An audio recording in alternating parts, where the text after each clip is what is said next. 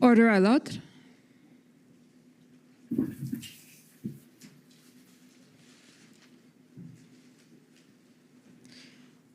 The Public Order Emergency Commission is now in session. La commission sur l'état d'urgence est maintenant ouverte.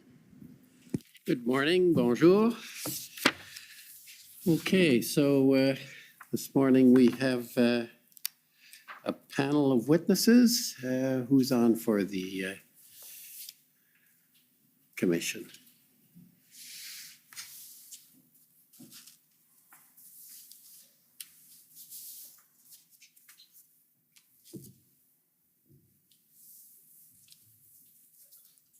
Morning, Mr. Commissioner. Gordon Cameron for Commission Counsel, and this morning we have a panel of three witnesses, combined two from CSIS and one from ITAC. If they could come forward, and we'll have them sworn.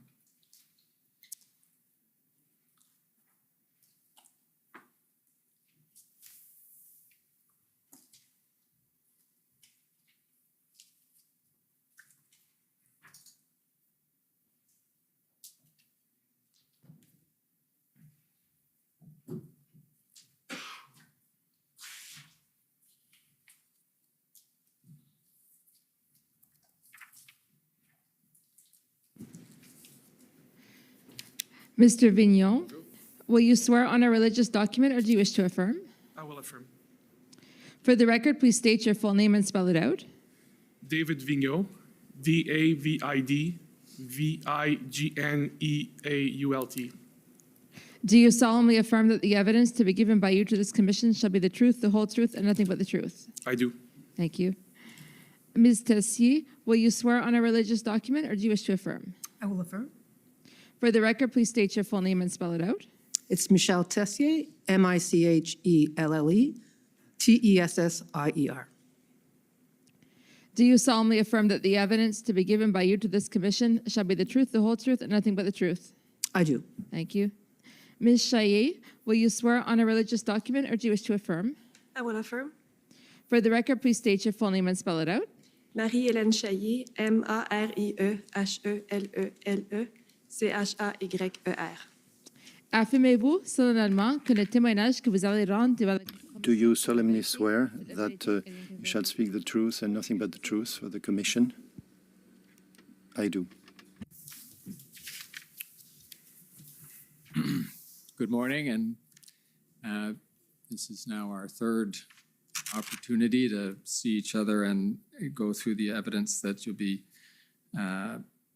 giving to the Commission this morning. And what I'd like to do is begin with a little bit of housekeeping. I'll remind Mr.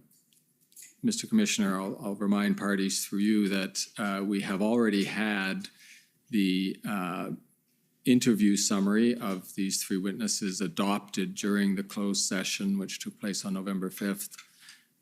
We also had the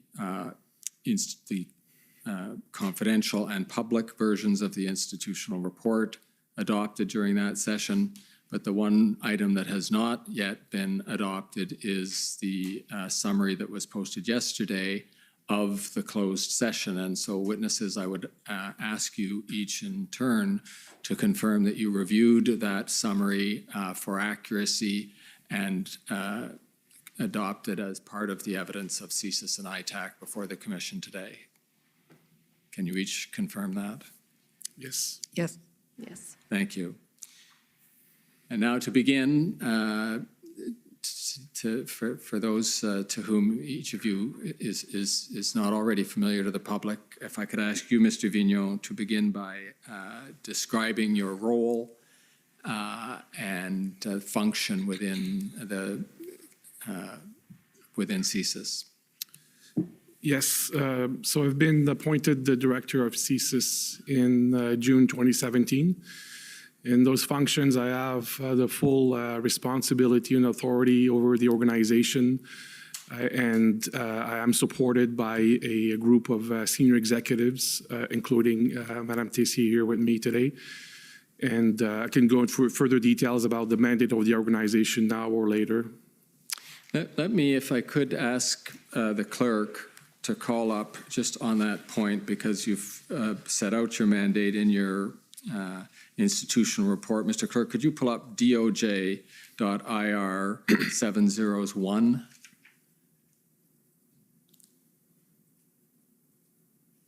I'm inferring from the number of this document that CSIS was the first federal government institution to get its institutional report filed. And witnesses, if we go to the second page, Mr. Clerk, if you could scroll down just to the top, that exactly there, thank you. And we see in the second sentence there, and I'll read it and you can follow along with me, Mr. Vignon. CSIS's core mandate is to investigate threats to the security of Canada and advise the government of Canada on such threats. See that there? Yep. And you confirm that is the core mandate of CSIS? Yes, it is. Okay, thank you. Now, Ms. Tessier, you are the Deputy Director of Operations at CSIS, correct? That's correct. And can you describe your role in that position? Certainly. I'm responsible for the overall management of service operational activities and the governance of those activities. The way we've found it convenient to describe it to those who aren't familiar with the bureaucracy of the service is to describe you as the most senior intelligence officer in the service. Is that a fair description? That's correct. Thank you. Ms. Chaillet, you're with ITAC. Could you tell us what your role is there and in general terms what ITAC is? We'll go into a little more detail later, but just for introductory purposes. Yes, certainly. I am the Executive Director of ITAC. I've been in that position since September 2021. ITAC is an organization that was created in 2004 out of the National Security Policy to independently produce threat assessment using a broad range of intelligence and information, both at the unclassified and classified level. We have three main lines of operations. The first one is to assess and recommend the national terrorism threat level for Canada. The second one is to report and assess terrorism-related event trends and threats. And the last one is to assess and set terrorism threat level for a Canadian interest worldwide. Thank you. And can you describe in general terms the relationship between ITAC and CSIS? Yes, so ITAC is co-located with CSIS headquarters, and we operate under the CSIS Act. And so I do have a reporting relationship to the director of the service. And my organization works very closely with CSIS partners. We have access to the intelligence that is collected by the service, and we assess it independently. Thank you. You used a phrase there, and I'll just take you to the words that are used in your materials, which is that ITAC operates under the authorities of the CSIS Act. Now, we don't see ITAC mentioned in the CSIS Act. Am I correct there? That's correct. So can you explain for the Commissioner why you would characterize ITAC as operating under the authorities of the CSIS Act? Yes, of course. So as I mentioned, ITAC was created in 2004, so after the CSIS Act was enacted. And when it was created, after the 9/11 incident, basically, to avoid silos in intelligence assessment. And when it was created, it was decided by the government of the time to put it under the CSIS Act. So all the founding documents, the founding documentation of the center stipulates that it operates under the CSIS Act. So the institution put itself under the authority of the CSIS Act, even though it's not mentioned there? The government of the day decided to put it under the CSIS Act. Nice move. When you say ITAC is responsible for determining the national terrorism threat level, can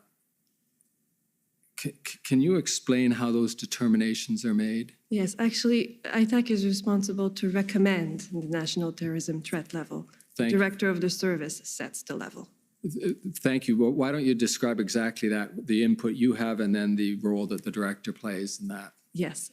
So we use a very rigorous methodology to do that. So our analysts are trained to look at a number of indicators to come up with a recommendation. So the methodology uses both qualitative indicators and quantitative indicators. We look at all available intelligence. We consult with many security partners, and we specifically do an assessment of threat actors' intent, capabilities, and opportunities to conduct an act of terrorism. It's very important to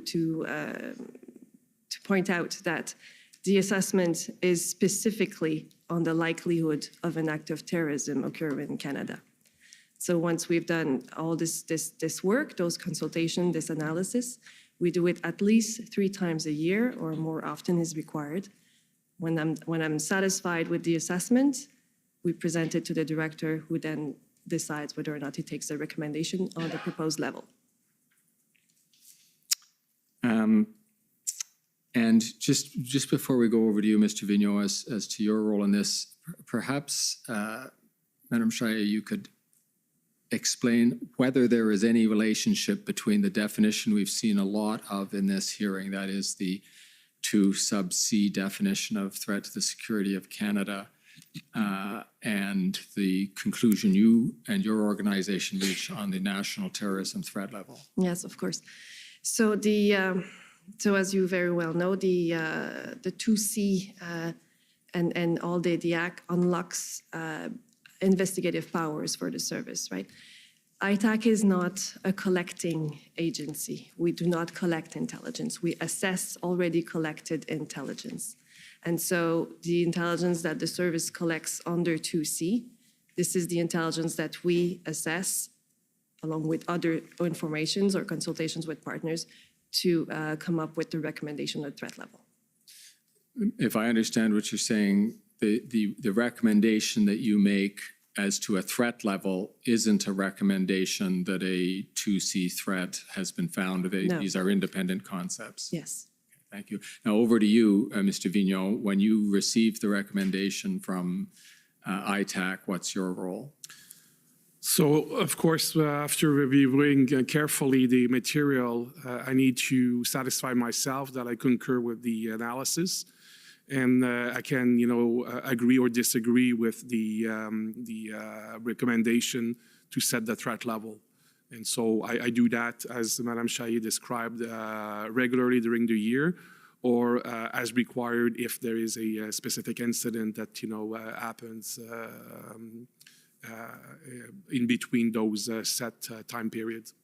And tell me, is this sometimes a subject of dialogue between CSIS and ITAC, where you receive a threat level recommendation and perhaps ask for more information or query the conclusion or give other feedback? Mm-hmm. The way it works is that it could be a combination of, regular dialogue. And so while the assessment is being made, Madame Chailly and I will have part of different meetings. We discussed terrorism issues in Canada and abroad. And so our common understanding will be formed through those discussions. And it happens also that, when I receive the formal material, I will ask you to sit down with the executive director of ITAC to formally question some elements to make sure that I understand exactly what's the basis of the analysis and make sure that I'm comfortable with such analysis. And then I'm the position to make the determination of the threat level. Thank you. Now, witnesses, we are going to go through an exercise that we Commission Council have colloquially called CSIS 101. Similar to some of the questions you got asked in your interview and in the closed session. Probably, Madame Tessier, these are mostly for you. This is your working, the concepts you work with every day, but other witnesses, please feel free to add or qualify as you think appropriate. And these questions, witnesses, will be about your core mandate, so what soon we will come to call your Section 12 mandate, but your mandate to investigate threats to the security of Canada. And so let's start with section 12. And Mr. Clerk, if you could call, you might already have it on hand. It's the same document, the DOJ.IR.701. And page 2, you have in the second paragraph that begins pursuant, an extract from section 12, which I'll just read for the transcript. Pursuant, the first part is a lead-in, and I'll mention when the quotation starts. Pursuant to section 12 of the CSIS Act, CSIS, and here the extract from the Act begins, shall collect by investigation or otherwise, to the extent that it is strictly necessary, and analyze and retain information and intelligence respecting activities that may on reasonable grounds be suspected of constituting threats to the security of Canada, and in relation thereto shall report to and advise the government of Canada. Now, perhaps I'll put it over to you, Ms. Tessier, to describe the function that Section 12 serves in the CSIS, in the core mandate work of CSIS. Certainly. Thank you for the question. It is really what defines what our mandate is, as you mentioned, in terms of opening investigation, collecting information, and reporting to the Government of Canada. The intelligence cycle is such that the Government of Canada issues intelligence requirements to the security and intelligence community, of which CSIS, of course, is a part. And we then issue direction to our regional offices to collect the information that can fulfill that intelligence requirement. We analyze it in our headquarters, and we subsequently disseminate our assessments to the Government of Canada. Right. And we'll probably come back to this as we're discussing some of the other definitions, but is it fair to say that if we go to the second line there and the words information and intelligence respecting activities, that activities is a central concept in Section 12 and in your mandate? Absolutely. And of course, it's related to Section 2 of the Act, which describes the threats. Yes, Section 2 particularizes the types of activities that could form threats, but in particular, you're not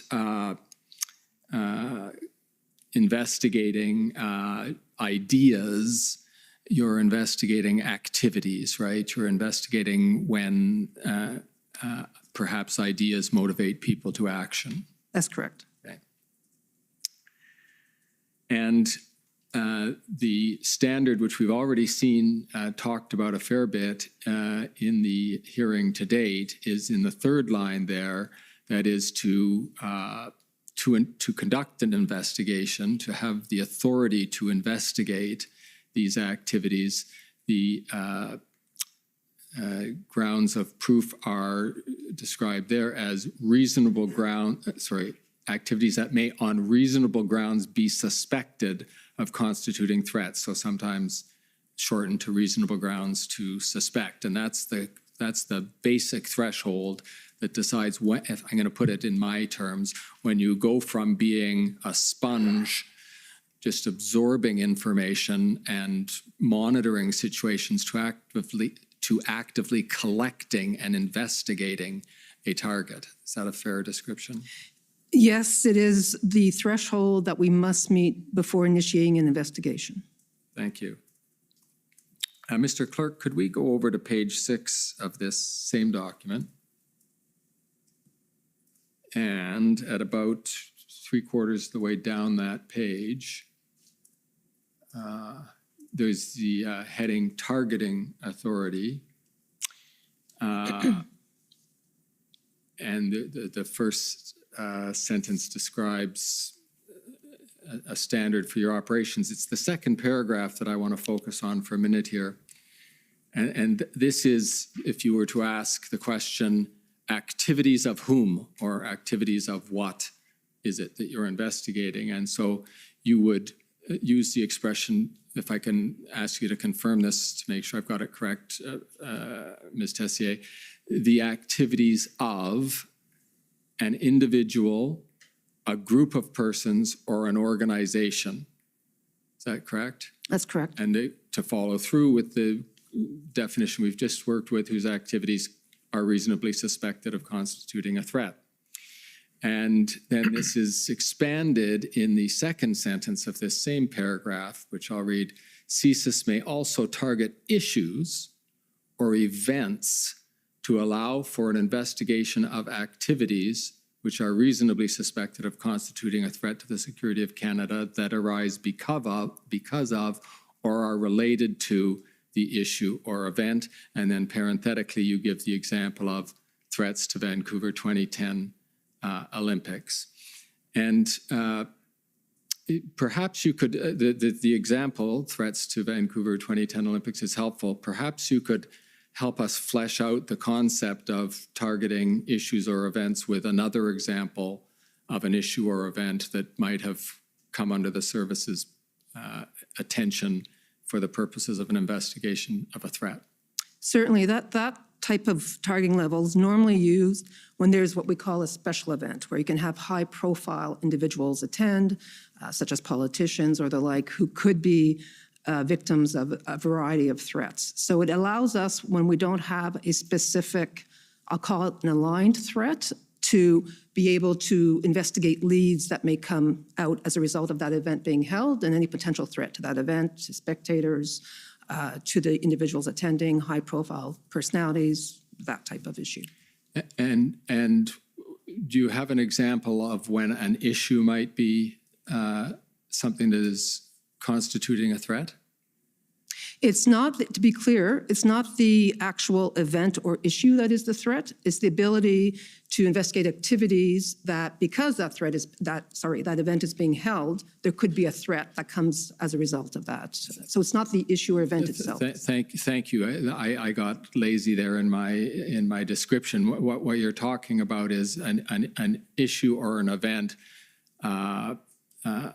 in relation to which there could be activities that themselves constitute the threat, correct? That's correct. And so if I can take you back to the question, is there an example that comes to mind of where an issue might give rise to activities that constitute a threat? As I mentioned, several high-profile issues where there's a gathering of personalities such as a G7, G20 event, the Olympic Games, significant events that could attract threat actors to target that event. In this context, could an issue be an ideology like Islamic terrorism? That would be, if that falls within the activities of a threat to terrorism does, of course, under 2C, right, then that would be its own. It wouldn't necessarily be a more general issue-based event that would fall squarely under 2C of the CSIS Act. Okay, and so we've got, if I follow this correctly, looking at these, at the listings in paragraph 2, we could have an individual, a group of persons, or an organization who could, any of those could be involved in activities, or the target could be issues or events that allow for an investigation of activities that are suspected of constituting a threat because of or related to the issue or event. So it can be a permutation of those three categories of targets on their own or in conjunction with an issue or event. Correct? That's correct. Now, let's get to that more refined level of description of the threat activities, and a good place to find that, Mr. Clerk, if you can go back to page 2, we'll see in the footnote to page 2 the extract of section 2 of the CSIS Act. And just, Ms. Tessier, to help put this in context, section 2 of the CSIS Act is the section that contains a long list of definitions, one of which is threats to the security of Canada, correct? That's correct.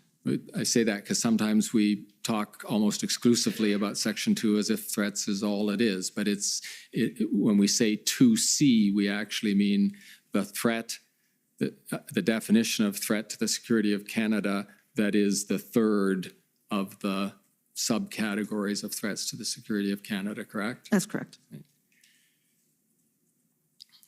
And is it fair to say that for the purposes we are talking about in relation to the convoy, the blockades, the protests that in January and February of this year, that certainly the concentration and ultimately, I think the exclusive area of interest for potential threats or for investigation of threats would be 2C. Is that right? That's right. Okay. And I'll just read that out again so it appears in the transcript.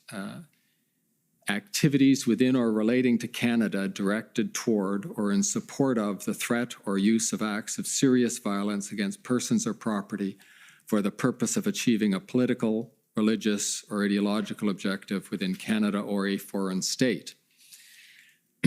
And so that we don't have to keep repeating that, in your community, you often refer to threat-related activities as a compact way of describing 2C.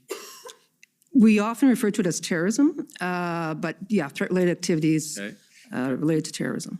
Other phrases I've seen are threats of serious violence, and we all build into that. We know it has to be all of those other words, including ideologically motivated, et cetera. But if you hear me use that expression, threats of serious violence or activities directed towards serious violence, you'll know that I'm talking about a 2C threat. Can we agree on that? I would be careful on that because there could be criminal activity that is serious violence, a murder, a homicide, that is not related to the security of Canada. So I would just want to be clear that it has to relate to, as you pointed out, the various components of 2C. So you might want me to always add the words for the purpose of achieving a political, religious, or ideological objective at the end. I think if you refer to the CSIS Act and 2C, the CSIS Act, I think will be. 2C will know what you mean. Okay. Yes. Now, assuming you meet your reasonable grounds to suspect threshold under Section 12, then depending on the urgency and seriousness of the threat and the resources you have available, you could decide to open an investigation. And then you have to decide what investigative tools you're going to use to pursue that investigation, correct? That's correct. And where I'm going to take you here is that there are certain investigative tools you can use having only that reasonable grounds to suspect as the standard of certainty you have. That is, generally speaking, we'll call them the less intrusive investigative tools, correct? Correct. Surveillance, collecting information from open sources, basically building a file, but not going so far into the level of intrusiveness that you would actually need a warrant, correct? If it's only reasonable grounds to suspect, that's correct. Right. And then if the circumstances, which might be the seriousness of the threat or the difficulty you have in collecting information on it, so indicated appropriate, you might then apply to a court to get more intrusive, to get authorities, judicially granted authorities for more intrusive investigative techniques, right?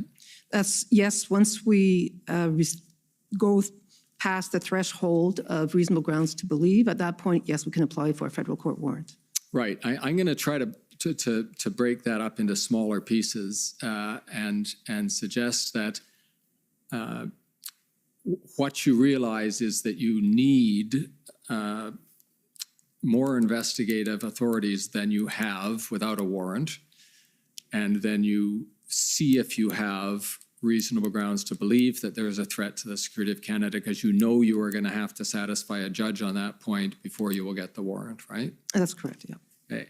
And the reason I want to break it out there is I think you'll agree if we can make this observation that the higher evidentiary threshold of reasonable grounds to believe there's a threat to the security of Canada, that standard of certainty has to do with the fact that you are using more intrusive techniques. You always had the authority to investigate once you passed the reasonable grounds to suspect threshold, correct? Yes, So the higher threshold of reasonable grounds to believe isn't what gives you the authority to investigate, it's what gives you authority to use more intrusive investigative techniques. yes, that's correct. Thank you.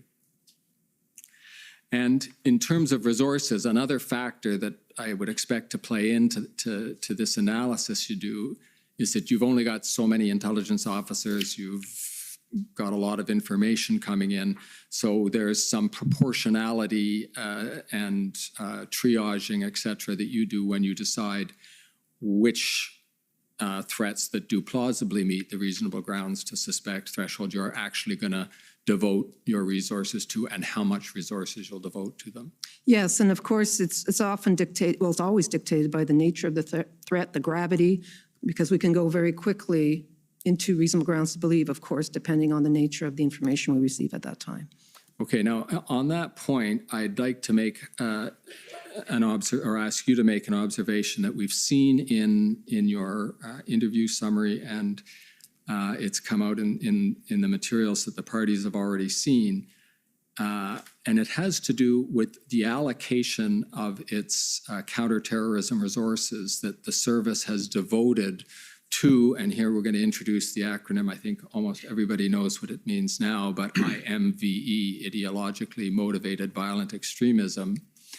And so can you tell the Commissioner, relatively speaking, of all of the resources of the service that are devoted to counterterrorism operations, what proportion of those resources are devoted to dealing with the IMVE threat? Approximately 50%. Okay. And how does that relate, say, to the proportion that, and I'm just going to ask you to make a rough approximation here, that would have applied 10 years ago, say? It's a significant increase, maybe not from 10 years ago, but from certainly, yes.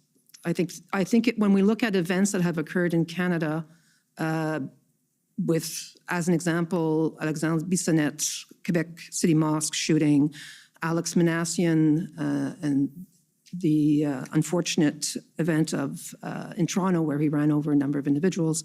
When we see an increase in those types of activities, we obviously proportionately place our resource to investigate what we see as a very significant and growing threat. Okay, so even with and to the extent there are still threats out there from organized terrorist groups like Al-Qaeda or other groups that took so many of your resources back around the turn of the century, you are now devoting either half or more than half of your resources exclusively to responding to the IMVE threat. Is that correct? That's correct. Thank you. Now, at that point, I'm going to ask Ms. Khan to come up and expand some more on that threat and the way that the service has handled it, and then I'll come back afterwards with some questions that follow on that.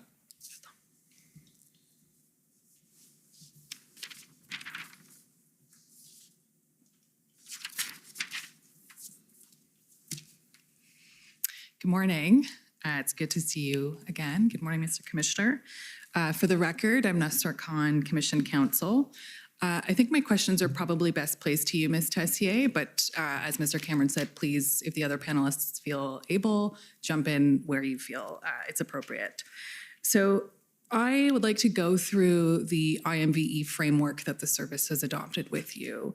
And I understand that this terminology and this framework is something that the service has adopted as a policy framework in recent years. Is that correct? That's correct. Okay, so I'm going to pull up a placemat, which I think you're no doubt familiar with. It's COM 50946. And while that's coming up, perhaps you've touched on this already a bit, Ms. Tessier, but perhaps you can explain what led to the adoption of this terminology and this framework.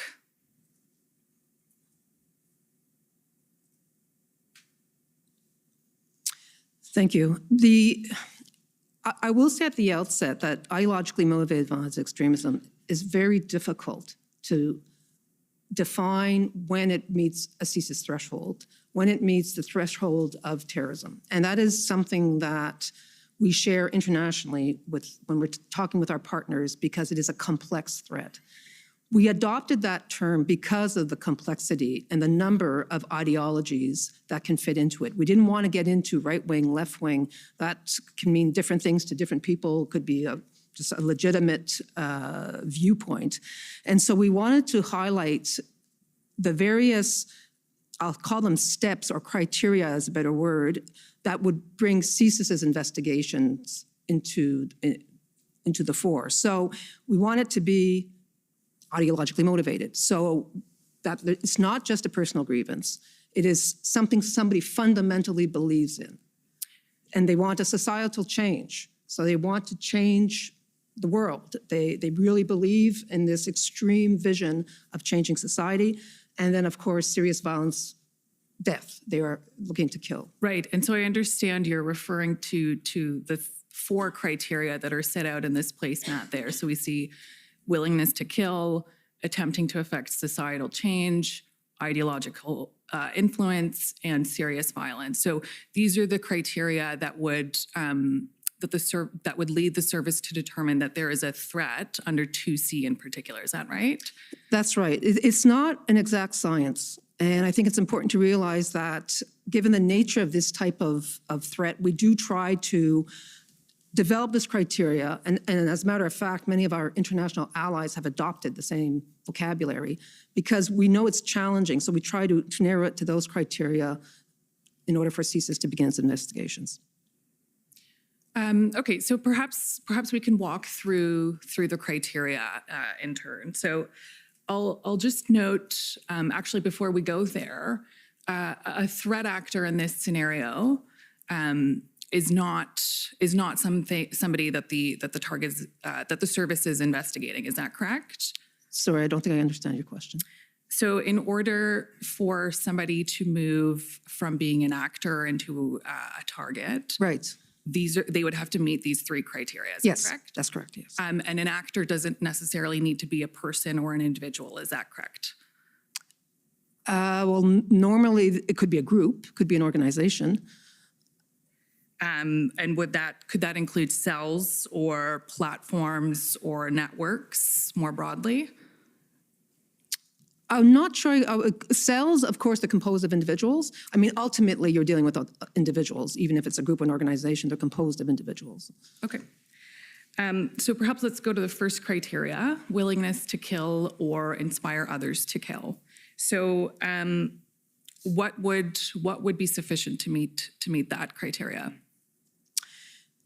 Our information indicating that somebody is seriously has communicated that they want to commit murder, that they're acquiring arms, but it could also mean damaging property in such a way that could lead to somebody being killed, even if that wasn't the initial intent.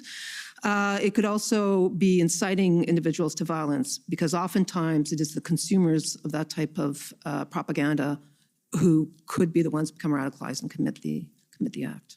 Right. So I want to pick up on something you just said there. You said it could be destruction to property as well if it leads to loss of life. Is that a fair characterization? Yes. So there has to be the potential for loss of life. Yes. So if we zoom into this placemat onto scenario 3 there, this is a scenario in which presumably there's a threat to one of Canada's 10 critical infrastructure sectors, and loss of life isn't an objective per se, but it's a possible outcome, and that's what would trigger this criteria. Yes, that's correct. So if we just scroll to the next page, please, Mr. Clerk.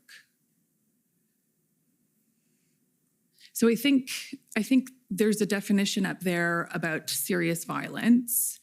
And if we just zoom in a little bit more and scroll to the right, serious violence in relation to the 10 Government of Canada critical infrastructure sectors is defined as a threat actor who willfully destroys or damages property if such actions could endanger a person's life. And that's what we were just referring to, correct? That's correct. So, for example, a willingness to engage in just pure destruction of property, if all the other criteria are met, wouldn't be sufficient to bring somebody up to the level of being a target. Is that correct? Yeah, not necessary, but yes. Okay, and so would an example of this be somebody, for instance, who might want to tear down a statue for an ideological purpose and for a desire to affect societal change, but because the potential of loss of life isn't made out, they wouldn't rise to the level of being a threat. Is that correct? That's a fair statement, yes. Okay. And how might an actor demonstrate a willingness to kill or to inspire others to kill? So you mentioned inciting violence. Would that be posting things online? It could include posting things online. Sometimes it's more covert than that, but it could, yes. Okay, and would passive engagement or consumption of that content indicate a willingness to kill? I'm not sure I understand what you mean by passive engagement. Perhaps somebody who's engaging with violent content online, Right. just looking at it, reading it, browsing it, would that be sufficient to meet this criteria? No, not at all. Okay. So we'll turn to the next criteria, which is the desire to attempt societal change. If we can just zoom out, Mr. Clerk.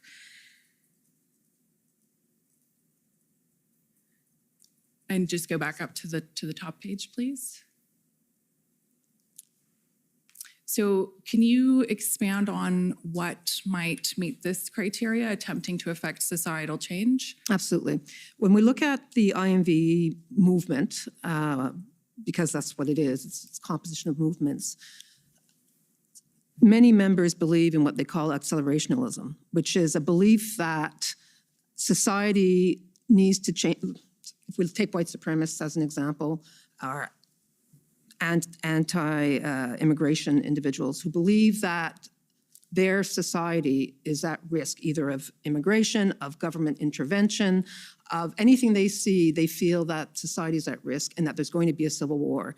So they believe they must take violent action to speed up that societal change and to put society back as to, in their vision, is the way it should be. So that's an example of societal change where they really adhere to this accelerationist mindset, if you will.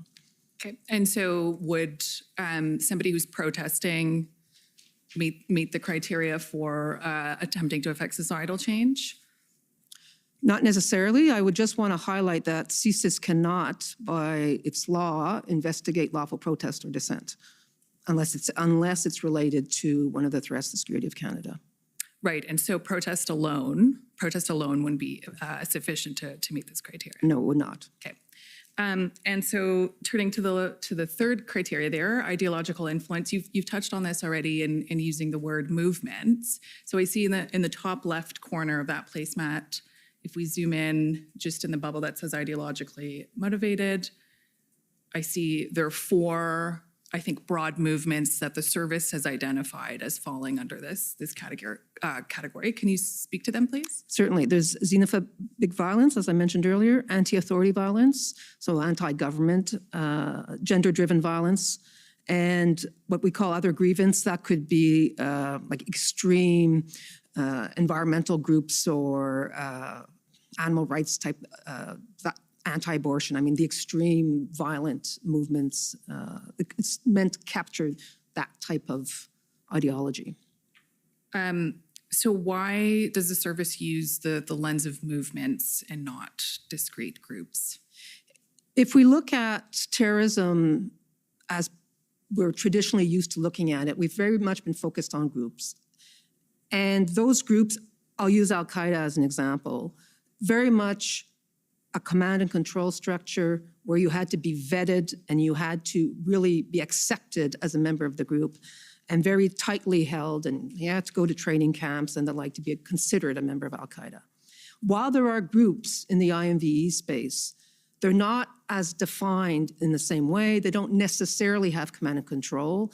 And it's really a movement of individuals of sometimes various elements of these ideologies and networks of individuals is a better way of describing it than actual strict groups, as what we've seen in the past. Right, and so these are broad categories, broad networks, and participation in any one of them, of course, isn't alone on its own because you've got the other criteria there. Yes, that's right. And we've seen, I've given a couple of examples, but we've seen cases where individuals, they don't belong to any group, but they adhere or they're influenced by these movements and they decide to act and commit terrorist attacks. So can you just explain to the Commission what the anti-public health measures movement is? Anti-public health came out, of course, as a result of the pandemic, and individuals who felt that government was overreaching by their health regulations in terms of wearing a mask or the vaccinations or what have you. And that would fall under which of these categories? Well, it's not an issue or a movement that the service investigated. However, we have seen some of our subjects of investigation in the IMVE space exploit that type of a movement. If they're anti-authority, if that's the ideology that they subscribe to, and they see government intervention, then they can exploit that to justify their ideology and say, yet again, government is overreaching. That type of an example. In and of itself, anti-public health is not of concern to CSIS. Right, and so what would be that anchor that brings it into the purview of the service? Again, it would be more the individuals who exploit that type of a movement to recruit individuals, to bring them more towards the extreme view of anti-authority ideology, wanting to use violence, serious violence, to kill, to bring changes. Right, and so that reference to serious violence is effectively what brings you back to 2C. Yes. Correct, okay. Yes. And you mentioned another word there, Ms. Tessier, accelerationism. Can you expand on what that is? As I mentioned, and I'm not the security expert on this, but as I mentioned, it is a view that they have to accelerate the change of society because they're not satisfied with how society is right now. As I mentioned, they could be xenophobic, they could be anti-authority, and they feel the only way to make a change is not using the democratic process and voting, but rather to use serious violence to kill, to bring about that change, because it's not happening in the current state of affairs. Right, and so I understand from your institutional report and from your witness summaries that the service has seen a rise in anti-public health measures content online. Is that fair? I'd say what we've seen a rise of is anti-authority rhetoric, violent rhetoric, and threats against public officials. Certainly there was a rise when the public health measures were put into place, but when those were loosened, then of course the rhetoric towards that particular issue went down. But what has increased is threats against public officials, politicians. And has that posed a challenge at all for the service? It's certainly of concern to the service. Yes. So how does the service go about distinguishing between credible threats of violence and something that might just be a social media post that expresses anti-authority views? We take various measures. First of all, the service doesn't monitor all social media. I don't think we'd want our intelligence services to be monitoring everybody's social media. So it's very focused where we believe there are threats being communicated, if you will, or that are related to our mandate. But we use all our methodologies. If we feel that we have sufficient information to begin an investigation, then we'll use the techniques and our methodologies, such as surveillance or what have you, that enable us to investigate that threat further. But it is always a challenge to know when somebody's going to move from the online space to the physical space. That's obviously of great concern. And as I mentioned earlier, it's often not necessarily the person posting the rhetoric, but the person consuming it who can decide to become radicalized and then act. Right. So, please. No, I was just also, just to reinforce something that Ms. Delicia mentioned. So it's not always the people making the threat that we're most concerned about. It's the people who will consume that rhetoric and be triggered and mobilized to violence. And to also answer another of your questions to how we evaluate the threats. At ITAC, we look at this fairly closely. And we apply the same type of methodology that we use for the terrorism threat level, which is to look at the threat actors, their intent, their capability, and their opportunities. And so our analysts are trained, they have very detailed tradecraft to learn to evaluate the intent based on a message.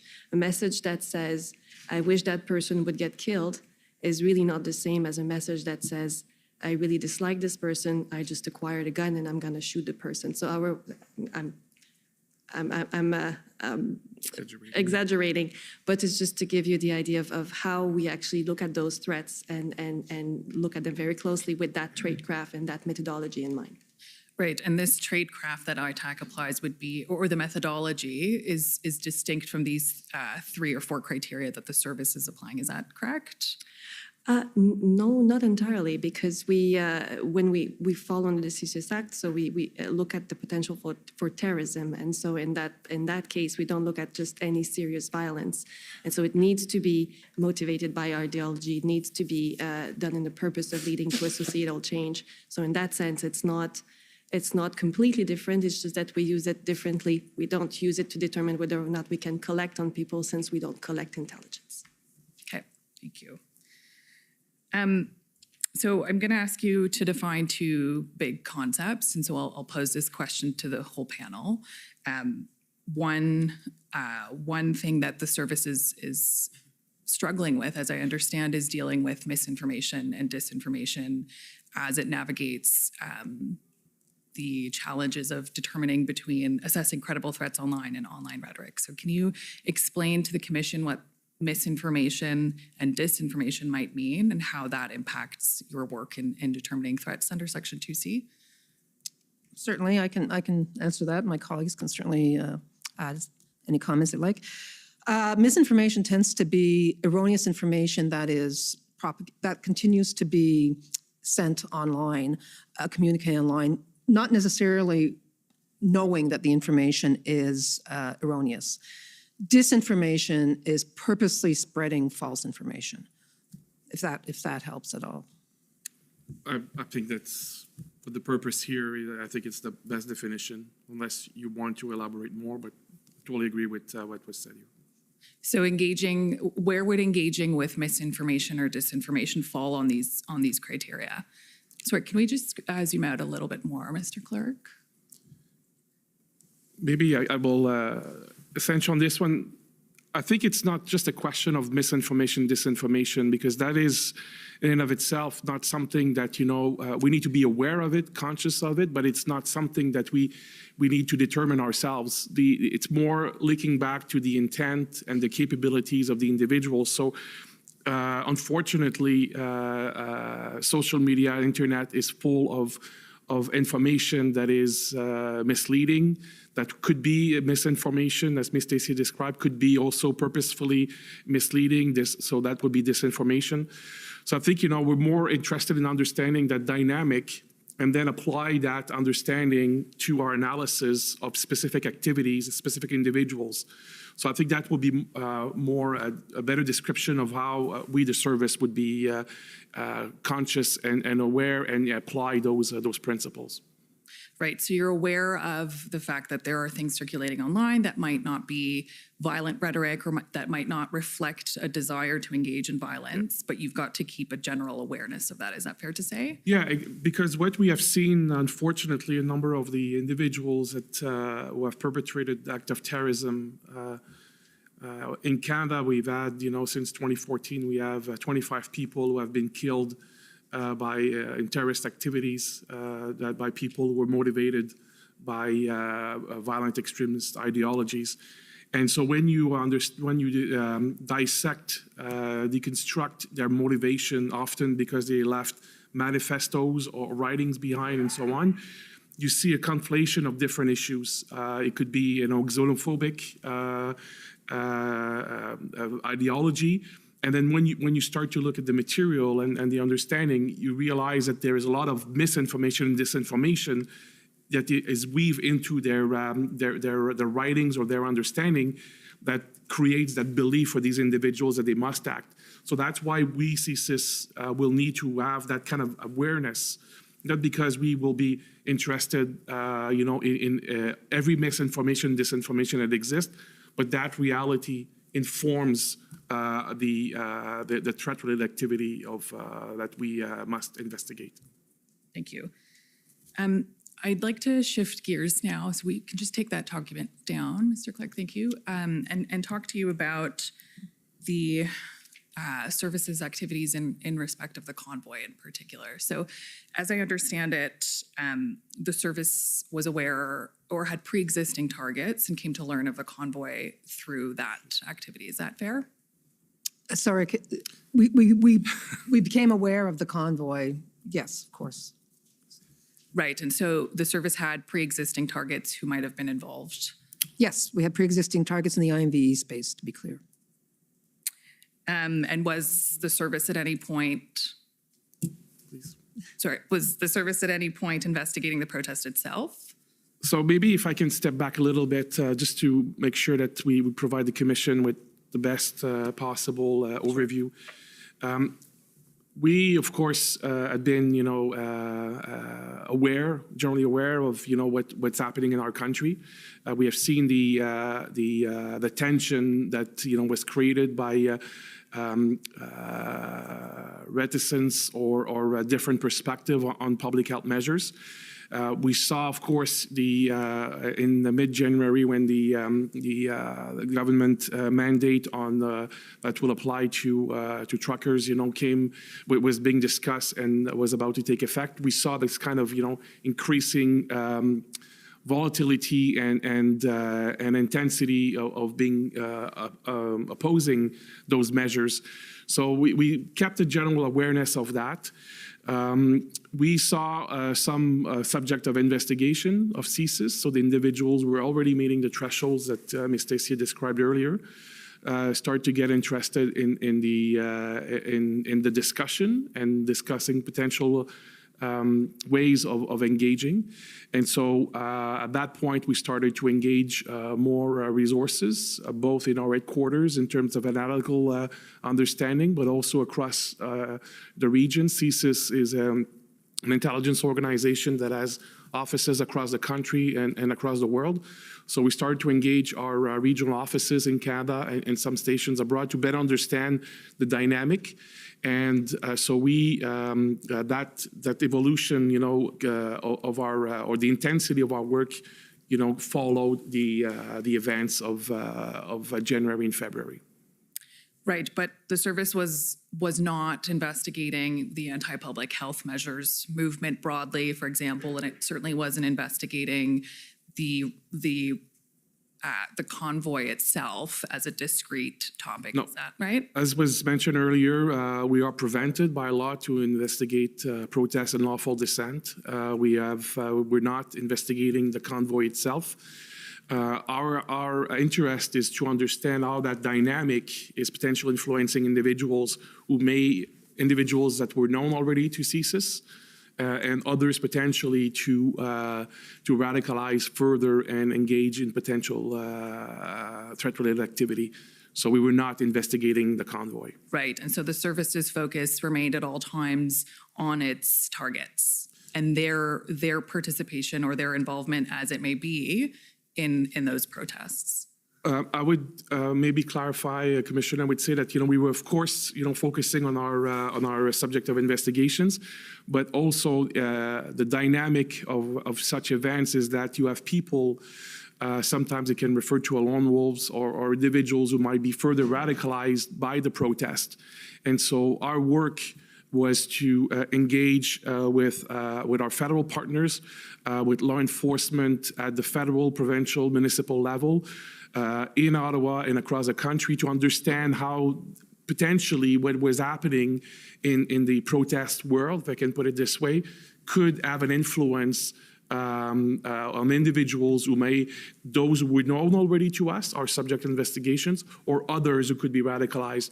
So it was essentially a twofold analysis, making sure we understood what our subject investigations were doing, associating with, and so on, but also understanding who were others who could potentially radicalize, who could potentially start to recruit and meet others to further threat-related activity.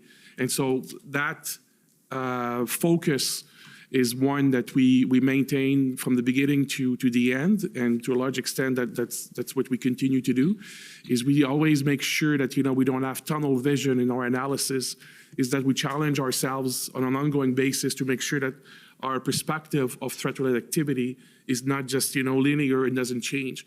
We were on an ongoing basis, because of that exchange of information with other organizations, challenging ourselves to make sure, do we really understand well the dynamic here, and how does this apply to the CSIS Act, and how our intelligence professionals are executing? Right, so would it be fair to say CSIS was looking at the protests in conjunction with its targets, as the Section 2C definition allows? Yes, our targets, but also looking at the broader perspective to see if others would eventually engage in such activity that they could become subject of investigations. So looking for potential threats? Yes. Okay. I would like to pull up a document, TSNSC CAN 50165.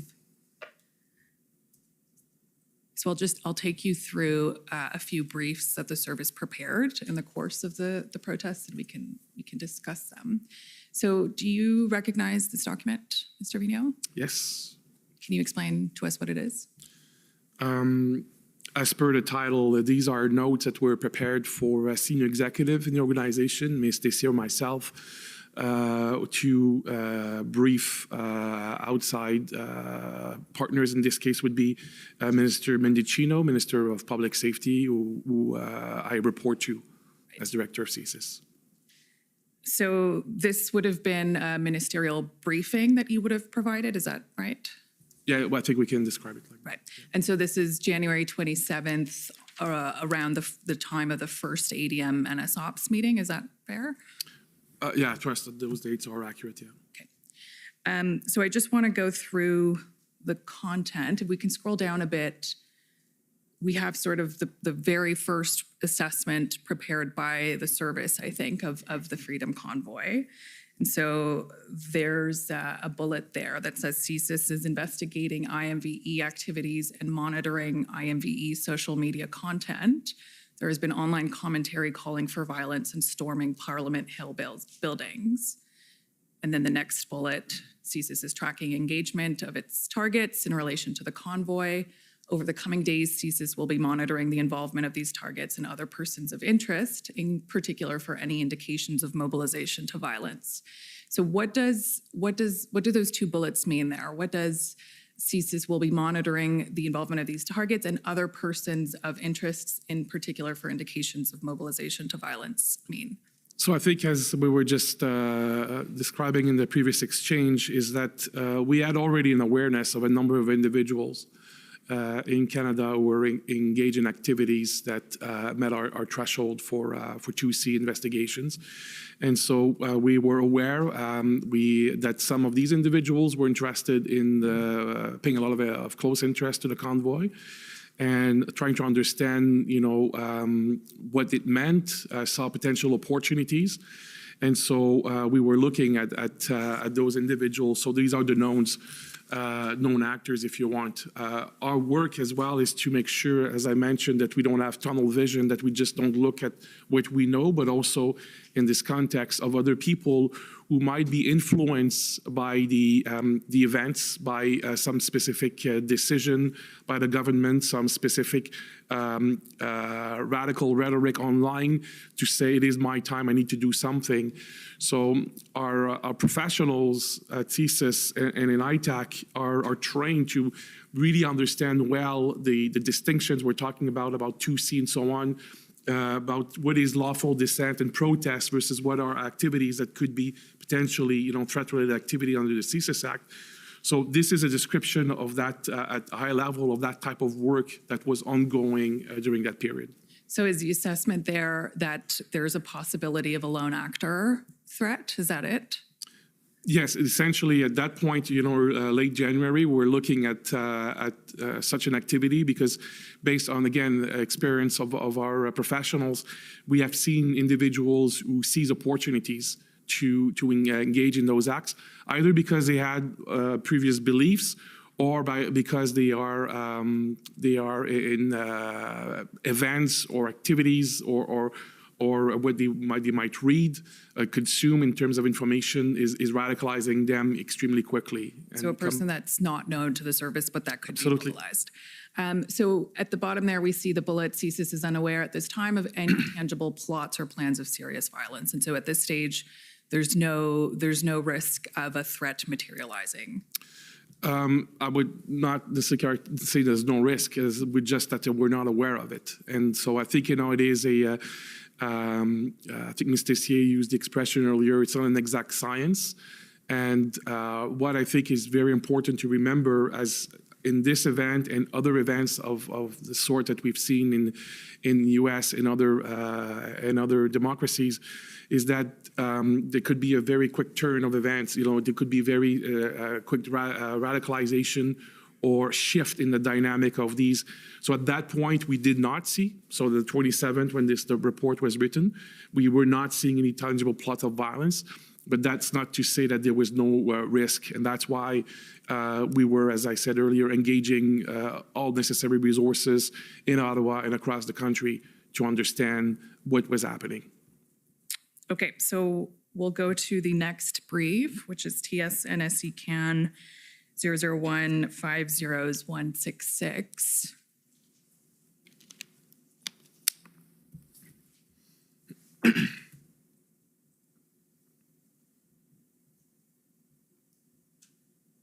So do you recognize this document? Yes, I do. And can you explain to us what it is? Yes, this is as the title explains, an analytical brief. So it's prepared by senior intelligence analyst within CSIS to try to contextualize, provide an assessment of some information or facts that may appear. And it's to use their expert knowledge and apply analytical tradecraft to take facts and events and try to make some sense out of them so that we have an understanding within the service and ITAC of what this means. And this distribution here also means that it would have been shared more broadly across government. So it's to have CSIS share our analysis with other members of the government about a specific event. Who would you have been sharing this brief with? This would have been shared actually at this level of classification. It would have been shared very broadly across government, federal government.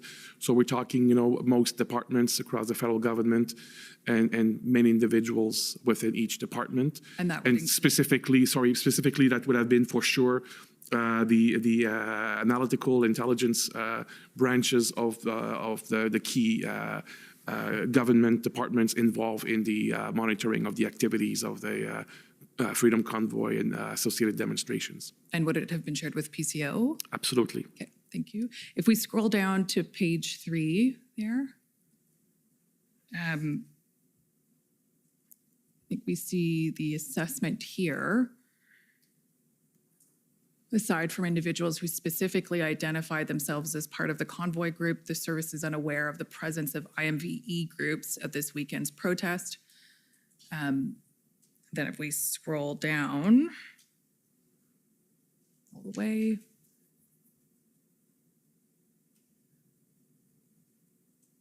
the presence of racist and bigoted flags appear to have been brought by individuals who would like others to believe that their cause or belief is far greater and more organized than it actually is.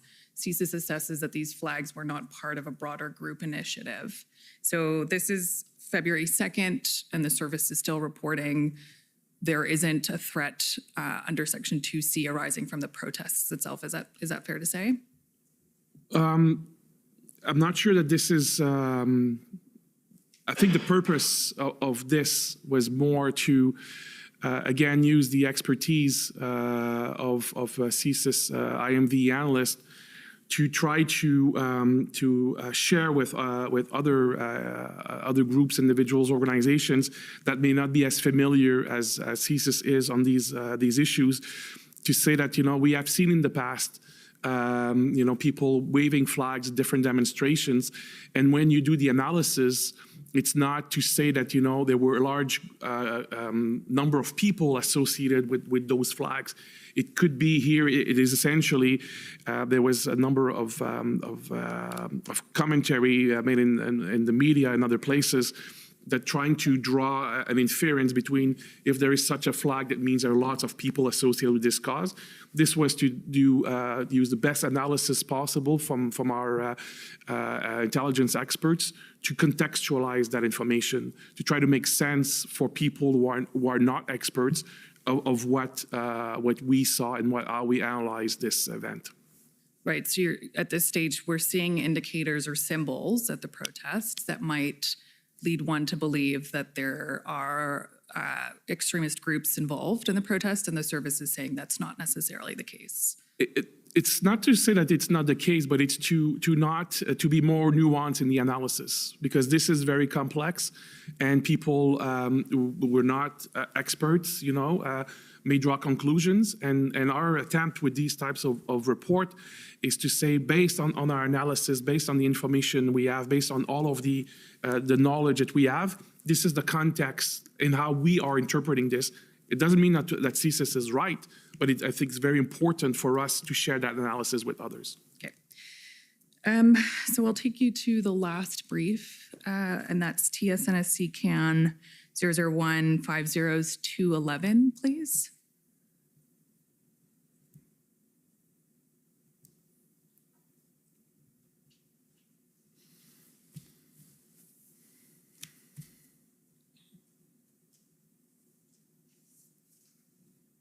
Okay, so if we can just zoom out a bit so that we can see the entire page, please.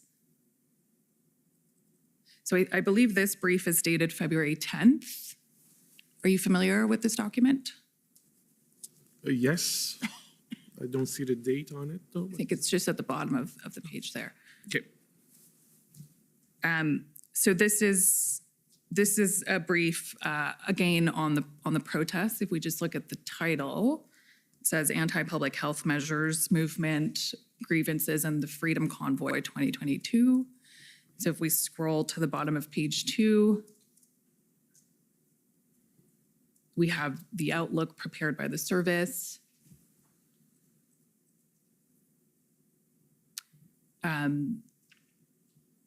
Sorry, if we scroll up a bit as well. So we see there, just before the redaction, no formal organized plot of violence has been identified.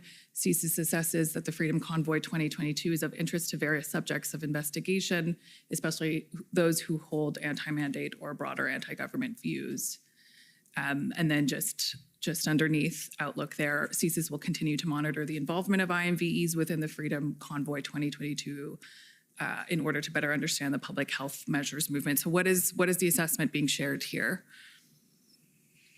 So essentially, as the first line above the outlook you mentioned, is that at that point, CSIS assessment was that we did not see specific actions being taken that would characterize a threat to the security of Canada associated with the events. Okay. And so the last question that I'll pose to you before I turn it back over to Mr. Cameron is, the commission has heard evidence about the distinction between lawful and unlawful protests. So in this period between January 27th up to February 10th, you might have even formed the view, just as a personal opinion, that the protests might have gone from being a lawful one to an unlawful one. Would that have had any bearing on your assessments or on your work?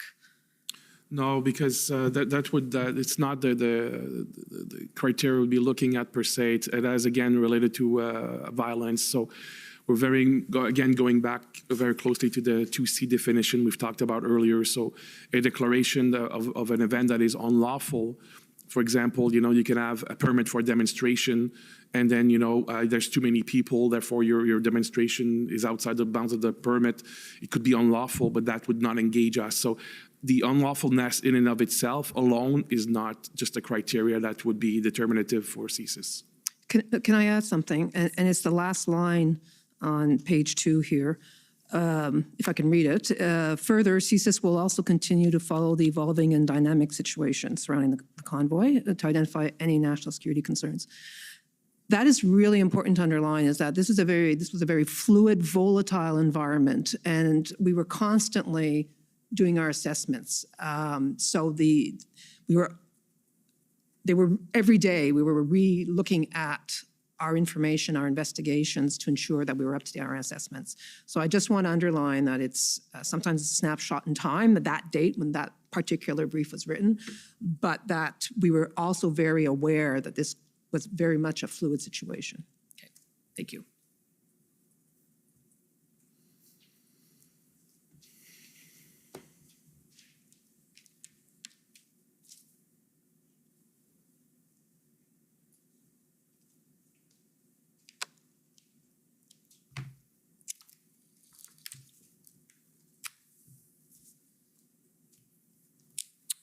Now, witnesses, what I'm going to do is pick up now with following on that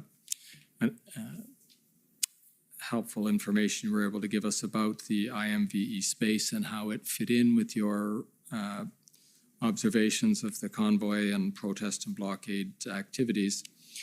I just want to run through, and this will all sound familiar, and indeed to the parties who've had a chance to read the summary of the closed session, this will be similar to a series of questions that you answered there, leading up to some context that I want to bring to the questions that follow. So what I'm going to do is just ask you about your involvement in the government and other in the government, in the law enforcement, and other intelligence communities as you were all watching the protests and the blockades, et cetera, evolve. So first of all, as the materials indicate, I think you'll agree that CSIS attended, had a representative attending and participating in the ADM NS Ops meetings, and I think we know that acronym now, so I won't bother spelling it out. Can you confirm that? Yes. Yes. And CSIS, a representative, attended the DMOC meetings in relation to the convoy and blockade events? Yes. And you had regular interaction with the NSIA about the convoy and blockade events? Yes. And you were a member, when it was formed, of the combined intelligence group that was set up so that all the intelligence collected by the various law enforcement and intelligence agencies could be shared among the parties involved in the convoy and blockade events? Yes. And CSIS was a member, or at least had a representative at Intersect meetings, that broader group of law enforcement and first responder personnel involved in major events such as the convoy posed for Ottawa. Yes. And indeed, if we step back to before the actual formation of the combined intelligence group, it looks from the documentation that CSIS was receiving intelligence such as the Hendon reports that were generated by the OPP and other information that once they became involved, the OPS was also generating with respect to intelligence on the convoy? Yes. Okay. And if we could call up again, Mr. Clerk, please, the information, the institutional report, all 701, and go to page 13.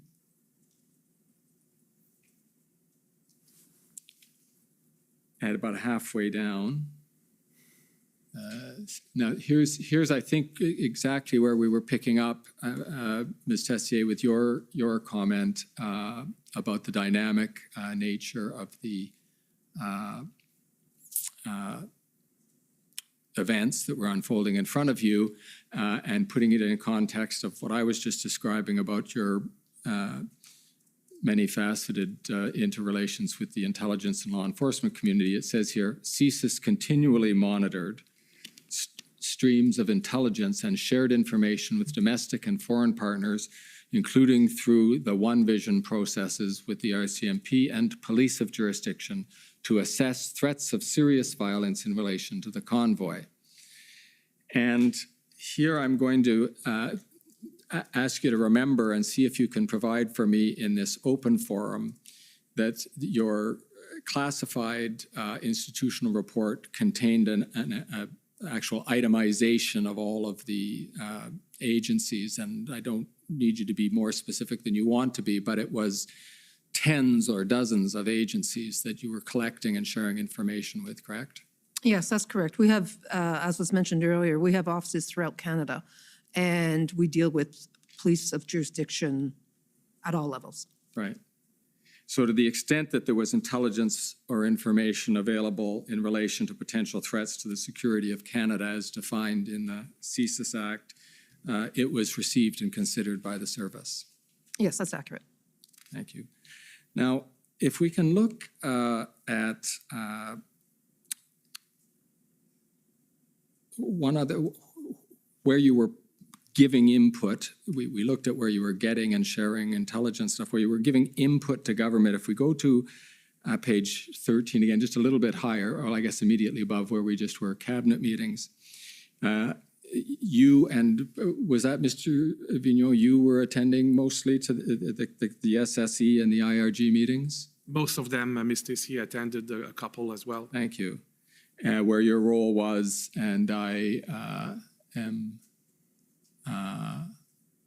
quoting here at the end of the paragraph, to provide updates on national security threats that may arise and answer questions. So that was your role at those cabinet meetings, correct? Yes.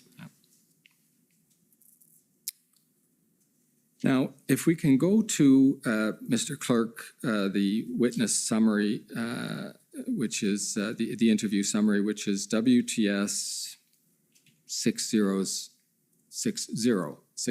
So 6 zeros and then 60.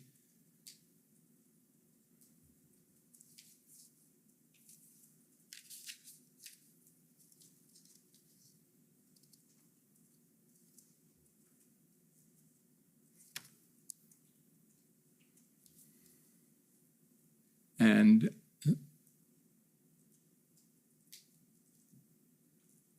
thank you. If you can go to page 5, about 2/3 of the way down.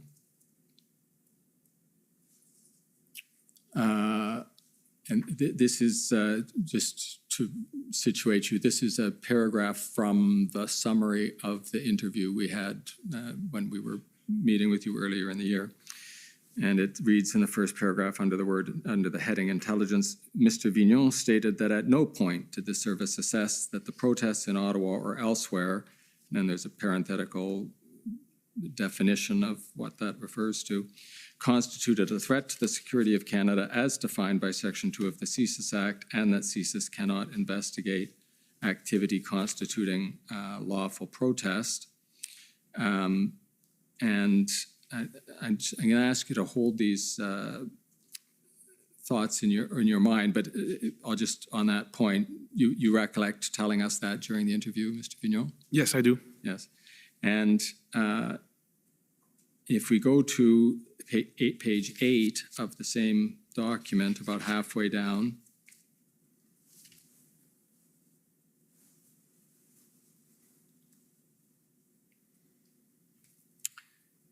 under the heading recommendation to cabinet, the first line there is Mr. Vigneault learned that the EA, which would be the Emergencies Act, referenced the threat definition set out in Section 2 of the CSIS Act once the federal government began to seriously consider invoking the Emergencies Act. And then there's the parenthetical date bracket there between the 10th and 13th of February.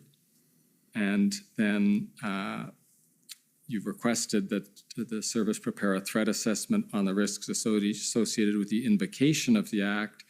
And then the last sentence is the one I was going to link to the earlier one you made, which is he felt an obligation to clearly convey the service's position that there did not exist a threat to the security of Canada as defined by the service's legal mandate.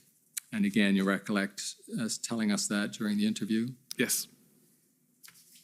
And your legal mandate, as we saw it, I don't think we need to call it up because you can probably recite it from heart and thus recognize it when I put it to you. That legal mandate that you're describing when you say as defined by the service's legal mandate is to investigate threats to the security of Canada and advise the government of Canada on such threats, correct? Yes.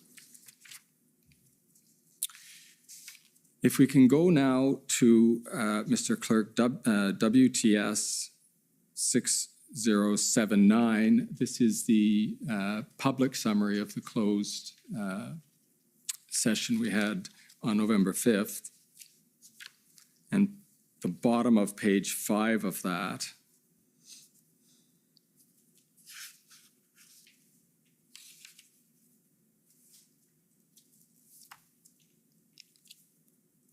and I'll read there. Mr. Vigneault explained that the advice and the assessments they would be giving to government is taken in conjunction by the decision maker with all of the other different pieces of analysis for the decision. Mr. Clerk, if you can scroll down to follow with me. Different pieces of analysis for the decision maker to make a determination in the end if this is a threat to national security or not. When CSIS looks at national security, in this case, their assessment was that this was not a threat to national security within the confines of the CSIS Act. And you remember saying that, Mr. Vigneault? Yes. And then if we, sticking with you, Mr. Vigneault, for one more, over at the top of page 6, sorry, the bottom of page 6, over to the top of 7, Mr. Vigneault confirmed a statement from the Commission's interview with CSIS, and you might recognize this as the one we started out with, and the interview with CSIS and ITAC, to the effect that at no point did the service assess that the protests in Ottawa or elsewhere, defined as the Freedom Convoy, constituted a threat to the security of Canada under Section 2 of the CSIS Act, and that CSIS cannot investigate activity constituting lawful protest unless conducted in conjunction with a threat-related activity. And then you conclude that paragraph, Mr. Vigneault confirmed that to the extent that he was able to give input on this topic at Cabinet and IRG meetings, this was the view he expressed. And again, do you recall making those statements? Yes. Now over to you, Ms. Tessier. At the top of page 10 of the open summary, the public summary of the closed session, we have your description, and I'll read it out. Ms. Tessier explained that the service's determination that the convoy and related protests did not constitute a threat to the security of Canada was not made by a singular analyst or executive. Rather, strategic analysts provided multiple assessments throughout the relevant period, which were approved at higher levels before they were disseminated. Mr. Vigneault explained that the assessment process is not a binary one, but an ongoing, dynamic consideration of whether the information collected was rising to the level of a threat to national security. So I think, Ms. Tessier, you can agree with both the first and second part of that statement. That is, you can agree with Mr. Vigneault, because that's your point about the dynamic nature of the assessment, correct? That's correct. And Mr. Vigneault, you remember adding that to Ms. Tessier's thought there? Yes. Okay. Now, I'd like to take you to page 8 of the open summary. Sorry, the public summary of the closed session.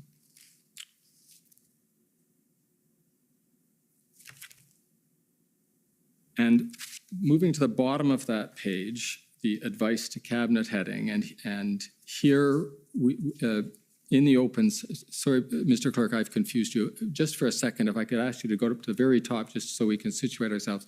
Here we've started in the closed ex parte session, the examination by Counsel for the Government of Canada. So if you can scroll back down to the bottom again. And here, Mr. Vigneault, I will read the paragraph that the preceding paragraphs are leading up to. The preceding ones I've cited to you. Mr. Vigneault stated that at the end of the February 13th IRG meeting, following the discussion of the Emergencies Act, he was asked by the Prime Minister to provide an opinion as to whether he supported the invocation of the Emergency Act. Mr. Vigneault explained that based on both his understanding that the Emergencies Act definition of threat to the security of Canada was broader than the CSIS Act, as well as based on his opinion of everything he had seen to that point, he advised the Prime Minister of his belief that it was indeed required to invoke the Act. And again, you remember saying that during the closed session? Yes. Okay. And if I can just break that out a bit, if I understand what you're saying there, you have an understanding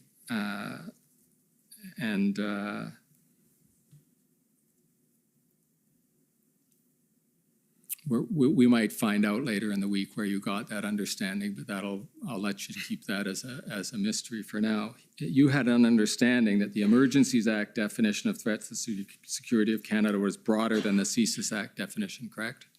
Yes, and maybe if you allow me, Commissioner, just want to go back to the first element that you took me through, Mr. Cameron, which was that when I learned that the Emergencies Act was to be invoked, I informed myself. So this is, I think, is the crux of the issue. So as director of CSIS, we're very familiar. My colleague and I, we know the Act fairly well, of CSIS Act. I was not familiar with the details of the Emergencies Act. So when that was first brought up, the fact that the Emergencies Act was using the same words as the CSIS Act to define the threat, so imported into the Emergencies Act, I needed to understand for myself and for the course of this, what was the implication of that, and that's when I was assured that there was a separate understanding. The confines of the CSIS Act, the same words based on legal interpretation, jurisprudence, federal court rulings, and so on. There was a very clear understanding of what those words meant in the confines of the CSIS Act. And what I was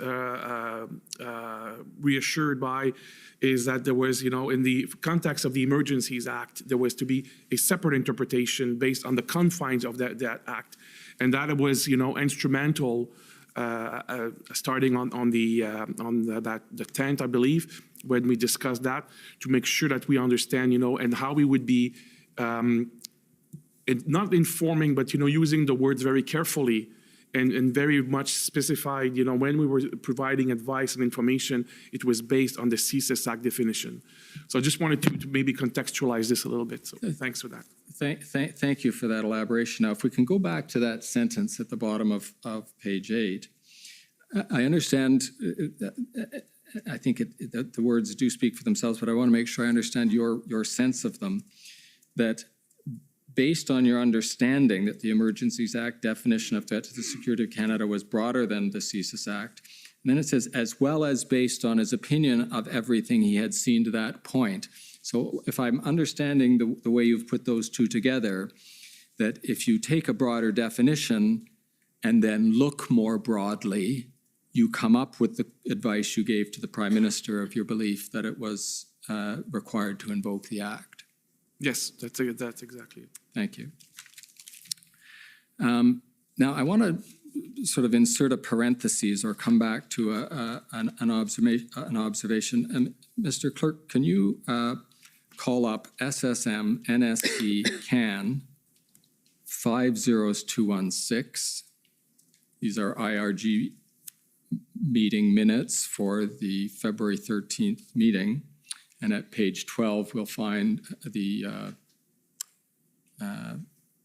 report to government that you commissioned, Mr. Vigneault, when you learned that the government was considering the invocation of the Act. And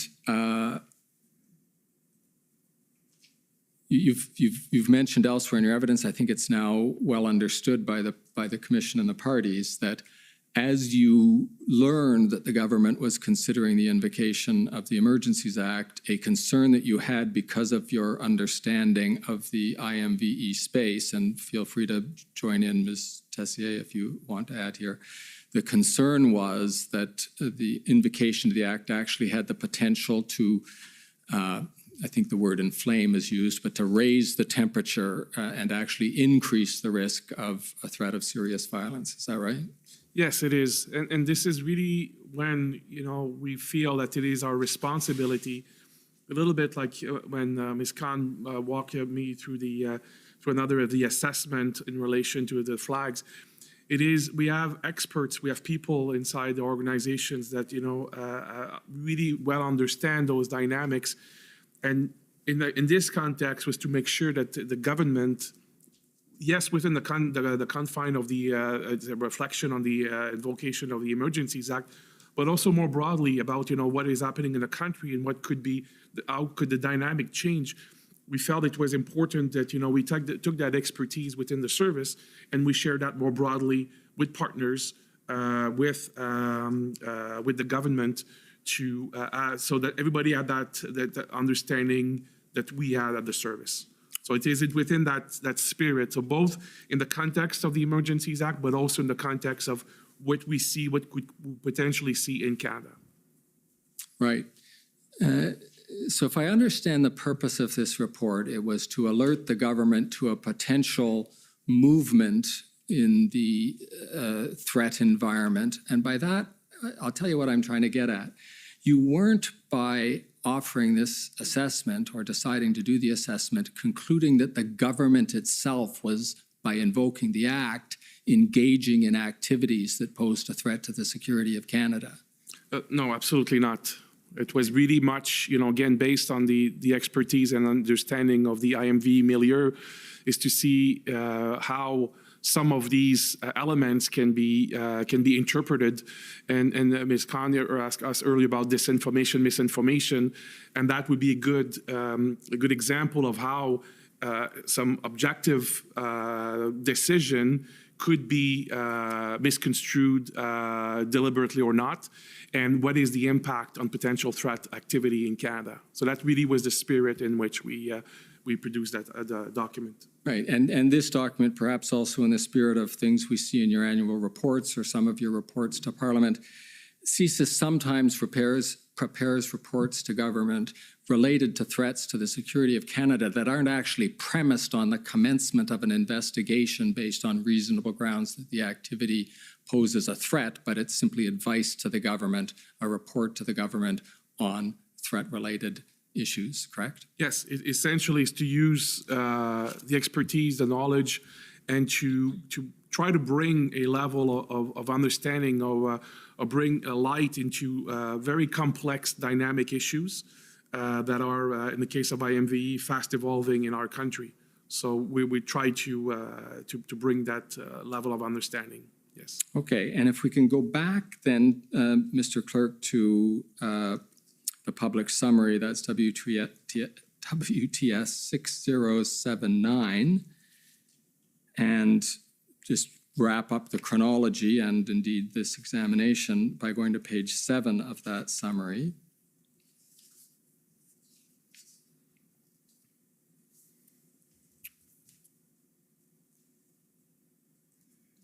We're now at the stage where the Act has been invoked, and the point I understand you to be making in the paragraph that begins, Mr. Vignon explained, the point being that after revocation, you continued to provide input both to partner agencies and to Cabinet through the IRG about the evolution of the protests, the blockades, et cetera, the convoy. So you're continuing to give input proactively, but you weren't actually asked the question, should we revoke the Act? No, we were not. Thank you.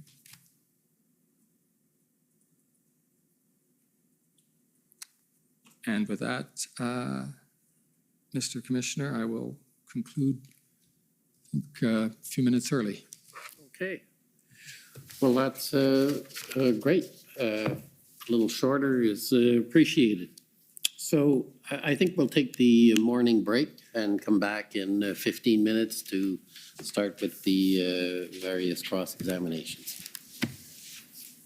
The commission is in recess for 15 minutes. La commission est levée pour 15 minutes.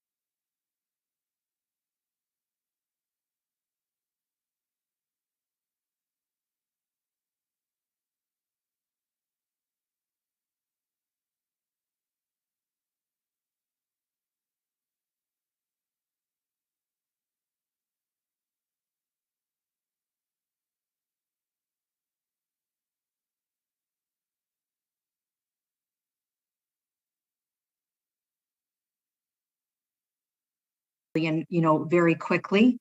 And we will be tracking those costs, but there are some, federal offsets for that. Thank you, Blair. Member Nerman, does that answer your question sufficiently?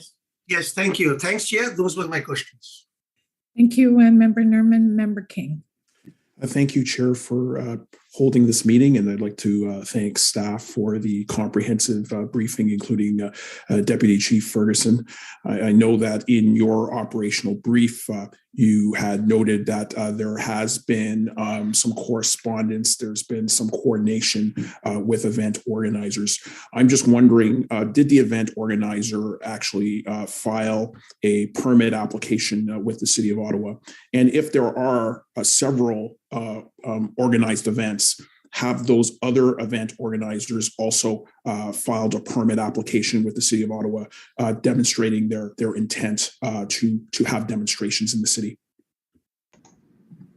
Thank you, Member King. I will look into whether the convoy demonstrators have filed that permit request.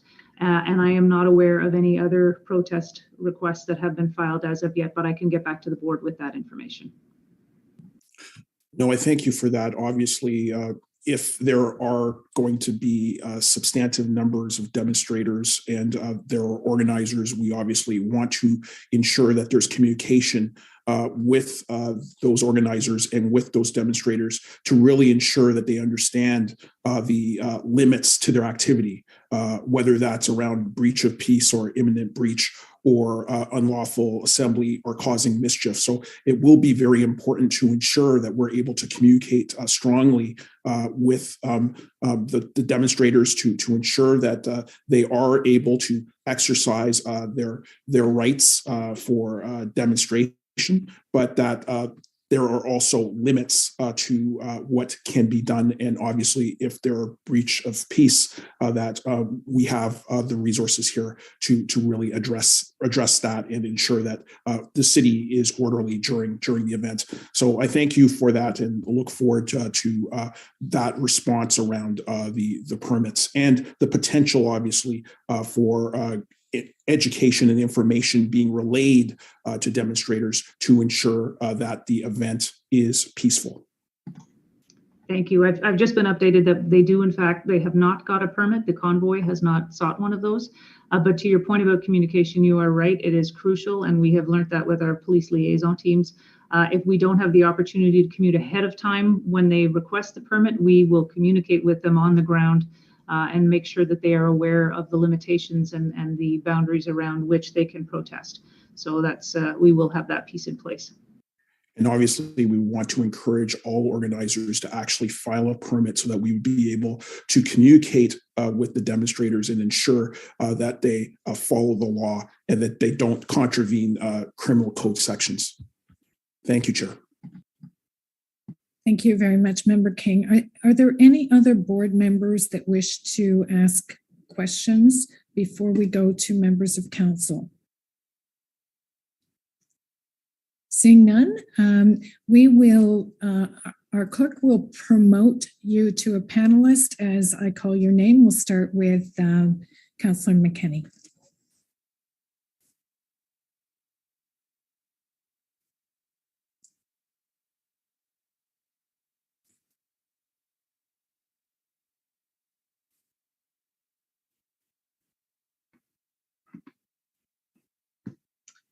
Thank you, Chair.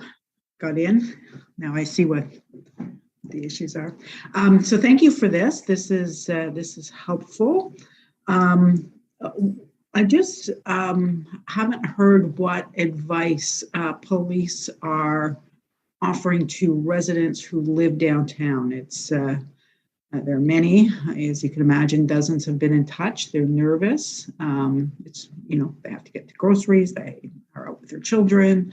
They can't just barricade in their homes and avoid the streets that they live on. So I just wonder what advice you have for both nearby, like local residents who live in the downtown where the convoy is expected to converge, and also to businesses who, those who can and are opening their doors that want to continue to, what advice are you providing? Councillor, maybe I'll start, but I'd invite others.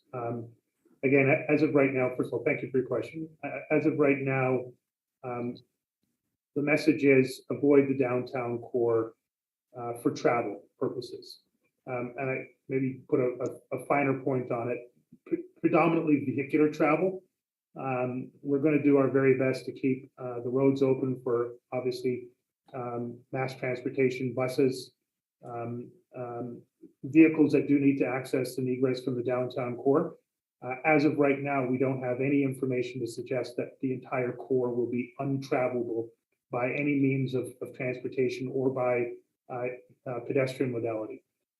We don't have any information, threat or risk information to suggest that people or business owners need to barricade themselves into their homes or their businesses, or that they need to close their businesses if they're operating their businesses. Should that situation change, we'll communicate that as early and as clearly as possible. But as of right now, no. We're just suggesting that if you don't need to travel into the core for business or for the essentials of groceries and doctors and that type of thing, avoid it if you can to relieve pressure on those arteries in and around the downtown core.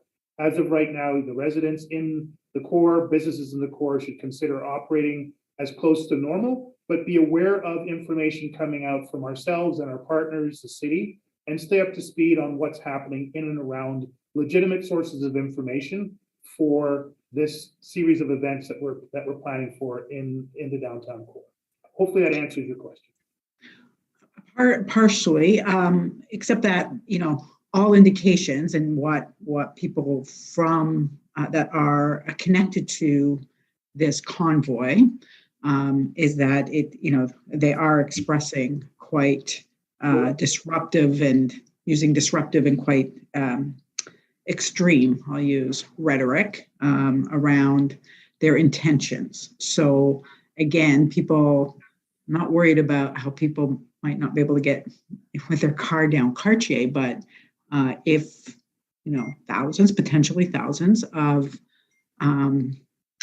people coming into the city who are expressing those extreme and disruptive and sometimes violent sentiments. I think that if you're in the area, you are worried. You have children, you have to move around, you have to get to wherever your daily lives. So I wonder that maybe I could ask you this: in your conversations with the Freedom Rally, has there been any discussion about with them about their rhetoric, their violent and extreme rhetoric? Because it's pretty well documented on social media.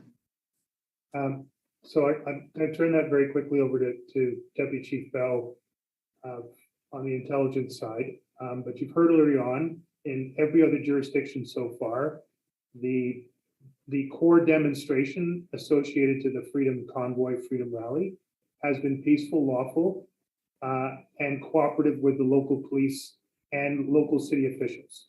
We're not aware of any incident that would rise to the level of violent criminal behavior and would require us to provide public safety warnings on a more general basis, other than to avoid the downtown core.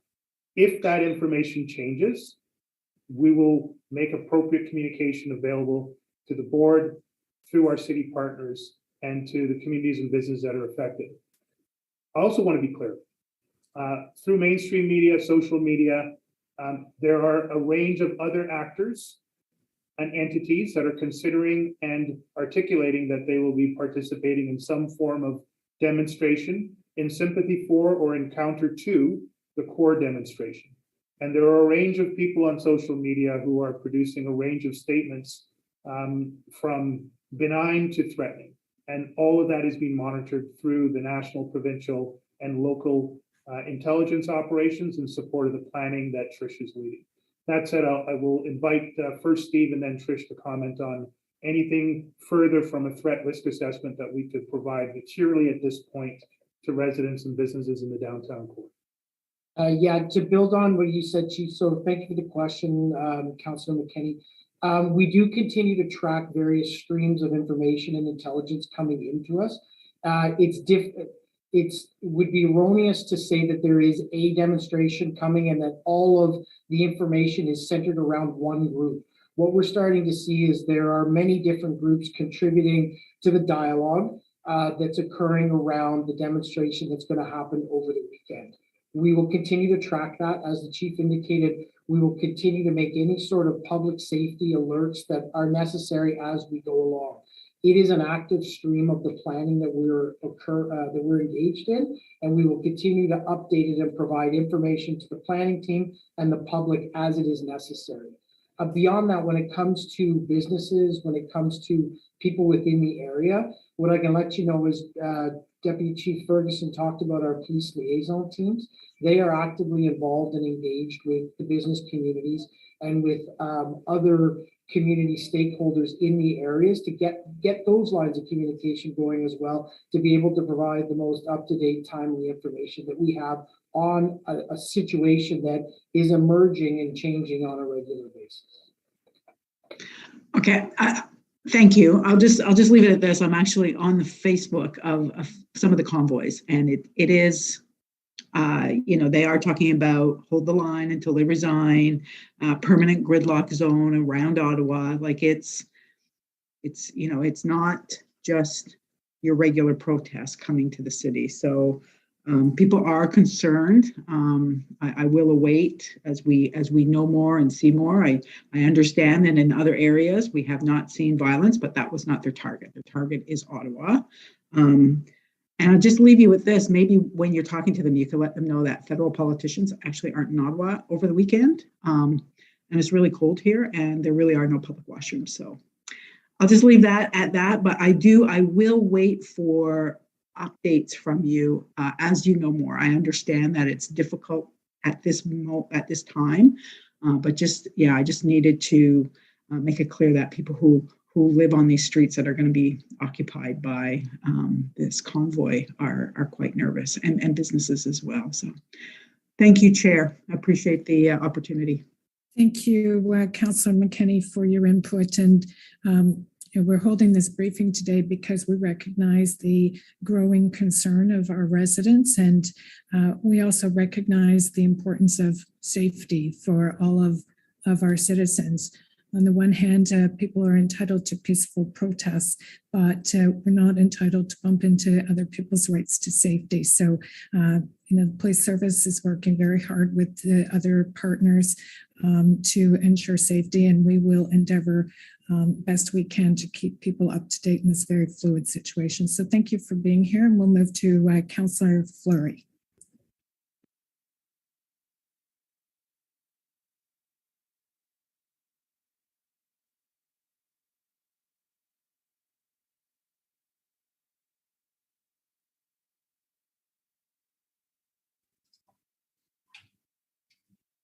Chair, good afternoon. Can you hear me?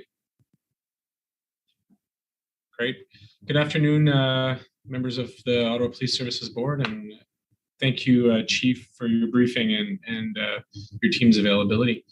A couple of questions have come, and I did share with you a recent email that I've shared with other chiefs, bylaw and emergency services, relating to concerns from our respective BIAs. So I won't re-raise those points, but following your answers and questions from the members so far, there's a few things that I'd like to understand and clarify. So we do have existing truck routes in Ottawa. As part of the discussions that your team is having with the organizers, are those clarified with them? How does official truck route and the concept of, or the reality of demonstrations apply in this instance, I guess, is more my question. I'll leave that to Deputy Chief Ferguson to answer, but I think you've probably for the most part answered. The truck routes are to facilitate transit and commerce. Demonstration is a different beast, but Trish, if you can provide any further detail. Thank you, sir, and thank you, Councillor Fleury, for your question. I think the chief has alluded to it. These folks are here to protest and for their voice to be heard and exercise their democratic right to protest and demonstrate. And so I think they will be not necessarily abiding by local truck routes, considering also that there are a number of people who are from out of town. So I think they may not be familiar with what they are. We have seen anecdotally that there may be 4 points of entrance into the city's downtown. And so they will likely be making their way as directly as they can up to Wellington is our understanding right now. We continue to work with them and the lines of communication are open with the organizers and may be able to influence some of that to make sure that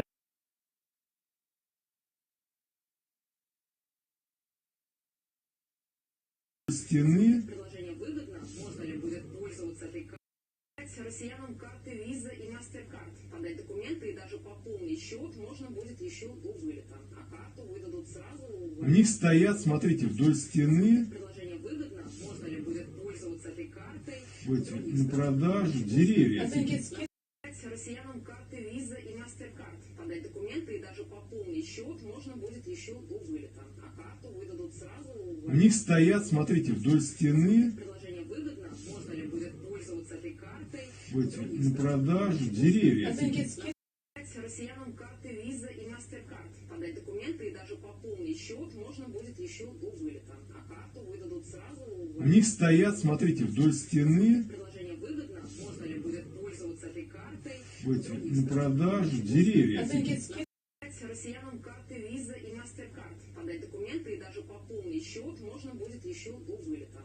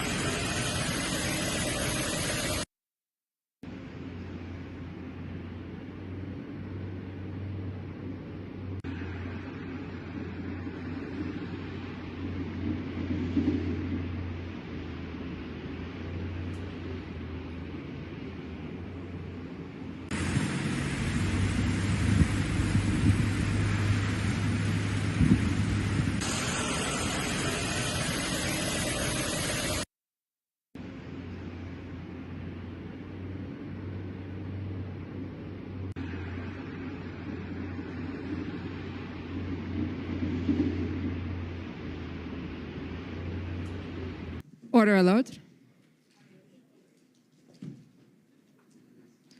The commission is reconvened. La commission reprend.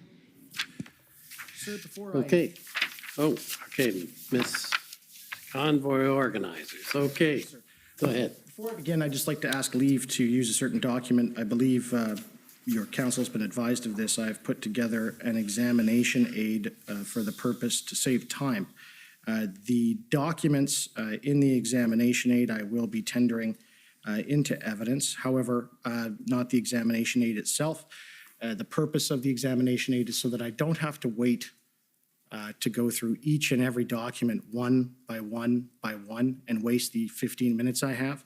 I've compiled the records into a Word and PDF document that I'm referring to with the footnotes of each and every one that have been assigned the numbers in the database system. and I would like leave to be able to refer to that document while I'm doing my examination, sir. Okay, and it's just a compilation of documents without comments and? No. Yes, sir. No comments and the full document is there? It's not an extract? For the most part, I had to, because I am somewhat inept when it comes to using Microsoft Word, I had to take screenshots of a couple in order to actually put them in, but they are in full. So it's the full document. So it's Yes. basically a compilation of a series of documents without comment. Correct. Okay. Sure. Robert McKinnon, Government of Canada. My friend is looking to put in, it looks like, parts of an affidavit attachments or affidavit itself as part of this. If it's just a document that has an ID number already on it, if that's it, that's fine. So as long as it's not just an excerpt of an affidavit that's been filed in this proceeding or the motion itself, not argument, and it's just the document.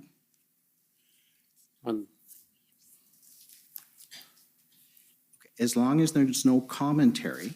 No, it just, there is a couple of things summarizing the facts. If we want, I can delete every single one of the We have no things. objection to a document that's been filed in relativity, but as Commissioner knows, this is still being in play for a response to the motion. So it would be improper to have comments associated with that motion put as part of the document.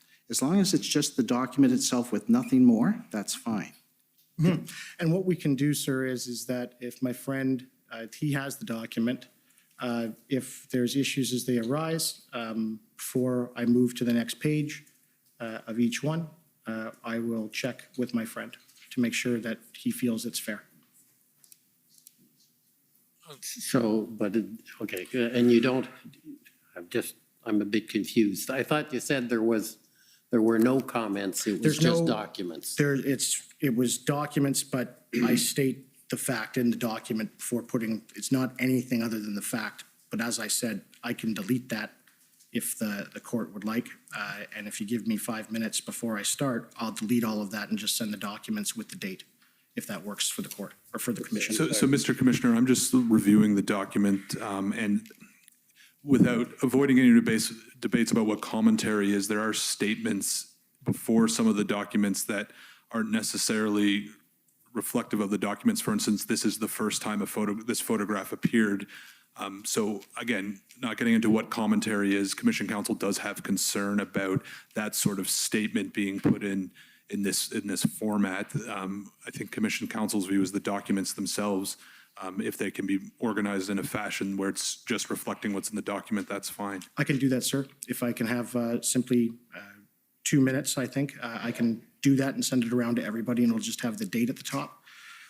Okay, well, I think that's preferable, and as I understand it, there's no objection if that's what's done, because, yeah, obviously, if it speeds up things, we're very much into that. Yes. So what I'd suggest is, why don't you stand down, and we'll go to the next cross-examiner, the OPP, and we can, assuming you've put it together, let me know, and we can reschedule you.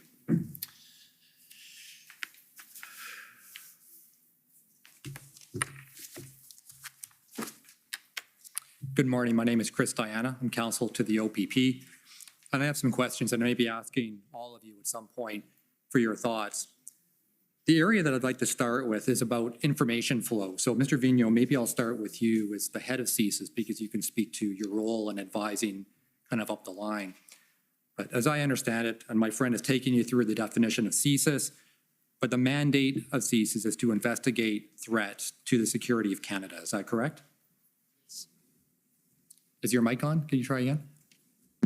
Okay. Yes. Sorry, I didn't hear you, that's all. And part of your role is to share the appropriate information with senior decision makers in the federal public service, including the National Security Advisor and Minister of Public Safety. Is that correct? That's accurate, but it's also broader than that. We also share information with many other partners, but on the federal level, that would be accurate. Yes. And that's how it works. We know in the federal sphere, there are a number of law enforcement type relationships that would work in a similar way, and that they'll collect information and they'll share it with senior level decision makers. Is that correct? Yes. So such as CBSA, RCMP, and there are a number of others. Yes.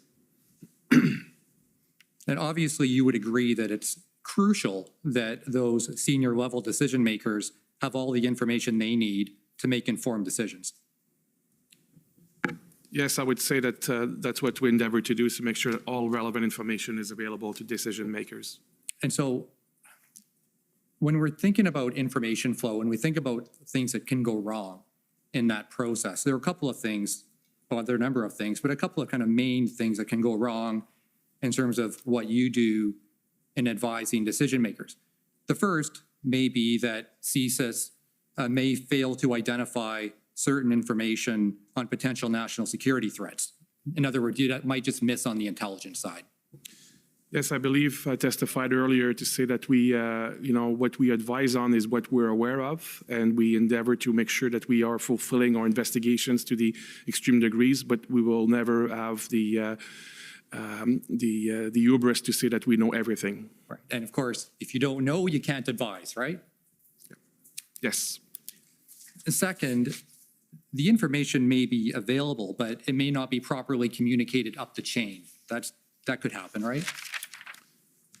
I think this maybe taking a second to speak to that is that, there are different levels. Ms. Tessier's role, my role are somewhat different, and we have, people involved, at the operational level and at the regional level. So I think, it's clear that there is a lot of information that is accumulated, and there is a process of analysis and distillation of that information when it comes to our level.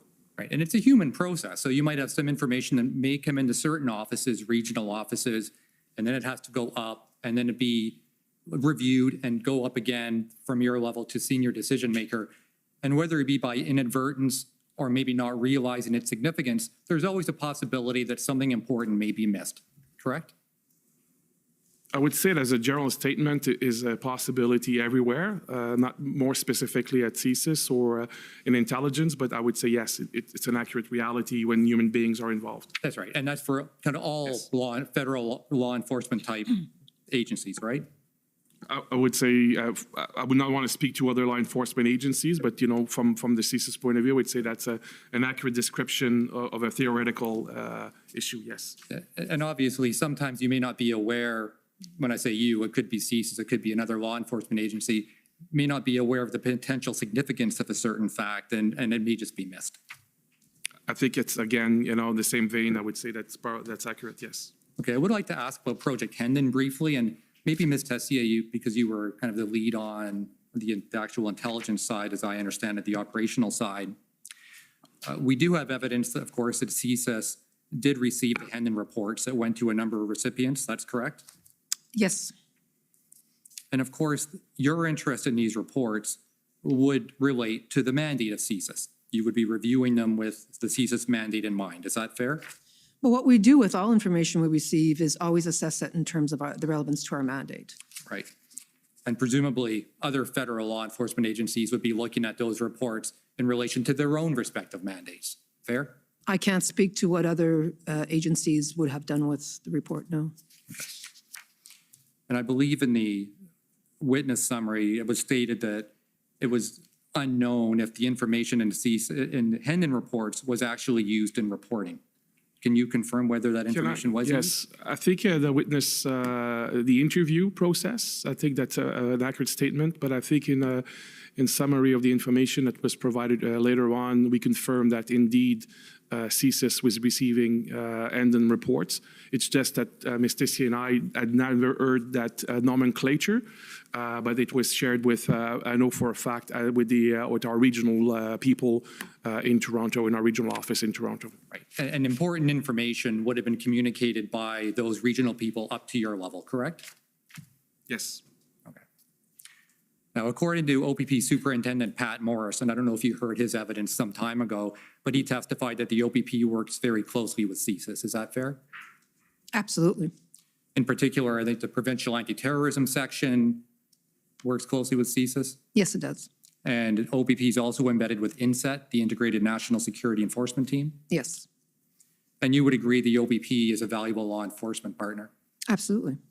And that, well, Project Hendon and the reports were a new product, but they still provided a valuable source of information, correct? I would imagine so. I've not seen the reports directly myself. I also want to ask about the concept of information silos, which is always, I think, somewhat of a challenge in the intelligence field. It's an obvious proposition. Of course, that different federal agencies have different mandates. We've looked at that before. One of the concerns, potentially, in the federal sphere is that one agency may not know or have access to information from another agency. Is that fair? It's fair, but I would, for the commission's sake, I would say that collectively, individually, as organizations, we have learned a lot of lessons over the years, and to make sure that we move away from the risk of information being siloed.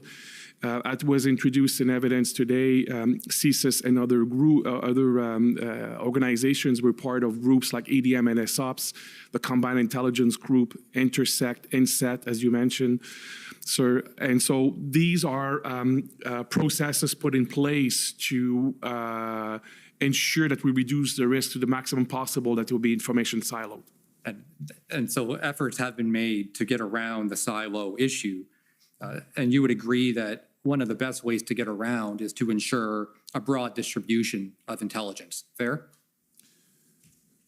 I would say that to a broad dissemination of the information to people who need to know, because when you have and the complex context and concept of need to know is important, but it's in a case like this, and I think, as we've seen and we may speak to that later, CSIS took a very open approach to share a lot of our information with the maximum people possible.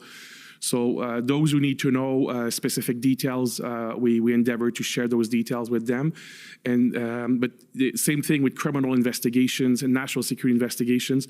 You just need to make sure to maintain the integrity of those investigations. That you sometimes will you'll take the two concept of sharing as much information possible, while making sure that those who need to know have the same information. And that's what our experts are doing on a day-to-day basis, on an ongoing basis. Because we don't want the third-party rule to kind of get in the way of broad information sharing, correct? Well, in the case specifically of when we talk about intelligence, there is a concept called intelligence and evidence, which means that if you were to use information collected by CSIS, for example, on intelligence basis, share with law enforcement, there is a process of inherent complexity for law enforcement and eventually Crown prosecutors to use that information in open court. So there are a number of rules that are been put in place, having learned over time what the pitfalls were. And Ms. Stacey referred to earlier as the One Vision process, which is an elaborate process that has been put in place with between the RCMP and CSIS to make sure that we are sharing all of the information, relevant in the right way to enable law enforcement. If I could address third-party rule. Yes. The service respects third-party rule, and the procedure is to request of that third party any sharing that we think would be useful. So we don't just share third-party information. We always ask for permission to do so. Right. And so as far as Project Hendon is concerned, and you may not be aware, but it had a very broad distribution list that went to all federal law enforcement related agencies, and that works to break down silos. Fair? I don't have personal knowledge of that, so can't speak to that. All right. And final topic is on social media. Yeah. We've heard a lot in this inquiry about social media. Anyone can go on, fire up the Twitter machine, and you can find lots of vile content and threats and things of that nature on social media. Fair? Yes. And I believe it was mentioned in your witness summary that it's very difficult to assess the intent and impact of violent online rhetoric. That's fair? That's fair. You would agree that useful intelligence requires a lot more than simply scrolling through Twitter, right? Yes, it's much more complex than that. And Ms. Chair, you spoke about this in your evidence not that long ago, that it really requires a trained analyst to review what's there on social media and pass it through an appropriate intelligent lens, tradecraft, as you put it, before you can have a useful product. Is that fair? Yes, when it falls within our mandate to look at a specific threat on social media, our analysts who are especially trained will take a look with that tradecraft in mind. Right. And that is in fact what OPP did with Project Hendon, correct? They took information and they passed it through their lens and then produced it out to its partner agencies. I don't recall the exact reports, so I wouldn't be able to say yes or no to that question. Okay, my last question, Commissioner, I know I'm probably up against the clock. And the point I'm trying to make here is that analyzing social media to identify risks is something that should be done by subject matter experts or those trained to do so. Is that fair? I would say that depending on what the purpose of looking at social media is, but if the purpose is to enlighten CSIS, for example, in our mandate, absolutely. And they are another level of complexity of who should have the authority, who should have the mandate to look more broadly at social media. I think it's something that we testified in our ex parte hearing as well as an interview summary. There are some challenges with social media analysis in Canada. Sure, but from an intelligence perspective, you need an analyst to really give you proper intelligence. Yes. Thank you. Okay, thank you. So are the convoy organizers organized, or should I move on to someone else? Okay, so there's organization yet to be done. The Ottawa Coalition, please.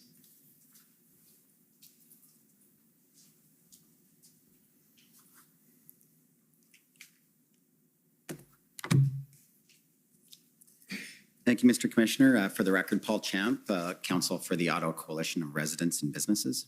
Thank you for coming today, panel. I just want to ask a question, I guess Ms. Tessier perhaps. There's a statement in one of the documents, and you've testified that the convoy protest at no time posed a threat to Canada's national security. But at the same time, isn't it true CSIS advised Cabinet that invoking the Emergencies Act itself could further inflame extreme anti-government rhetoric? Is that not the case? I'm not sure which document you're referring to in the first statement that CSIS said at no time did the protest. Is there a document I could look at? I apologize. Maybe it was Mr. Vigneault, the director. That was the advice you provided to Cabinet, was it not, sir? Yeah, I believe that the statement I made was related to that the analysis continued to be that there was no threat to the security of Canada. That's the concept that we'll be normally using in our vernacular. Yeah, by security of Canada, we're talking about 2C, violence associated with ideologically motivated objectives, right? Yes, very much within the confine of the CSIS Act. But Mr. Vigneault, if there was a concern that, and it was also your advice that invoking the Emergencies Act could further inflame that kind of rhetoric, correct?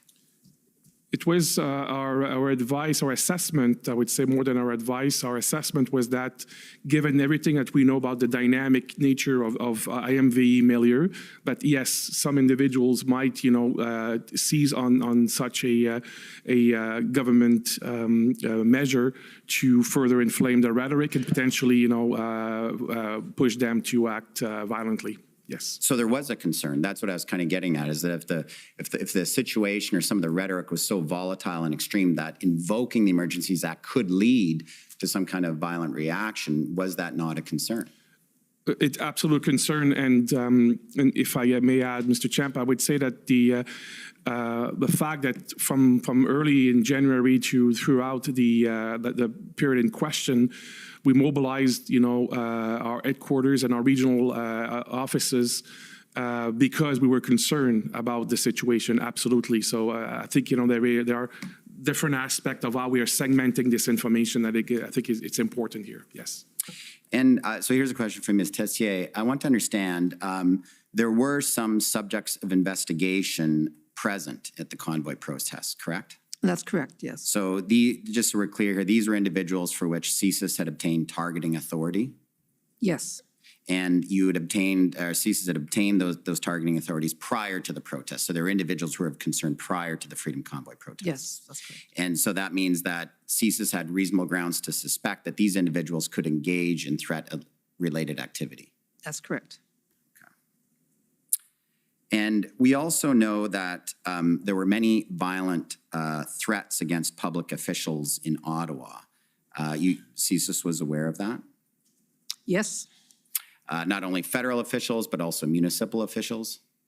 I don't recall who exactly, but I do know overall there were threats, and there continue to be increasing threats, as I mentioned earlier today, against elected officials. Right. The mayor testified that there was an individual coming from New Brunswick who was arrested who had apparently firearms in his truck. We also heard evidence from a city councillor, Mathieu Fleury, who had to leave with his family from his home because people were coming to his house. Was CSIS following those kinds of threats against municipal officials?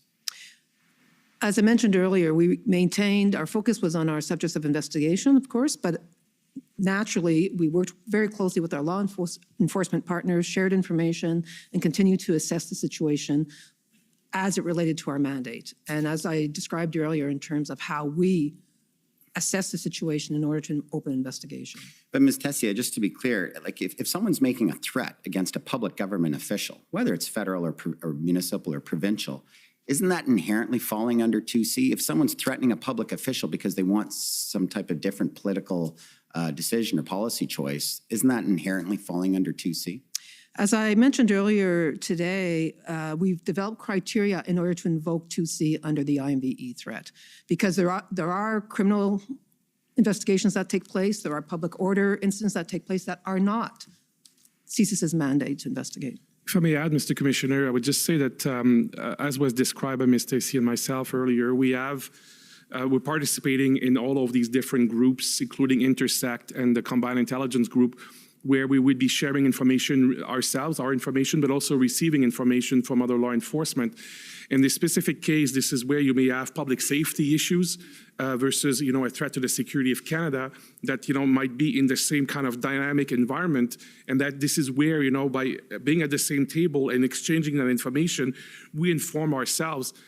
The second point is that this was a very dynamic threat assessment that we're doing throughout this period. So by all means, if we had seen specific information about individuals wanting to engage in a way, often that that flash will be more of a police investigation because of the specific threat that will be criminal nature, as opposed to an individual that might want to engage in a terrorist activity. These are not perfectly, black and white issues, and this is why we are working to exchange information very dynamically. But Mr. Vigneault, let's just be clear that if someone's making a threat against a public official because they're trying to influence that public official, that inherently falls under 2C, does it not? Now, it may be that you don't view the threat as credible, but if it was a credible threat, it would inherently fall under 2C, would it not? I think that if you, that's why we've took a lot of pain to inside the service and working with partners to better understand how the IMV phenomenon was interacting with the CSIS Act. And Ms. Khan walked us through earlier a description of how we go through the process of understanding this, what will be the sphere of CSIS responsibility, what will be the sphere of the law enforcement responsibility. And that's why I'm saying is that this is not black and white, it's dynamic, and this is why people talk to each other on an ongoing basis. Sir, please, I'd like to give you normally I'd like to give witnesses full time to answer, but I only have a limited time. I'm just trying to get an answer because I believe I've asked it a few times here. If someone is threatening a public official because they want to influence that public official to take some policy choice, does that not inherently fall under 2C, yes or no? Each case is looked on a case-by-case basis, and it would not be, a default proposition. So if someone's threatening to kill a mayor or a premier because they want them to drop a public health measure, that does not necessarily fall under 2C. Is that your testimony, sir? Yes, it is. And so did CSIS not look at... Sorry, Mr. Commissioner, if I can just add, I think as we've walked through, there are a number of other criteria that are necessary to be the CSIS Act. There is, the testimony that Ms. Stacey gave responding to Ms. Khan's questions about that placemat earlier, I think is how we are understanding and how we are exercising our authority. So I understand, Mr. Champ, you're looking for something specific, but we've described very well, I think, the process by which we're looking at these issues. And it's not because someone would only write online that they want to kill someone that it will automatically be a threat to the Yes, sir, I understand that. And we're reading a lot of time just to get an easy answer to what I thought was an easy question. I thought your response was going to be, with all due respect, that yes, a threat to a public official to influence that public official would fall under 2C, but in most cases, we have not viewed these threats as credible or valid because, it's just online. I think in one of the CSIS documents, I saw shit posting or something like that. But if you viewed a threat to a public official as credible, would it not fall under 2C? If we have, and we have done that in the past. Could I get a yes or no answers, please, sir? You already answered it. Okay, well, fine, I'll move on. Thank you. So now, did CSIS look into any of those threats in the context of the convoy protest, any nexus to the convoy protest? Probably since the mid-January until, and we continue to today, we continue to look at specific information in context of IMVE actions, blockades, and the Freedom Convoy. So we have done that very intensely throughout that period.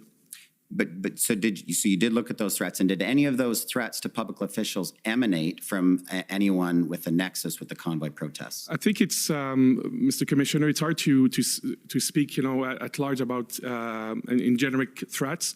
I just provided an answer to the question about to Mr. Champ about the threat to public officials.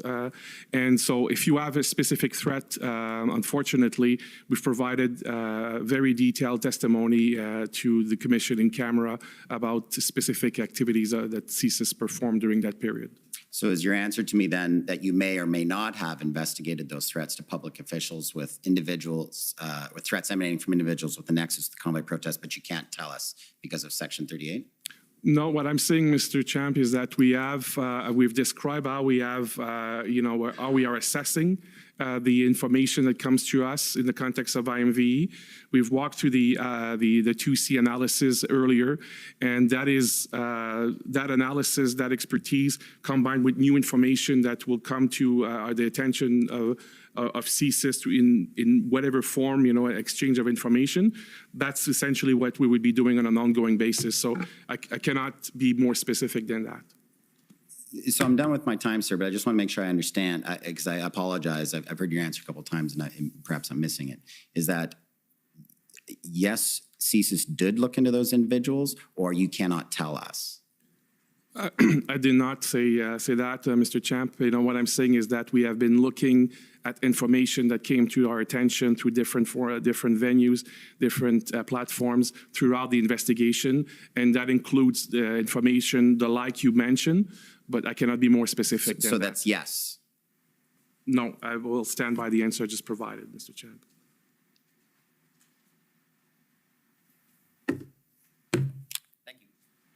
Okay. Thank you.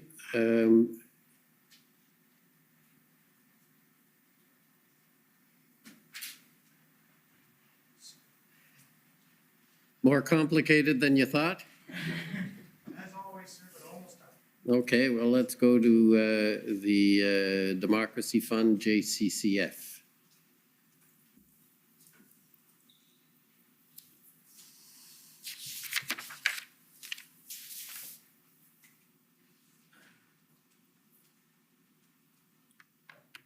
Good afternoon. I'm Hatem Kir, Counsel for the Justice Center for Constitutional Freedoms.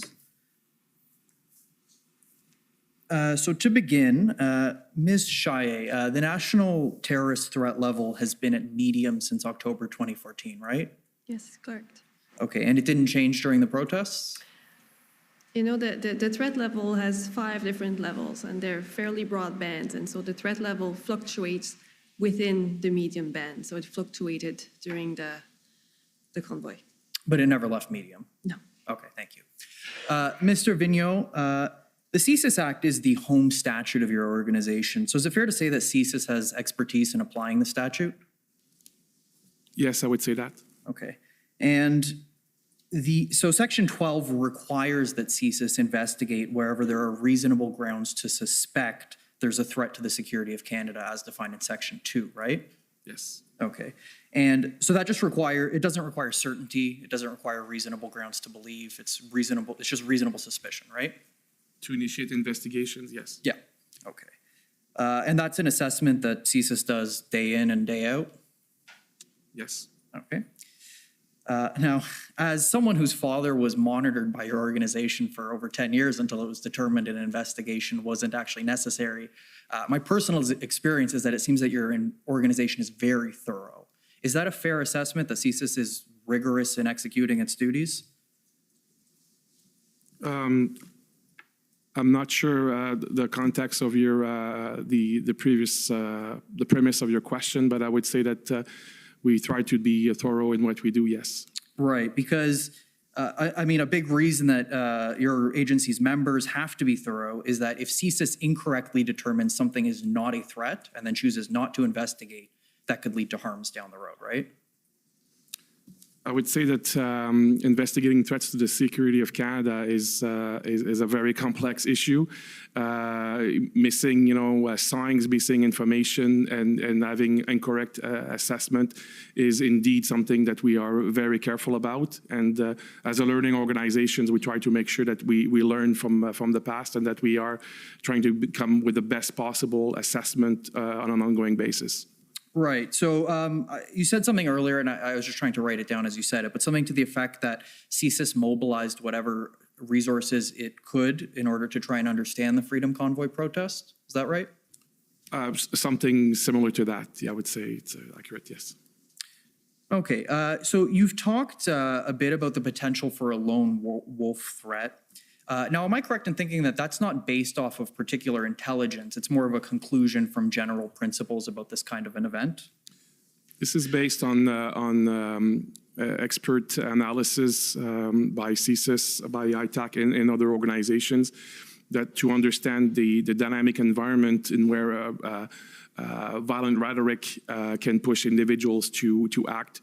And unfortunately, we've seen a number of people who were not on the radar of anyone who were consuming this type of information and indeed, a committed act of terrorism or extreme violence. So we are, unfortunately, it is a very complex, dynamic environment, and we have to be careful about people who would be very quickly move from just being a recipient and consumer of information to someone who would radicalize to violence.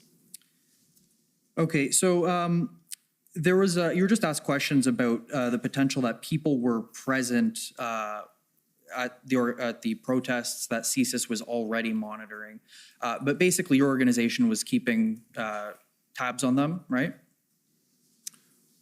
So, as we've said in our public testimony, we were aware of, we already had subject of investigations who we assessed were interested in the protest.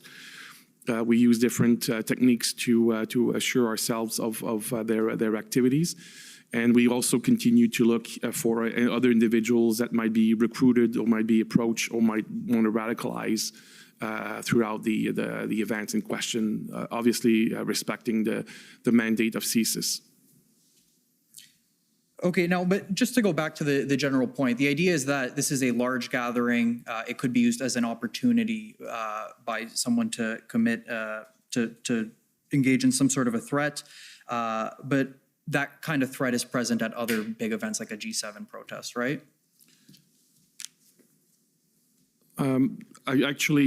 Unfortunately, with the dynamic of what we see IMVE, the threat is persistent. This is why the national terrorism threat level is set at medium. That means that, today here in Canada, there are individuals with the capability and intention to engage in an act of terrorism.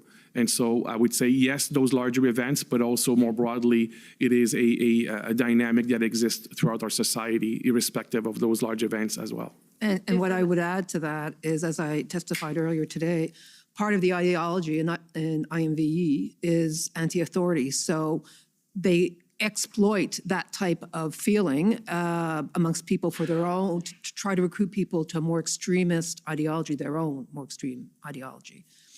Okay, thank you. I was also just going to add, if I may, very quickly, that one of the challenges of studying IMV-related threats is that what mobilizes someone to violence can be very, very personal. The triggers are very personal. And so it's part of the assessment, the complexity is to try to understand what might bring someone to mobilize to violence. And that reason, that trigger, can be very different from people. It can depends on their very personal experience and different grievances. So it's very hard to say that type of event might trigger that kind of violent extremism reaction. It depends for everybody. Okay, thank you. Mr. Clerk, if we could please pull up COM 50935, and if you can go to the 8th page in the file. There's a 3 at the bottom, though. That's how it's numbered. While that's being pulled up, we've heard a bit about how the definition for threats to the security of Canada doesn't include protest. Am I right in thinking that the basic idea here is that if there's a protest where one of the 4 factors aren't present, you don't investigate, and if there's a protest where the 4 factors are present, you would investigate, right? I think the CSIS Act is pretty clear. If we look at the document, the paragraph under D, under 2D, does not include lawful advocacy, protest, or dissent unless carried on in conjunction with any of the activities cited above.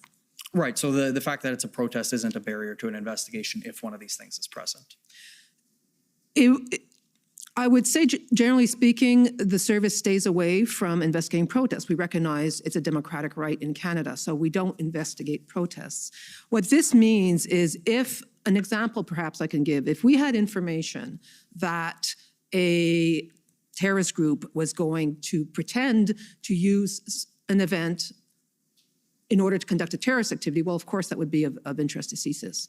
But we are very, very conscious and aware of balancing the rights of individuals in a democracy like Canada with our own mandate and our more intrusive techniques.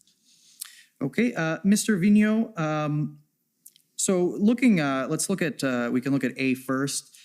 Based on the services assessment, there was no espionage or sabotage associated with the protest, correct?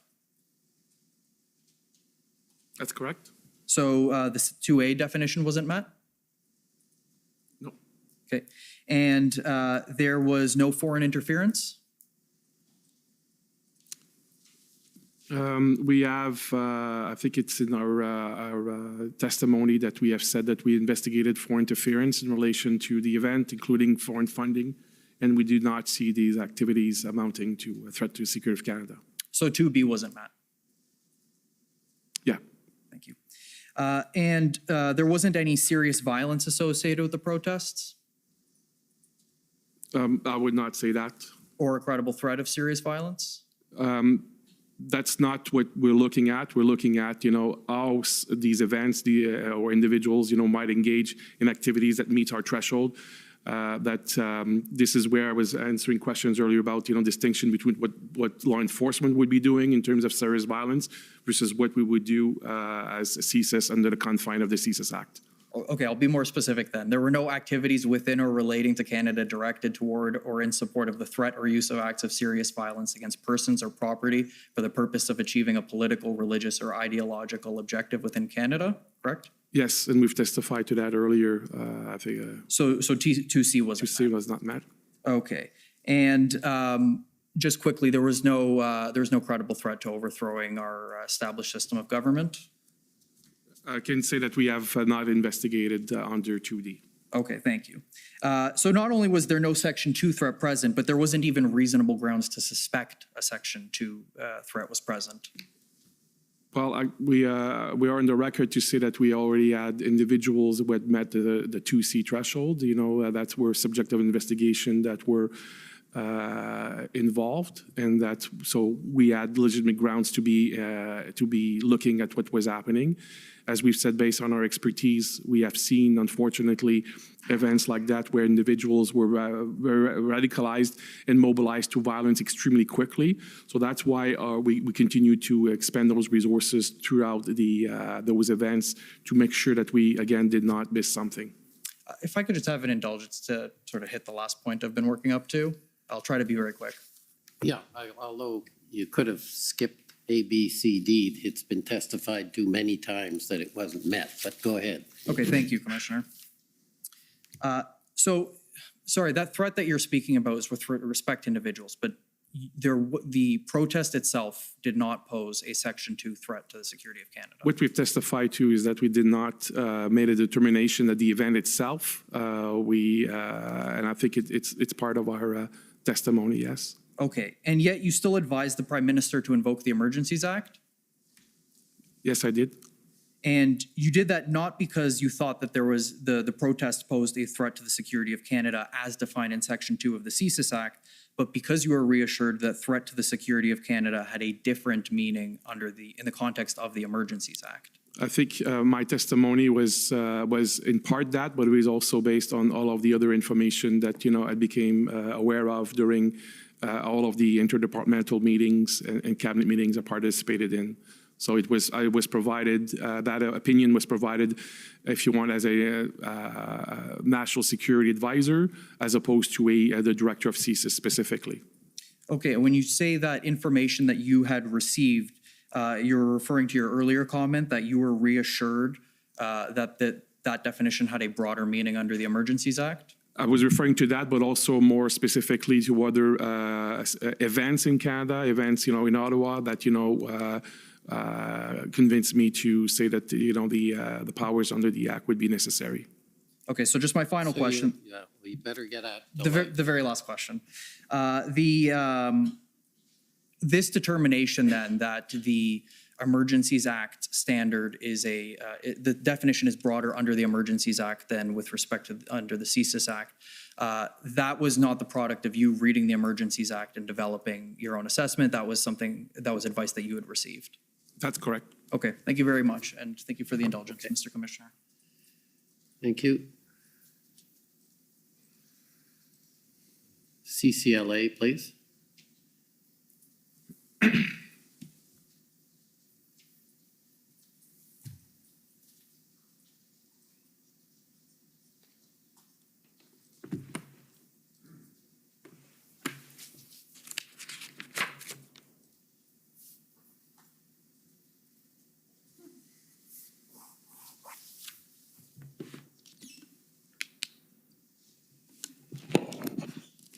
Good morning. My name is Kara Zwiebel. I am counsel for the Canadian Civil Liberties Association. I just maybe want to pick up where my friend just left off. And maybe we could pull up the summary of the public version of the summary of the hearing that took place, the in-camera hearing, which is WTS 6079, please.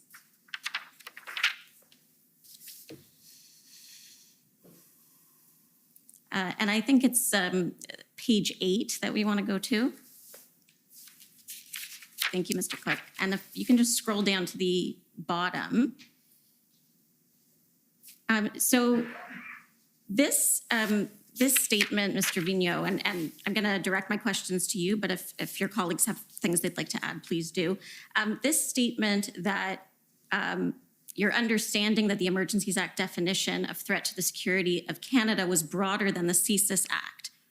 Where did you get that understanding? I know Mr. Cameron said maybe we'd hear about it later, but I'd like to hear about it now. So I asked for legal interpretation. Okay. You asked the Department of Justice? I did. Okay, thank you. Now, I just want to, if we can scroll down a little bit more. This is maybe a grammar or a language point that I just want to understand. It says, he advised the Prime Minister of his belief that it was indeed required to invoke the Act.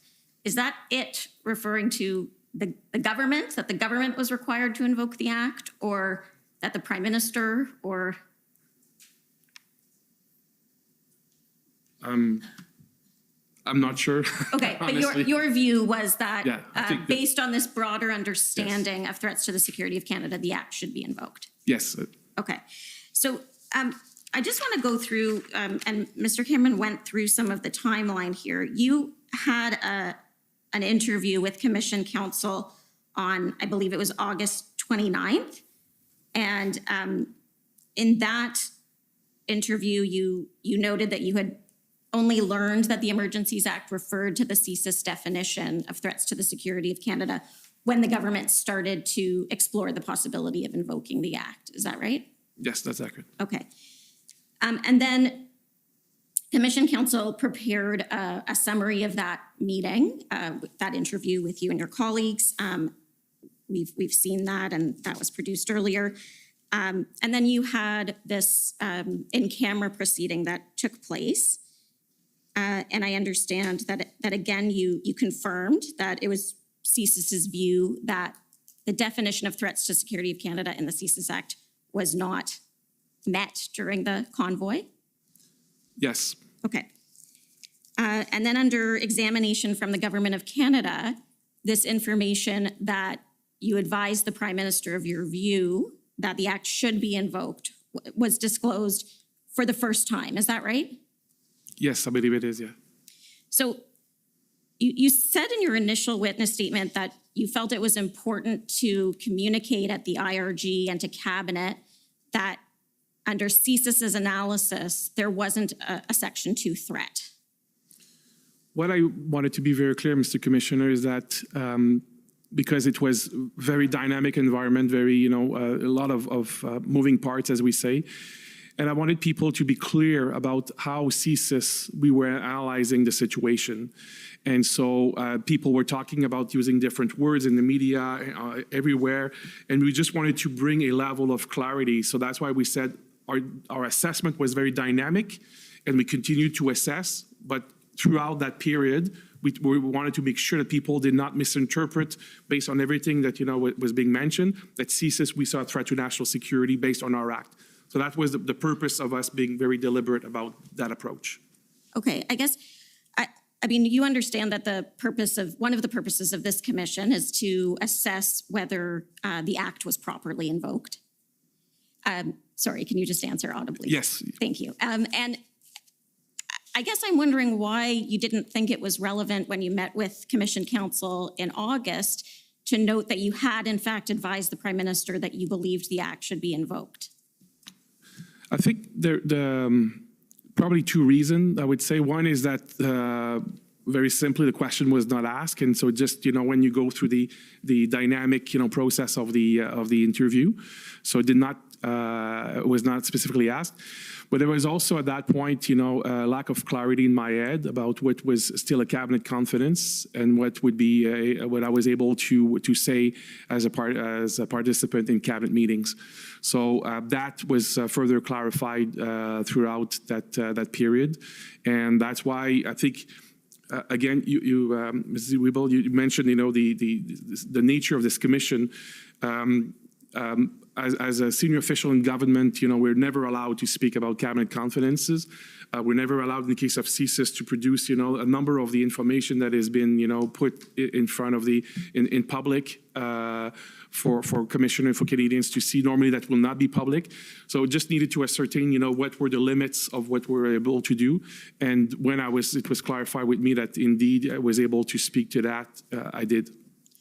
Okay, but when you met with Commission Counsel in August, you didn't feel that cabinet confidence prevented you from advising that you had advised Cabinet and the IRG that you did not believe there was a threat within the meaning of the CSIS Act.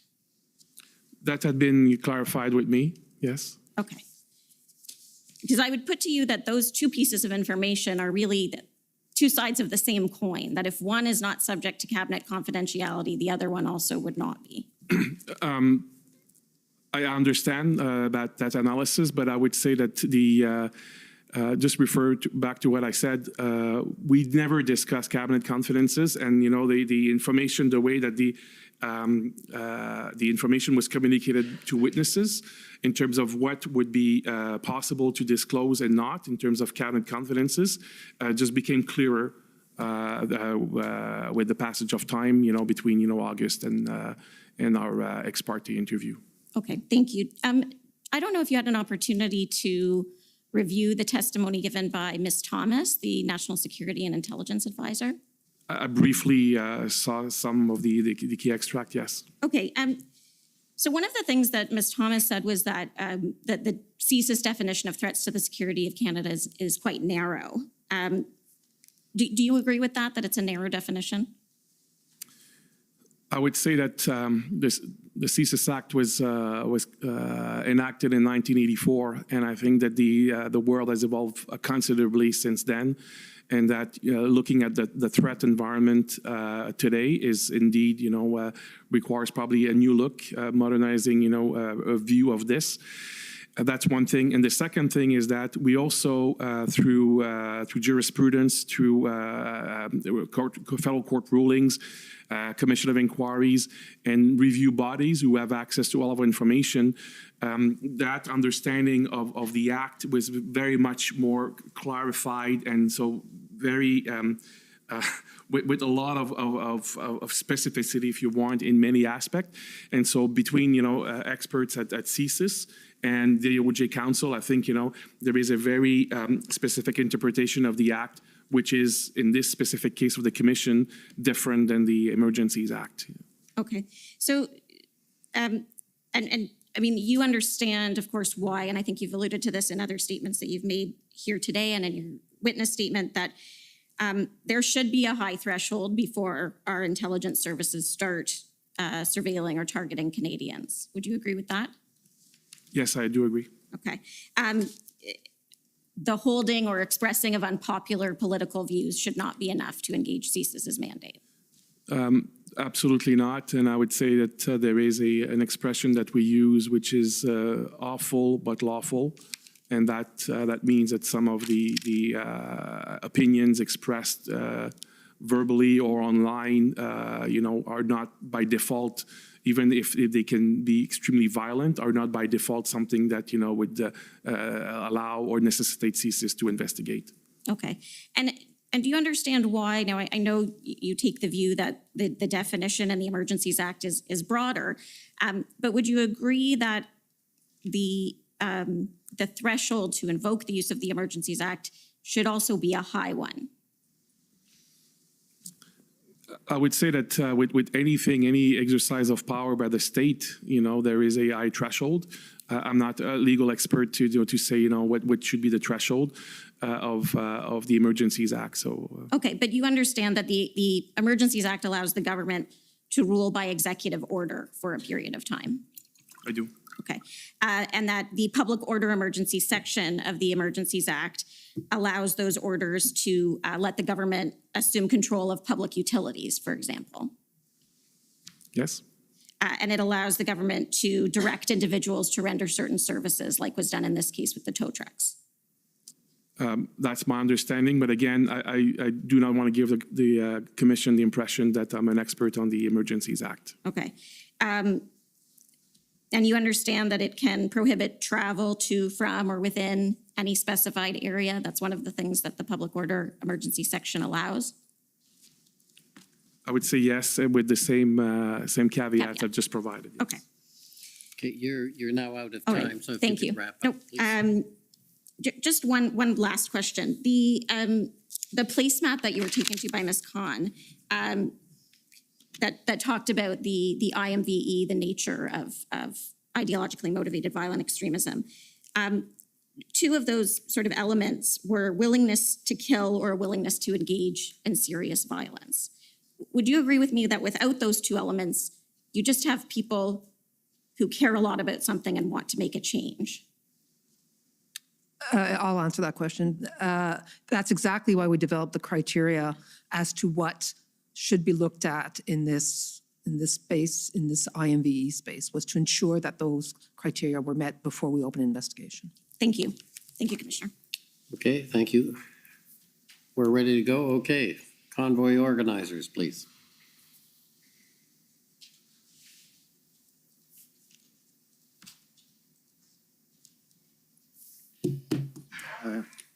Robert McKinnon, Government of Canada. We've just received what I think my friend is going to put up on the screen. And it is not what had been agreed to. It has commentary, it has statements along with the document. If that's what is going to be put up, at least that was just sent around by the Freedom Corp just a few minutes ago. Lesser version of the one we sent earlier and took out everything except simple facts, sir. There's some documents that are such that I can't just copy and paste them into the document. They're PDFs and things. So I had to type them out, but they're verbatim. So if my friend wants me to refer to each and every document, which I've now made it simple as well, I've had all of them uploaded in one PDF. The clerk has them on standby. As we go through, I have no problem deviating from this at all and going through the document, but I would like to finish the examination, at least if I'm forced to do that, in order to get through these records. These records, there's, in my view, and I would submit as we go through, there's simply no issue with the facts stated herein. Did you say there is a PDF with all of them on it? I had that uploaded just now. So I got them all of them consolidated and put into one PDF so that I can stop wasting. Why can't we use it? Well, we can if we want. It's just gonna I have to navigate it. So, because it's not exactly labeled completely great. So I guess we could, can we use that? Yep, we can do that, sir. That would be best, I think. Yeah. Then we avoid any issues. Great, okay. Time to begin now? You've already taken a fair amount of your time, but I'll be generous. Just, Robert McKinnon again, sorry, last thing. Just as long as the documents that we're referring to, you have, I don't know how many here. They're all the ones that I've, in the 40. document that I've given you already. The one. 47. So they're with- all in relativity. Pretty much, yeah, No, no. all of those are in relativity because that document is in relativity. No. So if we could pull up the document, and I just don't want to run out of time. Okay, so let's see how it goes, and I'll try and keep an eye out for you, Mr. McKinnon, if there's an issue. Okay, so if I can first, Director, does CSIS have a concern with the current elected executive leaking information and CSIS information to the media? Do they have a current concern about that? Do you have something specific you No, I want just to want refer to, to? not specific, but does CSIS have a concern generally about the current political executive leaking information from CSIS to the media? We always have concern when we see information that is, unauthorizedly, made public. I don't know where the source of those unauthorized disclosures are, so I do not have a specific view on your premise. I'm concerned when I see unauthorized disclosure point. Right. So, but I take it the unauthorized disclosure, it's highly unlikely it's actually coming from your agency. It's not coming from them directly, is it? I'd like to think that, we have an organization that, has a very high standard for that, but, I would not want to speculate as to the source of potential unauthorized disclosures. Okay. If we could go to the January 24th tweet of Mr. McGregor. Or sorry, the January 25th one of Alethea Raj. Tweet 14, number 14.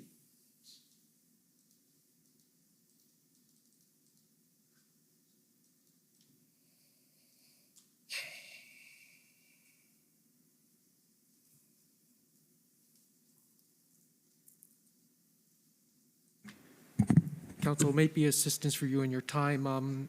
If you know the page reference in that PDF, it'd be a little bit faster. It does not appear to be hyperlinking to the particular. Yes, I think the hyperlinks didn't carry through when we uploaded. Unfortunately, that happens sometimes. That's why I wanted to use my sheet. Well, in any event, sir, I'm just gonna ask you. I want to bring up then the document. Just a second.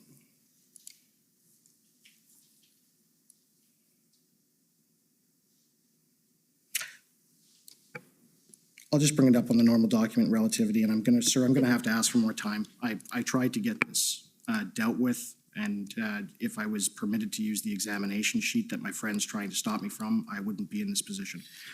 Mr. Commissioner, I do have this is Bathsheba Vandenberg, counsel for Freedom Corps. I do have a number that I can give to the clerk if I may.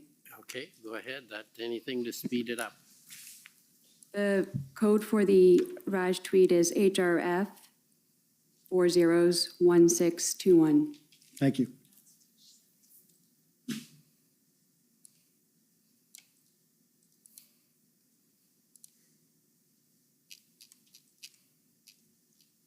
And that's also at page 17 of the document that I had put up, actually. So if you want to we can do that. So, sir, do you see that, that tweet there? It's from the 25th. It's retweeting the January 6th event narrative that had been released in the media prior to the convoy arrived. Well, I'm looking at the screen now. Yep. Okay. Did you know that that tweet is what resulted in the political executive essentially becoming concerned with the convoy and having internal discussions about the narrative they were going to build? Were you aware of that? I'm not sure I understand your question. I'm sorry, Counsel. Okay. So I'm going to take you to, and sir, I have them consolidated. They're the text messages between Mary Liz Power and as well as Alexander Cohen. They're verbatim in my examination aid. There's nothing added. If I could bring up the examination aid, please, again, and I can use that. And we can just scroll to where it starts with Mary Liz Power.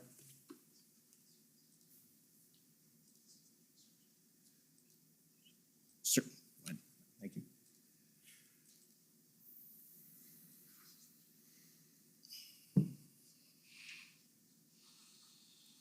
Does council have any objection to the use of the examination or?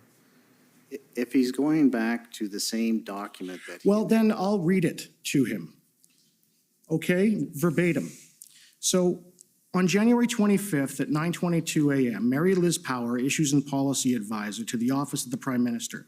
They have a text message exchange with Alexander Cohen, the Director of Communications to the Minister of Public Safety, okay? And it begins when that tweet is sent. They send it out, all right? And Mary Liz Power sends that text to Alexander Cohen and states, "I'm sure you've seen this, but flagging." Alexander Cohen responds, "Yep. I've been encouraging journalists to take a closer look at who these people are, in brackets, and where their 3 mil comes from, close brackets. Obviously, a light touch given the portfolio." Then Mary Liz Power states, "Do you know if there's anything to be found in that GoFundMe?" And Alexander Cohen replies, "I think it's worth looking into. I've put Mary Wolf on it." Highlighted, well, it was highlighted, and she's obsessed with this kind of stuff. Mary Liz Power replies, "Nice, I'll look into what I can do." Now, can you agree with me from an intelligence perspective that those are two staffers building a political narrative with respect to a national security issue? Commissioner, there's a lot of information that has been put to us now. I have not read those tweets before. I could not make any informed, opinion of what this information is in the context of today's hearing. And then later that day at 12:02 p.m., Mary Liz Power and Alexander Cohen exchange further text messages, all right? So Mary Liz Power states, "Got a quick response. People are into it. LMK, meaning let me know. If your boss is too. Happy to help however I can."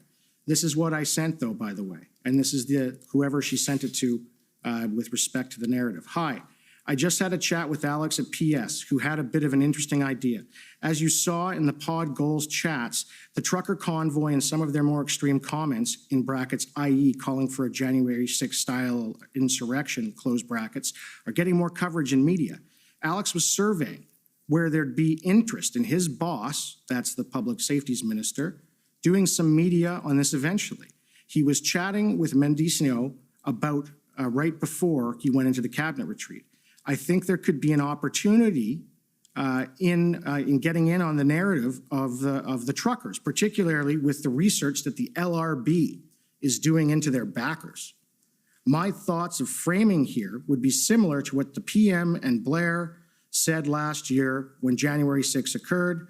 Our democracy is something we need to nurture and protect every day. We will always protect the right to peaceful protest. Some calls that organizers of these events are making are concerning, and we're taking them seriously. We'd need something to back this up in brackets. We'll continue to monitor the situation closely, and the fine line to walk would be to ensure we are not looking like we're directing the police, which obviously is not the goal here. Hoping to canvass your thoughts. Alex said he'd come back to me with a proposal this aft when he gets to chat to Mendicio again, and obviously pending his boss and our interests in looking into this further. Mr. Cohen responds, thanks. I had an initial chat with my boss and he's supportive, but wants to wait a day or two. There's a danger that if we come down too hard, they might push out the crazies. Mary Liz Power replies, I think that's fair. Apparently Global and others are working on stories. Maybe we see how those land. Now, I'm going to ask the same question again. At that point, are there a bunch of political staffers essentially planning to create a national security issue or make one look like it is? Mr. Commissioner, I will have the same answer. You know, there's a lot of information just been put to us for the first time. There are acronyms that were mentioned. I don't know what they refer to. And I think, you know, I could speak to information I'm aware of, privy to, but unfortunately not this one, Council. So are you aware of the LRB, what it is? You are, aren't you? Not the specific acronym, maybe if you spell it out. Liberal Research Bureau. Yeah, I know about the Liberal Research Bureau. All right. And so is it fair to say that it's kind of strange that the political branch would have the Liberal Research Bureau doing research on protesters with respect to these concerns they're raising, as opposed to yourselves who are the National Security Agency?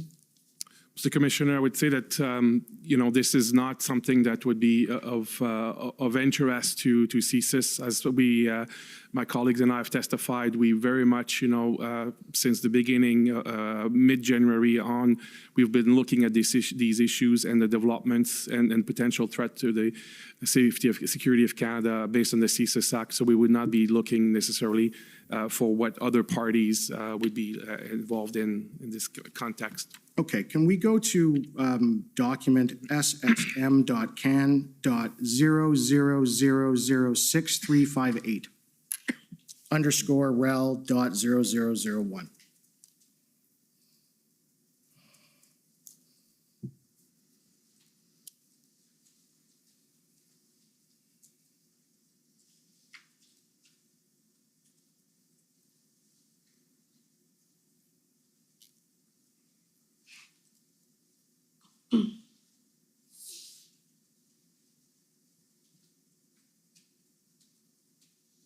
Okay, we can scroll to the bottom to the first email, please.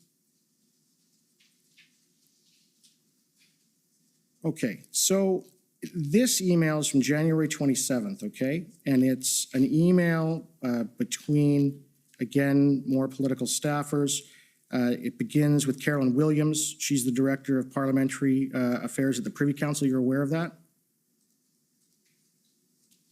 No, I do not know Karen Williams.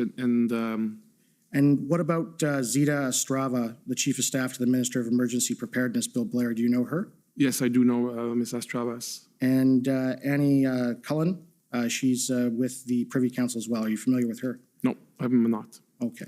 So in this email, and again, it's January 27th, 2022 at 4:21 p.m., you're aware that the protesters in Ottawa hadn't really even arrived at that time, right?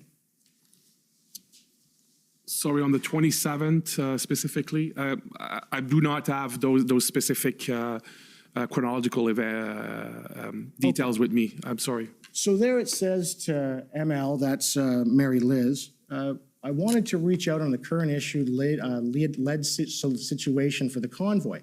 Given how this is transitioning to a whole of government coordination response, I feel like emergency preparedness, we are well-positioned office to provide more of a high-level messaging going forward. Public safety, of course, has a major role to play when it comes to the RCMP, CSIS, and IMVE threats. But we have a helpful perspective on the whole government coordination and collaboration with other levels of government. These are the lines we worked up earlier today. Any thoughts on if this is a helpful approach? Convoy, emergency preparedness. And it says, our government recognizes and respects that everyone in Canada has the right to safe and peaceful protest. Threatening acts of violence and inciting hatred, as we have seen from a select few in recent days, is unacceptable and does not reflect the views of the majority of Canadians. We condemn all such hateful and violent rhetoric in the strongest terms. As is common with any significant gathering with potential impacts of government operations, such as the annual Canada Day celebration, law enforcement and security agencies across all levels of government are engaged in coordinating to ensure a safe event. Now, do you recognize the phrases and the sentences in the first 3 bullet points? Have you heard them somewhere before? I do not have a specific recollection of these words. Do you recall the Prime Minister's speech on January 31st?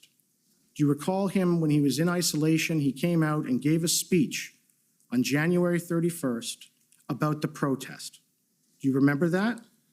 I do not remember the specific date. I remember having the Prime Minister speaking, to this effect when he was indeed in isolation. That's what he said. Okay.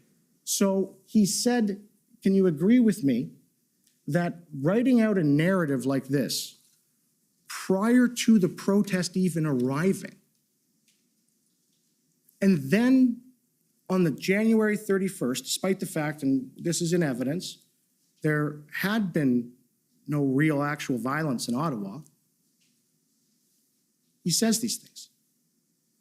Do you find that concerning? From what point of view? As an intelligence officer, as an intelligence agency, that there's a narrative being built for an emergency before the purported thing creating the emergency has even taken place. Mr. Commissioner, what I can say is that as we've testified, the interdepartmental community got together to understand what was happening, share information, make sure that each of the organization would be able to discharge their mandate appropriately.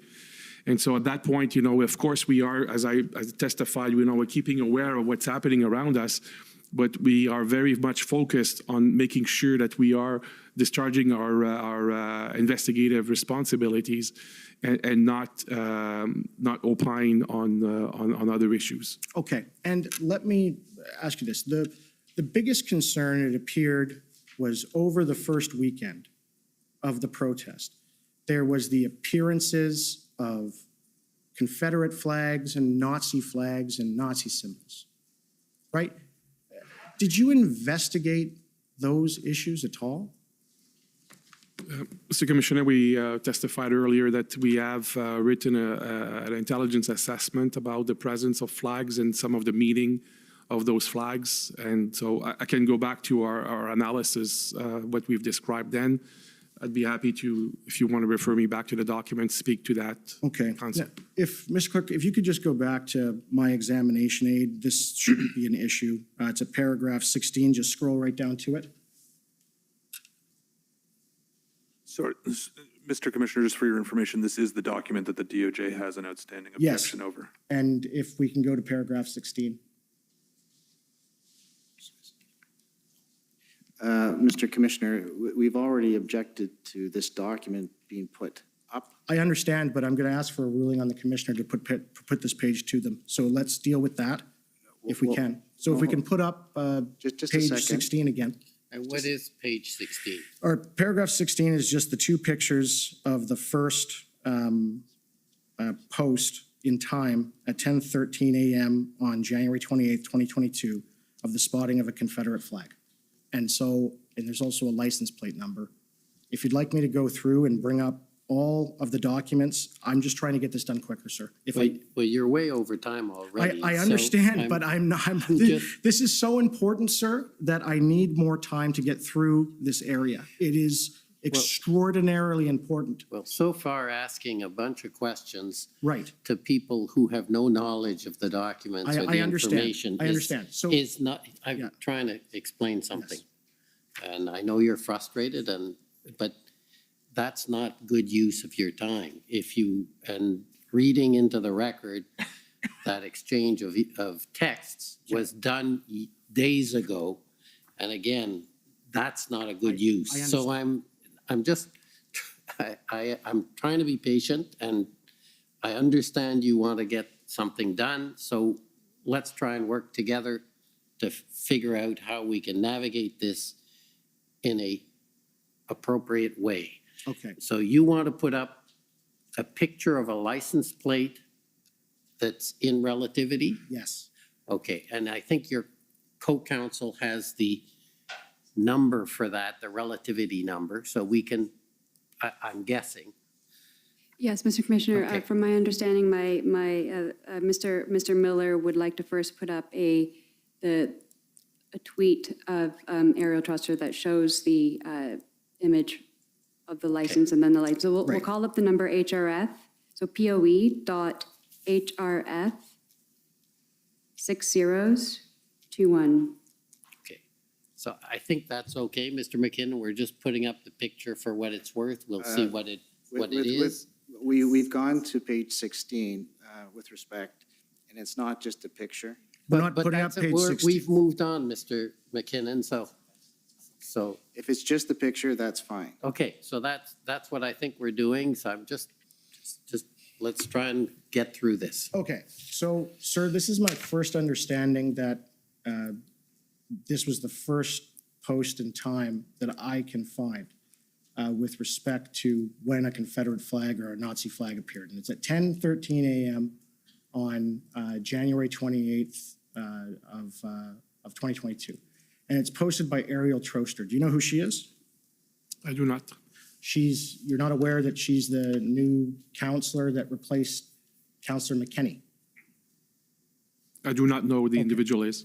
All right, and so then if I could just bring up the closer photo with respect to the license plate, please, and that actually is at page 43 of the examination book of authorities. That'll just be easier for you, Mr. Clerk. Well, no, I don't think we go there. So your co-counsel, I think, has the reference. Yes, Mr. Commissioner, the reference is POE.HRF 6029.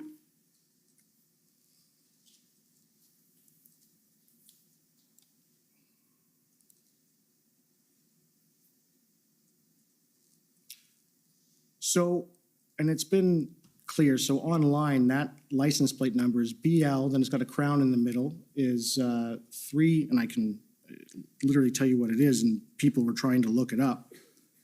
It's viewable. Did at any time CSIS do an investigation into who that license plate holder was?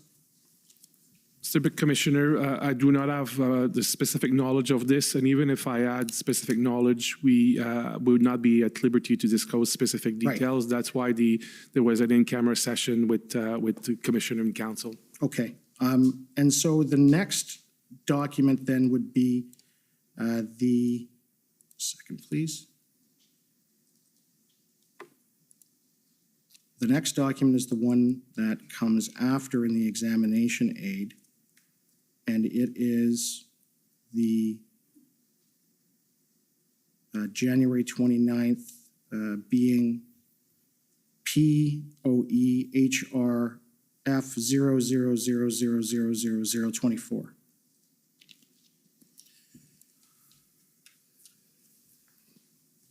Okay, you're going to have to wrap up, though. If these are just pictures you're putting up, you can put it up with any witness. I understand. So the next time a Nazi flag or a swastika or what have you appears.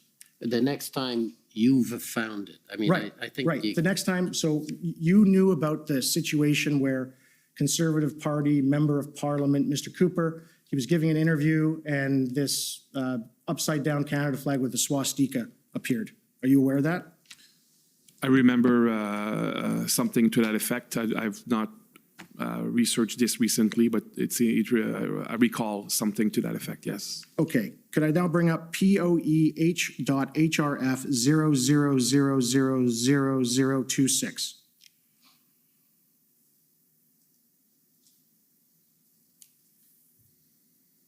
Okay, so this is the post from a fella by the name of Skip Pop, unidentified on Reddit. He posted at 3:12 p.m. And it's, from my understanding, the first time that the Nazi flag photo appears. Are you aware of that? I'm not aware of that, and I'm not seeing Yeah, it's just anything other I'm just than, trying to get through it. And then there is the issue with respect to that, that no one was able to identify this gentleman. And I believe there's a close-up photo of my friend, Ms. Vanberg. I think that's going to have to be it, though. Right. Well, I'm just going to, if we are going to run out of time, is this. Were you aware that the first time that the picture of the gentleman all covered in army fatigues with a mask over his face, walking with a Confederate flag through a crowd, it first appeared in an opinion piece in the Toronto Star from someone who actually works for the Liberal Party of Canada? Were you aware of that? Mr. Commissioner, my friend seems to be giving evidence now. I'm asking if he's Well, aware he of it. asked a question, and I can guess at what the answer is Right. going to Right, be. okay, but there's a presupposition of a fact that's not a. Yeah, because you keep interrupting me while I'm trying to ask questions and I'm No, running out of time. Just, please. Okay. So I'm not aware of the articles, and I'm not aware of those facts that you mentioned. Right. I'm sorry. Are you aware of a company called Enterprise Canada? Not specifically, no. And have you identified the individual, one that it was all over the news, the gentleman that was carrying the Nazi flag? Have you identified him yet? Mr. Commissioner, as I've said before, the specific details of our investigations have been shared, with Commission earlier. I would not be able to go into more specific details. Okay. So I think that's it. Right, yeah. No, and I Thank take you. it, and I take it then, sir, that you know that individual was Brian Fox from Enterprise Group. I have not said anything of that respect to council. I have not testified to that, council. Yeah, you haven't testified to it, but you know that to be true, don't you? No, that's not fair. Firstly, not a fair statement. So please, and please don't, if you're going to make a statement, please make it. Don't make statements back to the crowd as you leave the podium, please. As council, you're well aware of the appropriate way to conduct yourself. Okay, next, I'd like to call on the Canadian Constitution Foundation, please.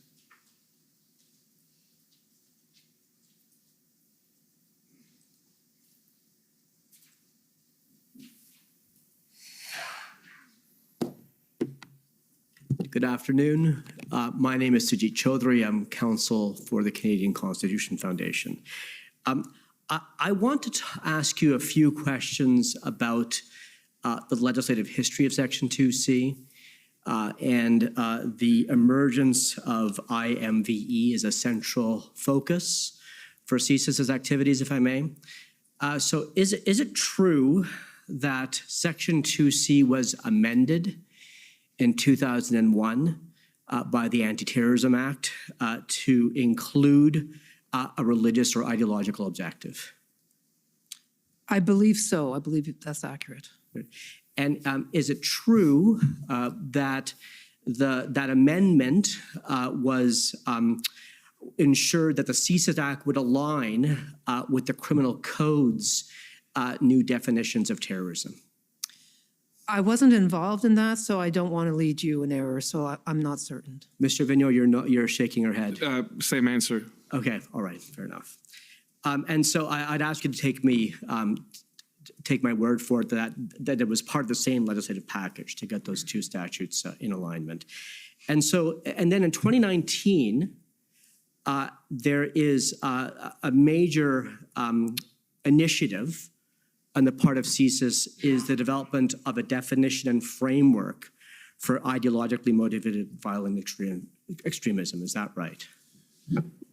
I believe that the work started before that, but I think it was maybe put in higher gear. I had in my first public speech that I had made after becoming director in 2018, that speech spoke to the rise of this, and I believe I used the concept of IMV then, but it's around 2018, 2019 indeed that work was solidified and the concepts were developed to try to understand, characterize better this new phenomenon dynamic we were seeing in society.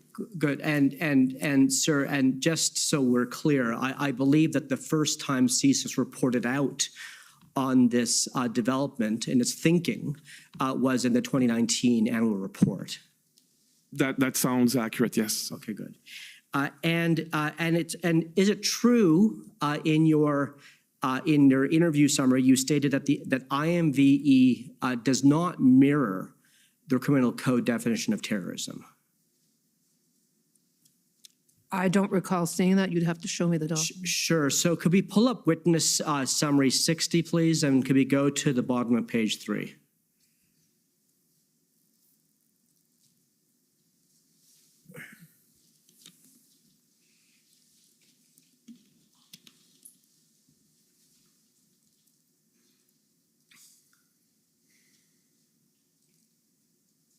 Thank you. If we could expand, yes, that's very helpful. Thank you. Okay. So, Mr. Vigneault, do you agree that you said here that the definition of IMVE does not mirror the criminal code definition of terrorism? I'm just trying to look at it here. Is it the last sentence? Yeah, it's the last. It started at the third line from the bottom, sir. Yes. Okay. And then if you could continue, you could just continue to. You said you gave them the example of Alexandre Bissonnette, who met the services definition of an ideologically motivated extremist, but who was not charged with terrorism offenses under the code. Did you say that? Yes. And so is it reasonable to infer from your evidence there that the definition of IMVE is broader than a criminal code definition of terrorism? I'm not sure I would say it's broader, but it's for different purposes for sure. And I think I'm very familiar with the attack at the Quebec City Mosque, and this example and other unfortunate examples is what forces us to say this dynamic. We need to better understand what is happening. So that work to better define IMV, the 4 quadrants, and so on, was in relation to that. But it's also very important in this comment when I say that it was different than the criminal code, is that you could meet a definition of threat to security of Canada under the CSIS Act. Sure. You could meet the sociological definition of terrorist activity, which I believe that Alexandre Bissonnette was indeed engaged in terrorist activity, but that may not transfer the Crown charging someone for a terrorist offense.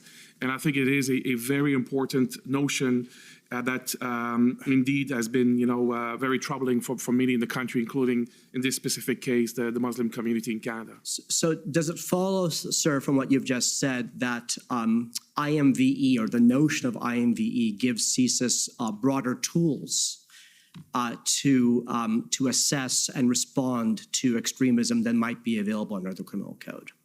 I think by statute, CSIS has been built to be separate and distinct from law enforcement and from the criminal code, in the sense that our threshold for investigations would be different than the police. Our techniques might be also different. So I think it is clearly separate, the two. And sorry, ma'am, did you? No, I think that's a very accurate response. And would you say that it's that CSIS over the last number of years has developed a lot of expertise on IMVE? I would say yes, because unfortunately there are more cases in Canada, there are more cases internationally, and we have worked very closely with a number of partners at the federal, provincial, municipal level, and international partners. And as my colleague testified, that conceptual framework has been adopted by a couple of international partners as well. And the analysis is done in the first instance by skilled intelligence professionals. Yes, that would be accurate. And you're a learning organization, so you're always trying to improve how you analyze IMV. That would be accurate, yes. Okay.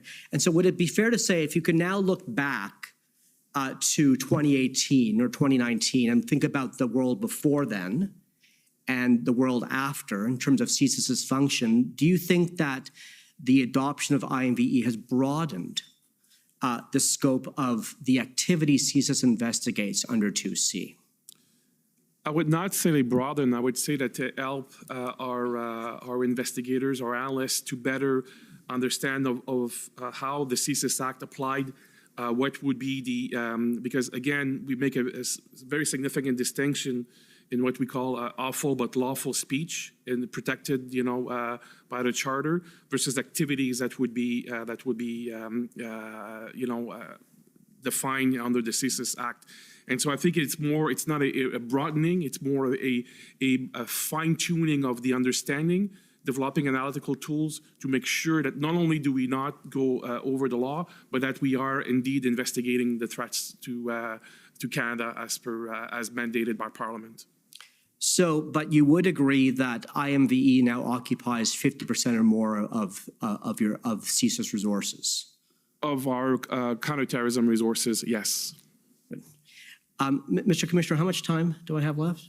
You have about 2 minutes left. Okay, I'd like to pivot at the end just to the issue of threats to government officials online, if I may, because my friend Mr. Champ raised it for you. And so it seems to me, and I ask you to agree with this, that it seems that the mere utterance of a threat online doesn't necessarily per se cross the Section 2C threshold. Is that right? Yes, that would be accurate. Yeah. Could you tell us when it would? I think as we try to maybe unskillfully try to exchange previously, the analysis, is based on the best way possible to describe it is what we have on this placemat.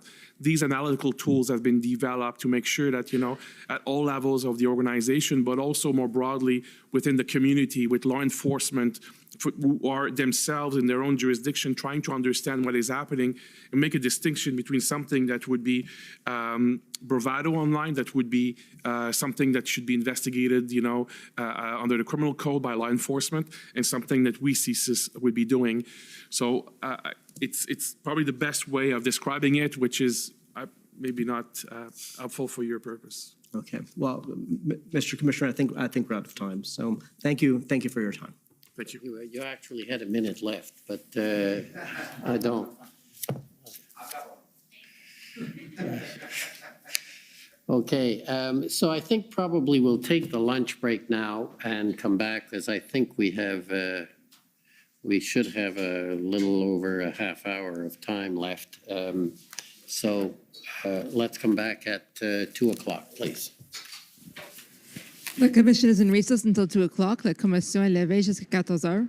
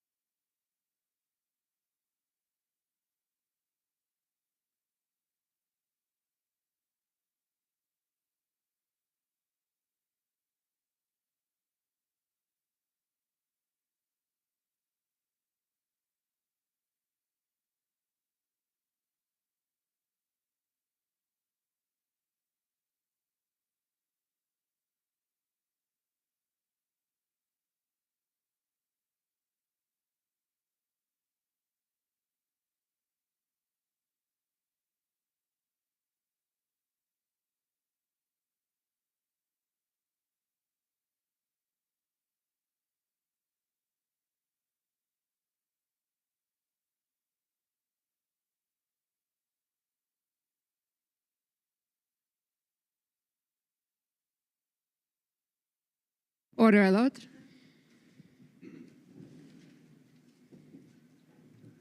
The commission is reconvened. La commission reprend. Okay. Bon après-midi, good afternoon. Good afternoon. I think the next is the Union of British Columbia Indian Chiefs. Good afternoon.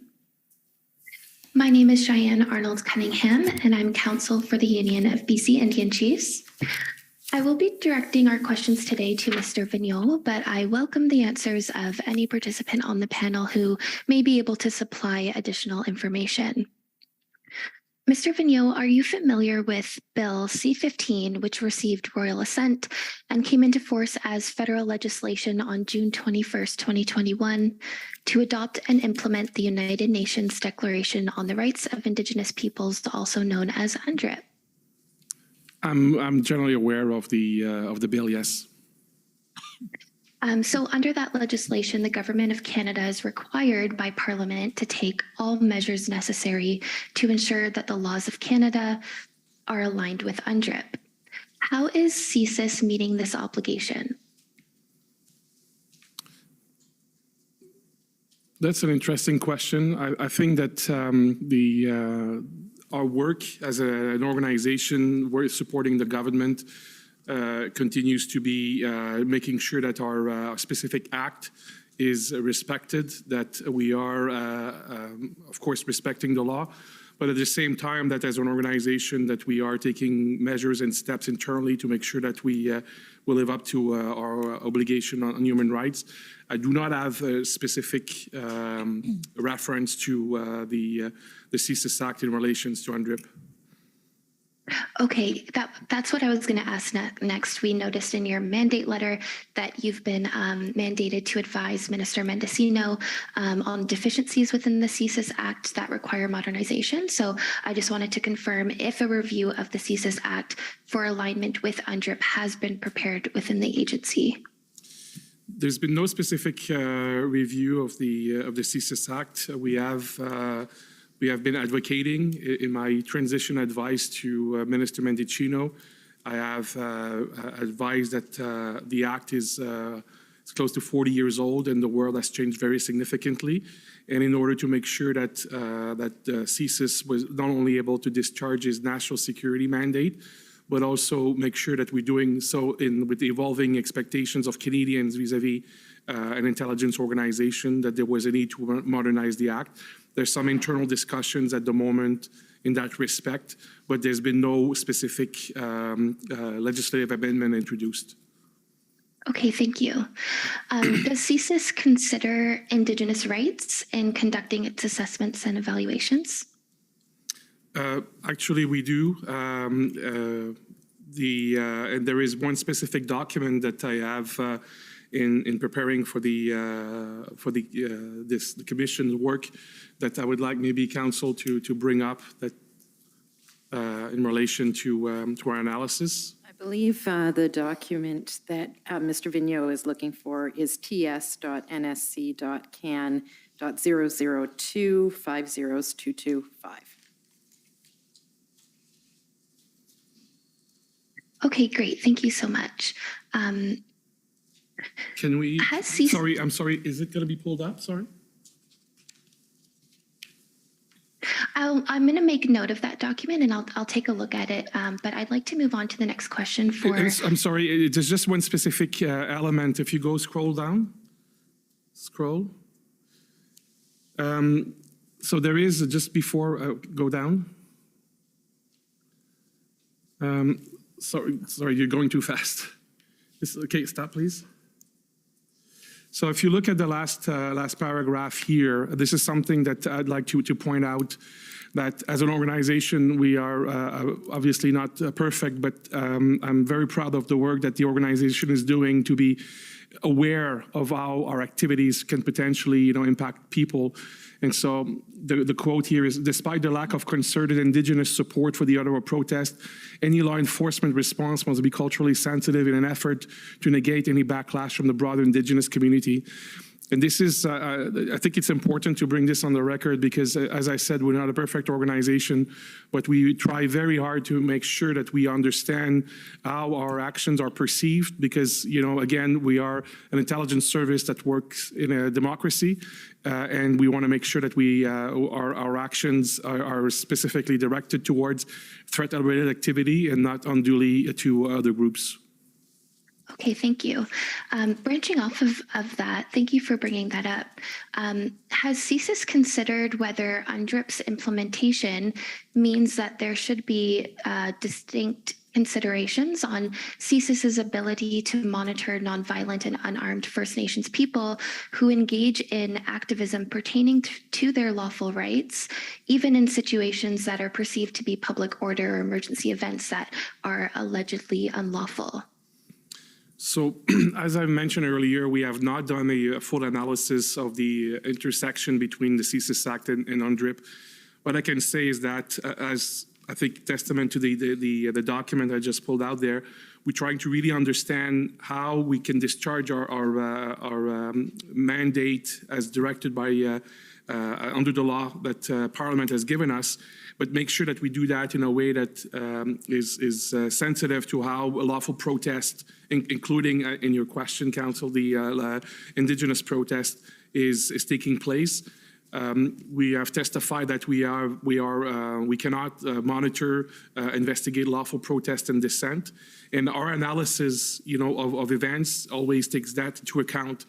That is not to say that we will not be, of course, in order to make a determination if there is a threat to security. Of course, we look at a number of different issues, and I think there were some documents that recently were released on the Access to Information Act that concluded that CSIS advised government that maybe some Indigenous protests did not constitute a threat to the security of Canada, which is, I think, an important point to make sure that people understand when they are potentially law enforcement action, they understand how we see it from our own mandate's point of view. Okay, thank you. And I'm going to wrap up with just a few last questions. So in your mandate letter in May 2022, Minister Mendicino mandated that CSIS must work to eliminate any systemic racism or unconscious bias in its operations. He specifically made reference to ensuring that, quote, minority communities, unquote, are not subject to unfair scrutiny in the name of national security, and that CSIS, quote, ensure the intelligence and evidence used when making determinations are free of bias, prejudice, and up to date, unquote. What work is CSIS doing or planning specifically to eliminate anti-Indigenous discrimination in its operations, monitoring, intelligence gathering and analysis, or reporting to other government branches or agencies, specifically in the context of Indigenous rights defenders? I would say that there are probably three main aspects of our work. The first one is, I think, as exemplified by the document I pulled out, our intelligence professionals within the organization are trained and continue to receive training to better understand, how the work that they do might be perceived, how it would impact, different communities differently, and to make sure that they have this awareness. So that the aspect of training is an important one. The other aspect is, as an organization, in terms of our management of our organization, how do we make sure that we bring diversity, that we continue to work to have a much more diverse organization, that we understand that, some of our policies and procedures might not intended to be biased, but the net effect might be systemic racism, and we want to understand how this works, and we take measures to correct that internally in our own procedures. And finally, I would say we have launched a very specific stakeholder outreach program to make sure that we understand and we meet with communities that we had the chance personally early in my tenure to meet with the Assembly of First Nations to establish some contacts, some ability to talk to each other. So if there are any concerns, any issues, that we have those lines of communications open, because it is very complex work that CSIS professionals do, and we want to make sure that we understand how it is being received and perceived by the population we serve. Okay, and last question. Do you have any specific Indigenous officials working in those advisory positions, whether it be an advisory body, an internal committee, or just an advisor to advise on matters such as making sure, surveillance of ideologically motivated activism doesn't suppress legitimate activism by Indigenous peoples regarding their rights?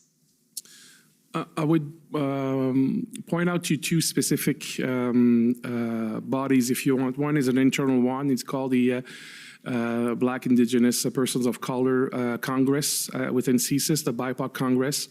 So I personally meet with them. The last meeting was probably a month and a half ago, where we are sitting down and looking at our specific strategies, plans to make sure that we get their input before it is our policies are changed. So we want the input, we want co-development of some of these approaches.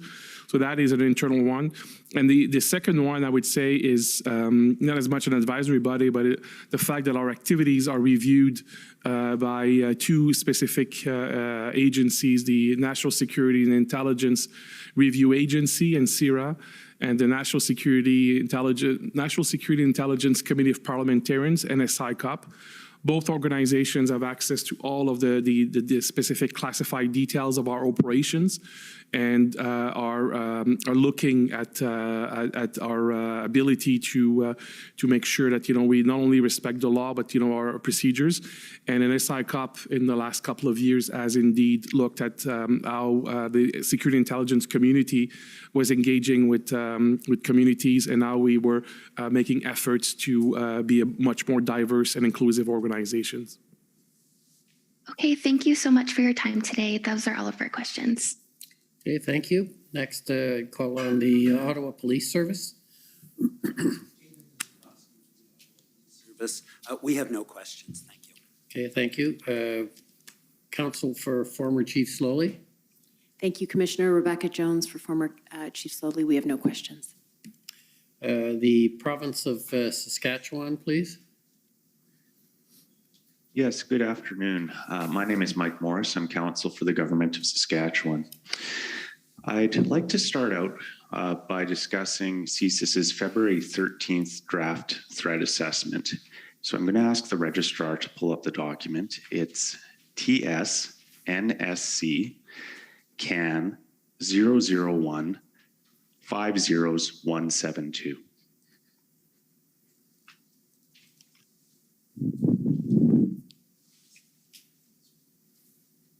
Mr. Vigneault, just as we're waiting, this document is entitled Possible Implications of Emergency Act Across the IMVE Space. I gather you're familiar with it. Is that fair?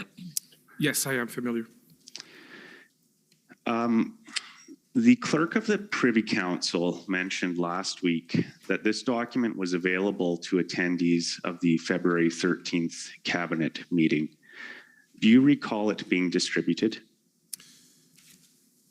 My recollection is that the document was discussed at the earlier that day at the IRG meeting, and the document was made available to the Privy Council office, who is charged with cabinet materials, cabinet documentations.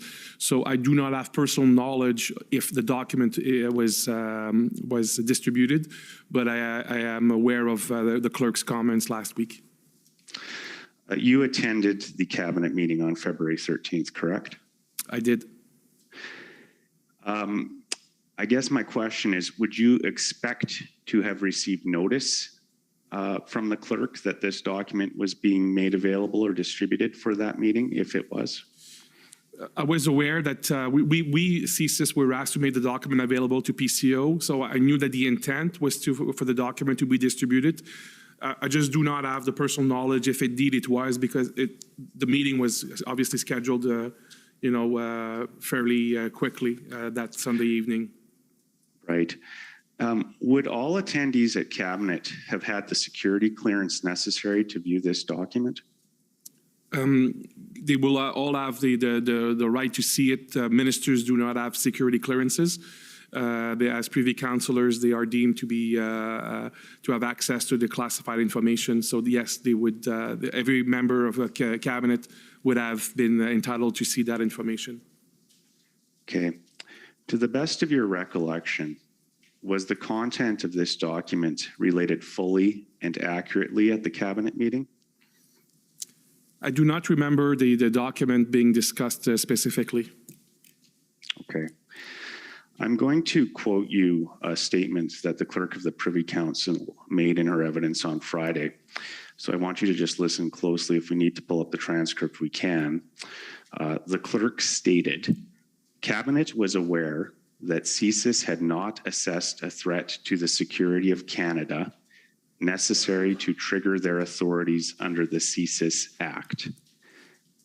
Are you able to agree with that statement?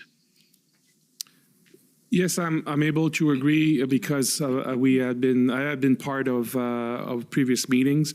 My colleague, Madame Tessier, has also been part of meetings when we were providing that assessment to Cabinet. So it had been provided, a few times. And as we testified to earlier, this was a dynamic assessment. So it's not because we came to that position earlier that we would not change. It was when it was reiterated to Cabinet, it was the assessment of the day that continued to be the same thing. So I'm very comfortable to say that Cabinet was aware of this assessment. Okay, thank you, sir.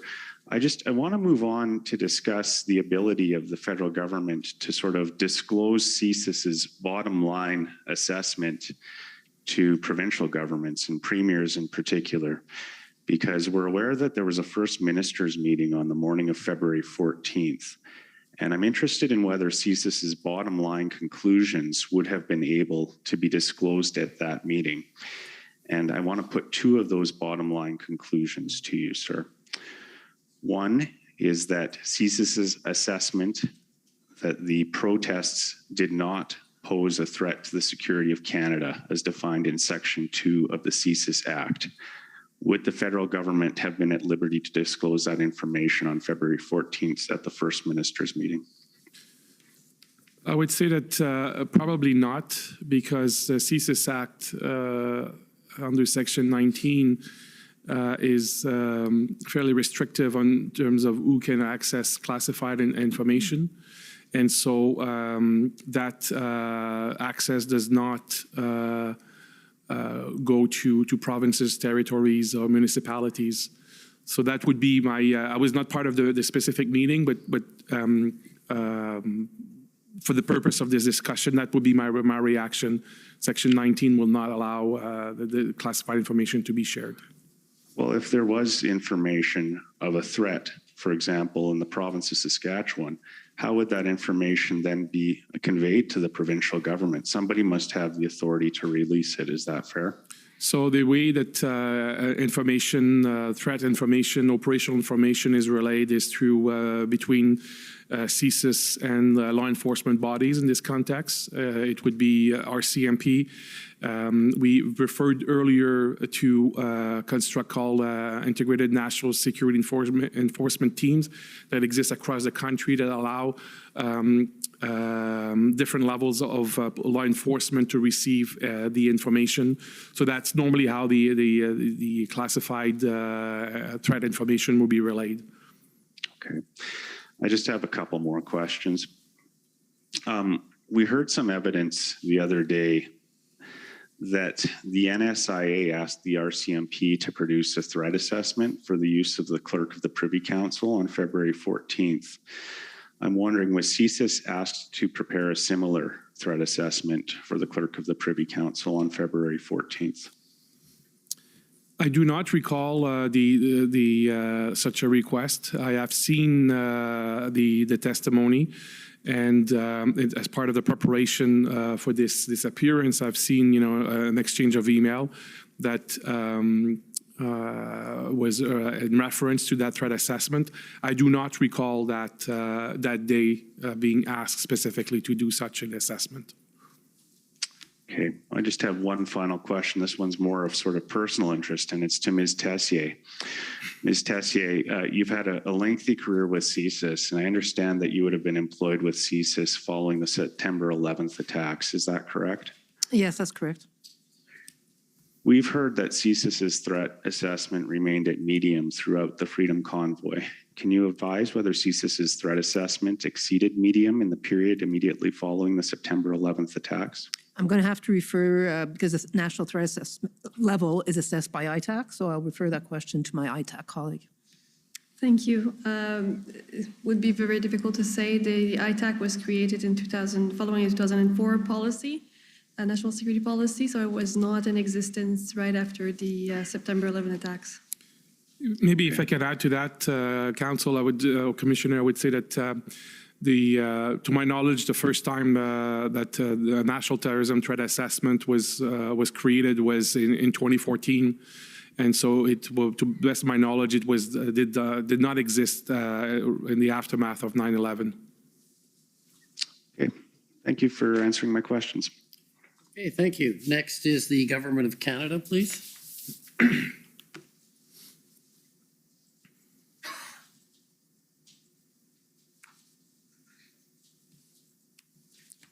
Good afternoon. I'm Robert McKinnon for the Government of Canada.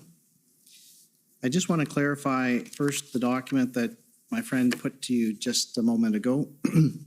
It's actually an attachment to the cabinet minutes in a different document ID. If you want to pull it up, you can see it SSM NSC.can, number of zeros 216, page 12.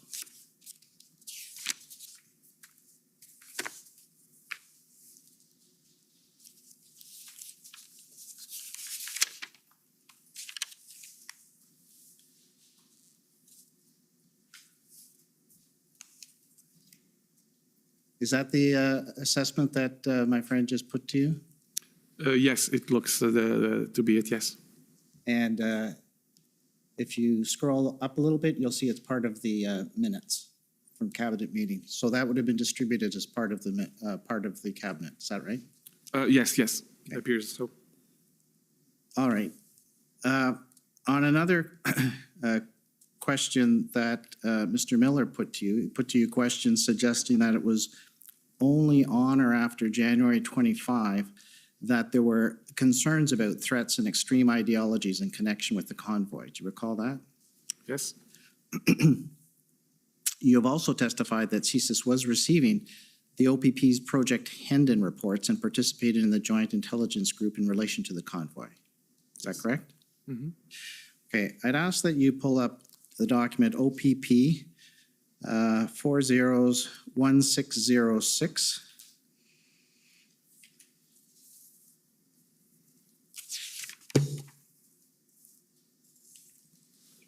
This is a Project Hendon report dated January 23rd. And if you go to the second page, okay, stop. If you look at the paragraph that starts the third, we assess the commercial truck drivers participating in the Freedom Convoy are likely to be generally supportive of holding a lawful protest. However, convoy supporters may include individuals representing ideological movements who may view the protest as an opportunity to advance their own causes or beliefs. Some of these individuals may engage in activities that are not sanctioned. Can you just slow down a bit, please, in Okay. your reading? Sure. That are not sanctioned or supported by convoy organizers in order to achieve their own objectives.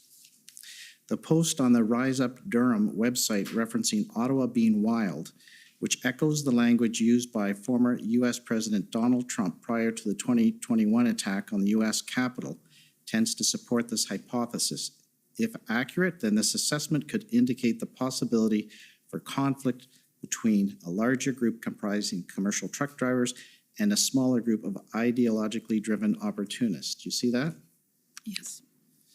And you would have received, or CSIS would have received in their regional offices and agencies this Hendon report of January 23rd. Is that correct? That's my understanding, yes. I'd also ask you to pull up OPP 0001608. It's another Hendon report dated January 24th.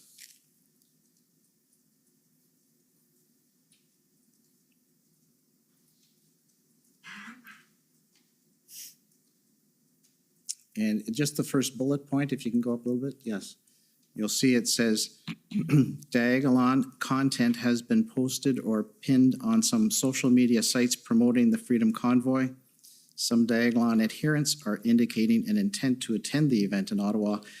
We have not yet identified any comments from convoy organizers disassociating the convoy from Diagolon. Diagolon flags were also observed at a pro-convoy rally in Sudbury on January 22nd. And then if you go over the page to just above tactical considerations, the range of anti-authority movements supporting the convoy, the presence of Diagolon insignia on convoy social media sites and at the Sudbury protest, and the potential attendance of supporters from the line at the protest in Ottawa validate previous assessments that noted the use of the Freedom Convoy by actors who may be willing to engage in acts of public disorder and possibly violence. Do you see that? Yes. And that information, again, would have been received by the CSIS regional offices and all recipients of the Hendon reports on January 24th. Is that correct? I would have to assume so. And the last one, document I'll take you to ts.nsc.can.001. And then a number of zeros, 156. This is an ITAC threat assessment of the possibility of IMVE-driven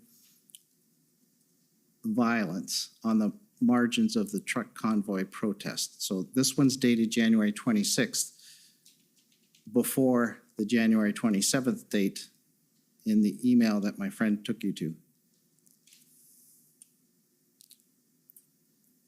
So if you look at the second paragraph, while this is intended by the organizers to be a peaceful protest, open source reporting indicates that prominent ideologically motivated violent extremism actors in Canada have seized upon this protest to advocate for their own ideological objectives, and some have expressed interest in attending the protest in Ottawa this coming weekend.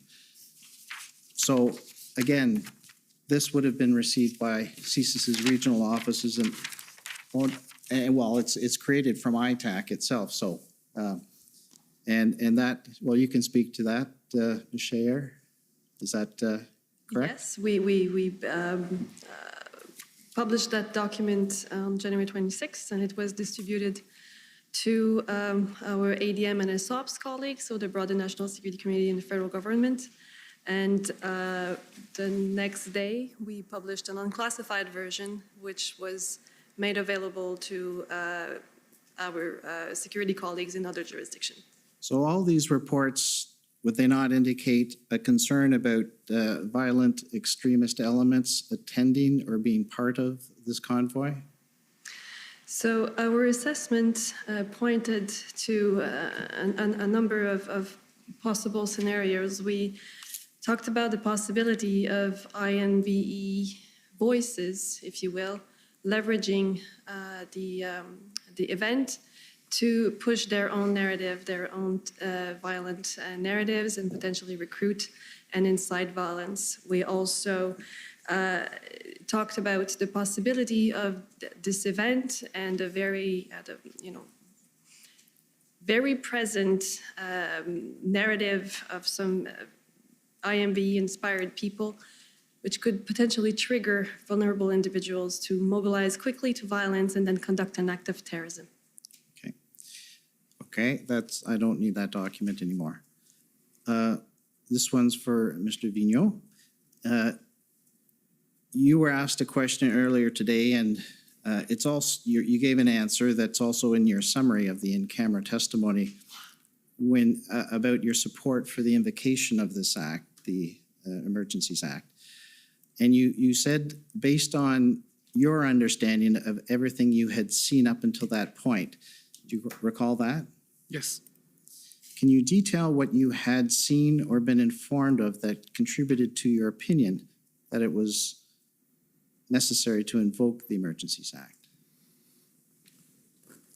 Essentially, our information that we've testified to is an evidence with the fact that we knew there were ideologically motivated violent individuals who were interested in this event.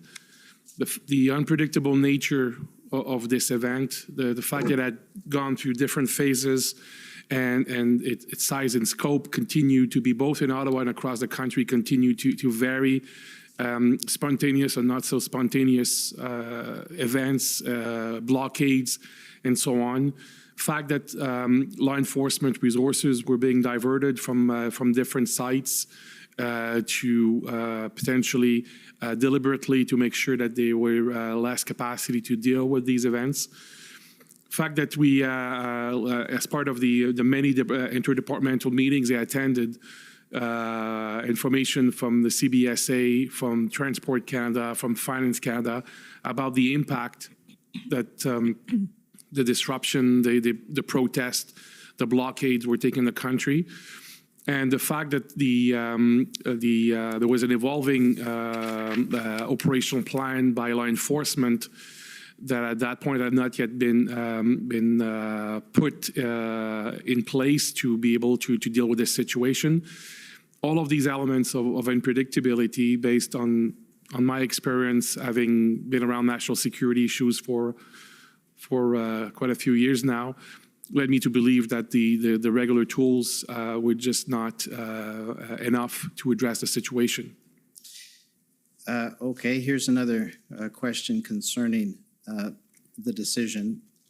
Did the GIC have the same inputs that CSIS had when it made its decision and CSIS made its decision under its act? Are you aware whether they were exactly the same inputs? I did not have full access to, necessarily the documents that the GIC was presented. What I can say is that I had been part of personally, or my colleague, Madame Tessier, had been part of the cabinet discussions, the IRGs.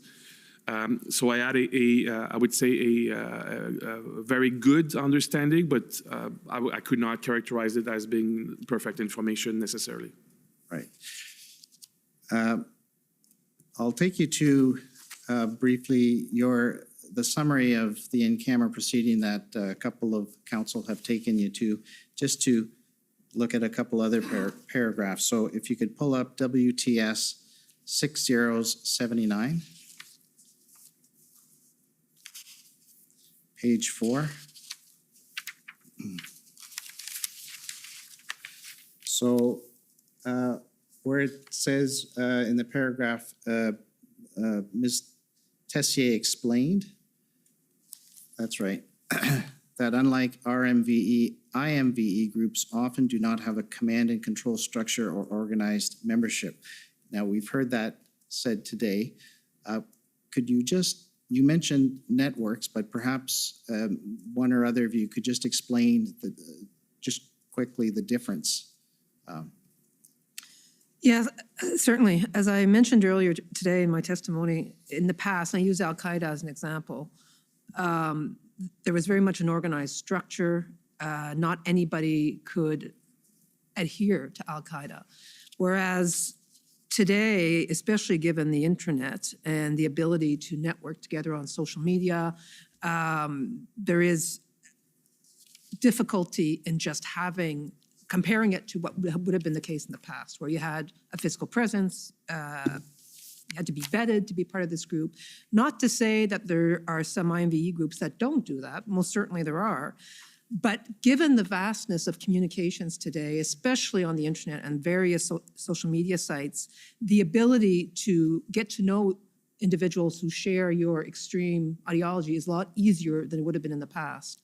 And so it's these, that's why we prefer to call them networks. And we referred to lone wolves earlier, how one person can commit an act. They don't necessarily have to be directed to do so. They weren't necessarily vetted by anybody, but they adhere to this network. And that's just but one example in terms of what we see today. If I could ask you to turn to page 8. Under threat assessment concerning invoking the Emergencies Act, if you could look at the paragraph that starts, Ms. Tessier explained that there was an initial increase in online rhetoric after the invocation, but because it was announced at the same time as public health measures being lowered, the increase petered out. Is that correct? That's correct. That's our assessment, yes. So it wasn't as aggravated as perhaps the assessment first foresaw? Is that? I would say that's very specific to the Emergencies Act itself, but we have most certainly seen, as I testified to earlier, an increase in anti-authority rhetoric. Okay. And because I may not have time to take you to some of these ITAC assessments that are referred to in the next paragraph, can you just confirm that the summary there is accurate, that it says the panel will refer to several CSIS and ITAC assessments between 2020 to the period the convoy ended, describing threats to journalists and politicians. The panel agreed that since 2020, there has been an increase in IMVE online rhetoric and threat to authority figures, including law enforcement, public and elected officials. Ms. Shire explained that this rhetoric was mostly targeted towards politicians, including as against provincial officials and the Prime Minister. You see that? Do you have any sort of further comment on that threat environment from 2020 to today? Has it changed in any way, or has it remained the same? I would say it is increasing, and I'll pass to my colleague as well, but I would, from the CSIS perspective, part of the concern is you're seeing a lot of this type of discussion in more mainstream media. And we know through some of the individuals that we would be concerned with, and as I mentioned a number of times today, they try to use that to recruit individuals toward a more extreme ideology. So because we see a lot more of this globally, frankly, adherence to this type of a movement, it is of increasing concern in terms of the ability for people to access that type of violent propaganda. I don't know if my colleague... I completely agree. I would also add that we have seen during the pandemic, especially while people were staying home, they spent a whole lot of time on social media, on the internet, and there's surveys that have been done that show a large increase in the number of people researching internet sites that have IMVE content. So we have seen that trend. We have seen also the number, as is written in this summary, the number of threats targeting public officials, politicians have been increasing also quite significantly. And can online rhetoric translate into action in the real world? Sometimes, but I think, as Ms. Tessier mentioned earlier today, one of the things that we're very concerned about is the people who actually consume that rhetoric, that see those threats and get maybe inspired to conduct acts of violence after having consumed all of those narratives. So when someone posts a threat against a politician, it doesn't necessarily mean that the person has the intent to carry out an attack or to target the person. But it can and it has inspired others to do so. If I can be permitted to add concrete examples, we saw that the attacker in Christchurch, Brendan Tarrant, had written the name of, amongst others, Alexandre Bissonnette on his one of his weapons, and many others who obviously influenced by that activity. More recently, we saw the Buffalo shooter do the same thing and put the name of individuals who have committed these these previous acts as well, writing that on their weapons. So you see the influence of these individuals who live stream these attacks and how other individuals go towards that type of content and then give them credit when they actually conduct the attack. Is it difficult to predict the point at which online violent rhetoric translates into action, violence? Absolutely, it's very difficult. And you had mentioned, I'd heard the words dynamic and fluid and so forth. How would you describe that type of threat assessment? Is it done on a daily basis?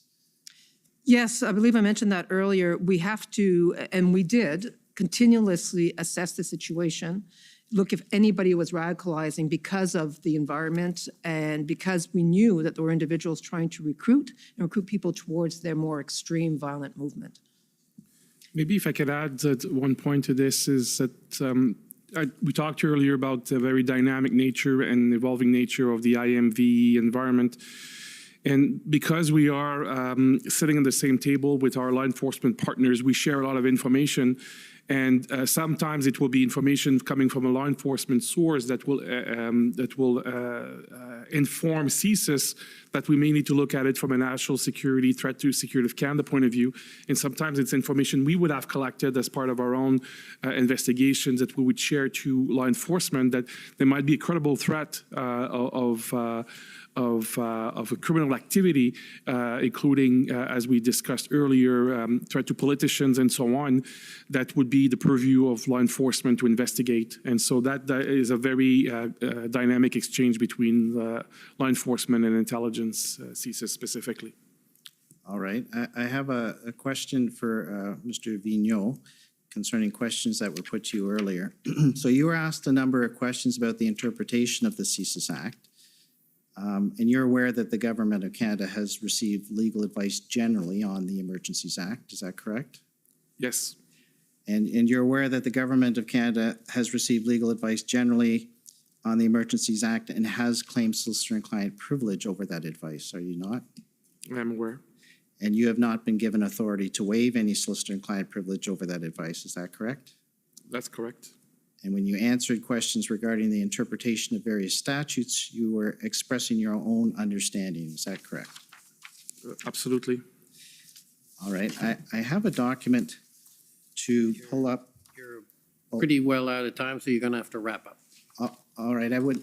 I don't know if one of my friends who gave up their 5 minutes would cede me that time, but if I see a nod, I feel like it's a bingo parlor. I'll even cede him my 5 minutes. I just think that I'm not going to get through what I want to, but I think some of this is important, I thought. Okay, well, focus on...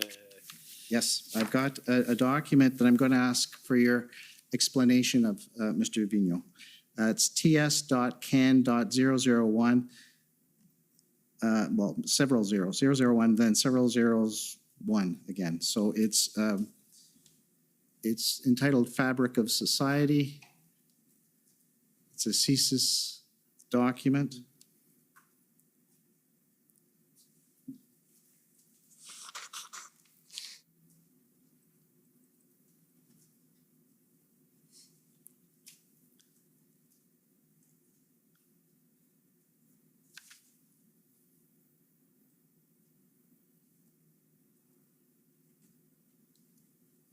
So it's ts.can.001. Number of zeros, then 1.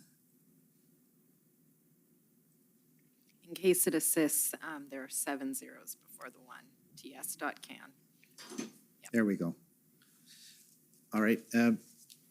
Vigneault, could you explain what this represents and how CSIS utilizes this?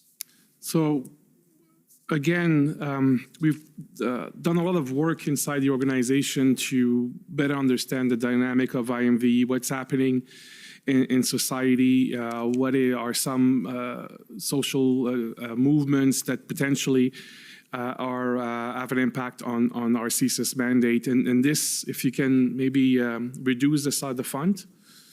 If you look at this, it has the shape of a funnel, and essentially what we try to do with this is to explain at the top of the funnel is that, a lot of personal grievances linked to Islamophobia,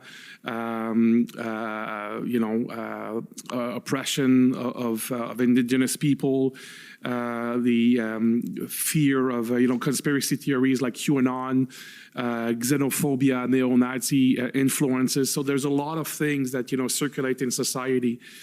And that is essentially what is unfortunately very present on social media. When I referred to earlier as awful but lawful, we see a lot of that potentially extremely violent and vile information. But again, this is protected by charter. This is acceptable in a democracy. And the further down you go through the funnel, you're getting into areas that might be potentially constitute hate speech under the criminal code. And at the narrowest part of the funnel, this is where CSIS or analytical analysis describe this is where the narrowest part of the funnel where our 2C investigations would kick in. And so that is a conceptual analytical construct to help identify what is happening in society and where we versus the police versus other elements of the society should be concerned with. CSIS should be informed what's happening on top of the funnel where it's lawful. We are informed by that information, but we're not investigating that. That is, lawful information. Where we are, as I said, is the narrowest part of the funnel. So one other element that is, I think, critical in all of this is we've said earlier on that people can radicalize extremely quickly. Or mobilize to violence very quickly. So we've seen people, move from being consumer, as my colleague said, consumer of those narratives, to go down and very quickly to say, I need to do something about it. I will mobilize, I will engage, I will train, I will acquire weapon, and I will commit violence. And so this is our attempt to depict what is happening in society and where the CSIS mandate fits. Last question. Was there a concern by CSIS concerning this convoy that others who have been radicalized in some form and were engaging in online rhetoric would use the convoy as a vehicle to recruit? Indeed, I think it was. I don't think it was our assessment at CSIS, and ITAC came to the same conclusion, where we are seeing, unfortunately, in the past, people exploiting those types of events for their own purposes, and other people who, again, very quickly are mobilizing to violence based on information, based on motivation to use such an event to engage in acts of violence. Okay, thank you.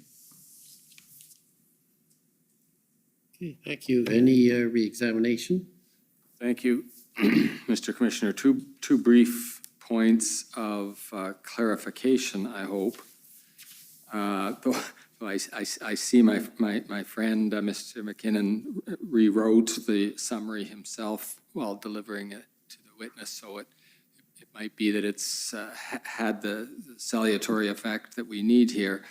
I think this question is for you, Mr. Vigneault, and I'd ask that the summary of the closed session, which is WTS 079, be brought up, and if we could go to the top of page 9, maybe the bottom of page 8 and the top of page 9.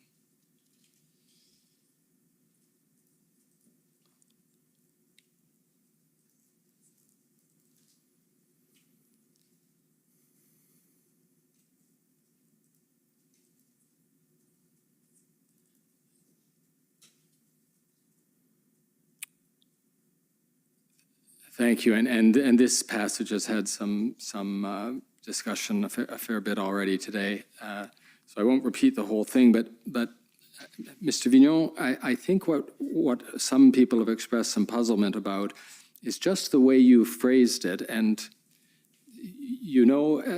that if I tried to say something in French, you would have to cover your ears. So I'm not faulting your English here.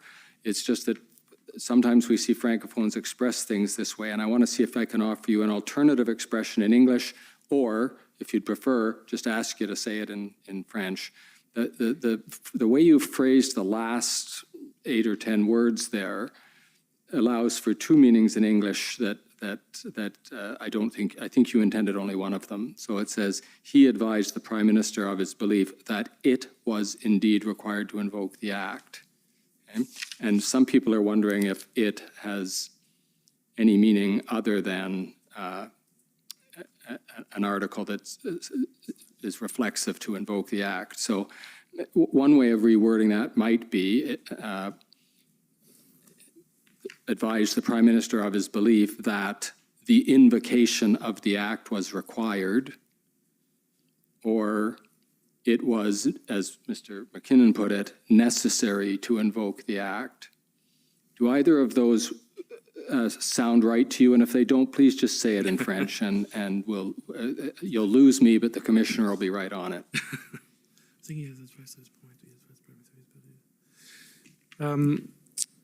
I think to be clearer than maybe the summary is, and of course it was not a verbatim record of what was said, it was a summary. I think if I pick up on top of page 9, opinion of everything he had seen to that point, he advised the Prime Minister of his belief that the situation indeed required to invoke the Act.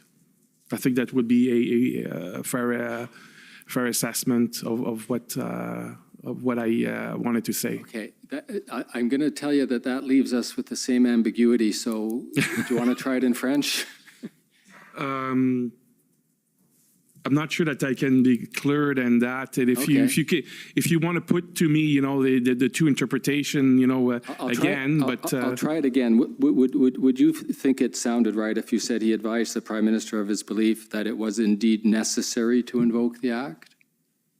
I think that would be in my head. It means the same thing. So necessary would be absolutely fine. Then we're there. Thank you. Okay. And then on another point of clarification, probably this one for you, Ms. Tessier. Not everybody followed the graphic about IMVE the way the graphic designer probably hoped everyone would follow it, which is quickly and easily. And we were going to try to walk you through that when we realized you've actually got it written out in words in your institutional report. So if you could, Mr. Clerk, if you could call up DOJ IR 701 and take us to page 7, about 2/3 of the way down. And Ms. Tessier, if this is a question for you, I'll ask you to look at the verbal description of the placemat, which is there. And in particular, if you can confirm that that's an accurate description of what the placemat is trying to say, with us being especially interested in the paragraph afterwards, if an actor only demonstrates, which the words for us seem much clearer than the placemat was able to describe. So if you can confirm that those words are accurate, that'll resolve that for us. Yes, they are accurate. Okay. Thank you very much, Mr. Commissioner. Those are my questions. Okay, so that ends your testimony. Thank you very much for coming and testifying at the commission. Much appreciated, and you're free to go. We're going to move on to the next. So I'm going to do a 5-minute break just to change the arrangements, maybe 10 minutes to change the arrangements and move to our next witness. So a 10-minute break. The commission is in recess for 10 minutes. La commission est levée pour 10 minutes.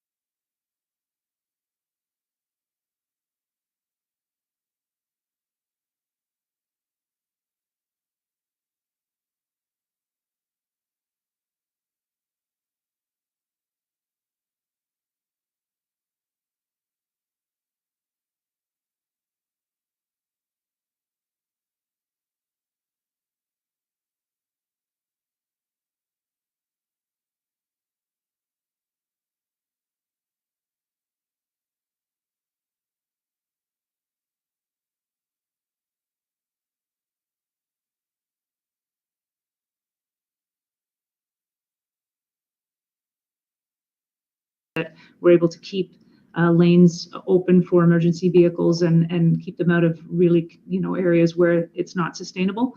But at this point in time, I suspect their goal is to get to Parliament Hill.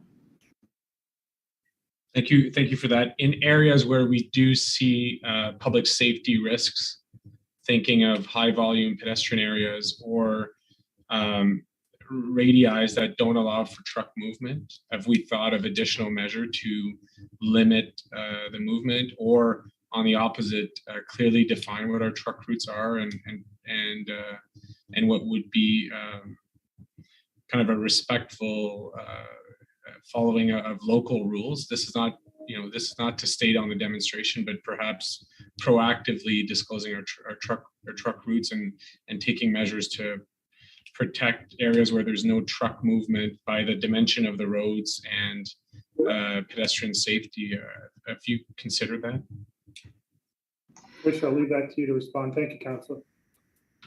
Sure. Yeah, I think we can certainly identify that in conjunction with our partners at the City of Ottawa, our traffic partners there, to identify. I don't think, I think we can certainly identify those and keep those areas open. Certainly the major intersections, we want to make sure that we are able to keep those clear and free of traffic. So we will be identifying those. In terms of pedestrian traffic, our safety is, of our citizens is going to be paramount, and as it is in any of these demonstrations. So that's the first and foremost what we want to make sure, that nobody's being put at risk by any of this. So if we need to negotiate with them, that's where our police liaison folks will be on the ground to be able to do that. But those intersections and areas will be identified, and we will make sure that at the very least our folks on the ground know that, and will prevent that from happening.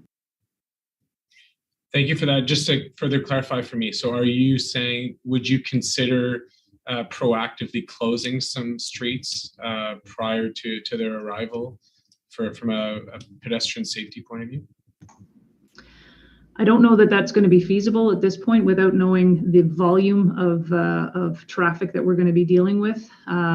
So I think we want to make sure our first priority is going to be the major intersections and routes that we need to keep clear for fire, ambulance, vehicles to be able to carry on through. But if we get to where pedestrian safety is at issue, we will be sending officers to the areas to make sure that is being monitored and assessed as we go. We'll put resources on the ground. Okay. On a different thinking, 90% of Ottawa is vaccinated. Business owners have been collaborative in respecting public health measures. As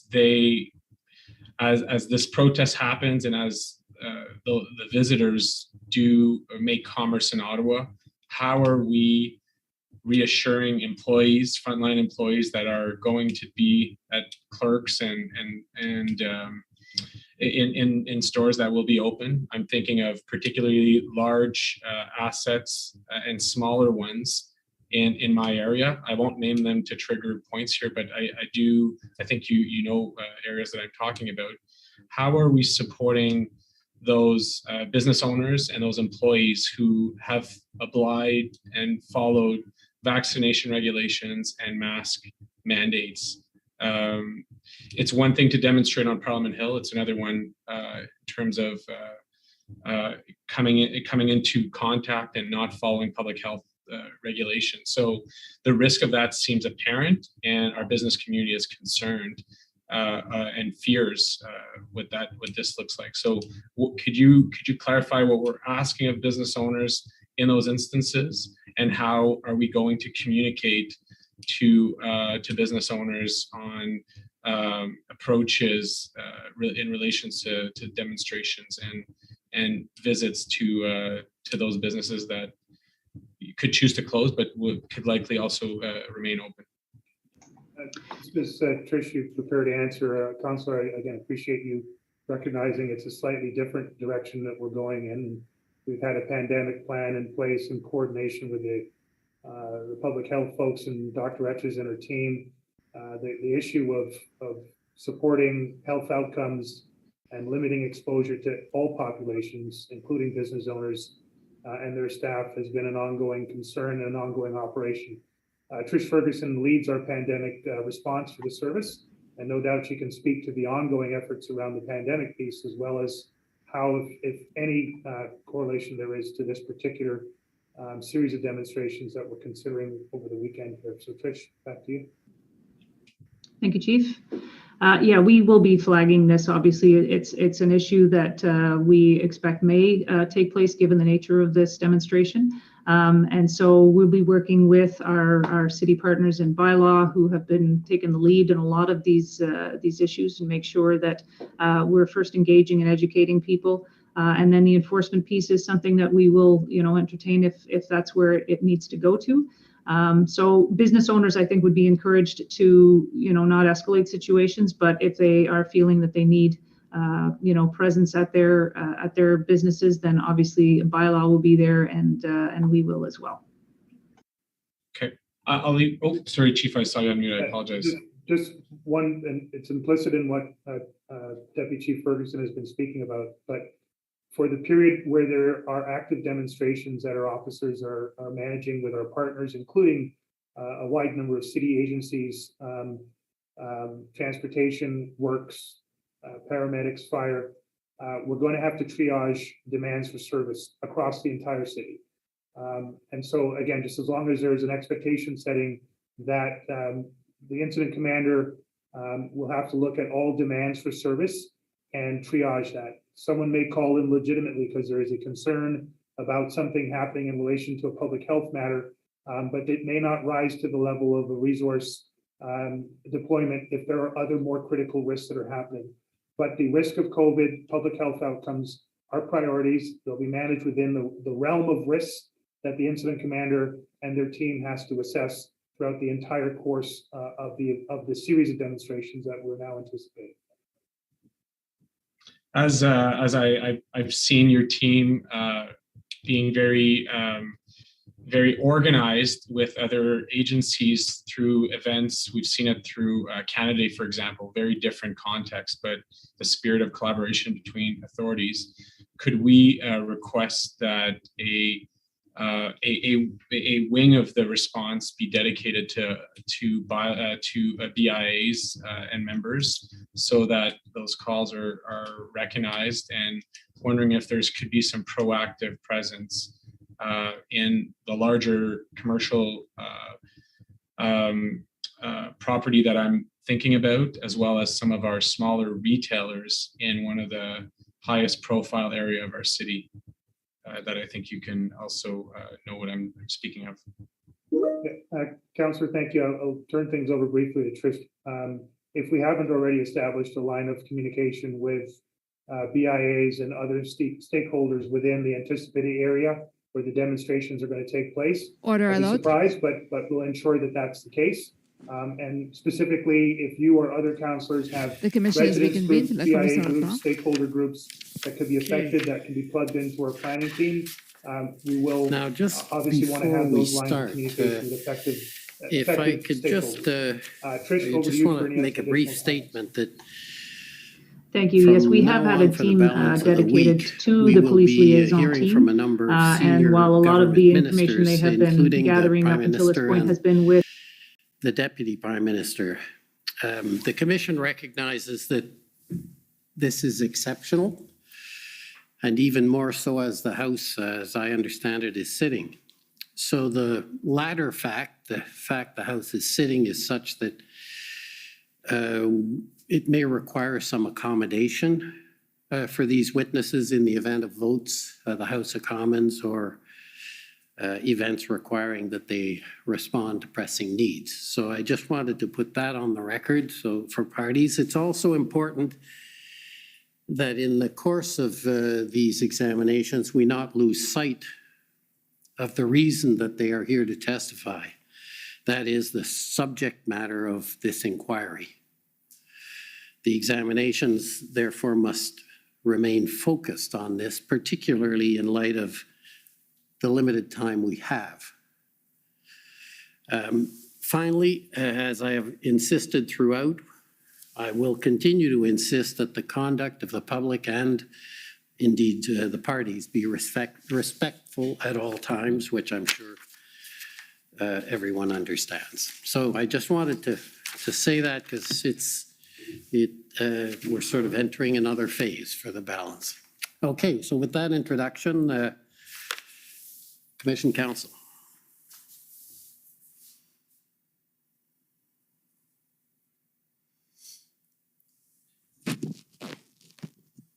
Thank you, Commissioner.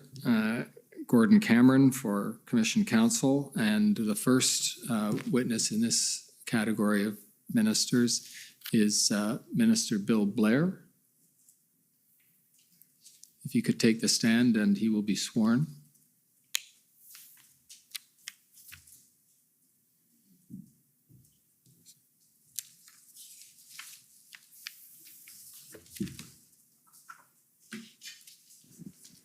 Minister Blair, will you swear on a religious document or do you wish to affirm? On a Bible, please.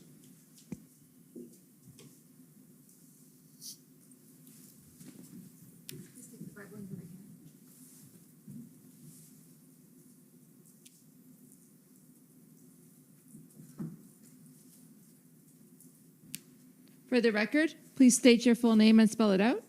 My name is William Blair, B-L-A-I-R. Do you swear that the evidence to be given by you to this commission shall be the truth, the whole truth, and nothing but the truth? So help you God. So help me God. I Thank swear. you.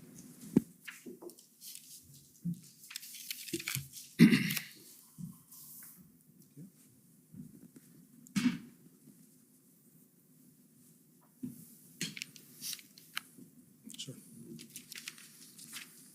Good afternoon, Minister Blair. I'll begin just with some housekeeping, some formalities, and in particular, what I'm going to ask you to do is recall that you had an interview with me and some of my colleagues on September 6th. And for the record, I'll note for parties that the summary of that interview is WTS 7048. Now, Minister Blair, have you had a chance to review this witness summary that was prepared following your interview? Yes, sir, I have. And can you confirm that it's accurate and that you adopted it as part of your evidence before this proceeding? I can confirm that, yes. Thank you. Now, if we can just go through a little bit of background for those who aren't already familiar with your role in the federal government recently and before that, you were the Minister of Public Safety from November 2019 to October 2021, is that correct? Yes, sir.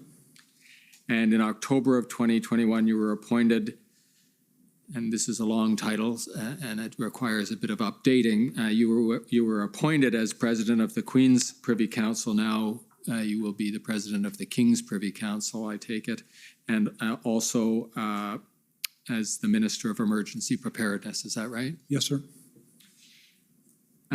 Now, in the Prime Minister's mandate letters, that is the letters that the Prime Minister writes for each of his ministers to describe what he expects from them during their tenure, the Prime Minister assigned leadership responsibilities regarding public safety and emergency preparedness, both to you, Minister Blair, and to Minister Mendicino.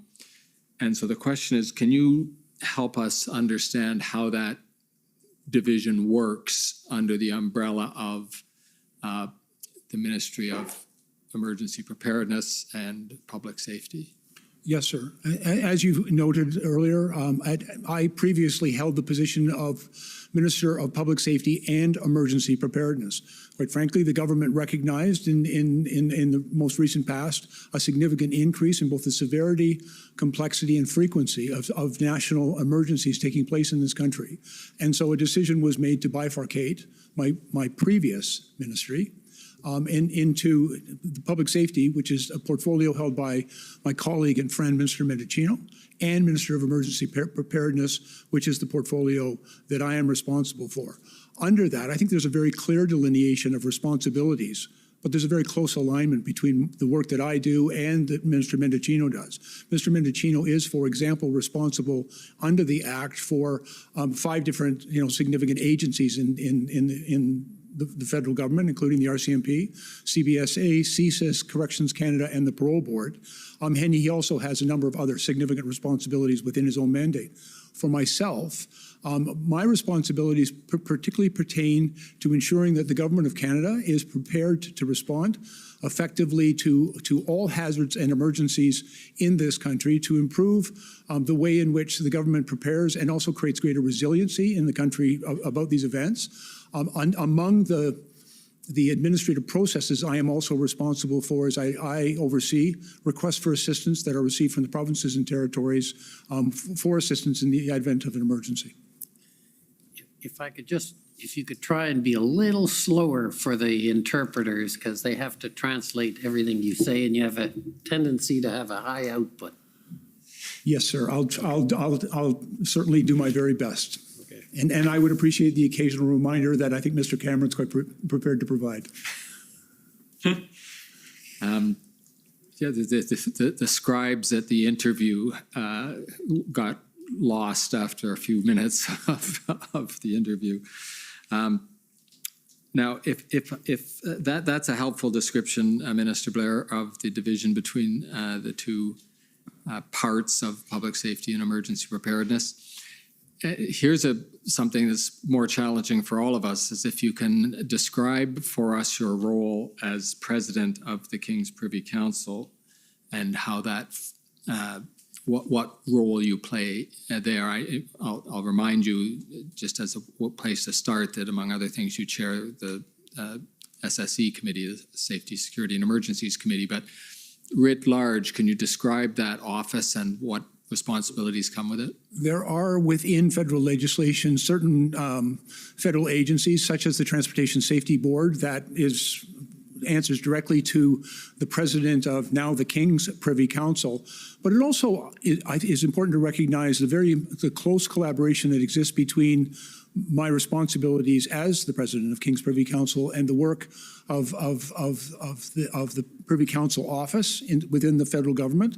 It requires, in addition to my responsibilities in chairing, for example, the SSE Committee, the Safety, Security and Emergency Committee, a very close collaboration with the Privy Council office. I have, for example, within PCO, a Deputy Secretary, Ms. Bogdan, who I believe you've heard from, who I work very closely with on matters of emergency preparedness, and with respect to other cabinet-related issues, I work very closely with the Deputy Clerk, Ms. Drouin, as well. Right. And something we'll come back to in a little bit of detail a little later in this examination.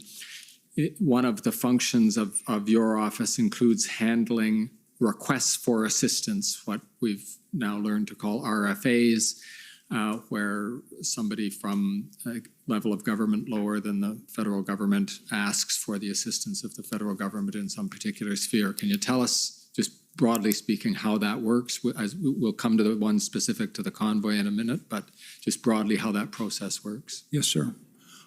There is a provision within our government for provinces and territories to make requests of our government for assistance for certain types of emergencies. The criteria is reasonably well established.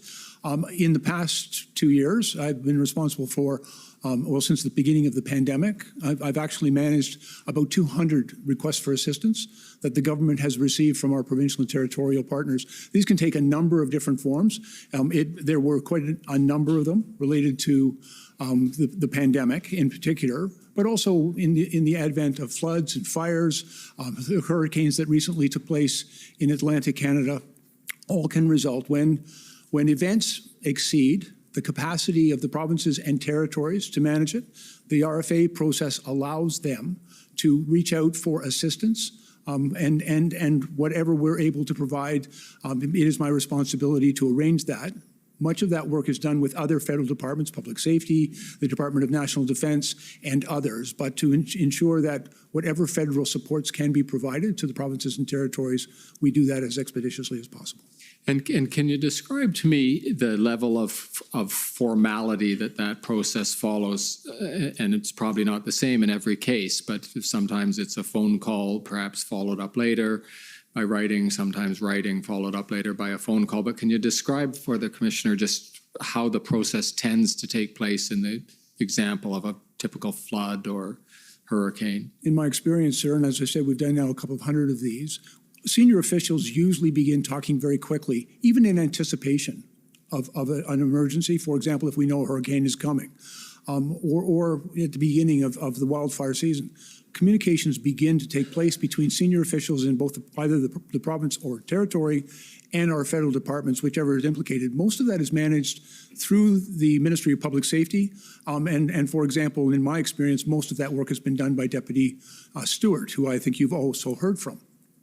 There's usually discussions that take place between senior officials. There's also a table of senior officials, sometimes referred to as the senior officials responsible for emergency management, SORM, who also engage in these types of discussions. That's usually followed up very quickly by a formal letter of request from the province or territory that is directed to the Ministry of Public Safety and then on to me for a determination. But we try to work as quickly as possible in order to see if we can, whatever helps we can provide in response to those requests. And then through, again, Deputy Stewart, a response to that request is prepared, to which I'm able to then hopefully quickly respond. So if the hurricane's coming up the coast, you don't wait till the letter arrives before you start mobilizing a response to a request? No, and in fact, in our most recent experience with Hurricane Fiona, as it was moving to Atlantic Canada, we were receiving very good forecasting from Environment Canada, which gave us a pretty good idea of where that hurricane was going to land.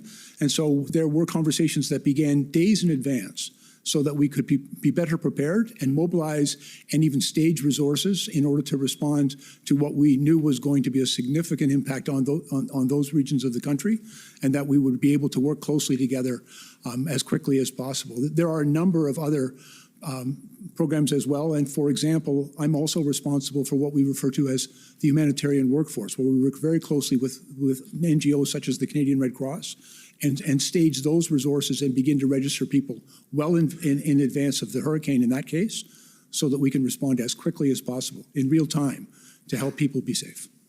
And I assume that if you do act immediately before the paperwork arrives, there will nonetheless be the requirement for the orderly administration and documentation of the RFA that the paperwork eventually come through and then the request be properly documented. Yes, sir. Those requests are properly documented, but we don't necessarily wait for the paperwork. Sometimes there have been very limited circumstances where the paperwork arrived first, and then we start responding to that immediately. But in the vast majority of cases, there's outreach from the province and territory who identify a situation that exceeds their capacity, where they seek our help, and then we undertake immediately to see if we can find that help within the federal government. Thank you. Now, if you can describe perhaps, well, certainly atypically relative to most other government departments, you are lodged, so to speak, in the Privy Council office and supported by people also in the Privy Council office. And one of the people also there is the National Security Intelligence Advisor, Jody Thomas. If you could describe for us how you, as Minister of Emergency Preparedness, work with or relate with, interact with the National Security Intelligence Advisor. Yes, the National Security Intelligence Advisor is actually a very important source of guidance, advice, and information for our preparation in order to respond appropriately to emergencies. In a number of different capacities, including that I chair the Safety, Security, and Emergency Committee, but even in our daily and weekly interactions, the National Security Intelligence Advisor is a person who gathers information from the National Security Intelligence Establishment, from law enforcement, and from other sources, and provides it to government, including to me, to assist us in making sure that we're able to do our duties in a timely way and be well informed of what government needs to know in order to keep people safe. Thank you. Now, we've had, as you probably know, already testifying among the senior government officials who testified last week, Jacqueline Bogdan and Jeff Hutchinson. Maybe you could just remind us, now that you're here, where they fit in the scheme of your Department of Emergency Preparedness. Yes, sir. When the government decided, when the Prime Minister decided, that to place a special emphasis and create a unique ministry dealing with emergency preparedness, we recognized that in order to make that work, we also had to fundamentally change the way in which the public service, through the Privy Council office, organizes itself in response to preparation for emergency.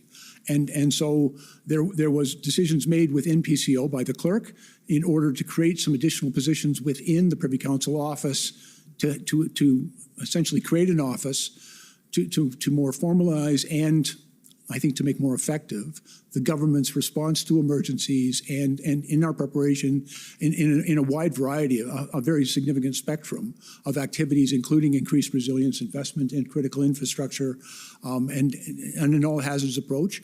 And it was also, I think, very important to make connections. One of the things I have found in my responsibility, sir, and working with PCO, that emergencies are not uniquely located within any one ministry or department.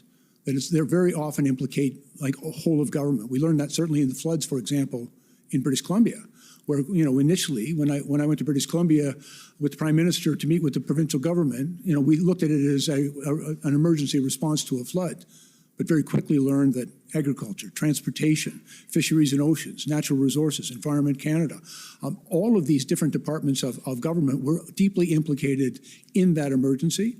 And so one of my responsibilities working with PCO and Ms. Bogdan is in a convening role to bring all of the departments together and bring senior officials to make sure that all of government is responding appropriately as necessary to every emergency. And so a decision was made. Ms. Bogdan was brought in as the Deputy Secretary responsible for emergency management, and she also has responsibility for the COVID response of the government. She's also overseeing that. And Mr. Hutchison was also brought in and serves in a number of different roles, including he is secretary to the cabinet committee that I chair, the Safety, Security and Emergencies Committee. He's also acted as secretary in other duties that I've been assigned by the Prime Minister. And for example, I co-chaired with British Columbia a committee with the British Columbia government involving all of the ministers and very significant representation from First Nations leadership in coordinating all of government's response to the floods. And Jeff acted as the secretary for that committee as well. Okay, and a third name that we're going to encounter in some of the documents and that those who have been following will have seen already, Zita Astravis. Can you describe what her role is in your department? Yes, Zita is the Chief of Staff for my ministry office. I have within my ministry office people who are responsible for policy development as it pertains to emergencies, with communications and media relations, and finally with operations, because we engage with every region of the country. And all of the people that work in that office are overseen by my Chief of Staff, Zita Astravis. She is a very serious and experienced political staffer within a ministry office, and she previously served as my Chief of Staff when I was the Minister of Public Safety. Now, again, people who've been following this proceeding or following the original events will know that there's another part of your background that ended up assuming special significance as these events unfolded in January and February, and that was your first career as a police officer and ultimately the Chief of Police of the Toronto Police Service. First of all, can you describe in broad strokes what that experience was, and then I'll bring you back to the particular public order experience that you had in those roles. Yes, Mr. Cameron. I joined the Toronto Police Service in 1976. I served as a Toronto Police officer for 39 years, and for the last 10 years of my 39-year career, from 2005 until 2015, I was the Chief of Police of the City of Toronto.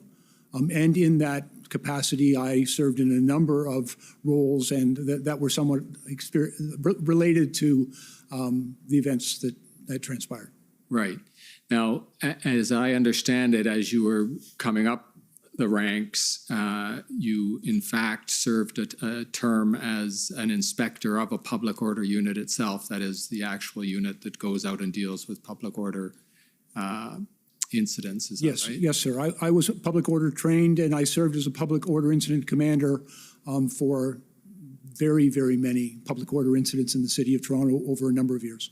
Okay. Now, the one that often gets remembered because it was so newsworthy was the G20 event in Toronto, which ended up being a public order event as well as its political event on its own.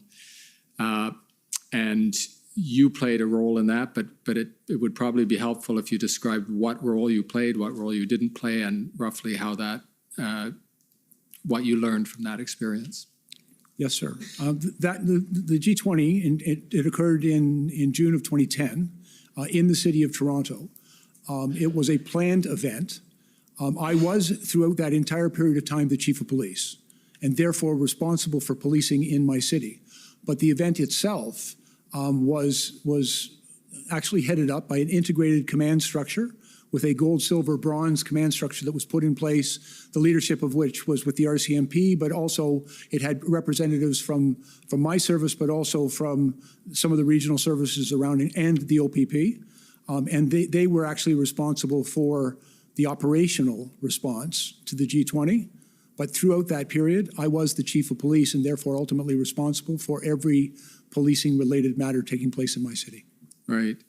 And as you mentioned, probably in a 30-odd-year career, and especially 10 as chief of police, there were more than just the G20 event. And the one other, perhaps, event or series of events that was memorable during that period when you were chief of police were the Tamil protests in Toronto.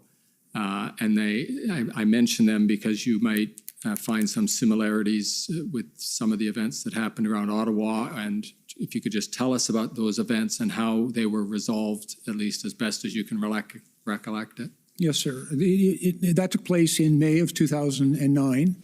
It was a period in which there was a great deal of concern within the Tamil community, and there's a very substantial Tamil community in the Greater Toronto Area, about events that were taking place in Sri Lanka at that particular time. And as a consequence, a number of people came out onto the streets to begin to protest. There were two, frankly, significant and somewhat distinct matters that I had to deal with as the chief of police during that event. On Mother's Day of 2009, about 5,000 people from the Tamil community were demonstrating and marching, and unfortunately went up on a ramp of the Gardiner Expressway and ended up on the elevated highway that runs through downtown Toronto. I was called because, of course, they had blocked the highway. It wasn't a particularly serious traffic issue because it was Mother's Day, a Sunday evening, and not too concerning. But I heard from my operational commanders at that evening that there were no safe ways to remove those people from the bridge. There was a real concern because the guardrail really is for vehicles, not for pedestrians. There were children and elderly people up on that elevated highway, and there was a very sincere concern among my officers that any action that we might take to remove them from the bridge or even bring them down the ramp could result in a stampede, a crushing of people, and would just be simply too dangerous. And so I directed that we would slow down, that we would engage with the people that were on the bridge. We would find people that we could talk to on the bridge, and that took a couple of hours. And then eventually I engaged them in some conversation. I had a pretty good relationship with that community and found a way to have them safely come down off that bridge. And it was, in my opinion, an entirely appropriate and safe resolution of what could have potentially been a very dangerous situation. The other element to this is tens of thousands of people initially converged on University Avenue in the area of University and Armory, which is right near the 361, our Superior Courts in Toronto, but also right opposite the U.S. Consulate. And initially when they went there, it was considered quite disruptive. It was noisy and it was interfering with traffic, but very quickly we were able to work with that crowd to allow the TTC, for example, to operate on both Queen and Dundas so that the transit would continue to move. Those are pretty important transit routes in the city. We also were concerned about access and egress for our hospitals on Hospital Row on University Avenue. We worked out with them a way in which we could do that. And although that protest went on for several days, and there were concerns actually being expressed by the time I remember hearing from Superior Court judges about the noise outside their courtrooms. But at the same time, there was very little residential in that area. I would also want to acknowledge the people that were protesting did so in a very respectful way. They cleaned up after themselves. They were on the street. They were very seriously concerned. But I think that was a situation that in Toronto we were able to resolve appropriately and safely. And eventually, I think it actually strengthened our relationship very much with that community. And if I recollect accounts of those events, one of the things you were able to accomplish with that demonstration was to move it from an arguably illegal demonstration in the sense that it was blocking University Avenue to a location nearby where the demonstration could continue but not be obstructing traffic and potentially breaking the law. Yes, sir. And actually, that was based on some experience that we'd had in that particular area as well. I also remember in the late 90s, there was very significant demonstrations among two other communities, Serbian and Croatian, at that same location, and we worked very closely with those protesters to allow them to engage in their lawful peaceful protests, but do it in a way that minimized the disruption to traffic, to the movement of people, and to the functioning of basically the city's daily life all around them. And as an incident commander or public order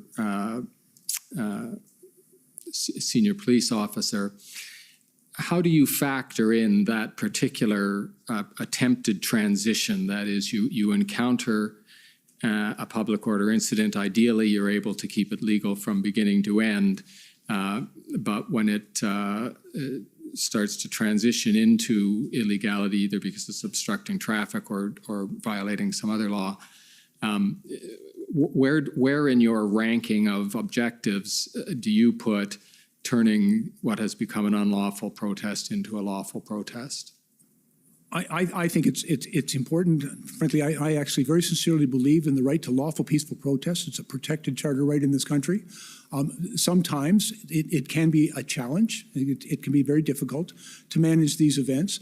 But I think if the protesters are willing to work with the police and if the police work with them, there are always some individuals who will push the limit and sometimes will break the law, and there are ways to deal with those individuals.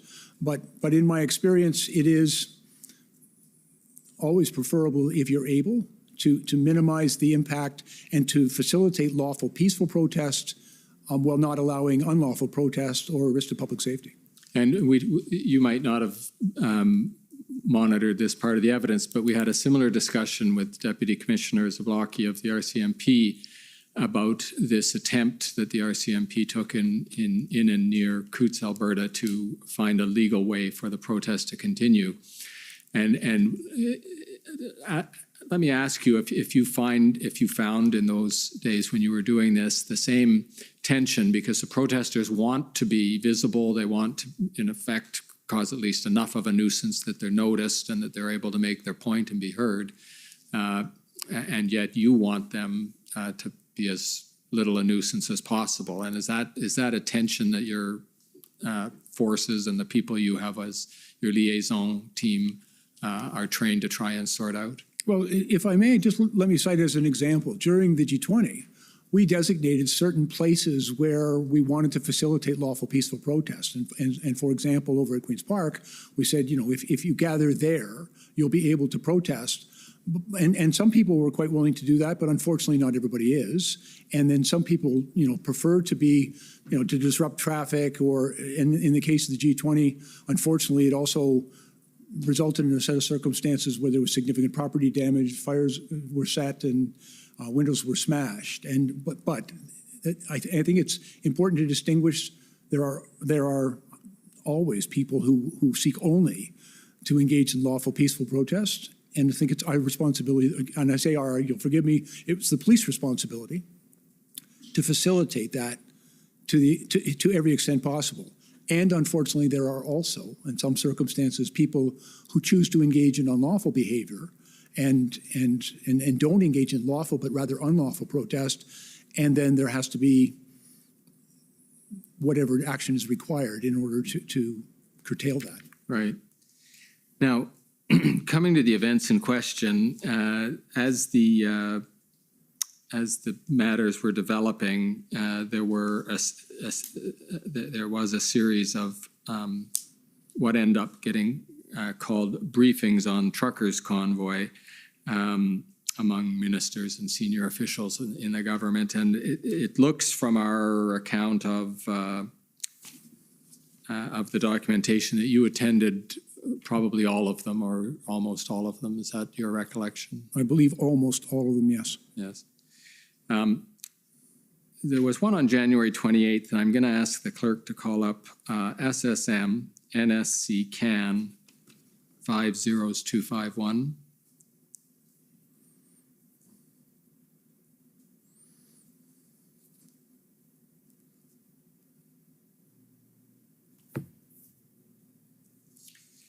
And if you could, Mr. Kruger, if you can just scroll down, there's a point where we have a number 18, and Blair, there we go. And this is the notes of that, the readout, as it's called, of that meeting. And do I understand the way this is laid out correctly, that beside the number 18 in your name are a series of points that you were making at the meeting? Yes, sir. The one I'm going to ask you to talk about is C. We need to keep the language down. And probably the people in the room knew what you were talking about, and you probably used more words than just that. So if you could flesh that out for us, what message you were trying to get across during that briefing when you said we need to keep the language down? I believe we all have a responsibility to do what is necessary to keep the peace. And I was concerned that inflammatory language could incite a more violent response, potentially, or incite others to continue to come to the protest. And so I think one needs to maintain, and I've had some experience in this, in your language around an event, to speak of it in such a way as to not aggravate it. So minimize name calling and that kind of thing. I don't normally engage in name calling, sir. Right. But is that what you mean by keep the language down? Keep the rhetoric moderate on the government side, on the protester side? I believe in my experience, sometimes people live down to your expectations, and so one should be careful in how you speak of these events. I also, quite frankly, I'm always concerned about fear. I think fear is one of the greatest enemies of public safety, and I think if our language is intemperate, we can make people quite fearful. And if people are fearful, then they don't use public space, they don't engage with their neighbors. It can actually create a more dangerous situation. And so my advice to colleagues was that we would remain tempered in our language. I'd like to move now to another topic area that it's apparent that you took a role in, and that has to do with the arrangement of what were called, perhaps it ended up being a misnomer, but what were originally called the tripartite meetings. Can you describe, first of all, what those were meant to be, to situate them in time, if it assists you? They were February 7th, 8th, and 10th, the ones that started it off. But if you can just tell us what you had hoped to accomplish with those meetings. Yes, sir. It was my intention to convene all three orders of government, to bring them to a table, because I believe that all three orders of government had a role and responsibility here. I believe that good communication between all three orders of government could have been facilitated by convening, a meeting among. Initially, it was attempted to do so at the political level, and as you said, it wasn't entirely successful. But I believe what we were able to achieve is convening officials to come to that table, because I believe that the events that were transpiring in Ottawa really did require good communication, clear and clear expectations and communications and how we could assist each other. All of us had a responsibility, all of us had a role to play, and I was attempting to convene that. And by the way, not inconsistent with the role that I also play, as I mentioned earlier, in convening other orders of ministries within my own government. I've learned the value of bringing people together from many different disciplines and authorities to be at the table to share perspectives and to help each other.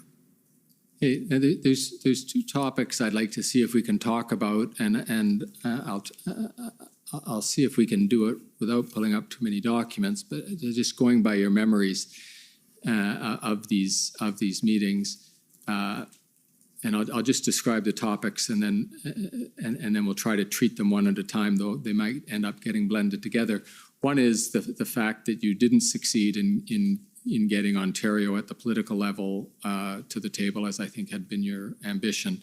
But the other topic is why there seemed, in at least the records of these meetings, so much confusion or misunderstanding between the City of Ottawa and the federal government, and to the extent they were there, officials of the Ontario government, about which resources would be committed by whom, when, who was actually there, etc. The documents just seem to be the equivalent of a whole bunch of ships passing in the night, nobody understanding what the other person's saying, and perhaps even a lot of mistrust. So let's take the first of those issues, the effort you made to include the province of Ontario and how much success you had there. Well, first of all, I reached out to Minister Jones, who was the Solicitor General in the province of Ontario at that time. I've enjoyed a very long-standing and very positive professional working relationship with Minister Jones. I reached out to extend an invitation for her to join that table.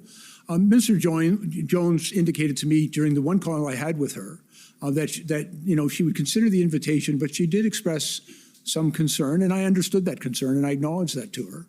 She expressed some concern that she did not want to be seen to be directing the police. And actually, we had a very brief exchange because I'm also very familiar, as she was, with the Linden Commission report on the Ipperwash event. And I think there is an actual sensitivity and concern among Ontario officials about any appearance of being seen to direct the police. I would also acknowledge Minister Mendicino, who has a direct reporting relationship. He is essentially Minister Jones' counterpart. He also had a number of conversations with her and with the Premier at the time. In my one conversation with the Solicitor General, I sought to offer to make the invitation and to provide her with assurances about what my intent was in convening that table. Mr. Clerk, perhaps you could call up SSM NSC CAN 402676 and just start at the top so we can orient ourselves with what this document is. That's got a nice helpful heading there, Tripart Meeting Readout. And this is a February 10th meeting. And so, Mr. Clerk, if you could scroll down to about page 3. Thank you.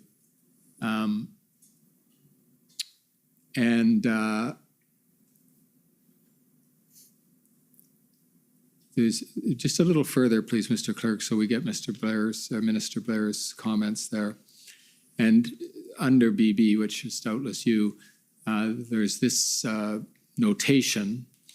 Thanks. If we can speak frankly for a moment, it has come to the media's discussion that they are not in this meeting for the third day. And are we understanding this correctly, that they is Ontario? Yes, sir. Okay. And so this is the third of your 3 attempts to table a tripart meeting, and the third time that Ontario is missing in action. And you refer to a statement from Ontario that your meetings will accomplish nothing. Is that what you're saying there? Is that what you'd heard from Ontario? I believe that's what I'm referencing to. I don't have a memory of that statement at this moment, right. But I think clearly my comment here is that there was a statement suggesting the table would accomplish nothing. Right. And then there's a discussion between you and I take it that's you and the mayor. Yes, sir. Myself, the mayor, I believe, as well. I believe the city manager and Minister Mendicino, of course, were on that call. Right. And there's, you say good point, and then, sorry, the mayor says good point, and you say, you refine a point he's trying to make, and then the mayor says, in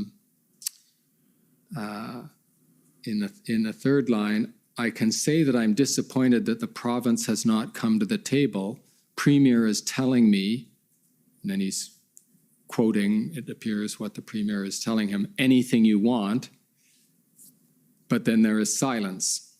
Now, we've already heard from the mayor, and he's given his side of this, but from your perspective,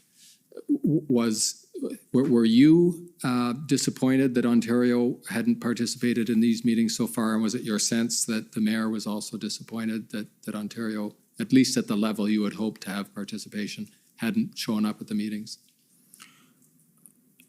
Frankly, I had hoped that we would be able to convene the tripartite table as I had originally planned it. But I was, this was on the 10th. By that date, I was receiving assurances that, for example, Deputy Minister Stewart was in regular contact with his counterpart in Ontario, Deputy Minister Di Tommaso.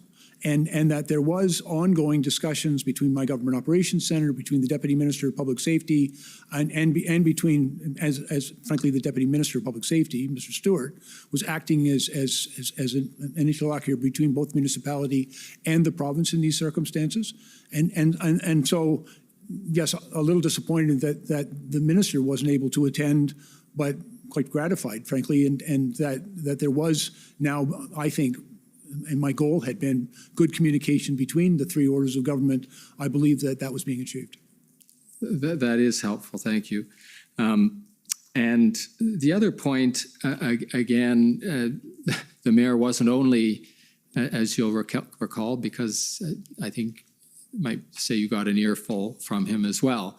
The mayor wasn't just disappointed in Ontario, and the notes, which I don't think you need to be taken to remember, because you probably had some of the same frustration experiencing these exchanges as one gets just reading them, which is the mayor seems very frustrated that he cannot get the support from either Ontario or from Ottawa in terms of boots on the ground in Ottawa, in particular federal. He'd be looking to you for commitments with respect to the RCMP. And there seems to be almost interminable confusion about how many are committed, how many are actually there, different ways of counting how many people are there. Were you able to participate usefully in that discussion? Did you have good lines of communication to the RCMP? Because it doesn't seem that much was being accomplished on that front in these meetings. Minister Mendicino is the minister with direct lines of communication to the Commissioner of the RCMP and that organization. That's his responsibility. He was on this call and made a number of comments in response to the mayor, as I recall, from those discussions. One of the things I tried to contribute to this discussion is that it wasn't just a numbers plan. It wasn't just about how many people. And in fact, I pointed out that it's actually difficult to start talking about specific numbers because, the number of police officers to be deployed is a matter, frankly, of police confidentiality, and it can actually compromise police operations, in my experience. And so I cautioned about that. And so my recommendation is that we should be talking about resources. We should be talking about providing the support that the city needs without being specific about numbers.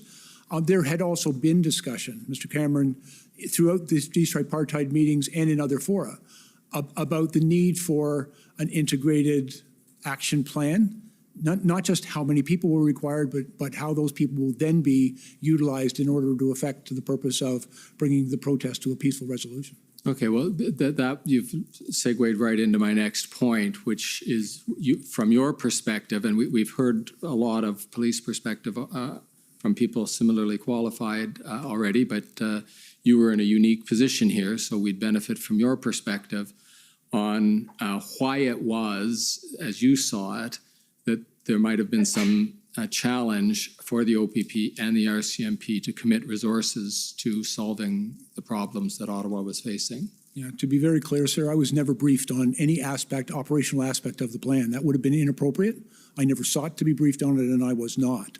But what we were seeking was assurances from those who did have operational responsibilities that they were satisfied with an integrated operational plan, an action plan, and that they were prepared to action it. That, I think, was a consideration, because it's also useful to remember, I think, Mr. Cameron, there were a number of things happening right across the country at the time.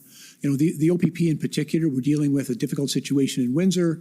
They had also had to respond to other events across Southern Ontario. Their resources were being quite significantly challenged because they had to continue to respond to a very dynamic and mobile threat across the country. And so my understanding was that, you know, they needed the clarity of an integrated command action plan that they'd all agreed to in order to facilitate the movement of people to go and deal with the situation in Ottawa. And in that context, did you have a view as to whether there was any logical order of operations, if I can call it that way, in terms of where Ottawa should look to first? We have heard from Commissioner Lucky that she wasn't standing on protocol here. She was prepared to devote resources as quickly as she could while Ottawa sought help from the province as well. But putting aside those urgent first steps that were taken, did you have a sense of what the proper protocol was for Ottawa to follow in this context, putting in mind both the hat you were wearing as Minister of Emergency Preparedness and your history of having encountered similar situations, doubtless, over many years in Toronto? Yes, sir. To be very clear, there's a number of different ways in which this has been approached, particularly if there's a planned event. A planned event, as I've already mentioned, the G20 in 2010, there was another, planned event that I was involved in involving the visit of a U.S. president to the city of Ottawa. This happened in the early 2000s. That was a planned event where there was an integrated command structure put in place. At the time, I actually brought about 400 Toronto Police Service officers up here to Ottawa to work under that integrated command structure and to assist in public order for that event. I'm also aware, because frankly I've been around a long time, that there was always a very close working relationship between all of the police services working in the National Capital Region. They convened a table that they refer to as Intersect. I've had no dealings with it in the recent period, but I was familiar with it when I was a police chief, where the RCMP worked very closely with the Ottawa Police Service. I believe the OPP were at the table, and the Gatineau Police. And so there's always been good cooperation among the police services in the National Capital Region.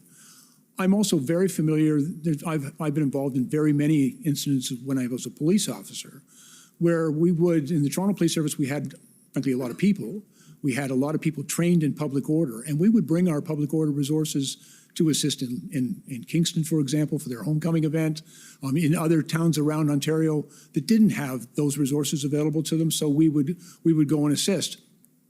But there's also, and I'm aware, that within the Ontario Police Services Act, which is, frankly, the legislation that governs policing in the City of Ottawa and in the province of Ontario, there is a provision in that act that in circumstances that exceed the capacity of the police of jurisdiction, a municipal police service, to deal with an emergency, there is a provision within that act for the chief to make a request to the commissioner of the OPP, and the commissioner is required under that act to respond. You may also make a request to another municipal police service, and that municipal police service has the ability to decline. But there is a provision whereby a police service dealing with an emergency exceeding their capacity to manage can also, within the act, make an appeal and a request to the OPP. I believe that was done, in fact, in Windsor in response to the event at the Ambassador Bridge. It's a rarely used provision of the Act, but it is a tool that was available. You describe it as a tool that was available. Was it your view at the time, or is it your view now, that it was necessary for Ottawa to take that step before it came, the City of Ottawa to take that step before it came to the federal government for policing assistance? Not if the police services, the OPP, the RCMP, and other police services were willing and able to send their people. Keeping in mind, it's a difficult thing to pull people from various jurisdictions, bring them to Ottawa for this type of a planned event. And that's an approach that had been used successfully in the past. If that could be facilitated, that could be used. And if it wasn't available to the chief, there was the tool within the Ontario Police Services Act. Now, you described the use of either the formal use of the Police Services Act, or more likely, when you're talking about planned events, simply consensual arrangements where looking perhaps months or even years ahead to an event, you can get a multi-police organization team put together. That doesn't work if the event manifests itself over the course of a weekend. And so one thing that the commissioner might be interested in your views on is whether it would assist matters to have a protocol in place so that there isn't quite as much confusion and disagreement about whose responsibility it is, to who goes where and who provides what, to have a protocol in place and perhaps even stand by memoranda of understanding or something, so that it, within days rather than weeks, everybody knows who goes where, whose responsibilities are what, and the matter hopefully gets sorted out more quickly. Yes, sir. I believe good communications, and to the extent that it is possible to plan for an unplanned event, those types of arrangement can be very useful. I've actually had the experience as a police chief making arrangements with other police services in the event of emergency, how many people I would send them and how quickly I'd be able to get them there. Because we all know that certain types of events can exceed any of our capacity to respond to an emergency. Planned events is actually pretty straightforward. And I believe that we've got a long history and a lot of success in dealing with, I'll stop saying we, sir, it's in my previous capacity.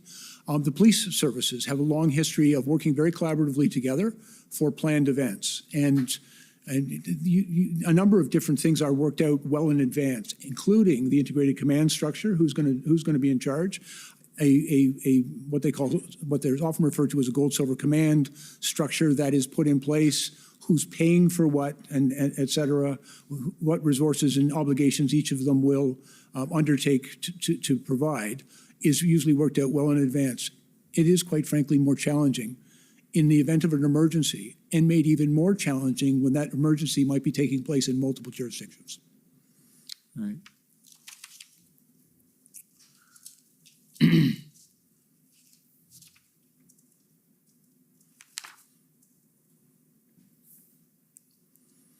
The speed with which you're able to deliver information, Minister Blair, is helpful, if not to the translators, to me in getting through my questions in record time. So I'm flipping through some pages here. I want to ask you some questions about a related issue. You talked about Ipperwash. You had the probably not entirely pleasant experience of having a commission of inquiry look into the events of the G20. Not an entirely pleasant experience of having your conduct examined in a commission of inquiry. And one of the issues that came up in the Morden inquiry into the G20 event and in Ipperwash as well had to do with the extent of administrative oversight and political input to the activities of the police.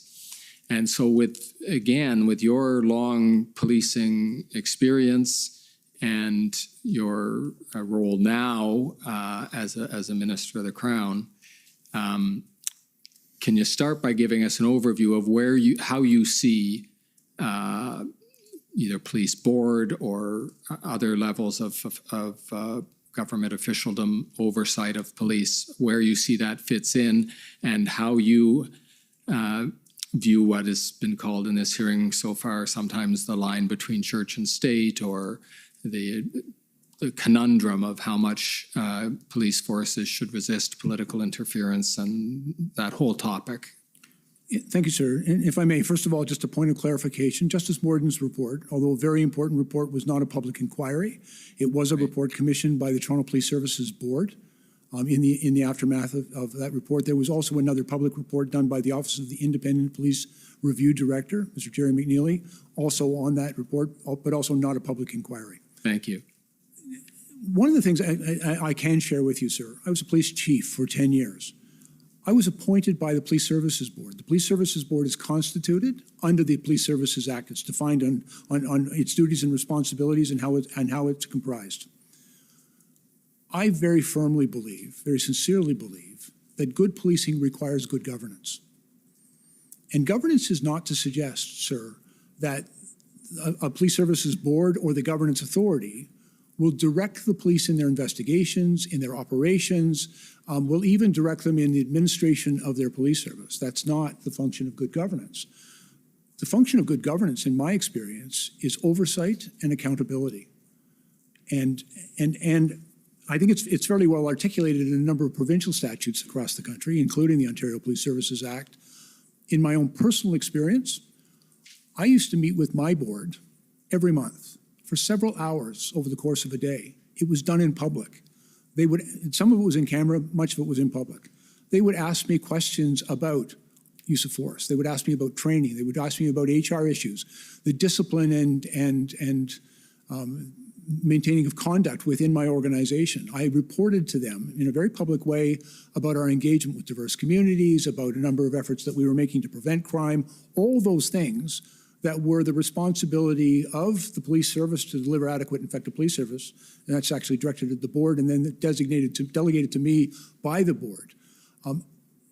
The police have extraordinary authorities in our society, but those are not unfettered authorities. I think there's an expectation that we will be held to account for the way we use those authorities, and that there will be independent civilian oversight of policing activities.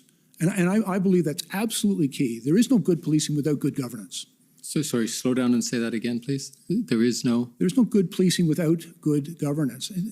And when you use governance in this context, you're not talking about the police and his or her deputies. You're talking about some level sir, I'm talking about independent civilian oversight of policing. The police chief answers to someone. I answer to my board. I work for my board. And I was accountable to my board. And I understood that was my responsibility, to be accountable, to answer their questions. They were always very careful, by the way, and I can't recall at one incident in 10 years where they ever directed me in an investigation, in an operation, but they asked me a lot of questions about what we were doing and why we were doing it.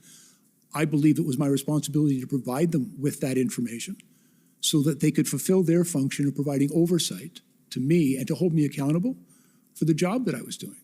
And so I know there's been, because I've watched, there's been a lot of discussion about, having a civilian or a politician directing the police. And that's never acceptable. But at the same time, the police must be accountable to an independent civilian authority. Now that can be achieved through a government minister who's assigned that responsibility. It can be done through a police services board. But in my experience, policing is all predicated on public trust and the consent of the people who are policed. That trust is really warranted by that oversight and accountability and transparency and the way the extraordinary authorities given to the police are exercised. Right. And in the time that you were chief of police and having this governance relationship with the Police Services Board, would you have considered it interference, or what is sometimes called directing the police, for that board to have outlined to you either long-term or immediate priorities or rankings of objectives to accomplish with your available resources? There are a number of different models of governance that are often employed by police service boards. One of them is through policies and priorities. I believe it's called the Carver model. I actually Sorry, spent slow down for the report again. The what model? the Carver model. I've actually spent a lot of time. I also felt it was my responsibility to help my board be a good board, because they would help me be a good chief. And so we spent a lot of time talking about how they could do their job, and it would help me do my job as a board. And I think it was a very effective relationship. They did set priorities for the service. They also set my budget. I would collaborate with them and work very closely with them, and they would consult with the public on what those priorities should be, because there is a bridge that a governance body can serve for a police service to be that connection on behalf of community. And so they would bring, there was lots of community deputations made at our board meetings where people would outline their expectations and their concerns, and the board would set priorities. But my board was also very careful not to cross a line into operational matters, to suggest where we should deploy people or what investigations or what laws would be enforced. They never went there, and neither would, frankly, I have allowed them. I'd have pushed back on that. But they often talked about placing a greater emphasis on community policing, on community outreach, on building greater diversity within the police service, and how we interact with the incredible diverse population of our city, and issues of crime prevention, and how communities were to be policed. And frankly, I never considered those infringements on police operations. I just thought we were working together to do good policing. And what about when that effort at direction from the Police Services Board was aimed at a more immediate situation? And I don't mean a particular investigation or anything of that type, but for example, if the Tamil protest had shut down University Avenue for 4 days, would you have considered it out of line for the Police Services Board to ask you what you intended to do about it and express to you their view that they considered this a serious problem for the city? I would have considered it entirely appropriate. And frankly, I recall getting these questions from the board. What are you doing? Why are you doing it? There was a fair bit of criticism, as you can imagine. As a matter of fact, some of the national papers were accusing me of being overly tolerant. My board was very supportive of what we were doing, but they did ask questions about what and why, which I considered entirely appropriate. But at no time did they tell me how to police that community. And I think for me, there's a bright line there. And they didn't cross that line, but they held me to account to the decisions I was making on how I was going to deliver policing services in those circumstances. And I didn't consider their questions infringements on any aspect of my authority or responsibility. It was my job to answer their questions and to allow them to perform that oversight role and to hold me accountable for the decisions I made. So that's very helpful. Now, I'm going to ask you to see if you can direct those thoughts to the I don't know if unique is the right word, but at least the different situation of the RCMP, which doesn't have a police services board structure to which it is accountable. The commissioner reports to the minister and has a relatively thin statutory framework that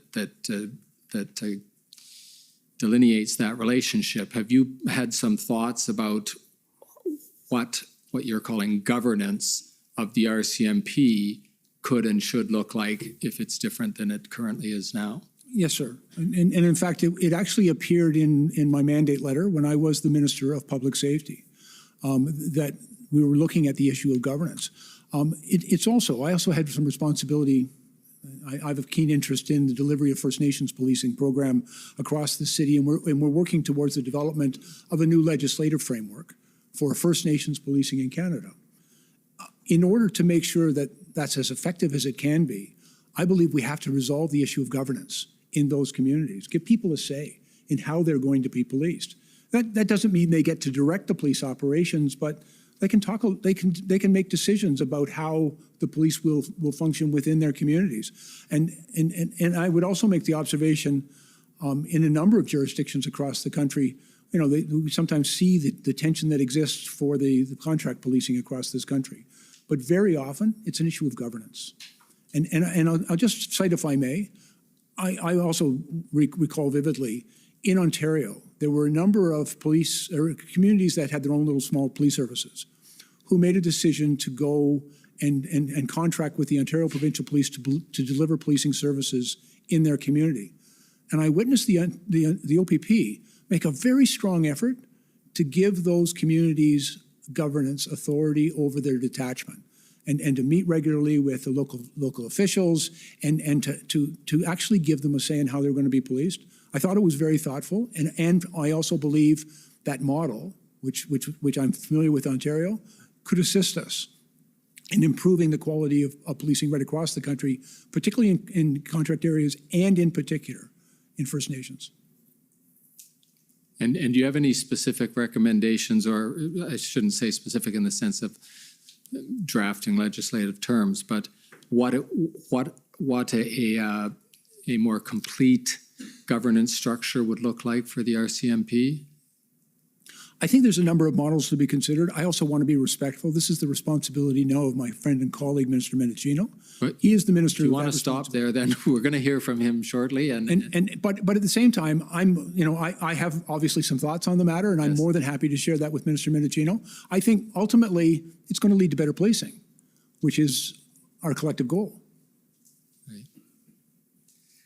Right. Now, there were a couple of times, and you might remember them. I'm going to bring you to one in particular where you made comments to the effect of the police just need to do their job. In other words, you made comments that gave the public the impression that you didn't think the police were doing as much as they could to deal with the situations in both Ottawa and elsewhere in the country.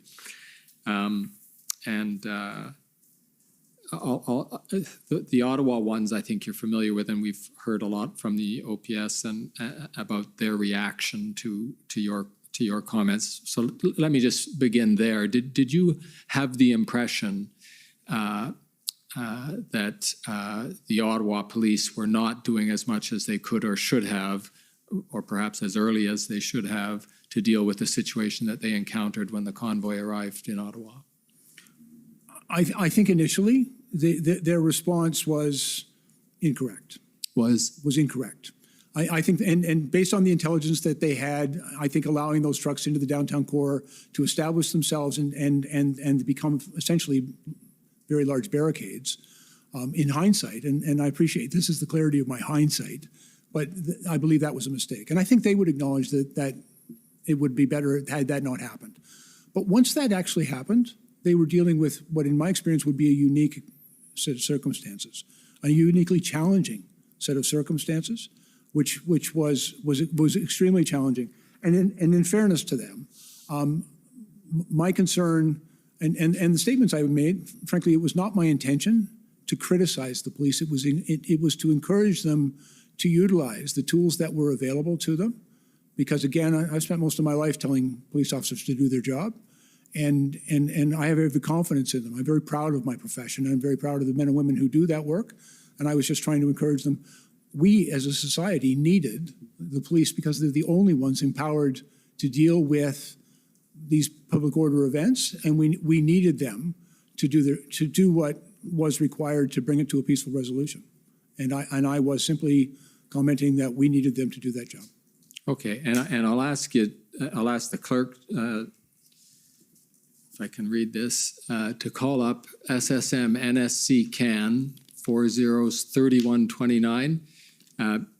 Minister Blair, this will be a text exchange between you and Zita Astravis, your Chief of Staff.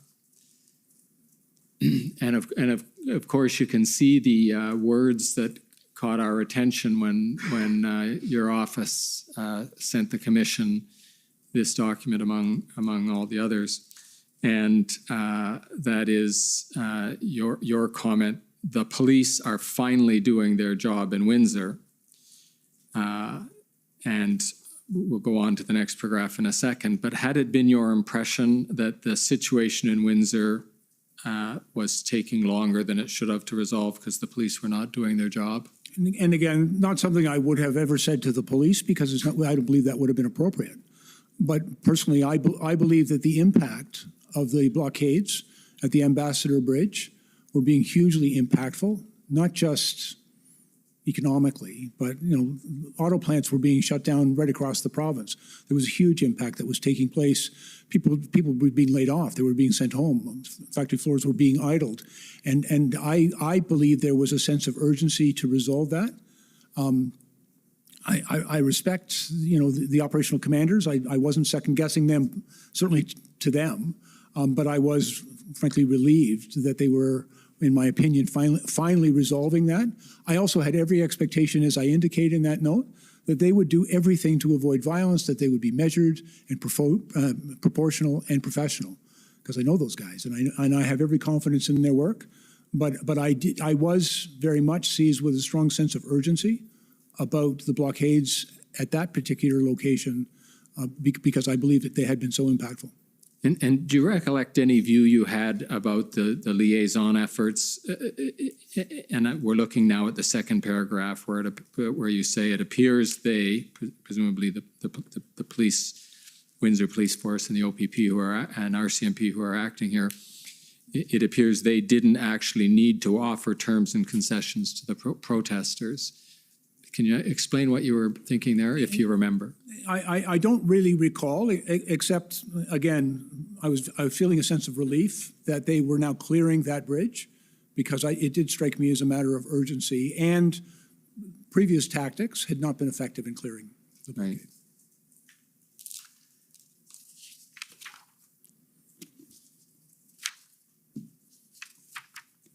I'm going to move to a different topic. So before I leave, is there anything more you'd like to say about those topics that we've just been covering about police governance, about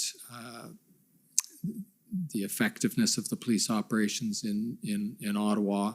I'm not expecting any more from you, but I'm just about to change topics, and so I'd offer you that. Let us change topics, sir. I'm fine. Okay. Although you might not like to change the topic, it's to the Alberta RFA. You'll recollect that, I think, and can you just, to those who haven't followed the proceedings quite as closely, maybe as the rest of us, can you just outline what that was about and how it came across your desk? Yes, sir. And I don't recall precisely whether the letter arrived first or I heard from Deputy Minister Stewart, but I became aware that there was a request from the province of Alberta, and I believe it was from Minister Rick McIver, stating a number of things about what was transpiring in Alberta with respect to the Coutts blockade.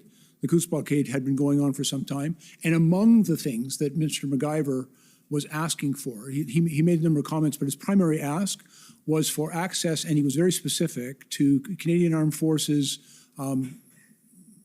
tow trucks, I believe, in order to assist in the movement of trucks that were blockading the highway in southern Alberta at Coutts.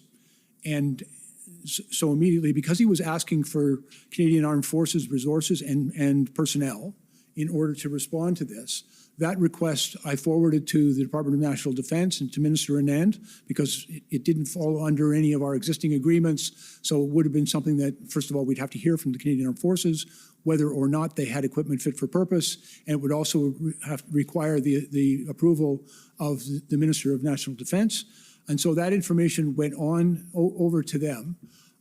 I also recall a number of days later being advised by Deputy Minister Stewart that the Canadian Armed Forces advised that they did not have equipment fit for purpose and didn't believe that they would be able to respond to that request. The advice I received from the Deputy Minister at that time is that we should simply advise Alberta that we weren't able to respond positively to their request for assistance. We always endeavor to try to do our best, but there have been a few occasions when we've had to say, no, we just don't have that equipment. But I did ask the Deputy Minister and some of my own staff to explore, again, from a whole of government standpoint, did we have any other resources that we can draw upon? I was quite reluctant to just say no. And so we looked at other departments and agencies, Parks Canada, Transport Canada. I even had people checking to see if we could access trucks in the United States that could have been brought across the border to assist. And ultimately, I was advised no, and that they weren't able to do that. I then asked, because Mr. MacGyver had called me and wanted an answer to the question. And I said to my people, we have to have a formal response to Mr. MacGyver. A letter was produced. I approved it. I was concerned that, again, we were saying no, but I approved it. Also making an offer because he had indicated that they were going to purchase some of their own vehicles at that point in time, that the federal government would assist in paying for those vehicles. And eventually a letter was approved, and I signed off on it. Thereafter, it goes back to officials to be sent. I understand in my subsequent messaging with Minister MacGyver that he never received that letter. I have no explanation for that. And we've heard an explanation from your staff, so I won't ask you to expand on that. But if we could, it might give some more insight on that process if we looked at another document. So, Mr. Clerk, could you call up SSM CAN NSC 402689? And if the system is working, this will be the unredacted version of a document that has been redacted to the parties until just about right now. And you can see there's a, we're at February 11th here at this exchange of emails, and the email we're looking at right now is from Ms. Astravas, and she's recording that the PMO is approved, and this, we're going to find out when we go down here, is followed by an email from you, and I'll suggest to you, you might recognize it, but you're commenting here on the response to Alberta. And if I've got that right, what you're saying is it's a weak response. That is the response you or the federal government is giving to Alberta. It's a weak response, but all we have, I approve, please advise Alberta. And if I've correctly characterized that as your message in relation to the response to the RFA, why were you describing it as a weak response? Because I wanted to help Alberta. And we had examined all of our options, and we weren't able to provide them with the equipment that they sought. And so a letter was prepared. I believe it indicated our willingness to provide them with financial assistance for what they were requiring. But at this point in time, we weren't able to provide them with the trucks that they sought. I had hoped we would be able to. And so I thought a weak response. But I also thought it was equally important that we respond and that we advise Alberta of the position that we were in, and that in particular that CAF had advised, the Canadian Armed Forces had advised that their equipment wasn't appropriate, and they did not, it requires their approval, and they didn't give that approval. Okay, so one reading of it's a weak response would be, we, the federal government, don't have a good rationale for denying this RFA. That is, it's a weak response to Alberta, but that's not how you intended those words to read. No, you meant it's a... Not at all, sir. And frankly, we didn't have the equipment. The rationale was pretty straightforward. We don't have the equipment that you've asked us for. The Canadian Armed Forces said it's not fit for purpose, and they're unable to provide it. And you know, that is exactly what it is, sir. So you would say it was a complete and logical response, but it was unfortunate in that it was you weren't able to deliver anything. My strong preference would have been to help Alberta. Yeah. Now,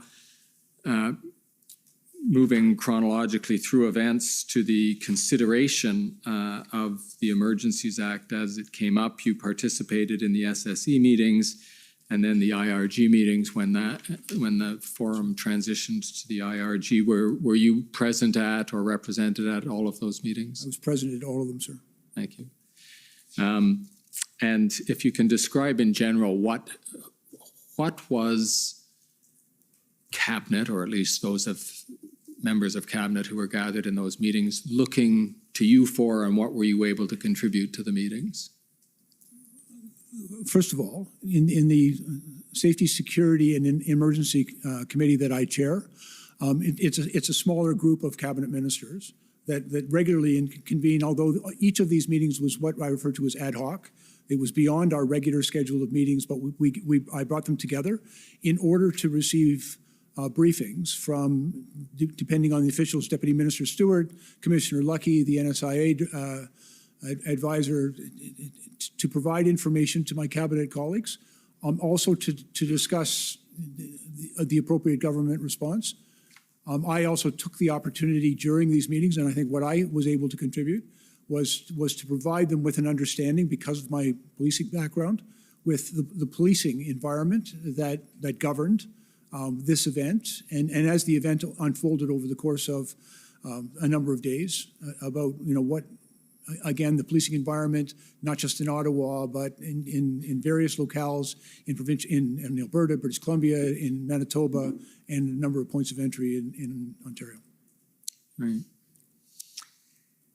Now, I have a particular question that comes out of something we discussed in the interview, and that I believe you have a view on. You were participating in these meetings as events were coming to a head. We had IRG meetings coming up towards the IRG meeting immediately before invocation on the 13th. And I'm going to get, in your interview summary, which the parties have already seen, you outline the reasons that you thought were certainly bearing on your thoughts as you were contemplating the propriety of invocation. But there was a particular sub-point that I wanted to ask you about, which was whether you were aware of, because I think you've probably heard about now, at the time you were contemplating this and ultimately giving your input to the Prime Minister on the 13th, whether you were aware of Commissioner Lucky's views that she thought that there were still law enforcement tools available to the RCMP to deal with the situation in Ottawa and elsewhere in Canada. I don't believe I was aware of that on the 13th. Right. Or before. Or before. Yes. I've obviously subsequently become aware of it, and we've talked about, you've asked me about it, but I don't recall being aware of it. Right. Prior to that. And as I'll just, to be clear, despite having been at all of the SSE and IRG and ultimately cabinet meetings that were considering invocation, is that correct? Yes, sir. Okay. Now, can we come to your four? You don't have to do them off by heart, although you might remember them. I can help guide you through them. But as I recollected from our interview with you, you had categorized the reasons that you thought invocation of the act was important. And as I don't want you to characterize these necessarily as the advice you gave cabinet, because that would be a confidence of cabinet. So if you can just describe them to us as how you were viewing the matter as you were contemplating invocation.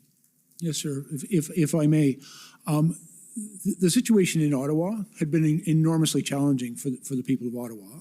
And I think people were living in a state of fearfulness and intimidation. And frankly, I think it was a very difficult set of circumstances for them there. And I was aware of that, and obviously anxious to resolve that. But I remained hopeful throughout, and I'd like to also sort of be clear to characterize. I believe very much the Emergency Act was a measure of last resort, and that it was incumbent upon us to, first of all, either exhaust all existing authorities or acknowledge that they would not be successful and could not be used for a number of different reasons. And we were hearing that type of feedback from law enforcement about the enormous challenges they were facing. We were also hearing about how stretched their resources were being pulled because of events that were taking place in different parts of the country that required them to respond to one place but then be required in other places. And that was a challenge that we were hearing quite frequently as well. But I will also tell you, I became very concerned because one of my responsibilities as the Minister for Emergency Preparedness is the resiliency and safety and security of critical infrastructure. And we define critical infrastructure as 10 different sectors of critical infrastructure. And in particular, as it relates to this event, it includes such things as manufacturing, our transportation routes, the essential supply lines, the movement of essential workers. What I was witnessing at the Ambassador Bridge, at Coots, at Emerson, and then in a number of different venues that where we would see similar activity being threatened to be done at Point Edwards, at the Peace Bridge, at the Pacific Highway in British Columbia, that escalation, and I viewed as a significant escalation because it did result in significant disruption of critical supply lines, the cutting off of essential goods and services, the impact that it was having, not just economically, but on people, on families. And people were being laid off their jobs, and factories were being idled. I was also concerned because I'm aware, being a person from Ontario, that the integrated manufacturing processes in Ontario, particularly in the auto sector, but in many other manufacturing sectors as well. Prior to being public safety minister, I was also the Minister of Border Security. And so it really did give me an understanding and appreciation of how important the integrity and functioning of that border is to our prosperity, to our economy, and to the well-being and health and safety of Canadians. And so when those borders were essentially closed, and that the movement of goods and services, particularly some of the parts that go into our factories, was being essentially stopped, it was hugely impactful. And I believe that it had risen to the level of a national emergency. We were also seeing, frankly, the information that we received from the RCMP on or around February 10th, that they believed that there were firearms present at Coots. And then subsequently, I believe on the 13th and 14th, when they completed their criminal investigation and arrested people and seized a number of firearms, it also, for me, elevated concern about public safety and the risk that not everyone involved in these protests represented, but embedded within these protests, the possibility, certainly in Alberta, of violence and even serious violence taking place. And so for me, the impact that it was having, not just in the city of Ottawa, but I don't want to minimize what was going on in Ottawa by any stretch of the imagination, but right across the country, particularly as it pertains to critical infrastructure, for me, elevated the situation to a national emergency. I would also observe as well, I believed that there was strong evidence that what was the fact that this protest was so well entrenched in blockades in Ottawa really anchored what was taking place even right across the country. There was, in my mind, a clear correlation between the activities of border blockades and what was taking place in Ottawa.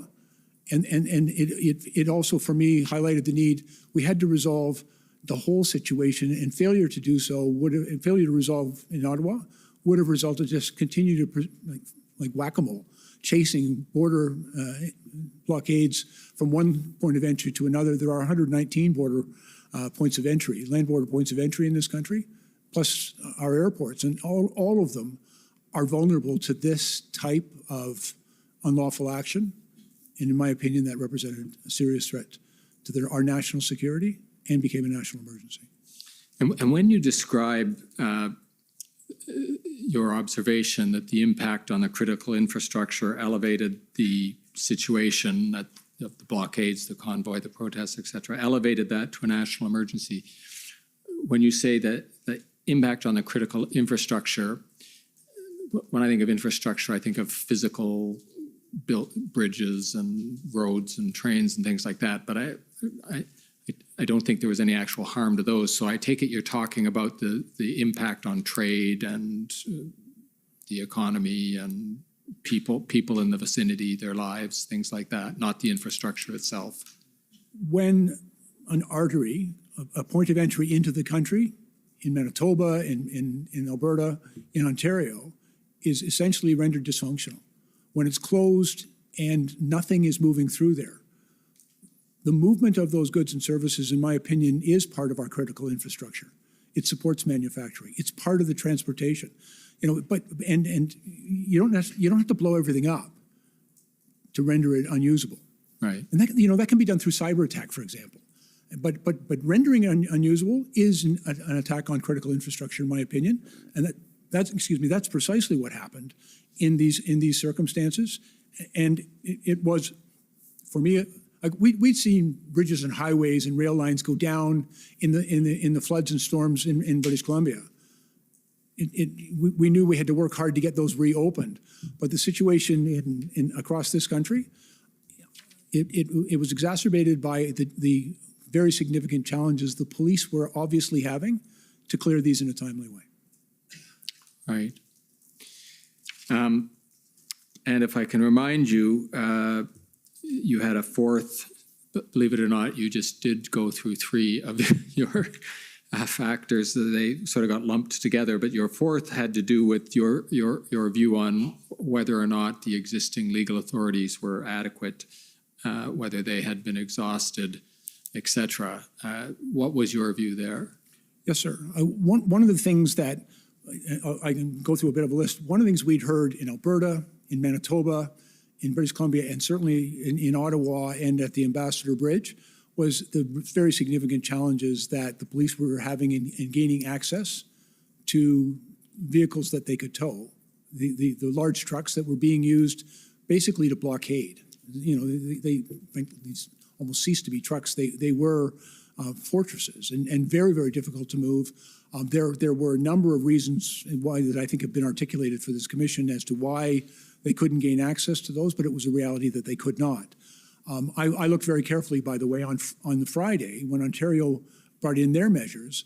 They did attempt to address making those tow trucks available, at least in Ontario, but you know it only authorized the use of the truck. It did not compel it, and so I was concerned that, given the circumstances and what I believe to be the reasons why those trucks weren't available to the police to clear the blockades, either at Ambassador Bridge or in Ottawa, that we needed to do something else.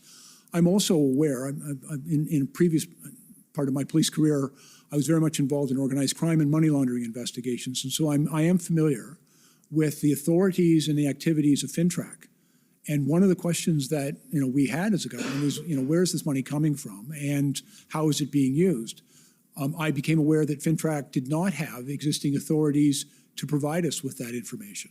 And so that was, in my opinion, a deficiency in existing authorities and something that we needed to consider how we might be able to address it. There were also a number of areas, like one of the things when Ambassador Bridge, as an example, was blockaded. One of the first things I did is I dug out the International Bridges and Tunnels Act to see what authorities we had, but the authorities within that act were limited only to the bridge. And as you recall, the blockades in Windsor didn't set up on the bridge or even in their primary points of access. It was further down the road. It was very effective in closing down that bridge, but it happened to be on a municipal roadway, which is governed by municipal bylaw and the Ontario Highway Traffic Act, but not really effectively by any federal statute. And so the ability to designate certain spaces, that also became relevant in the city of Ottawa, I think, for Wellington Street and the Sir John A. Parkway, in order to, it became necessary to designate certain spaces where those activities would not be prohibited. And so there were a number of circumstances where the normal tools that the police would rely on, either in municipal statute, in provincial statute or municipal bylaw, provincial statute or in federal statute, were not being able, they could not use them effectively to resolve this in a peaceful way. And we listened very carefully to the challenges that we were facing, and I came to believe that we needed to find a remedy to provide them with the tools that they required in order to effect the purpose of bringing these protests to an end.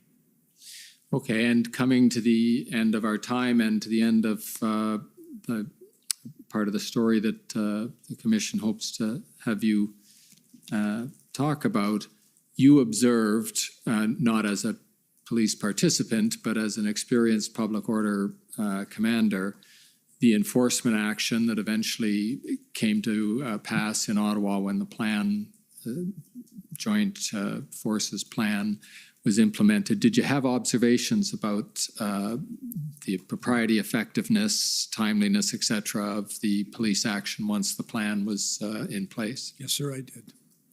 And I can tell you, it restored my pride in my profession.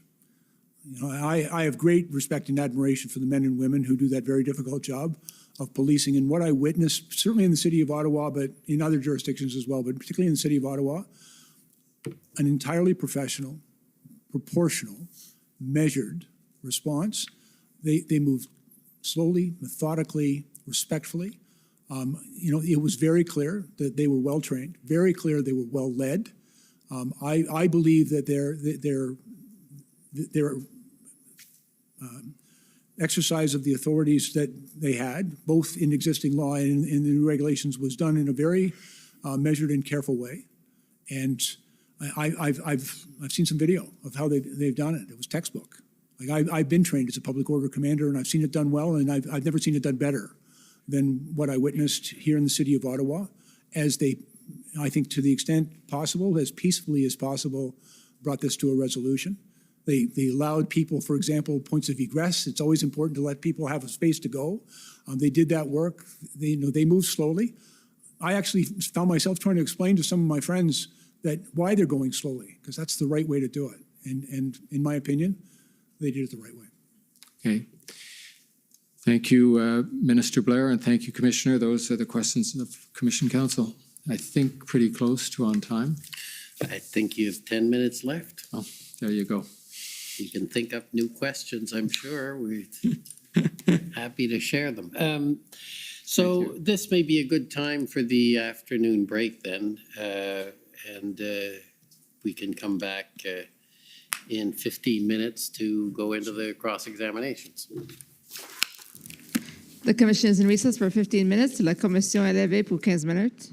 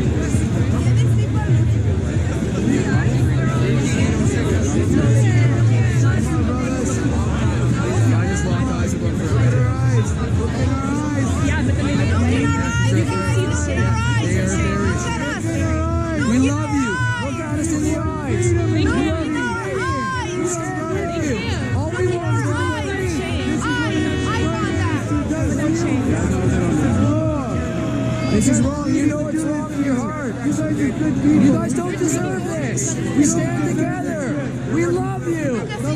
Don't do this. We're taking orders from above. You have no right to push us around. The men who took my dad hostage in Bosnia were taking orders from above. Do not follow these orders. They come from unholy sources. We stand with you. You're not 13, 18, 31. You're a human being.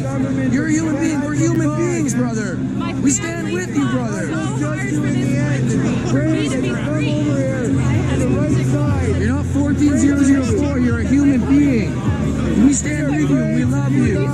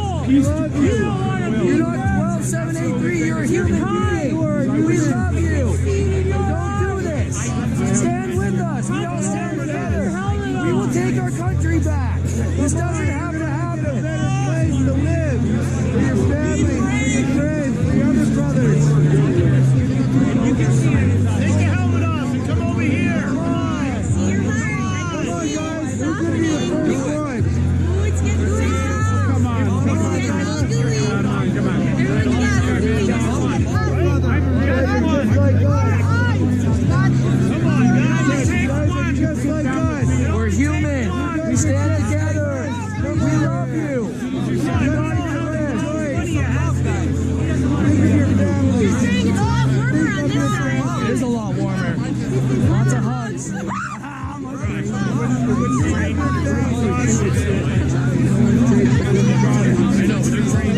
some pretty cool synchronicities on this side too. Come on, you guys. We stand with you. You're not gonna be 806. You're a human being, brother. We stand with you, brother. This easy, guys. This easy, guys. It is this easy. Stand with us. Please stand with us. We do this for the future. We do this for everyone. We love you.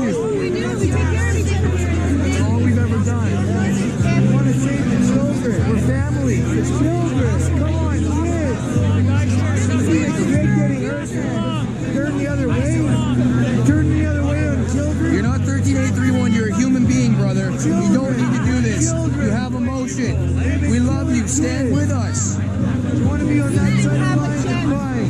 We're giving you the option. That's it. That's it. That's all.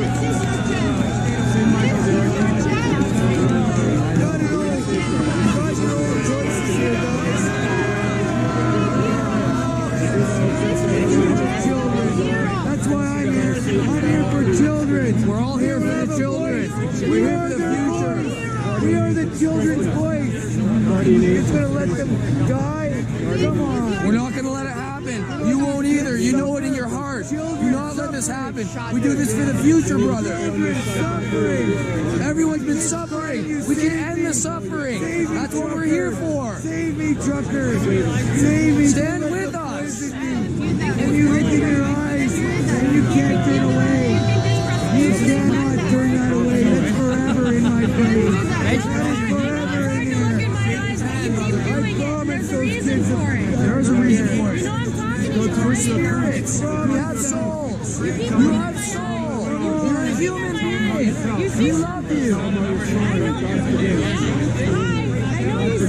Just takes one. Take your helmet off. You're all beautiful. You know that, right? Stand with us, please. When I forgive you. Be on the right side of history, guys. It's a hard decision. You know it. When you retain this, it's a hard decision. On Deb. Come over here. Join us. We need you. Right now, we need you. You are the key. We need you. You are the key. You are the last step. You won't have to carry the guilt your whole life. You don't have to do this. We are family. We are family. We do this for humanity. Stand with us. We care about you a lot. If you know the government is lying, you have to stand with us.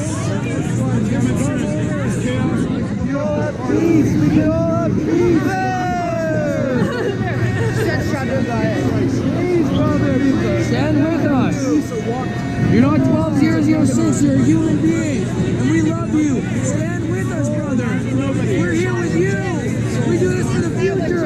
12-006. You're not a number. You're a human being. They should have never put a number on you. You're not 12-006. You're a human being. Yeah. You're not 11-454. You're a human being. And we love you. You guys are all good people. We can tell it in your eyes. What if we smile? We love you. Stand with us. We love you.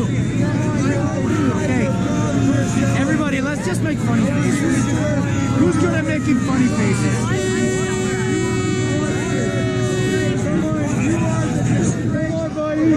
Come on, brother. Maybe we'll, freak them out with that. I mean, it's all you got. At the end of the day. All we have is our faces. Yeah, and they try to remove it. They try to make love illegal. They do. They try to make dancing If illegal. you can't hug or kiss, that's making love illegal. Right? Take your helmet off and join us.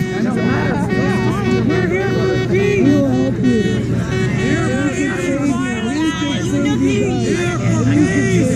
I just want to let you join us. I can see your eyes smiling. You know what you're doing.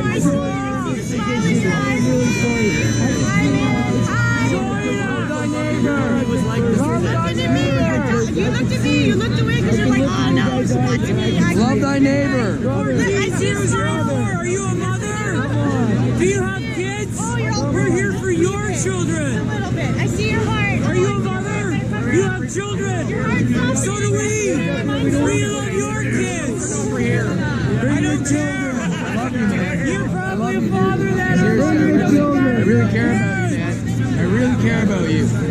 I need you to realize that. All right. If you're happy and you know it, show your face. If you're happy and you know it, show your face.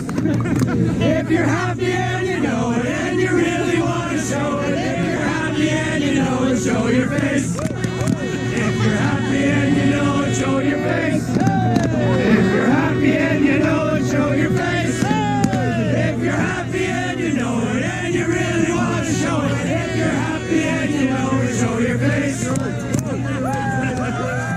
Yes, sir. Come on, guys. We love you. Big hug. We are Canadian. We are the crazy Canucks. Yes, we are. Stand with us. Liberate a country. They sent us in. We are the crazy Canucks. Stand with us. Come on, brother. Do it. Love you guys. Who is that? Please. Please, man. Come here. Leave in love. After love. Inside your head. I really don't think you're strong enough. No. Believe in love after love. After love. After love. After you. So inside. I don't usually wear masks, but I really don't think you're strong enough. No. Cheers.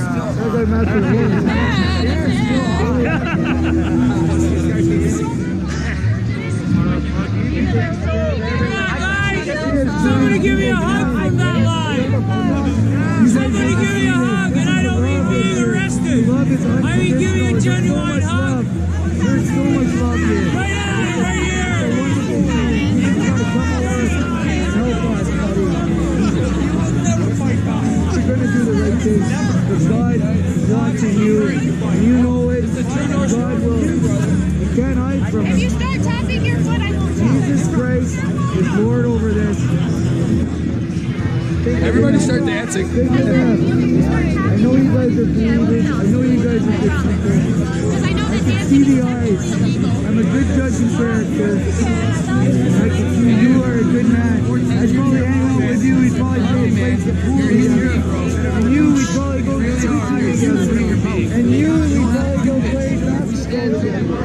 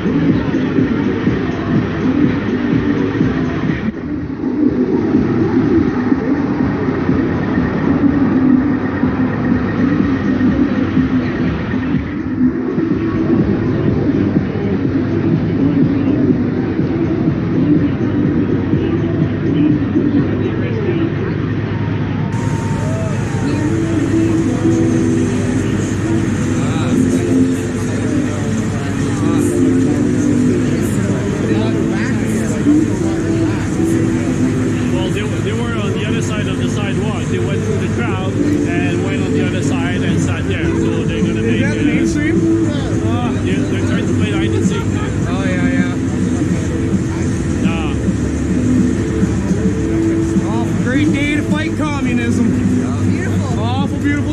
Russian communism.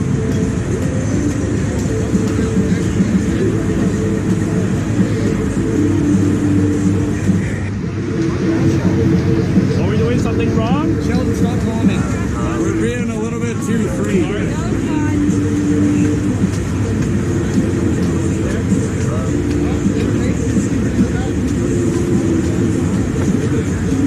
Can we help you with something?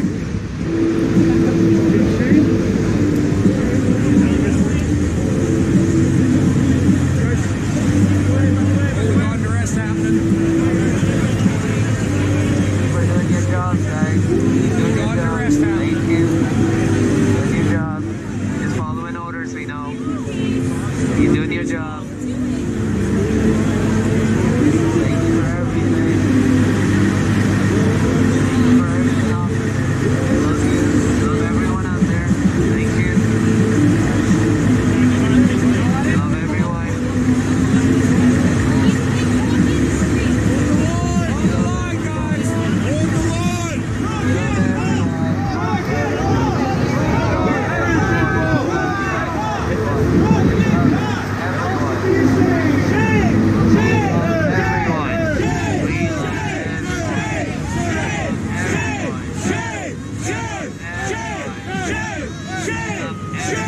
Traitors to the nation!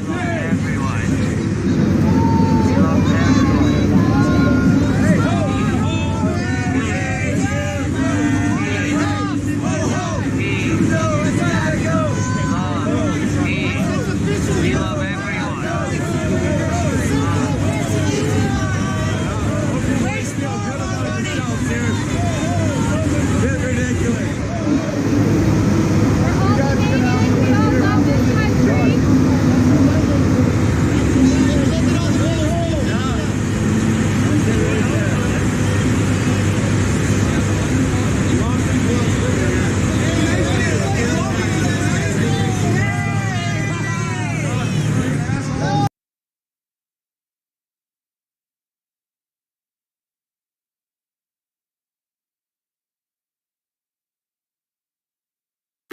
So good morning again, Mr. Barber.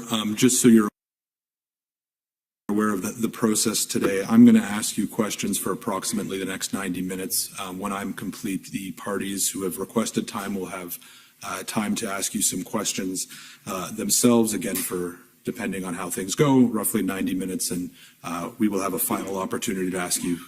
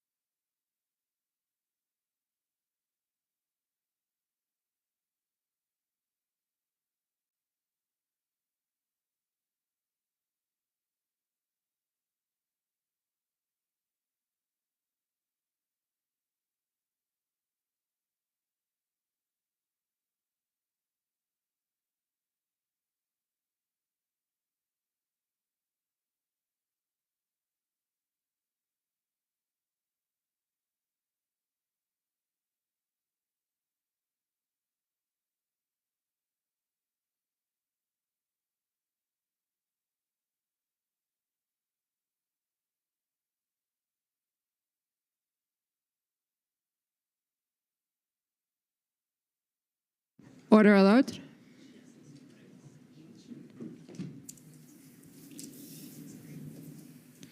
The commission is reconvened. La commission reprend.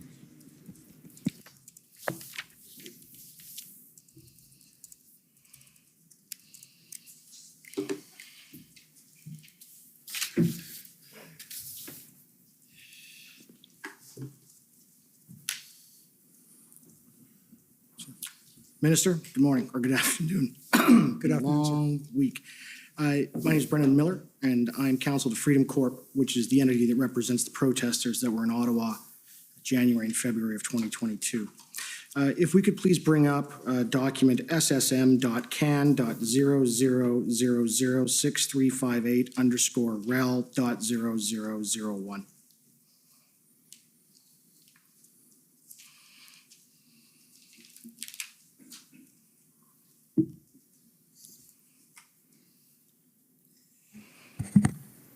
Council, is that 1658? 6358. 6358.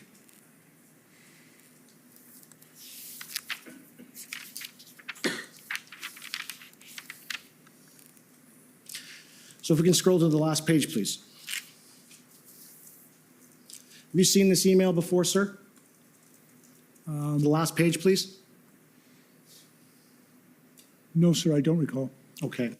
So this email is from January 27, 2022 at 4:21 p.m. You can agree with me that the protesters in Ottawa didn't arrive here until the 28th. Is that fair? That's my understanding, yes, sir. All right.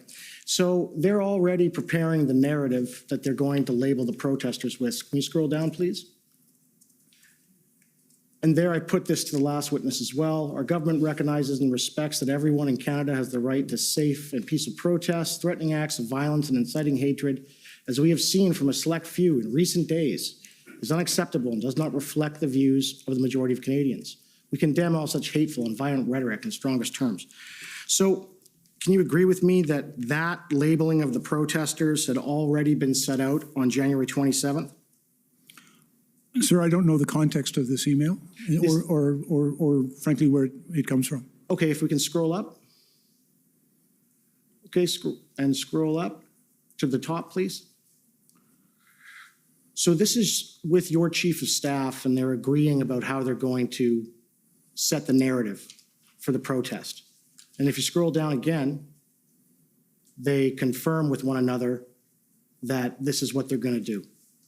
So can you agree with me again that by January 27th, 2022, essentially all your colleagues and yourselves had agreed that there'd be a joint government response, and this was how you're going to deal with it. You were going to label the protesters violent, to incite hate, hateful, violent rhetoric. That was the intention on January 27th, correct? No, sir, I disagree. Okay. There is no agreement here. It's recommendation from someone on staff. Right. If we could bring up document ssm.can.00007719 _rel.0001.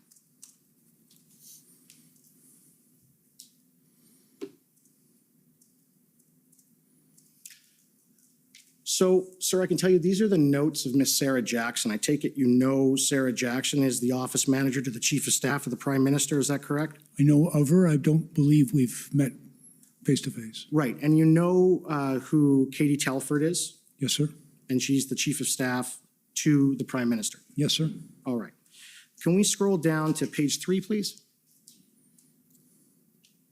All right. So you'll see that this note, it's the notes from Ms. Jackson. It says February 4th, KT call. So I'm sure you can agree with me that KT, that's Katie Telford. Is that correct? I have no idea, sir. Okay. So let's scroll down to page 4, please.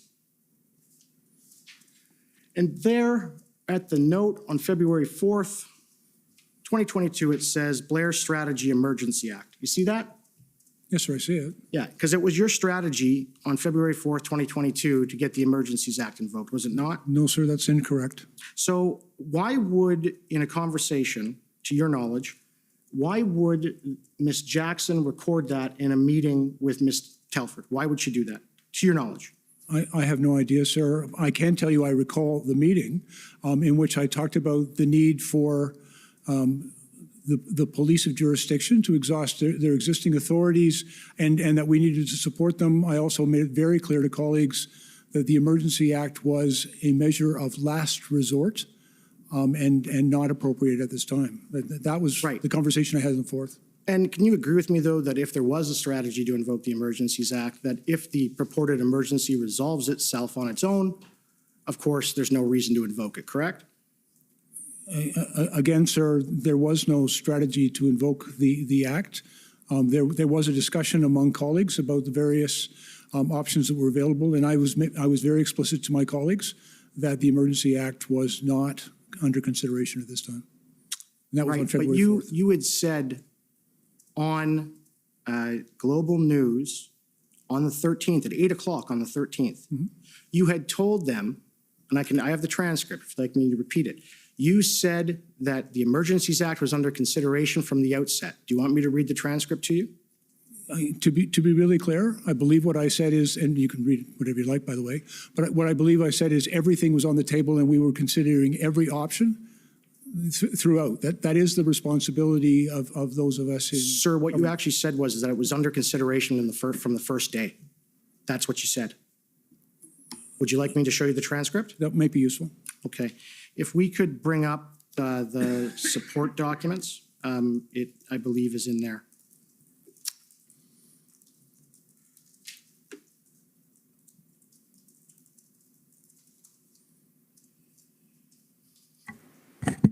You're referring to HRF 401622, right, Council? Yes, sir.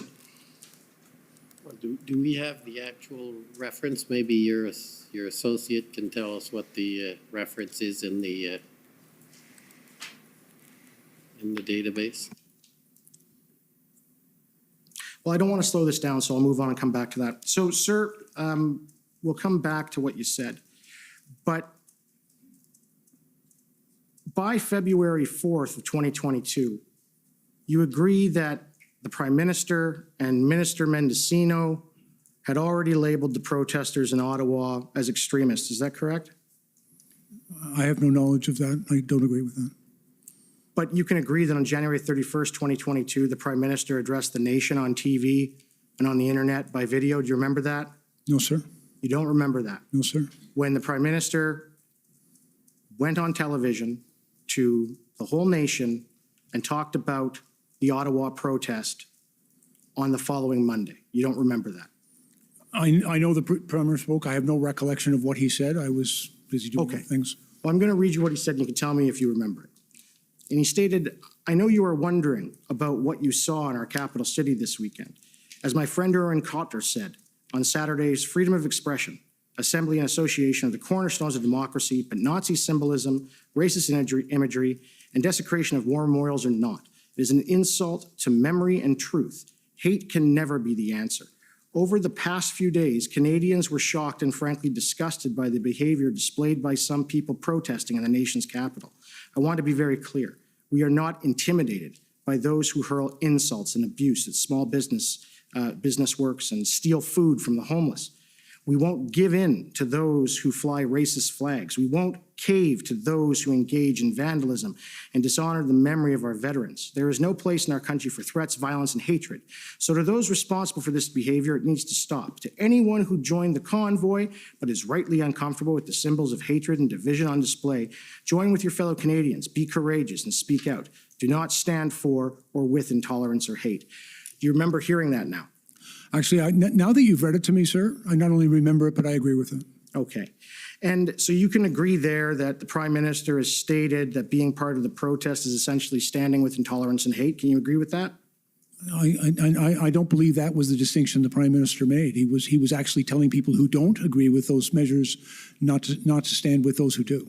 Right. And I take it you know that when the protesters arrived on January 28th up to February 1st, that the evidence to date is that they were largely and completely peaceful and that there was little to no violence. Do you agree with that?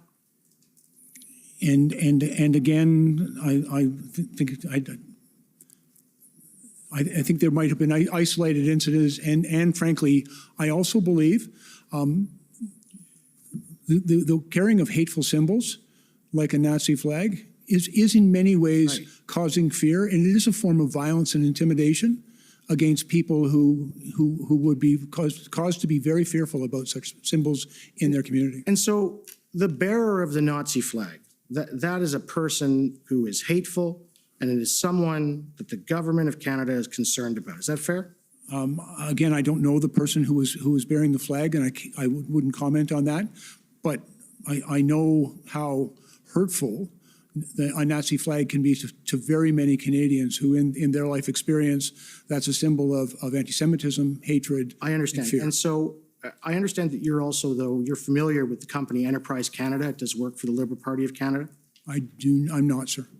Are you familiar with Suprad Davini? Does that sound familiar? I'm not, sir. Are you familiar with a Mr. Brian Fox? No, sir.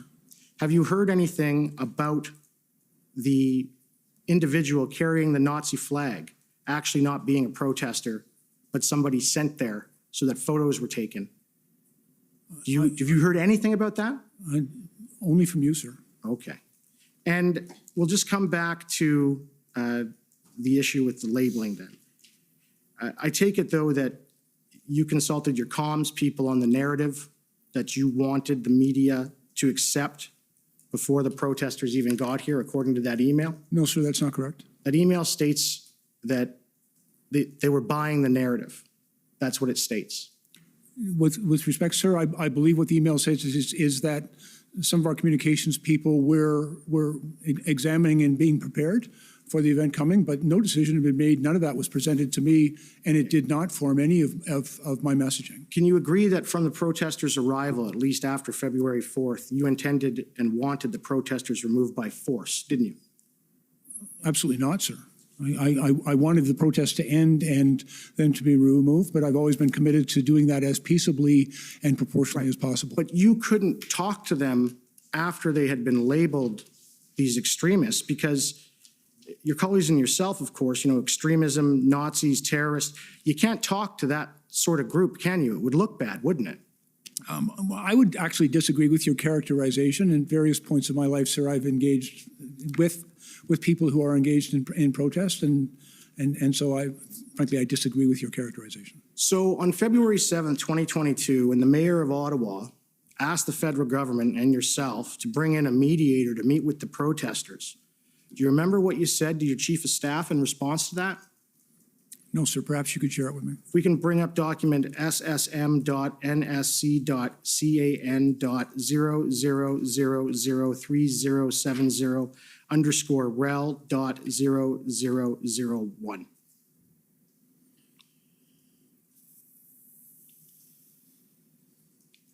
So this is your response to finding out about the request for a mediator. And you respond as follows. I don't know who is advising Mayor Watson, but this is a bad mistake. He has conceded without ever using the many tools available to the city. His language is also problematic. This is not a labor dispute between interests. It's an unlawful occupation. As long as the city and its police refuse to do anything, no progress will be possible. So I take it at the time when you wrote that to your chief of staff, that was how you felt, correct? Yes, sir. All right. That's an email from myself to my chief of staff. Correct. And so it's fair to say that you did not want to bring in a mediator. I was concerned about the intention of the mediation and what was being negotiated. In my experience, the intent of engaging with protesters is to bring a peaceful resolution to the protest. Yes, but also then on February 11th of 2022, you were given a copy of the engagement proposal that Inspector Bedoin of the OPP and Deputy Minister Stewart had drafted, right? You were emailed a copy. You'll have to share it with me, sir, to help me recall. If we can bring up document SSM.can.0006131_rel.0001.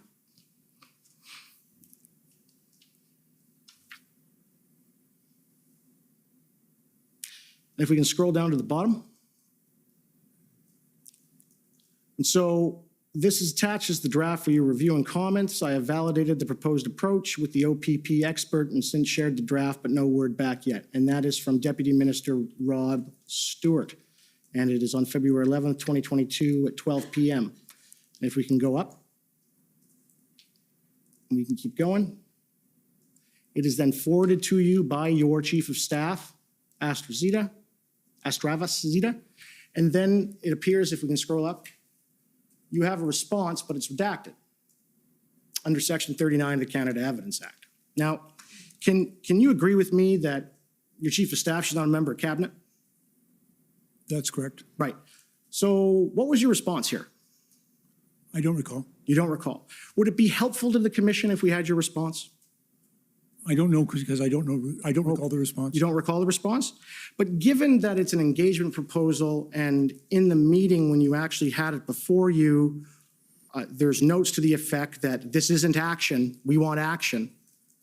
Is it fair to say that both yourselves, including the Prime Minister and Minister Mendocino, you were never on any terms going to carry out any such proposal that would essentially require you to go and talk to the protesters?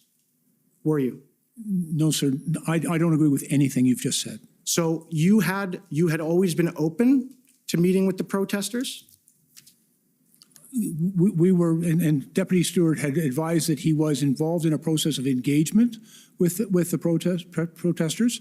But I frankly, I was not in favor of having senior ministers of government go out and engage with the protesters. In my experience, that's done at an officials level and not involving cabinet ministers, or certainly not the Prime Minister.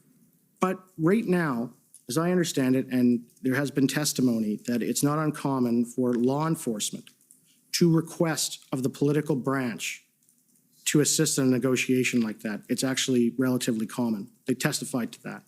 So what was the problem? Was it because you couldn't be seen to meet with Nazis and extremists? Is that what was the issue?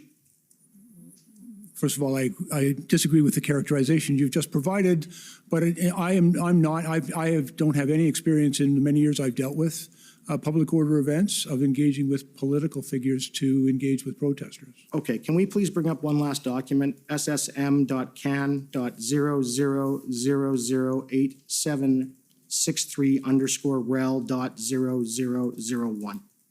And you're over your time, so I hope that's the Yes. last. Okay, thanks.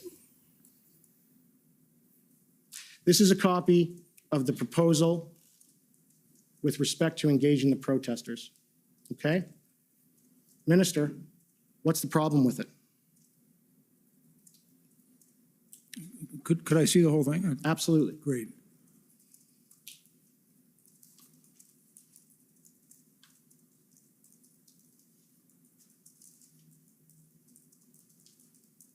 And again, I did not express a problem with this. The Deputy Minister was engaging with city and provincial officials in this, and then came with his proposal to. Sir, this proposal was before you in the IRG on the 13th. Actually, I appreciate you bringing that up, sir. I also recall that in the discussion, almost immediately after Deputy Minister Stewart advised us of the discussions that had been taking place, there was very public disagreement among a number of people in the protest who disavowed this process. And so, quite frankly, I think that had an impact on our consideration. I understand that, but that's not really what the evidence that's come out. There's been evidence, and we'll leave it at that. But at the end of the day, when you saw this, you agree that it was recommended by the OPP, it had been brought to you and drafted by the Deputy Minister of Public Safety, and they were on board. In fact, I found an email. Can you agree that the Privy Councillor clerk, she gave it the green light? Again, I have no knowledge of that, sir. It was cabinet, was it not? Well, there was no recommendation. Mr. Commissioner, I think that misstates the evidence of the clerk with respect to the green light claim that my friend has made. I'd like to ask that my friend have a good faith basis for the questions put and the characterizations of the evidence that are placed before the witness. As some of the characterizations suggest that there's a purpose to the questions, less of seeking the witness's evidence, but a purpose of stating facts as though they were evidence when that evidence is not properly before you. I have one last question and I'm done. So you agree with me that after the invocation, on numerous occasions, your government told the public that law enforcement had told you that the threshold to invoke the Emergencies Act was met. Do you remember all those statements that your colleagues and maybe even yourself made? Do you remember those? To be very clear, sir, I do not agree with you. Okay, so you don't agree that those statements were made? I don't agree with what you've said. Okay, so you don't agree that ministers in your government have said that law enforcement advised cabinet that the threshold to invoke the Emergencies Act was met? And again, sir, the question you put to me, I do not agree with. Okay, but then you do agree, of course, is that law enforcement never advised you that the threshold to invoke the Emergencies Act was met, did they? Frankly, it was never a question I put to law enforcement. I don't think that would have been appropriate. Okay, thank you. Okay, next is the Ottawa Police Service.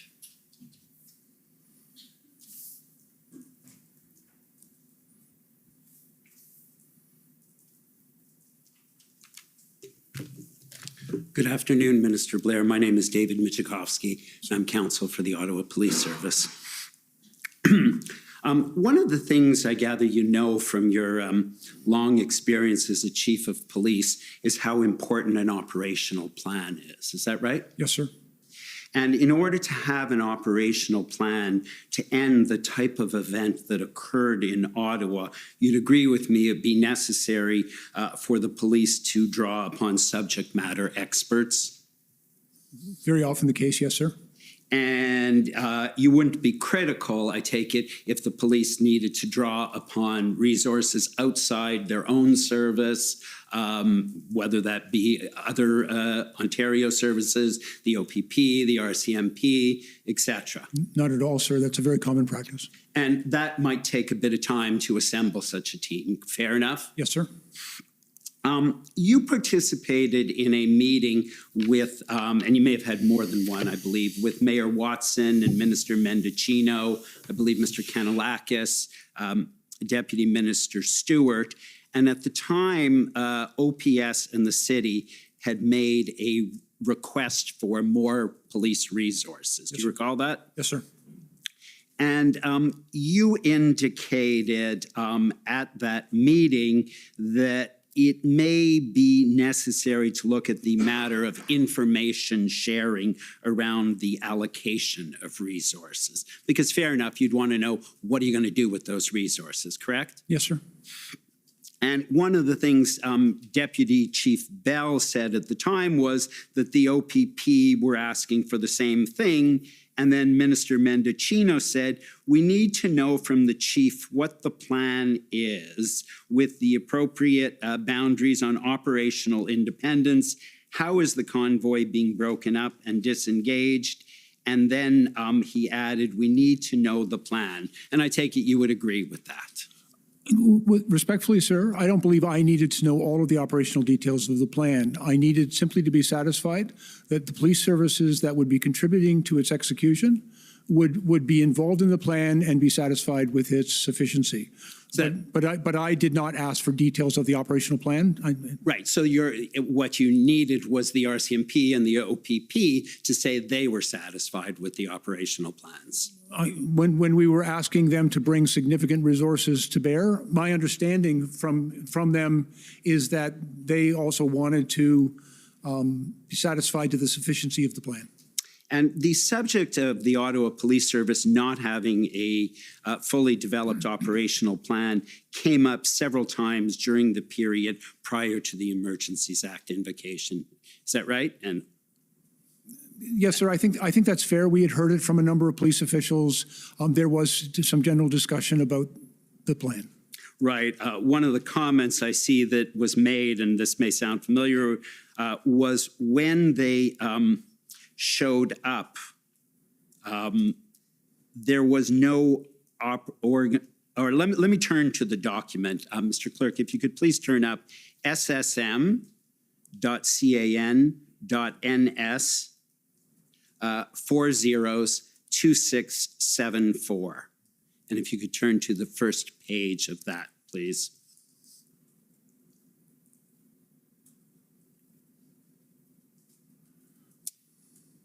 And so this is from Ms. Astravas, and in it, that's your chief of staff, correct? That's correct. And so she indicates there's an operational update as to what the RCMP were reporting. RCMP Integrated Planning Cell was set up to assess OPS operational plan. I do have concern. Strategic Tactical Planners, OPP, OPS, RCMP were identified to be part of that planning cell to review, challenge, and provide plan.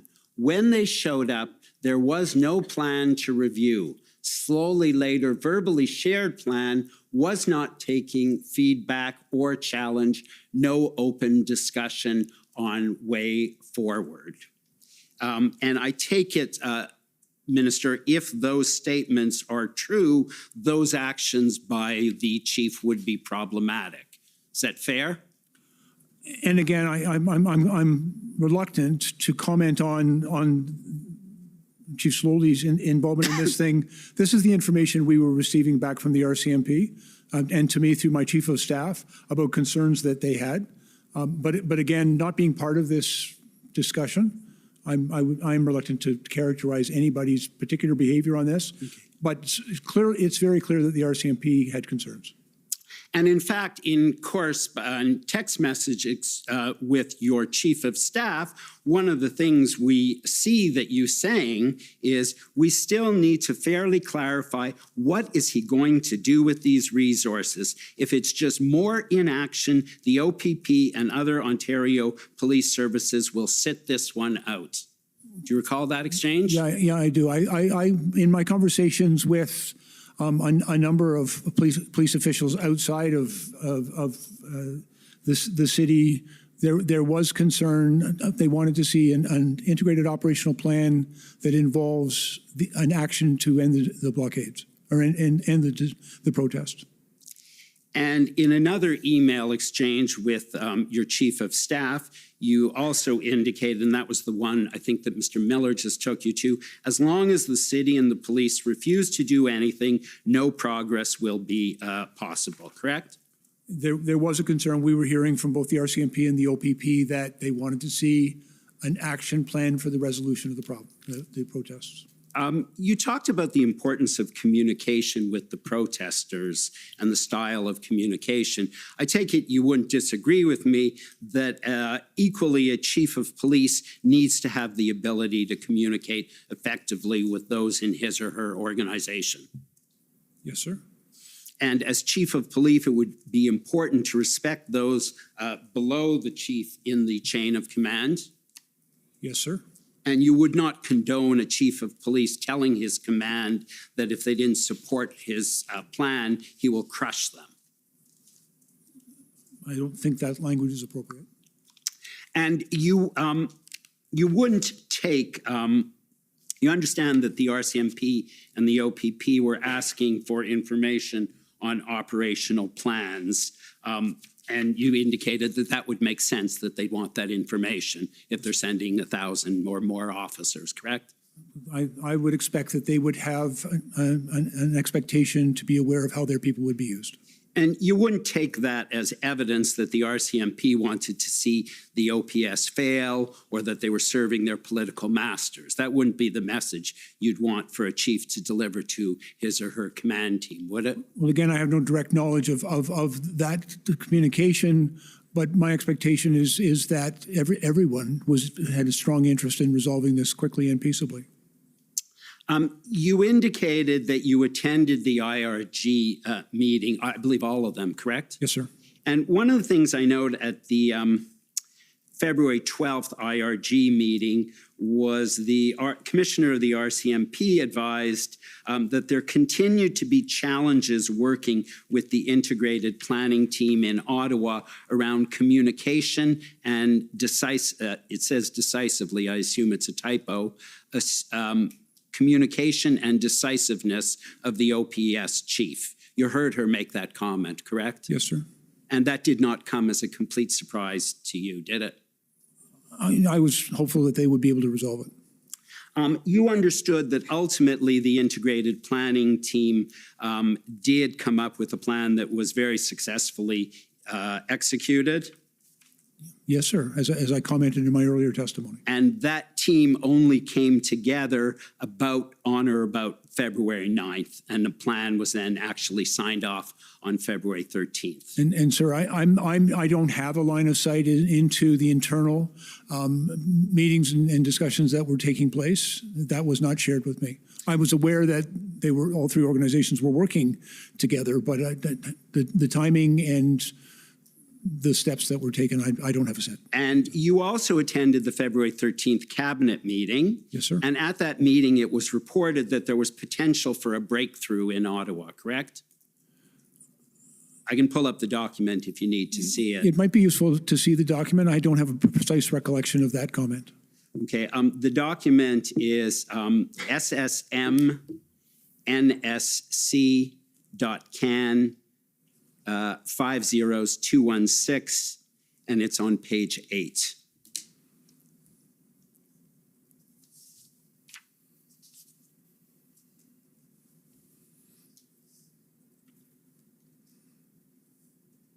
And I believe it's 6 lines up from the bottom.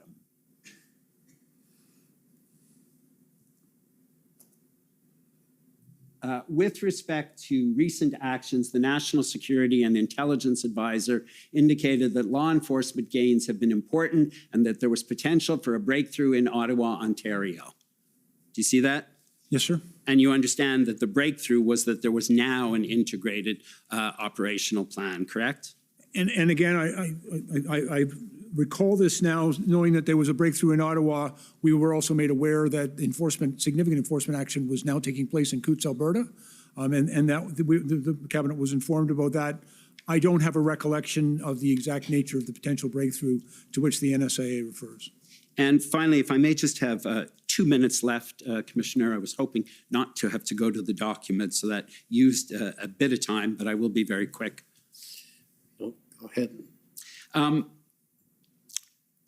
You had certain frustrations with Chief Slowly, and there's a text message exchange with your Chief of Staff where you refer to your frustrations with Chief Slowly, which is an internal issue we need to be that needs to be managed. Do you know that text message exchange? No, sir, I don't recall. Okay, it's ssm.nsc.can.03, 403014.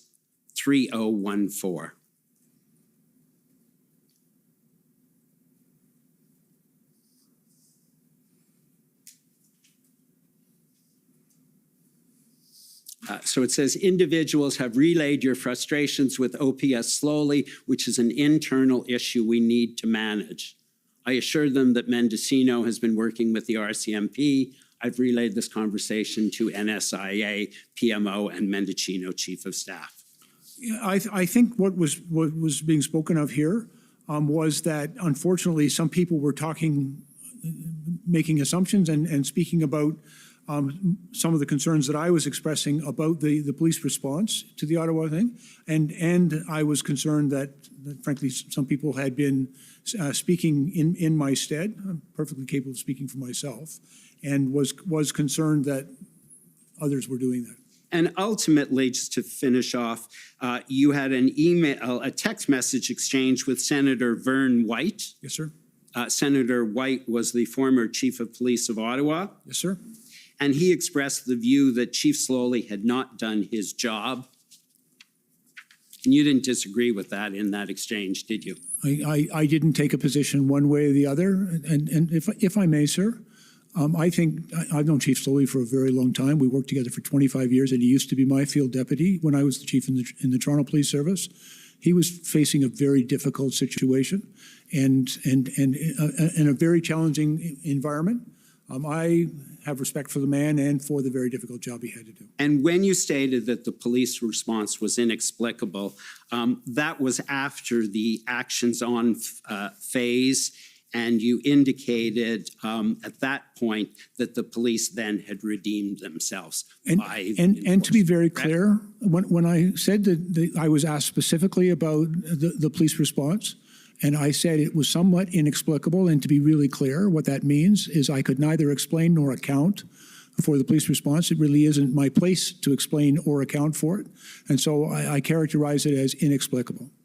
And ultimately, they redeemed themselves, correct? Well, and the work, and as I've already characterized in my earlier testimony, I think that they did an excellent job in utilizing the tools that were available to them and clearing the convoy in the week following the invocation of the act. Thank you very much. Thank you, sir. Okay, for the OPP, please.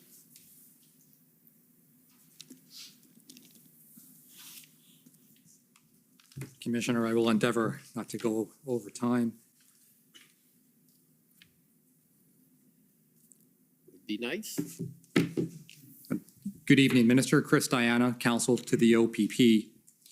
We've heard pretty extensive evidence from both Ottawa Police Service and Windsor Police Service witnesses that the OPP provided significant support to both Ottawa and Windsor. I don't know if you've heard any of that evidence. Yes, sir, I have, and I would agree with it. All right, and former Chief Slowly, in particular, was very complimentary of the assistance provided by Commissioner Carrique and the resources provided that helped bring an end to the protest, correct? Yes, sir.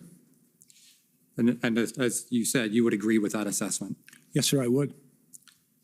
Right, and that assistance started with the Hendon reports, went to frontline officers, POU support, integrated planning team leadership, and that's just in the Ottawa context, correct? And if I may, sir, I'm not familiar with the Hendon report. It wasn't intelligence that I had access to, or the internal activities within the police service.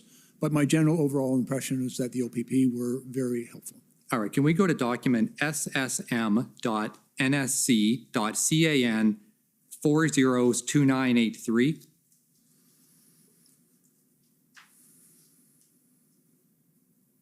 So what I'm bringing you to appears to be a text exchange between you and your Chief of Staff, Mrs. Stravis. Now, unfortunately, there doesn't appear to be a date on this. If you can scroll down and allow the witness to see it, it's fairly short, down to the end. Now, at the bottom, you'll see that you suggested that Chief Soley does not have a strong support network within provincial police leadership. Now, again, I don't have a date on this, but certainly at the time you wrote this, you would not have been privy to the many text messages and phone calls between Chief Soley and Commissioner Creek, correct? And to be clear, I wasn't referring to Commissioner Creek or the Ontario Provincial Police in that message. I was referring to his relationship with some of the other police services in Ontario. Oh, I see. So when it says within provincial police leadership, you weren't referring to the OPP, you were referring perhaps to other police leaders? Yes, sir. But not the OPP? No, sir. Right, and was this your own observation, or was that observation made by others that you were forwarding on? It was in part my own observation, but also in feedback I was receiving from former colleagues. And was that the view of Cabinet? No, sir. Right, I'd like to move to another issue, which is consultation on the Emergencies Act. If you can bring up, Mr. Clerk, document ID pb.nsc.can 403256. And while that's loading, we've heard evidence from Commissioner Lucky that the RCMP did not request the Emergencies Act, but she was asked to provide a list of tools that may be useful in terms of the Emergencies Act legislation. I'm sure you're familiar with that. Yes, sir. All right, so what we have here is an email exchange between Mike Jones, who I understand is the Chief of Staff of Minister Mendicino. Yes, sir. And of course, Commissioner Lucky. If you can just kind of scroll down a little bit, this appears to be the Commissioner's kind of list of tools that could be potentially useful. Did you see a copy of this list? No, sir. Now, by this point, if you can scroll to the top, just so we can get the date, this was February, if we subtract 5 hours, this was the evening of February 13th. And by this point, on February 13th, the OPP was heavily involved in policing protests all across Ontario. You spoke about this in your evidence, both leading the enforcement in Windsor, integrated planning team in Ottawa, 402, there were other areas in Ontario, correct? So the OPP, you would agree, was heavily engaged throughout the province? Yes, sir. Right. When I asked both Deputy Minister Stewart and Commissioner Lucky about consultation, and both agreed that in light of that context where OPP was heavily involved and would be using these tools, the OPP could have provided valuable input into the request as to what would be useful or necessary policing tools. Would you agree with that? I'm not sure what the OPP might have provided. There was also an issue of the decision had not yet been made. At the time of this email, it was under consideration, but the decision had not been made, and it was a matter. There was still a very important consultation that the Prime Minister had to undertake with the First Ministers from across the country. And so the decision to invoke had not yet been made.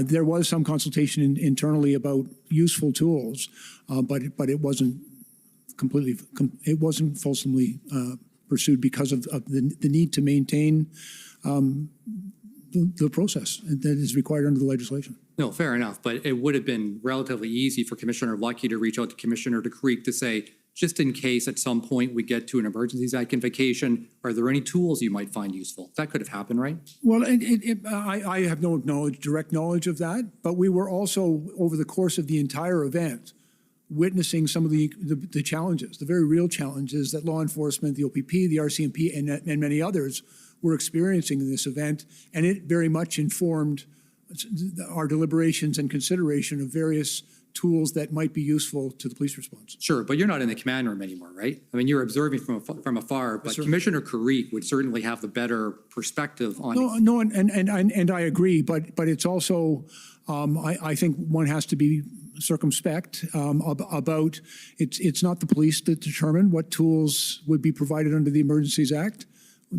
We consult with them on some of the challenges that they were facing, but it is a responsibility of government to determine what measures would be appropriate under the Act. Sure, the decision is made by politicians, but ultimately, in terms of proportionality and using only the tools that are useful or necessary, it's a good idea to reach out to law enforcement, isn't it? And again, to understand the challenges that they were facing, but not specifically to ask them what additional tools. I don't believe that would have been appropriate. I've never been in circumstances where, that was a question put to a police leader. What additional legislative tools do you require? So we heard from Deputy Minister Di Tommaso that that's what happened before the Ontario emergency legislation, that he consulted that way. And of course, Commissioner Lucky was consulted for tools. But you think it's somehow inappropriate to ask police for input on this? I think there is an appropriate process. I'm mindful of Commissioner Karik's reporting responsibility to Deputy Minister Di Tommaso. I'm also well aware of Commissioner Lucky's reporting relationship to Minister Menachino. I'm not part of either of those. All right, okay, so just so I'm clear, would you disagree then with Commissioner Lucky and Deputy Minister Stewart that there ought to have been consultation in that regard? I think consultation on the challenges that the police were facing. I would not personally have asked what additional legislative authorities they might require, but it's very helpful to understand the difficulties that they were having with existing authorities. Right, now, of course, you're not like most other cabinet ministers because you're looking at this as a 30-plus year police leader yourself, correct? Yeah, close to 40, I'm afraid. Right, as a police leader, but yes. But in fairness, I don't have that role anymore, and I'm mindful of the responsibilities of my current position, and that I no longer hold that position. All right, fair enough. I'll move on. I've only got a couple of minutes left here. In your capacity as a politician, as a cabinet minister, of course, you're no longer in the room, the police room, so that you're no longer having a direct look at the intelligence reports. You have to rely on your federal law enforcement advisors, various agencies, to advise you what the situation is, correct? Yes, sir. I have been regularly briefed by, for example, the National Security Intelligence Advisor, the RCMP Commissioner, and the Director of CSIS, but I don't have any line of sight into the raw intelligence or many of the reports. And you rely on those agencies and the National Security Advisor to give you credible and reliable information so that you can make informed decisions as a cabinet minister? Yes, sir. Now, you mentioned you had never heard of Project Hendon, and nor would you have had any reason to, correct? I was not familiar with that. Subsequently, after other information came out, particularly through testimony, I've heard the phrase, but at the time I was not familiar with that portfolio of intelligence. All right, now we know from the Hendon reports, and we've looked at this in some detail, that as early as January the 20th, which is a week before the protests started to arrive, that the OPP had warned in its reports that this may not be a short protest. You've probably heard some of that evidence. Yes, sir. That there was no exit strategy and that at least some protesters intended to stay until the demands were met, correct? I've heard that subsequently. Right. There was conflicting information and intelligence that was being made available to me prior to the arrival of the protests in Ottawa. But quite frankly, there was also open source reporting that some intended to remain. Right. As a decision maker, it's important to know as much as you can about the potential risks of any situation, correct? It's always our hope. And of course, intelligence like you get in the Hendon reports would be more valuable than simply opening the Twitter machine, right? Of course. Right. I see I'm exactly my 10 minutes. I need about 45 to 60 seconds. Can I have it, Commissioner? Go ahead. I was hopeful, but... All right, so not only is it important that you would know this information, but you want to be told in a timely way so that you can make appropriate preparations. And again, there's a decision as to what information is appropriate to share Yes. with cabinet, but of course we want that information to be as clear as possible, not only so that we can assess its on its merits, but also its credibility, and so that information could be very important to us. And the reason I ask, I go back to a phrase used by my friend for the commission earlier when he talked about if there's a hurricane moving up the coast, you want to know well in advance. And I'm not analogizing necessarily between the convoy and a hurricane, but the earlier you would know, the better, correct? Yes, sir. Just went through Hurricane Fiona, and we were tracking really carefully where it was going to make landfall. Right. And so your first briefing, according to your witness summary, was actually January 27th. That's in your witness summary. Yeah, I believe that's correct. And that's a full week after the OPP reported in Hendon about the fact it could be a long protest. Again, sir, I didn't have any information about that. I'll take your word for it, of course, but I did receive my first briefing, I believe, on January 27th. All right. Thank you. Thank you for the indulgence, Commissioner. Much appreciated. Okay, next is counsel for former Chief Slowly.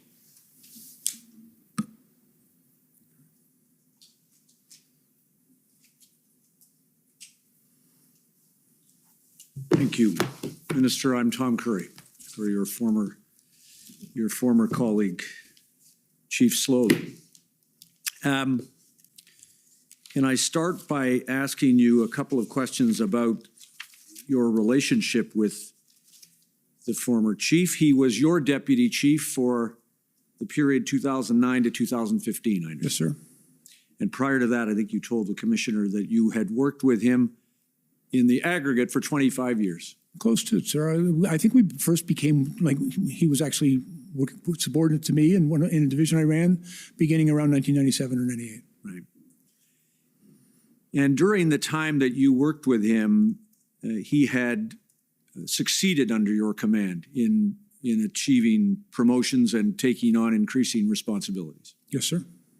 And you knew him then and now to be an experienced and effective police leader. Is that true? Yes, sir. I have great respect for Chief Slowly, Mr. Peter Slowly.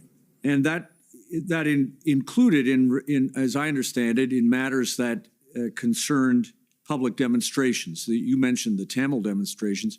I understand that Chief Slowly, or at that time, not Chief Slowly, but at that time as a member of the Toronto Police Service, that he was a major incident commander in that respect. There were a number of my commanders, but Peter also held that role in the service at that time.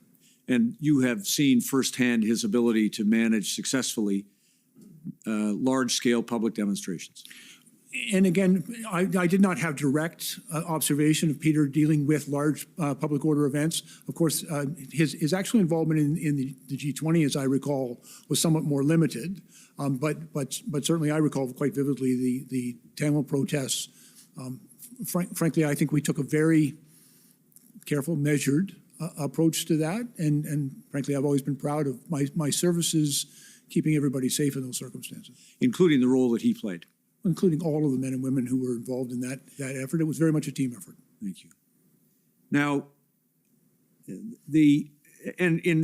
during the time that you were chief of the Toronto Police Service and Deputy Chief Slowly or Chief Superintendent, he held a number of different ranks.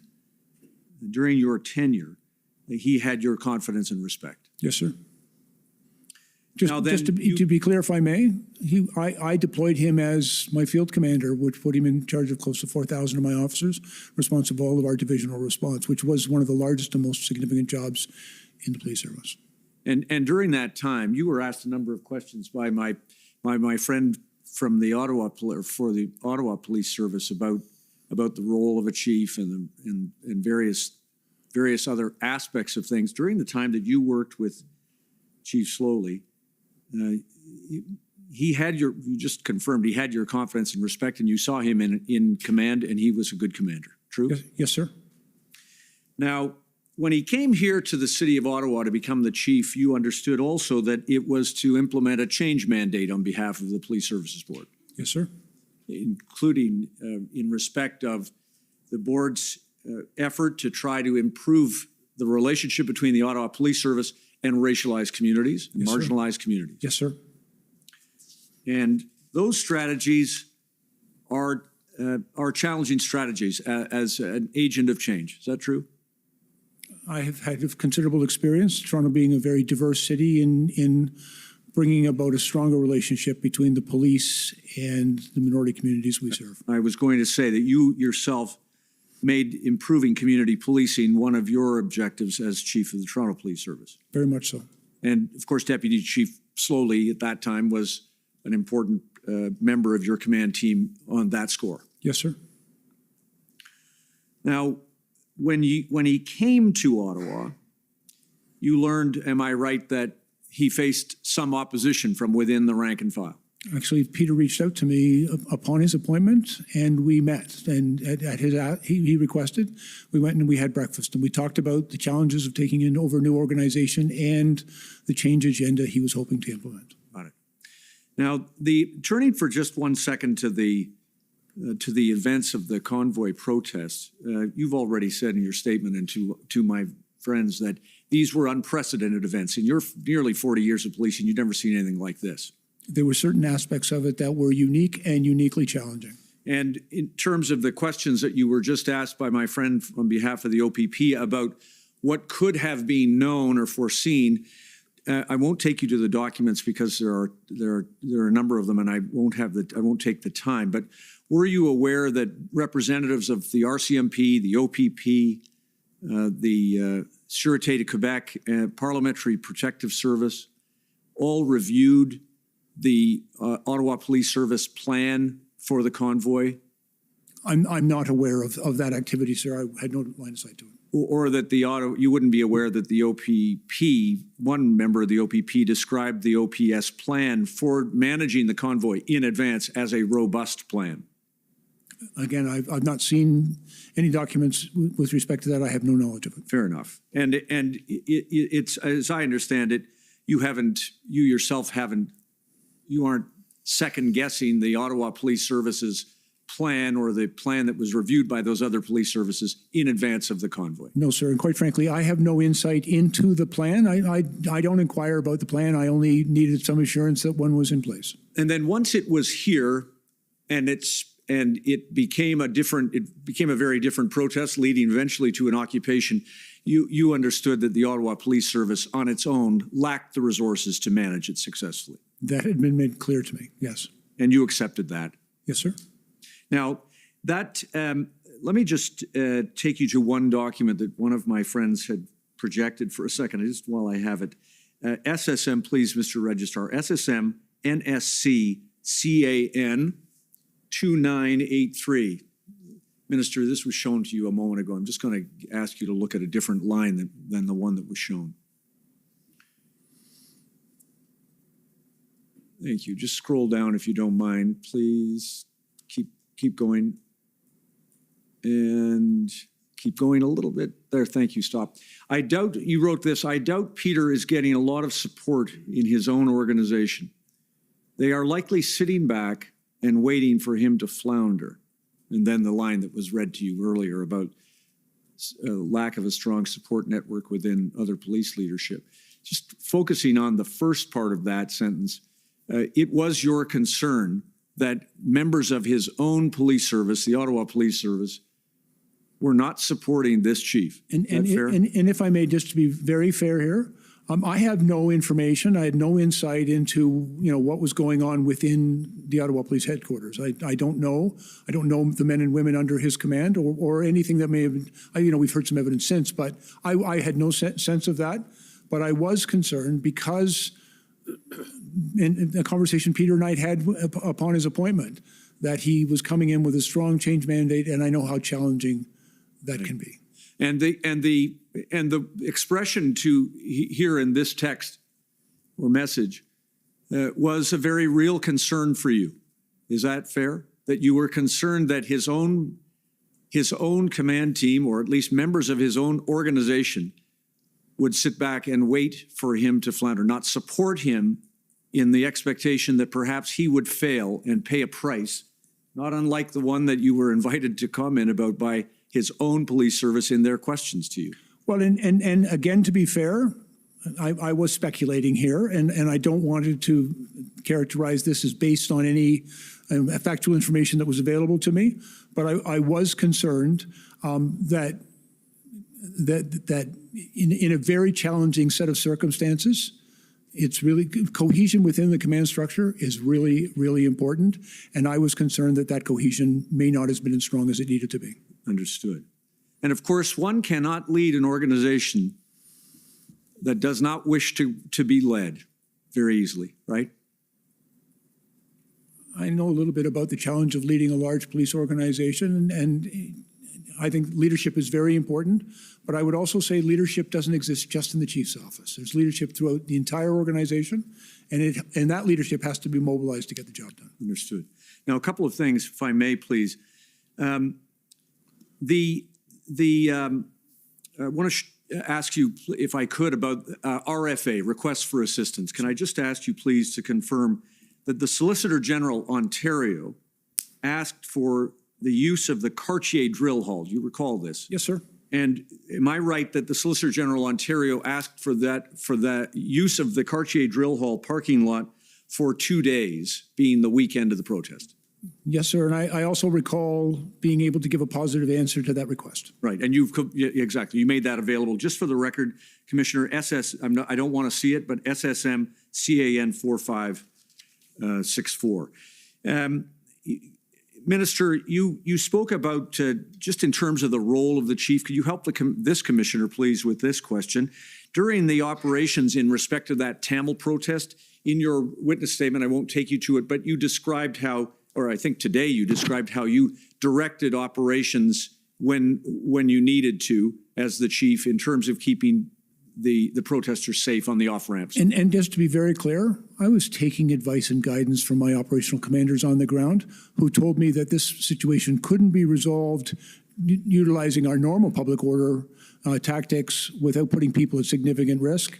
And therefore, it was on their advice that I made the decision that we would engage with these people and find another way to resolve. Understood. This. And in the same way, I think in your witness statement, I don't want to turn it up, see if you recall this, it's paragraph 5 for the record. You reviewed and approved plans as the chief concerning the G20 protests. Yes, sir. And in fact, as the chief of police, there were literally dozens of protests taking place in Toronto every single week. And I, for the larger events, would have those operational plans presented to me. Right, got it. For my awareness. The command structure for those events was not, the chief doesn't command those events. We actually maintained a very robust command structure for those types of events. Right. And I think the language that you used in your statement was that you would review those, approve them, and then present them to the board. Yes, sir. Thank you. Now, Commissioner, I'm going to go a little overtime with your consent, only because my friends for the commission introduced a few new things through the minister about police services. Yeah, no, you're already over time, so don't get me wrong. You're already there. So I'm going to see what I can do as quickly as I can do it. But thank you for that. The resources. You mentioned to the commissioner that you received a request for resources from Windsor for the Ambassador Bridge blockade. Can you confirm that you received those via a letter directly from the chief of police to you, and one similarly went to Minister Jones? Yes, sir. We did in fact receive that letter. It wasn't something that frankly, I'm not authorized to deal with, a request for assistance coming from a municipal police chief, but it was referred back to other officials to deal with. Right, understood. But in that respect, regarding Windsor, the request for resources came to you as the minister, to Minister Jones for her counterpart. There was an urgent need for resources, and you did what you could to send them urgently. Fair? I think in fairness, it was the OPP that responded to the Windsor situation. And again, I stand to be corrected, but I understood that the Windsor police chief utilized the authorities under the existing Police Services Act in order to seek out the assistance and support of the OPP. So I think I won't take you to it, but just for the record, Commissioner, WIN 1648 and 1649 are letters not directed under the Police Services Act, rather directly to you and to the minister. Yes, sir. You passed them on, and the resources came from the RCMP and the OPP. But nobody followed the Police Services Act protocol in Windsor.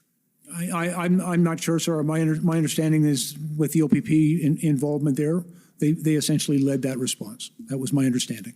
And the Police Services Act protocol to which you referred isn't mandatory in respect of sequencing. It is there, but police services, including at the time that you were the chief in Toronto, gain resources through memorandum of agreement and other requests through police services, correct? Generally for planned events, yes. When I made reference in my earlier remarks to this Police Services Act and the provision within the Act for a chief of police to deal with an emergency that exceeds their capacity, there is that provision in the Act. But I am in agreement, sir, that quite routinely for a lot of these events, they reach out to neighboring police services and people come to help each other as best they can. And what you observed from Chief Slowly was that he was trying his best to get the support he needed for the community, to keep the protests safe and his own service safe, correct? He was certainly advocating for what he believed to be the necessary resources. And your observation was that he acted in good faith in the performance of his duties? I did not detect any element of bad faith. And that were you made aware, I assume that you weren't, you did not know of the plans that the OPS had, their evolution and the approvals that Chief Slowly's team gave to those plans? No, sir. As I've previously testified, I made no inquiry and received no information of the operational plans that were either being developed or in place. The information that you received as a minister and in cabinet came in respect of police services and resources through Commissioner Lucky. Is that fair? Primarily through Commissioner Lucky, yes. And are you aware that certain of the information that you received turned out not to be accurate in terms of the resources? I'll give you a couple of examples. That you were aware of what has been described, I think, by Deputy Commissioner Duhaime to the Commissioner as a mix-up about the 250 RCMP officers. I'm not familiar with Deputy Duhaime's testimony. I wasn't following it. What about Minister Jones' 1,500 OPP officers on the ground in Ottawa? Were you aware she made that statement? I'm not. Okay. Or therefore that it was inaccurate. You wouldn't have known that. No, sir. A couple of last things, then, if I may. You, I think in your evidence, in your statement, have described that you had requested or spoken with Chief Slowly about the possibility of tagging vehicles and towing vehicles. Yes, sir. He explained to you why that was not possible as a matter of safe enforcement, and you accepted his conclusion. Yes, sir. And did you know that RCMP and OPP officials were urging OPS through Chief Slowly and others to not take enforcement steps because in Ottawa they lacked resources to do so safely? I'm not aware of that. If they did, you would again defer to them and the OPS as to the people with the best line of sight into that. Of course, Chief Slowly gave me an explanation and I accepted that. He was the chief of police and that was his belief. Last thing then, please, if I could, because of course you know, Minister, from the nature of the questions that you've been asked, that there's a great deal of scrutiny about what Chief Peter Slowly did here in Ottawa. And you agree that in hindsight, that more could have been done and sooner to assist Chief Slowly and the OPS to secure the assistance of resources? I believe with the clarity of hindsight, sir, that there were a number of steps that upon reflection, I think everyone involved would have liked to have seen a quicker outcome. I'm very mindful of the enormous impact this was having on the people of Ottawa in particular. And because of some of the other then related protest activities across the country was hugely impactful upon all Canadians. And so the timeliness of resolving that, I think was important to all of us. And in hindsight, I think it's also our responsibility to learn from that experience and make sure that we can do it better next time. And in hindsight, nothing more Chief Slowly could have done individually to make a difference. Well, again, that's a judgment, but I don't have enough information to make respectfully. But at the same time, I think we all need to reflect on how we could have resolved this quicker and more effectively. Thank you, Commissioner. Thank you, Minister. Okay, next is, and now we're into the shorter, more challenging timelines. City of Ottawa.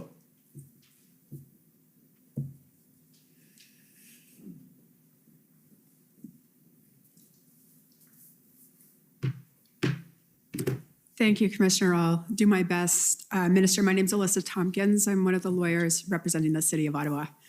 So I will try to be quick. I do want to take you to a couple documents, though. So first document, Mr. Clerk, ssm.nsc.can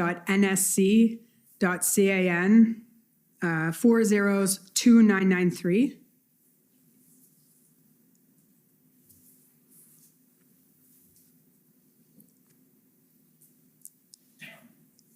So this is one of the texts between you and your chief of staff. And it's just this comment. So if we see there a date below, Thursday, February 10th, but I'm actually looking at one of the comments above. And I believe if we scroll up, because I believe these are produced by your chief of staff, so your texts are the ones on the left. And there's in white. Yes, sir. And there's a comment that says, and it's not really going to help in Ottawa unless the OPP take over here. I just want to know what you meant by the OPP taking over. Again, I'm not entirely clear on the context of this because there's clearly conversation that was taking place before. But I believe that it was going to be necessary for the OPP to have a much greater operational role in the resolution of this event for public order.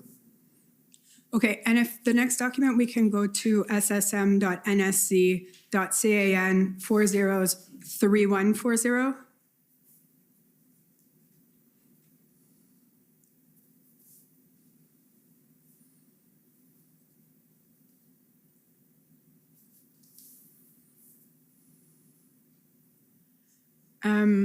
More text messages between you and your chiefs of staff. Now here it's just forwarding tweets, but there's a tweet being forwarded from Robert Fife that says, "This is what Ontario government sources have said was coming. She slowly pushed aside to allow OPP RCMP to take charge of 16 days of chaos in downtown."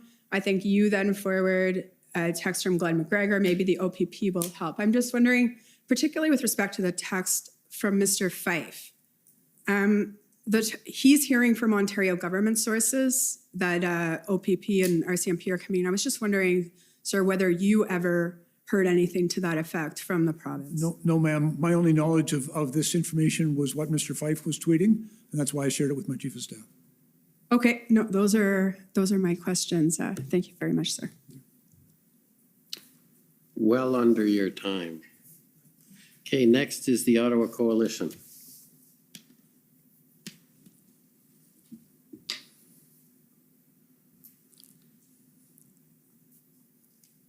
Thank you, Commissioner. I'll try to be as efficient as my friend, Ms. Tompkins.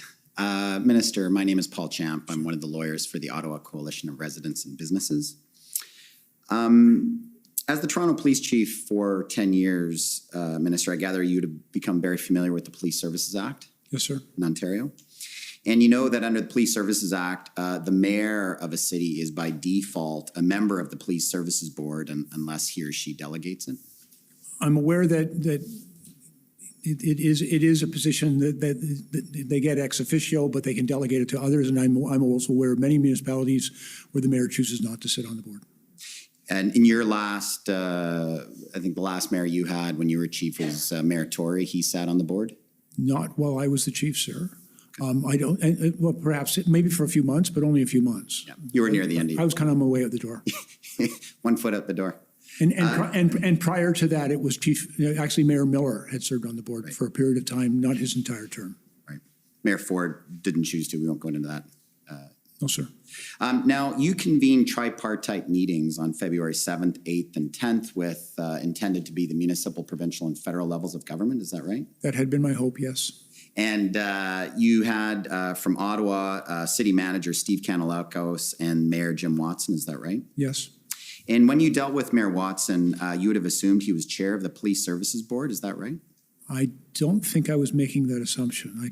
I'm not aware of that. Did you know if he was the chief or if he was on the board or not? No, and I apologize, but I'm not that familiar with Ottawa Council or its board. Right, but given your familiarity with the Police Services Act, would you not have wanted to deal with someone from the Police Services Board who actually has some operational guidance and responsibility over the And again, Ottawa Police? If I may, I don't think that's an appropriate discussion for a minister of the federal government to engage with the chair of a municipal police services board. My intention in establishing the tripartite table was to bring the three orders of government. Right. And I use that word advisedly, by the way, because I don't believe in levels. There are orders of government. The federal, provincial, and the municipal governments all had a responsibility to work together, to collaborate, and it was my intention to convene that discussion. But I gather then, though, if you were sharing information with the mayor and the city manager that was relevant for the Police Services Board, you would have assumed the mayor and the city manager would have shared that information with the Police Services Board? Again, I make no assumptions about those discussions. My intention was to bring the federal, provincial, and municipal governments to the table.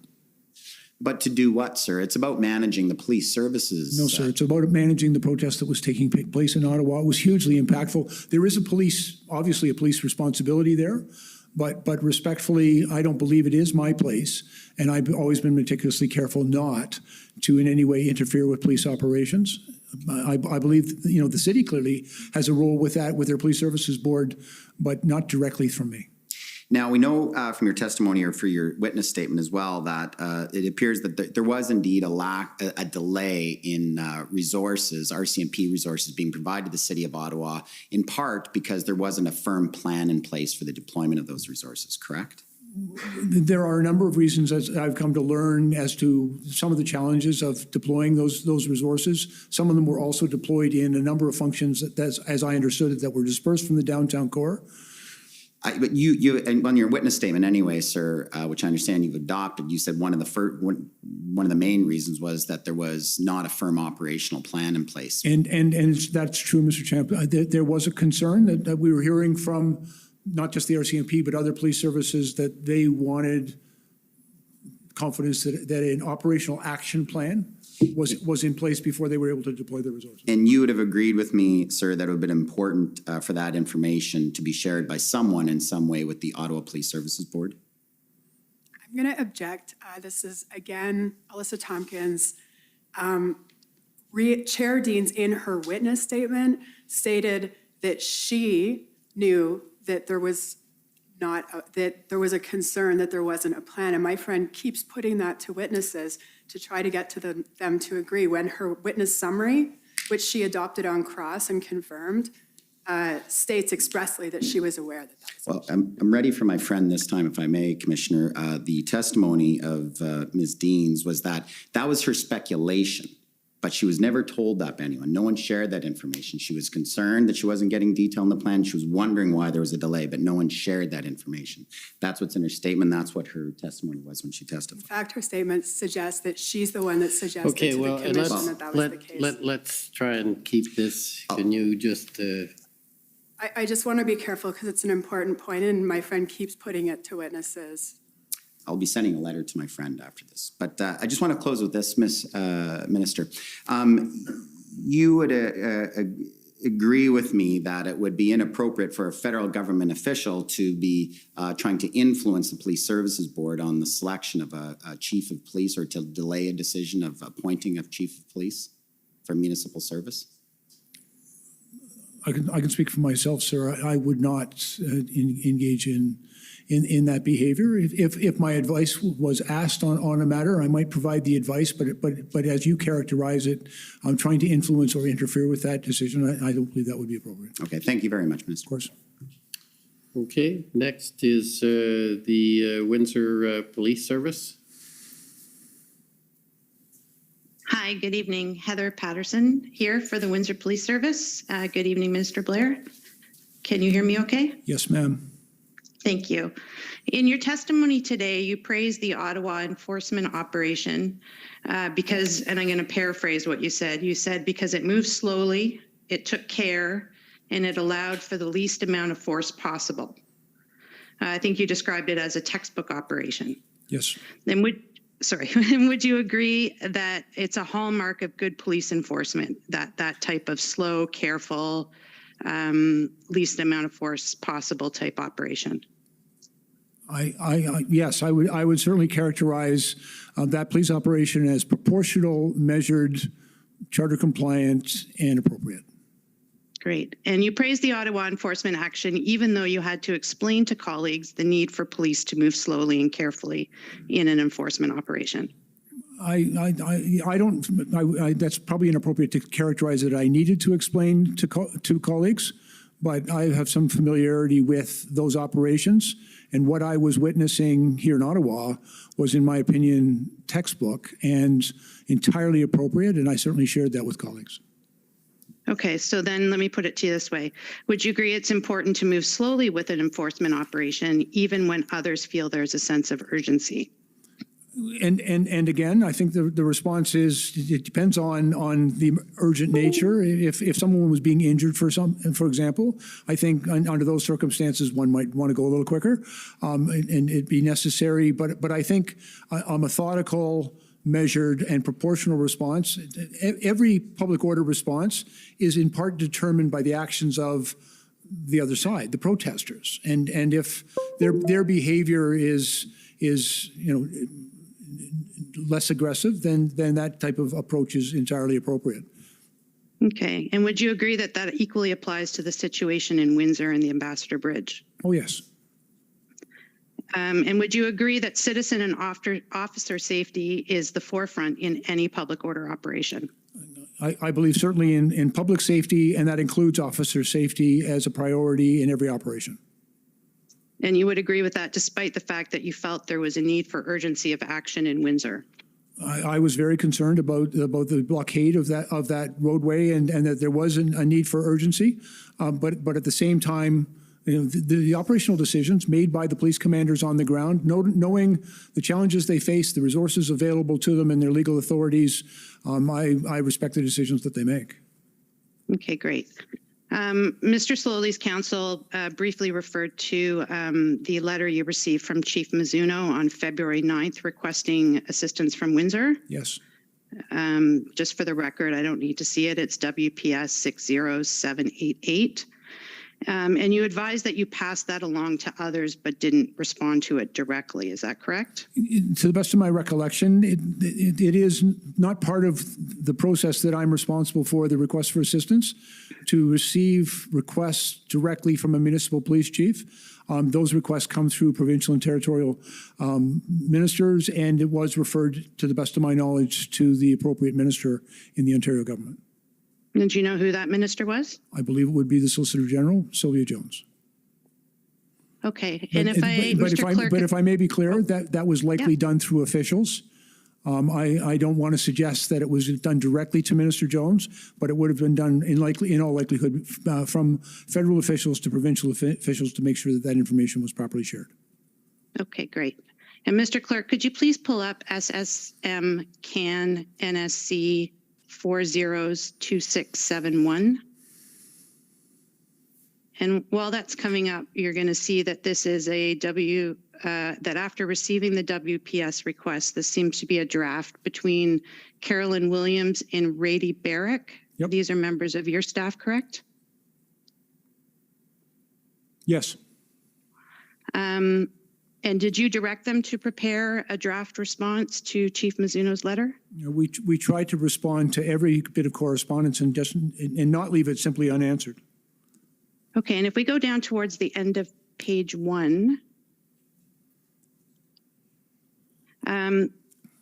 we see that this is a draft, but I've never been able to find whether it was actually sent or not. Do you know? No, I'm afraid I don't. Okay, and if you look in the last paragraph on that page, it says local communities are the ones ultimately paying the price for the actions of these demonstrators. Do you agree with that sentiment? I think certainly the local communities were in fact being significantly impacted by these actions and by these blockades and demonstrations that were taking place. Okay, and would you agree it's vital that government ensure that police have resources required to maintain public safety to bring about a peaceful resolution to a public order event? I believe keeping people safe is the first responsibility of every order of government, and to provide whatever resources are available to assist law enforcement in effecting their purpose. Great, thank you. Commissioner, I just have 3 more questions if I could have a brief indulgence. As long please. as they're short. Yes, they will be. And are you aware the Ambassador Bridge is privately owned? Yes. And you're aware that it's the Windsor Police that will respond to incidents on the bridge, such as a traffic accident? I would have anticipated yes. Okay, and we looked at earlier this afternoon at a February 12th text exchange that you had, for the record, SSM NSC CAN 3129. I don't need to see it unless you do, Minister. But this is where you said police are finally doing their job in Windsor. Yes. Are you aware that the enforcement action took place over February 12th and 13th? Yes. And that the bridge was opened in the early hour mornings of February 14th? Yes, I watched it very carefully. I was very concerned about the blockades at the Ambassador Bridge. And so you would agree that any difficulties the OPP or the WPS were having in Windsor were resolved before the Emergency Act was invoked? I was aware that they had been able to move that protest. I was also aware of concerns that they were expressing to us that those blockades could either go to some other place or could return to Windsor. And what we had heard very clearly from the police is, although they had been effective in clearing it, there was real concern as to whether they could hold it open. Okay, thank you. And lastly, would you agree with me that the Windsor enforcement operation was a success? Yes. That there was no loss of life or serious injury to either the public, protesters, or police? Yes, ma'am. Thank you very much. Those are my questions. Okay, thank you. Next call on the City of Windsor.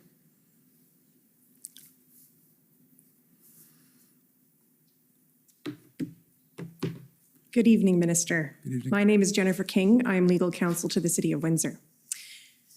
Minister Blair, I would like to start by confirming your views about the unlawfulness of the blockade in Windsor. Mr. Clerk, if you could please pull up PB NSC CAN 402437.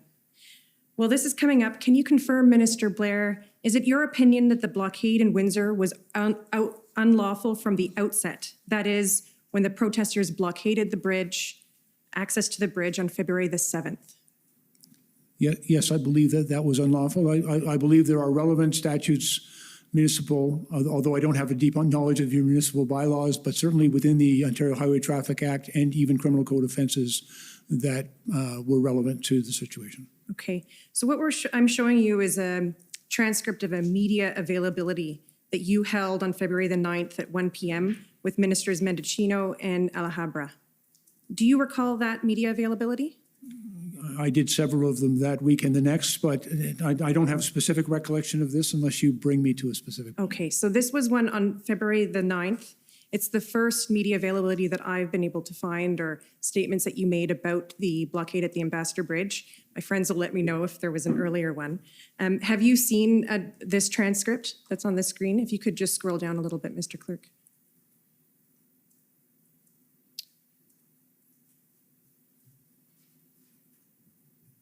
I've actually not seen this transcript, but if you could scroll down, and by the way, I think I likely used the word thuggery, not thuggery.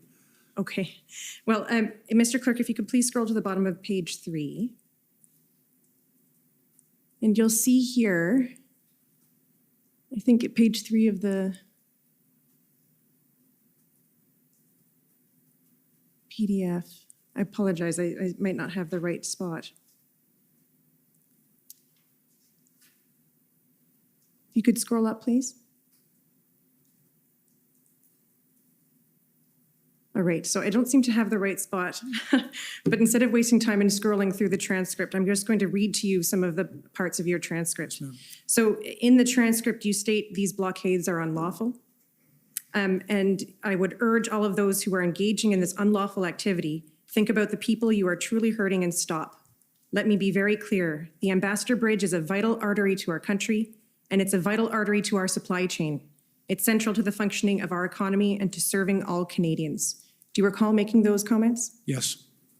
And later in your remarks, you referred to the protesters' unlawful actions blocking ports of entry as essentially putting their foot on the throat of all Canadians. Do you recall that? Yes. And in your remarks, you also state that the rule of law has to be upheld, and Canada will ensure police have the resources they need to uphold the law and keep the peace, right? Yes. Your opinions reflected in these remarks have not changed since February, have they? No, sir. No, ma'am. I take it you made these statements to national media to make it clear to the public and to the protesters that protesting by blockading ports of entry is unlawful, correct? Yes, And that the protesters should stop. yes. Are you aware that the same day as this media availability, that it was widely reported by American and Canadian media that you and your fellow ministers labeled the bridge blockade as illegal? Didn't have the opportunity to read the American press, but I'm not surprised. Okay, but the protesters did not stop, did they? No. Okay. I have a few questions, Minister Blair, about planning around critical infrastructure.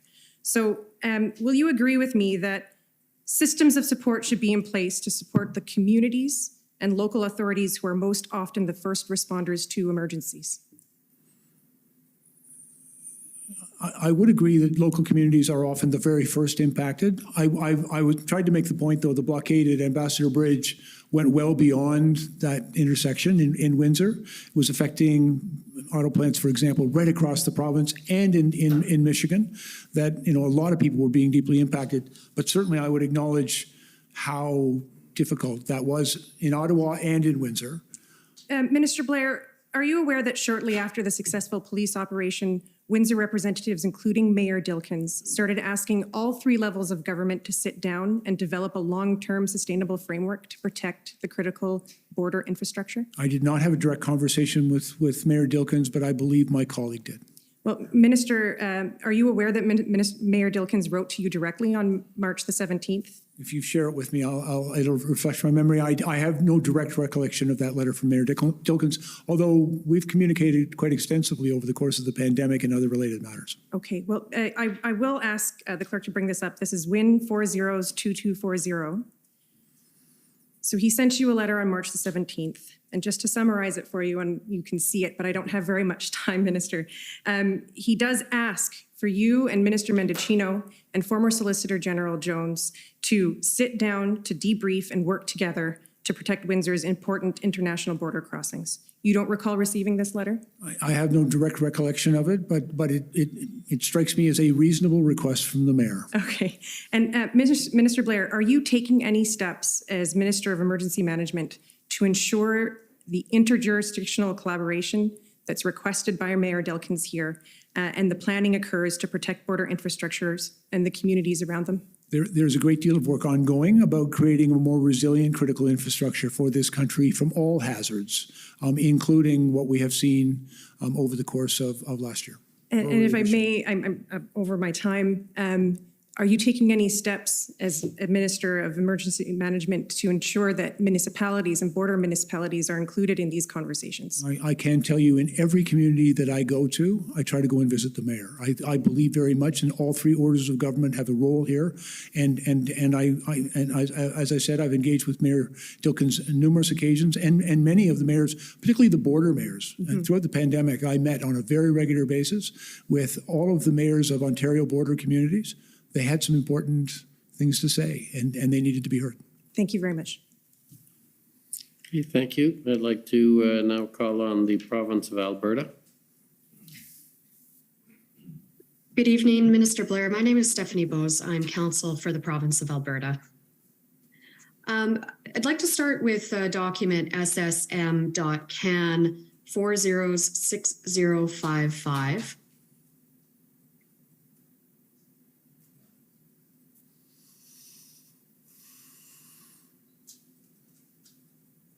And if, Mr. Clerk, if you could scroll down to the last email on this page, or sorry, in this document, it'll be on the next page.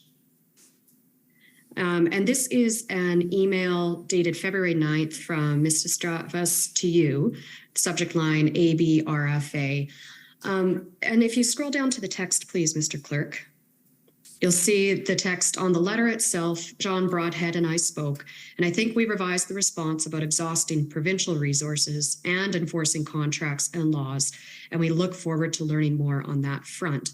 So it's not a no, just more context. Now, I understand Mr. Broadhead is the Director of Policy in the PMO. Is that correct? Yes. Do you know what the reference to "it's not a no" is about? I believe I do. I was very concerned when I heard back from the Deputy Minister and the Canadian Armed Forces that they did not have the equipment that Minister MacGyver had requested in his request for assistance. And so I asked my staff and public safety to explore other areas of government to see if there was any way that we could provide assistance to Alberta. And we looked, for example, in other federal departments. We looked outside the country in Montana. We were looking for any way that if the CAF equipment was not appropriate or available, we were looking to see if there was any alternative that we could help Alberta with. All right, thank you. At ssm.can.nsc 402689. This was a record that Commission Counsel put to you earlier today. And I'll ask the clerk to please pull that up. The version that you saw today was unredacted, and I understand that that was only recently supplied.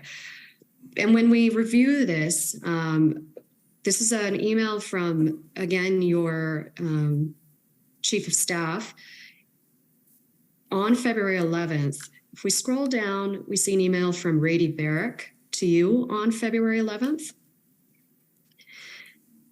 Within the next page, we see a response. Further, I understand that Alberta has the required legal authorities necessary to enforce compliance as a highway is considered essential infrastructure, and it goes on. There are a number of contraventions or other applicable legislation that may also be enforced by Alberta and its police forces. So at that point in time, the reason for rejecting Alberta's RFA was, in fact, that the position of Government of Canada was that Alberta had the required legal authorities. Is that correct? Yeah, if you could read down through the entire letter, because I want to see how this is dealt with.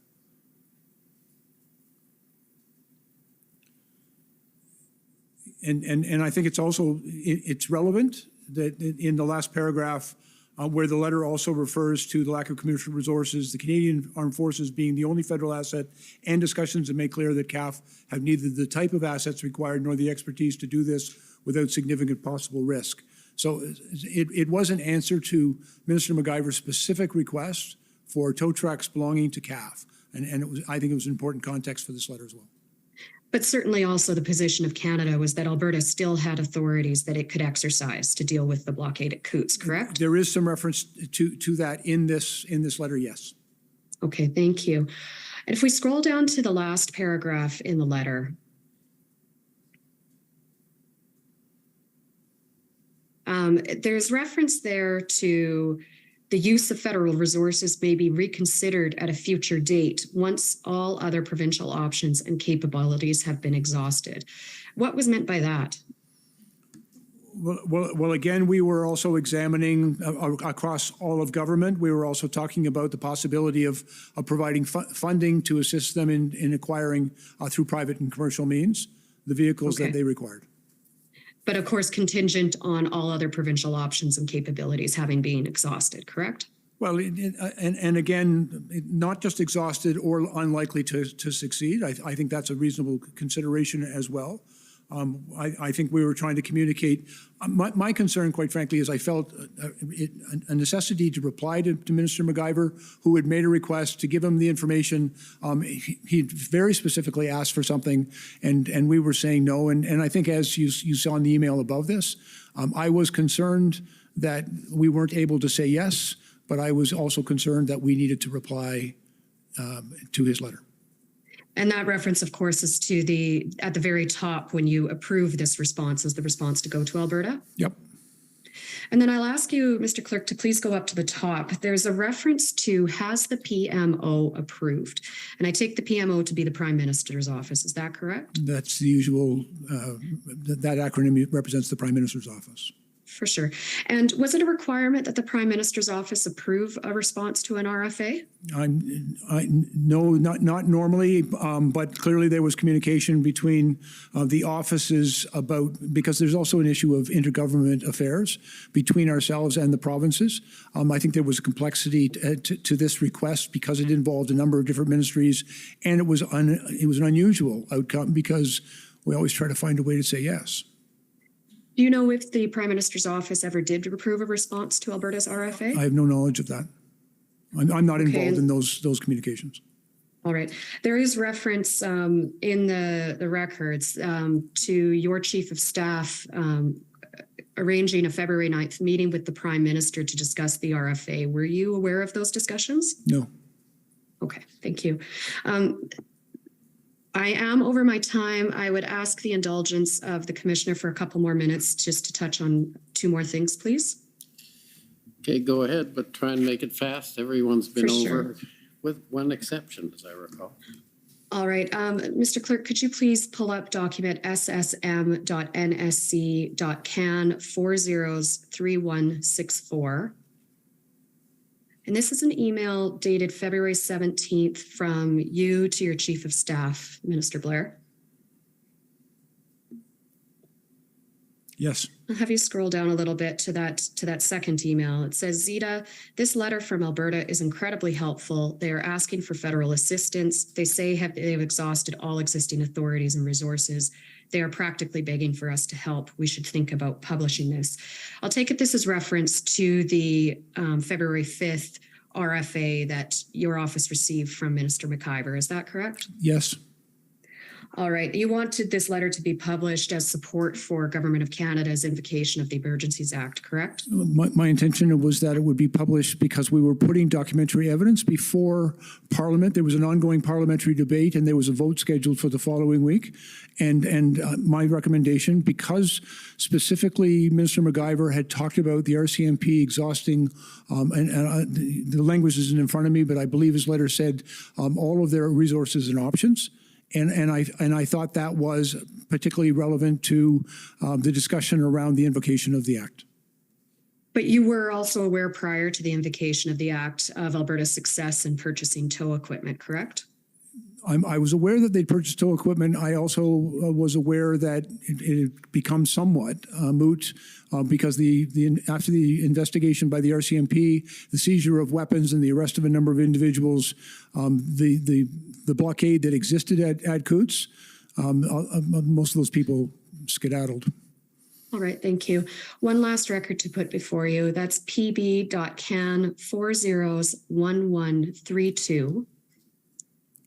And this is an appearance that a transcript of an appearance you had on Global News on February 13th at 11 a.m. Eastern Time.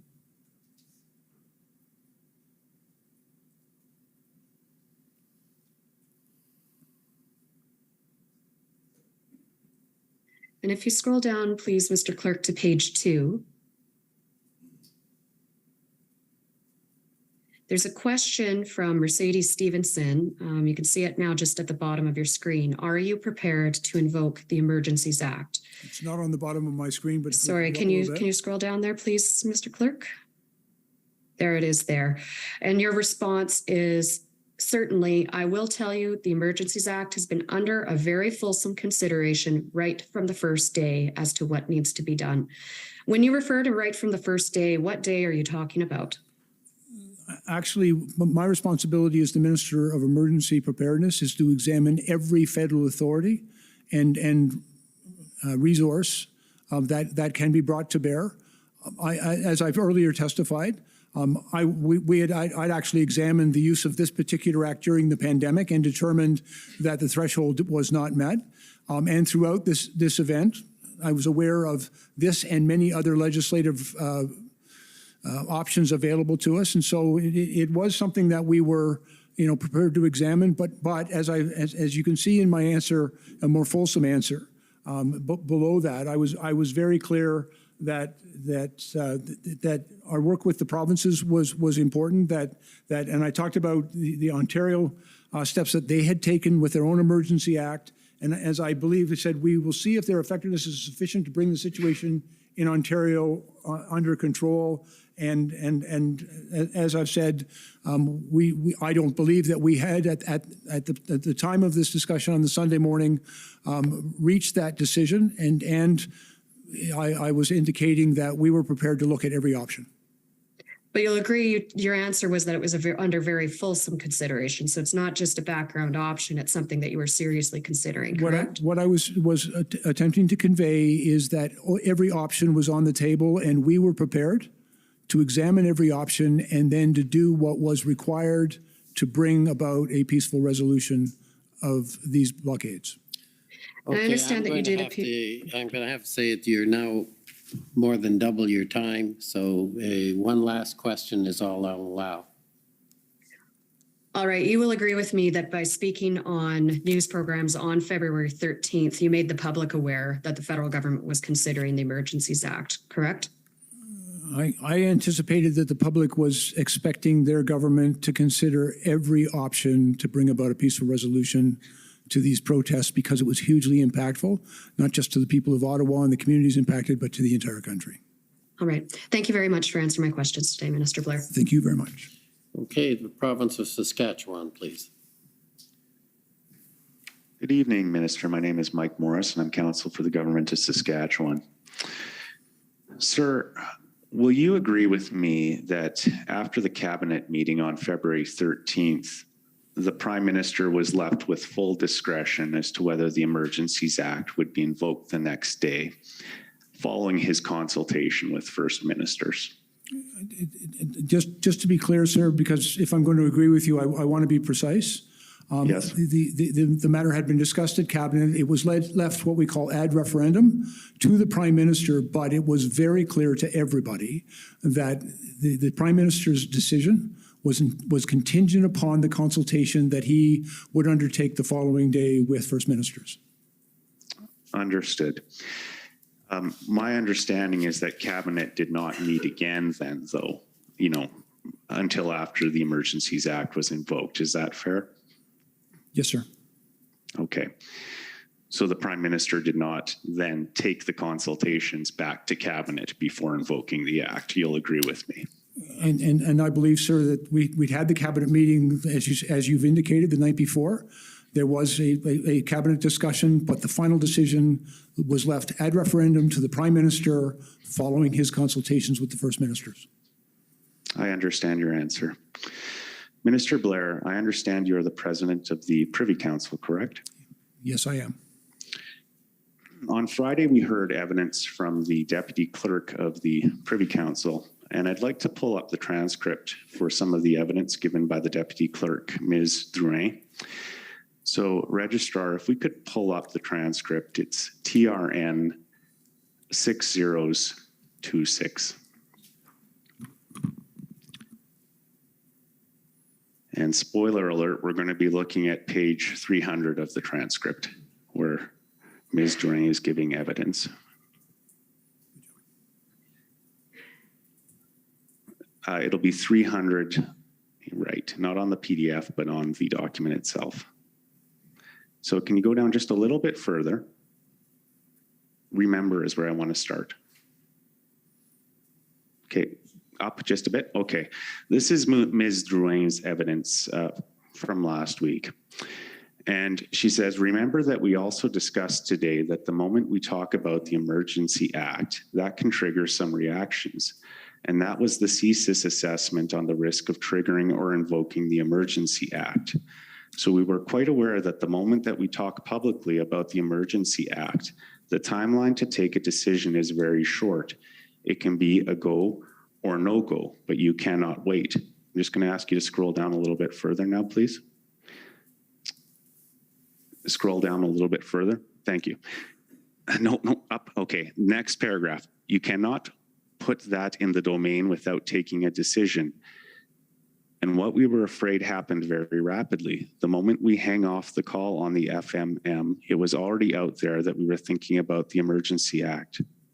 So this is why, we were very concerned and concerned that talking about the Emergency Act will request a very rapid decision, a no or a yes, but a rapid decision. Now, you can probably anticipate my next question, Minister, but did you share Ms. Drouin's concern about publicly talking about the Emergencies Act? I think if I read this correctly, the Deputy Clerk's concern is that after a very important step in any process of invocation involves consultation with the First Ministers, and Deputy Drouin's concern appears to be that after that call, some of that information was being made public, which I think And I do understand the concern, because it does, although it's not the final decision, many might take an inference that this was likely to happen. That, in my opinion, is different than suggesting we were considering all options, which was a conversation that I'd had a number of times prior to that. But if the deputy's concern, quite frankly, I have great respect for the deputy, and if this was a concern she had, it aligns somewhat with CIS's advice that the invocation of the act could result in a violent reaction from some. Okay. My friend for counsel for the government of Alberta referred to your interview with Mercedes Stevenson. I understand you also gave an interview with Rosemary Barton on Sunday morning, February 13th. Is that correct, Minister? Yes, sir. And that was on Rosemary Barton Live. I understand at that time you advised Ms. Barton that the IRG had been having daily discussions about the potential invocation of the Emergencies Act. Is that fair? I'd actually have to see that to understand the precise language. I was trying to be, and it was always my intent to be very precise, that we were considering all of our options, including the Emergencies Act, but that no decision had yet been made. Do you recall telling Ms. Barton that the police now have new authorities and very effective tools? We just need the police to do their job. Yes, I do, and I was referring to the new authorities as those that had come from the province of Ontario, with the invocation of their emergencies measures and as well the regulations that they had brought in on the Saturday. And do you also recall stating that it was somewhat inexplicable why enforcement was not happening? I was asked if I could explain the law enforcement's response, and I said it was somewhat inexplicable. In my meaning there, I hope was clear, that I could neither explain nor account for law enforcement's response. Frankly, that's up to them. Okay. Did you think that your statements might suggest that a decision needed to be made fairly promptly about invoking the Emergencies Act or not? I don't believe that would have influenced either the Prime Minister or the First Ministers in their deliberations. Okay. I understand that you were not present at the First Minister's meeting held on February 14th. Is that correct? Yes, sir, that's correct. Now, in your view, would it have been appropriate to advise what that meeting was going to be about before the start of the meeting?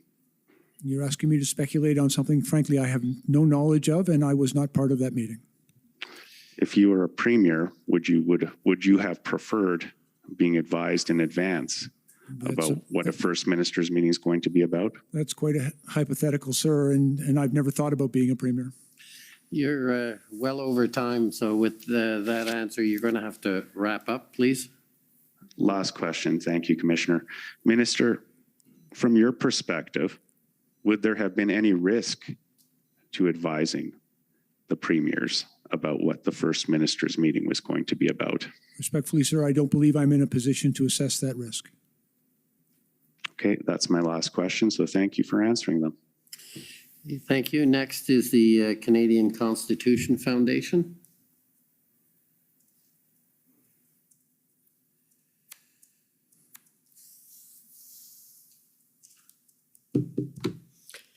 Minister Blair, good evening. My name is Sujit Chaudhary. I am counsel for the Canadian Constitution Foundation. I have some questions for you about some remarks you made or evidence you provided in your witness statement regarding the sequencing of requests by the OPS to the OPP and the RCMP. And so just for the sake of time, I'd prefer not to call it up, although I will if you'd like to refresh your memory. But do you recall you said that the City of Ottawa and the OPS were not following the proper procedure for requesting resources because requests for police resources in Ontario are formally governed by Section 9 of the Police Services Act? And I believe that I expanded upon that evidence in my examination in chief earlier today, sir, that I am familiar, of course, with a number of circumstances where various police services may seek and obtain assistance from others. I was also just simply pointing out to council that there is a provision within the Police Services Act that allows for a police chief dealing with an emergency that exceeds the capacity of his police service to manage, there is a section in the Act that allows him to request assistance from the OPP. And Minister Blair, would you agree that that provision, although it authorizes a municipal police force or a chief of police to seek assistance from the OPP,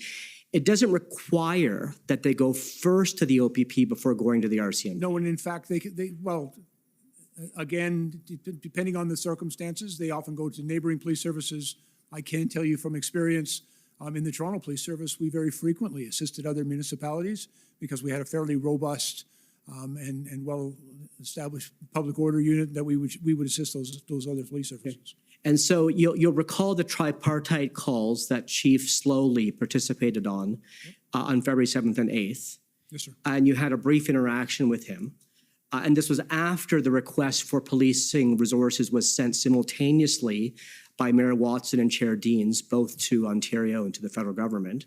And this type of concern about sequencing, it wasn't ever relayed to him, was it? I did not discuss the Ontario Police Services Act with the mayor. Right. My primary interaction was with the mayor, and on the first the tripartite meeting, Chief Slowly joined that call right at the end, and we did not discuss.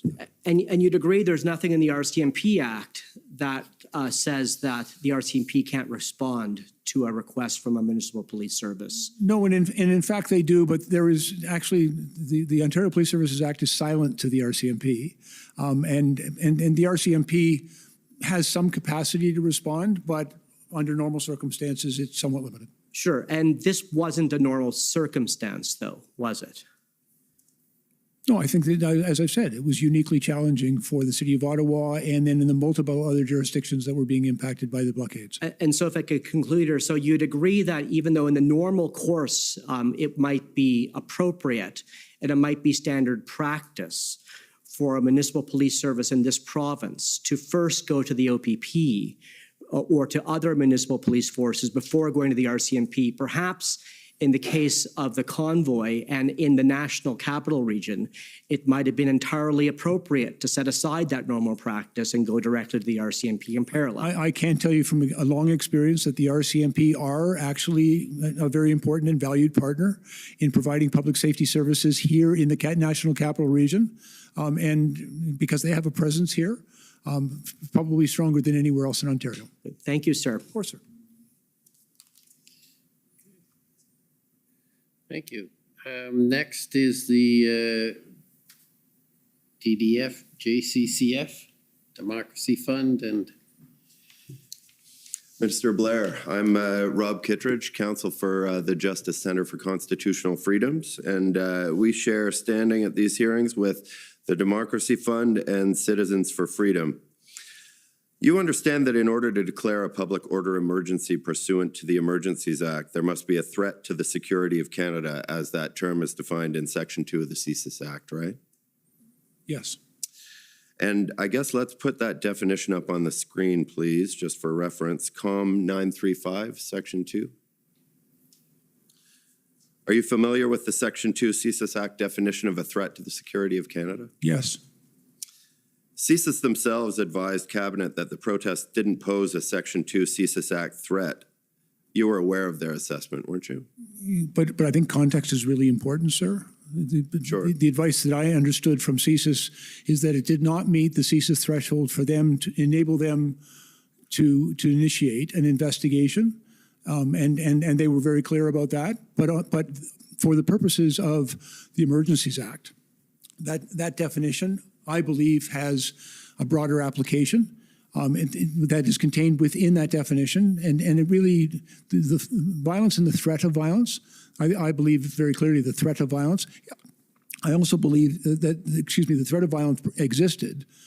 And I also believe that the threshold for, in that definition is different for the Emergencies Act than it was in the very narrow application of that definition to enable the CSIS to undertake an investigation. All right. I was previously the minister responsible for CSIS. I'm not unfamiliar with, the extensive jurisprudence and very high standards that exists for CSIS to take that action. In the interest of just trying to, I'm hoping to understand your thinking a little bit better, and in the interest of trying to do that in 5 minutes, if you can help us get through this in shorter answers wherever possible, that would be really appreciated.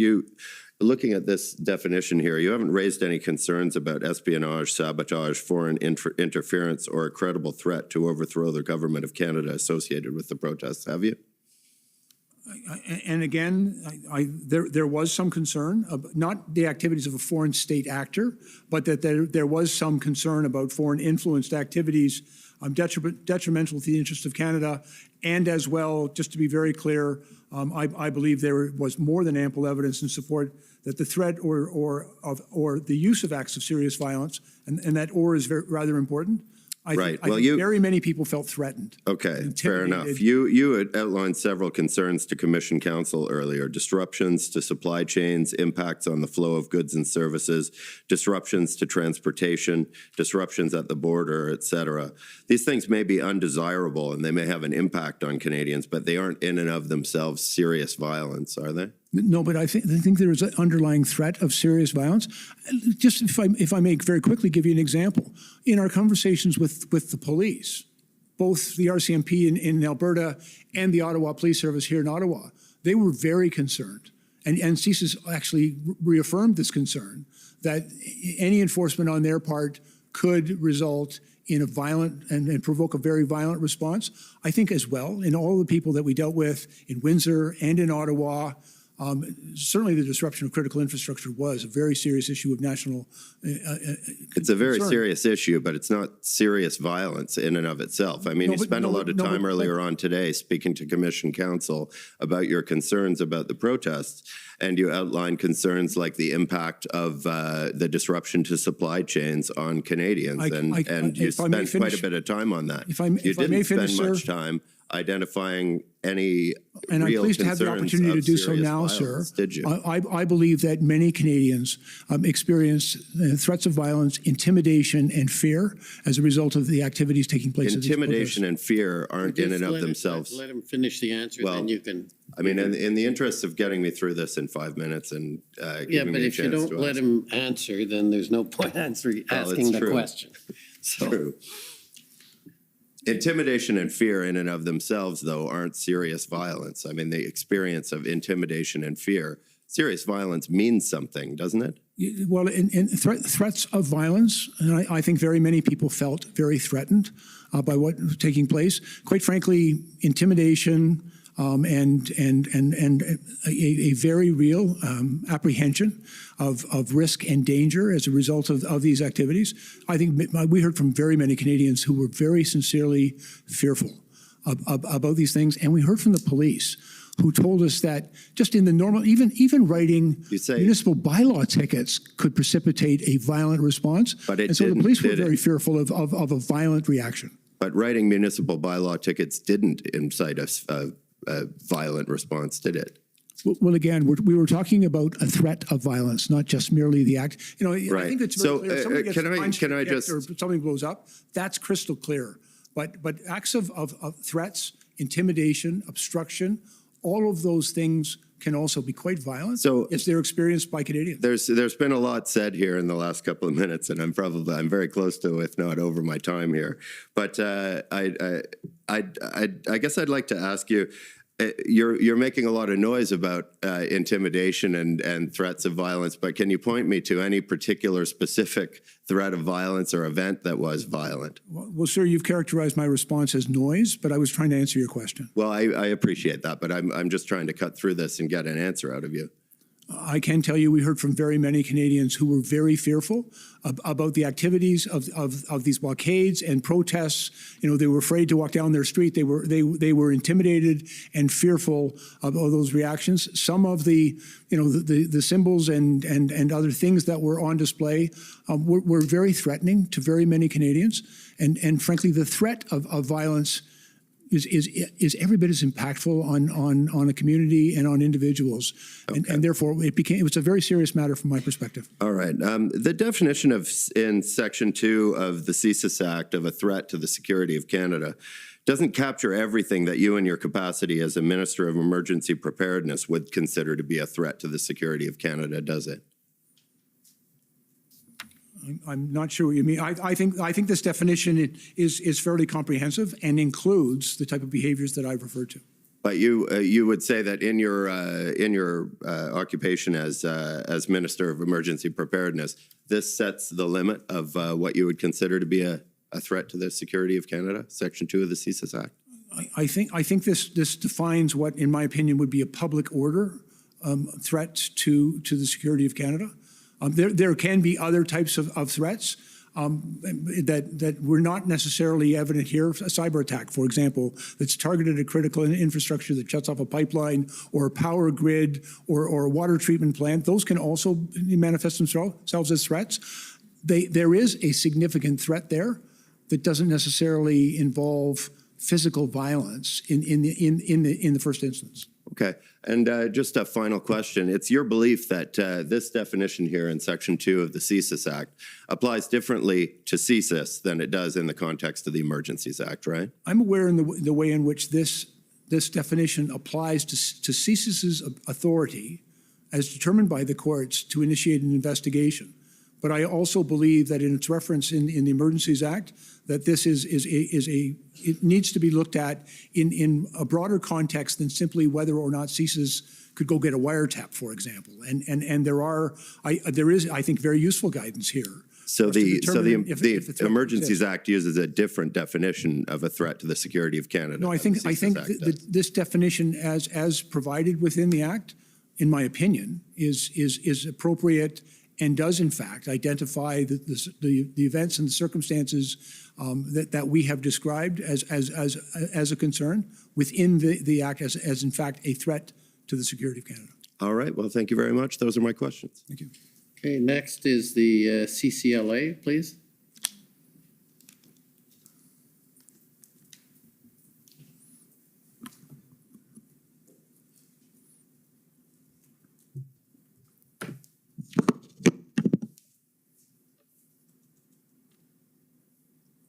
Good evening, Minister Blair. My name is Kara Zwiebel. I am counsel for the Canadian Civil Liberties Association. I just have a few minutes with you, and I just want to ask you about those few days, I guess between February 10th and the 14th. So I think this is when we switch from the SSE meetings to the IRG meetings. Is that right? Yes. Okay. And is it fair to say, I mean, I think probably starting at the end of January, but certainly by this time that the federal government was feeling significant pressure from many quarters to do something about what was happening across the country? Respectfully, I would characterize that the government was feeling significant concern. We were concerned about the impact these protests were having on the people of Ottawa and the other communities impacted on critical infrastructure and in very many aspects of the country. Okay. And I mean, this was a crisis not just at the borders, but also at the seat of Parliament. We had people in the nation's capital. If I may, Parliament continued to function throughout this, notwithstanding it was a challenge and noisy. I think the impacts, from my perspective, were far more significant on the people living in Ottawa, trying to do business in Ottawa, and as well in Windsor. And, you know, I'm also very mindful of the impact that these events were having on people's ability to make a living, to go about their business. It was very impactful on a lot of people in a lot of different places. And around this time, the 10th, I believe it's the 11th, when Ontario uses invokes its emergency under the Emergency Management and Civil Protection Act. Mm-hmm. Now, so that's the 11th, and I think we learned that the 12th is when the orders under that act were actually published. So the actual sort of operative provisions that gave police the authorities under that act came into existence on the 12th. That's my recollection, yes. Okay. Now, then we have the 13th, where there's an IRG meeting. Was there any consideration, I guess by you, I'm not asking you to disclose the deliberations of cabinet, but any consideration around giving the Ontario orders some time to work? I can tell you, I had asked my staff for a full list of the Ontario measures that were enacted the day before. I also looked at their utility and whether they would address the concerns that had been raised to us about, and I'll just give you some quick examples if I may. One of the things that we had heard from a number of jurisdictions is the difficulty in compelling tow trucks to come to provide assistance. I looked at the Ontario regulations, and although it allowed for those tow trucks, it didn't compel. And we were a little bit concerned about its limitations. There was also nothing in there, as I recall, that dealt with some of the real challenges we had in tracing the financial elements of this in the crowdfunding, who was donating that money, where it was going. And so we believe that there was a need to address that. How we eventually got there was still considerable deliberations going on, but again, the limitations of the federal statute, and they also did not have the ability to designate certain spaces, which was a concern as well, because we were concerned they were concentrating, for example, on Wellington. I was very concerned about their ability to go back to a municipal intersection just off the Ambassador Bridge, and so we looked at whether or not the Ontario regulations provided us with adequate assurance that those matters could be dealt with. And although they were very welcome, I want to be very clear that I was very appreciative of the work that Ontario had done and the measures that they brought forward. In my opinion, after an examination of them, they didn't address all of the deficiencies and the lack of tools that we had identified. Okay. Now, would you say that at this point, you and perhaps some of your colleagues in the federal government are feeling embarrassed about what's happening in Canada, feeling that there's international attention and it looks like Canada's struggling to deal with this situation? Respectfully, I've never indulged myself in feelings of embarrassment. I've got a job to do. We have a responsibility to protect Canadians, to protect critical infrastructure in this country, and to respond appropriately to unlawful activity. I personally, and I believe all of my colleagues, we're deeply motivated by our responsibility to Canadians to do what was required to restore the rule of law and peace. Okay, can we turn up ssm.nsc.can 402999? And this is another text message between you and your chief of staff. Now, I don't think we have dates on most of these. Yes, I recall this. Okay, and I think this is you on this side of the screen. I'm wondering if anyone else is embarrassed that the protest on Wellington is expanding. Dozens of new porta potties and a new stage. I'm embarrassed for my former profession and worried for my government, which is being made to look very weak and ineffective. I can't believe that I'm hoping that Doug Ford will save us. And again, and my remarks obviously are intemperate, and I regret that, but let me be very clear. I was very concerned by a number of things. First of all, there was an expansion in some of the protest activity that was taking place in Ottawa.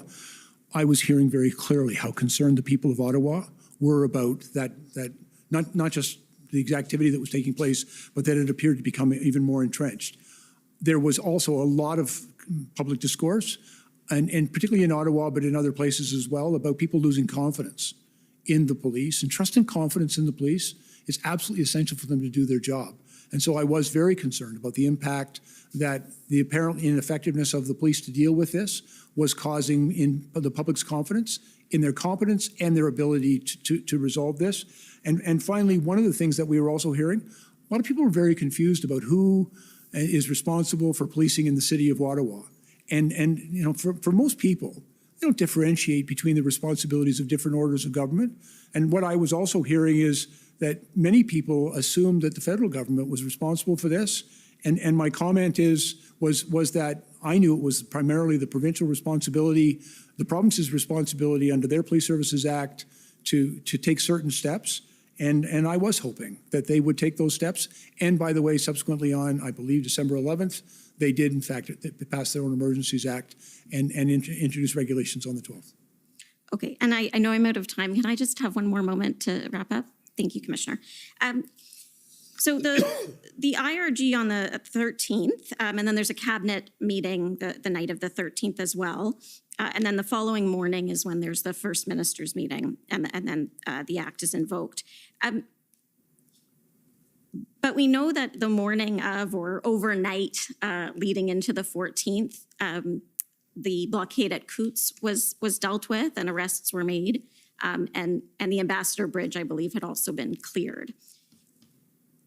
Is there anything that could have happened between the 13th and the 14th that in your view would have caused the government or should have caused the government to pause and say, perhaps we don't need to take this nuclear option that we're about to take? Well, thank you for the question. I want to be very clear. We approach, and certainly my approach to this, but I believe an approach shared by my colleagues and the Prime Minister, we approached the invocation of the Emergency Act with great caution, with real reluctance. We saw it as a last resort, and we were prepared to do what was required, but only if required, and only for as long as was required. And so throughout all of our deliberations, there was that concern. You asked what circumstances might have enabled us to say we're done. If we'd been able to receive some assurances that the blockade at Coots had gone on for almost, I think, 13 days. Its resolution was not as a result of the towing away of those trucks or people deciding to leave. It was a direct result of an RCMP investigation in which several people were arrested, charged with very serious criminal offenses and the seizure of quite a number of weapons. And then they moved very quickly. We still had significant blockades at Emerson. We were seeing them in the Pacific Highway. Although the Ambassador Bridge had been reopened, there was lots of intelligence suggesting that they would return. The police were telling us they had the ability to clear it, but not the ability to hold it. And we were hearing of an intention to go to the Point Edwards Bridge at Sarnia, to go to the Priest Bridge, to go to other bridges, all of which would have had a similar effect of significantly impacting Canadians and Canadian interests. And so we were still dealing with a set of circumstances where, although, yes, some very positive things had happened at Coots and at Windsor, the threat that existed had not yet abated. And we were still dealing with that. Thank you very much. Those are my questions. Okay, next, the Criminal Lawyers Association.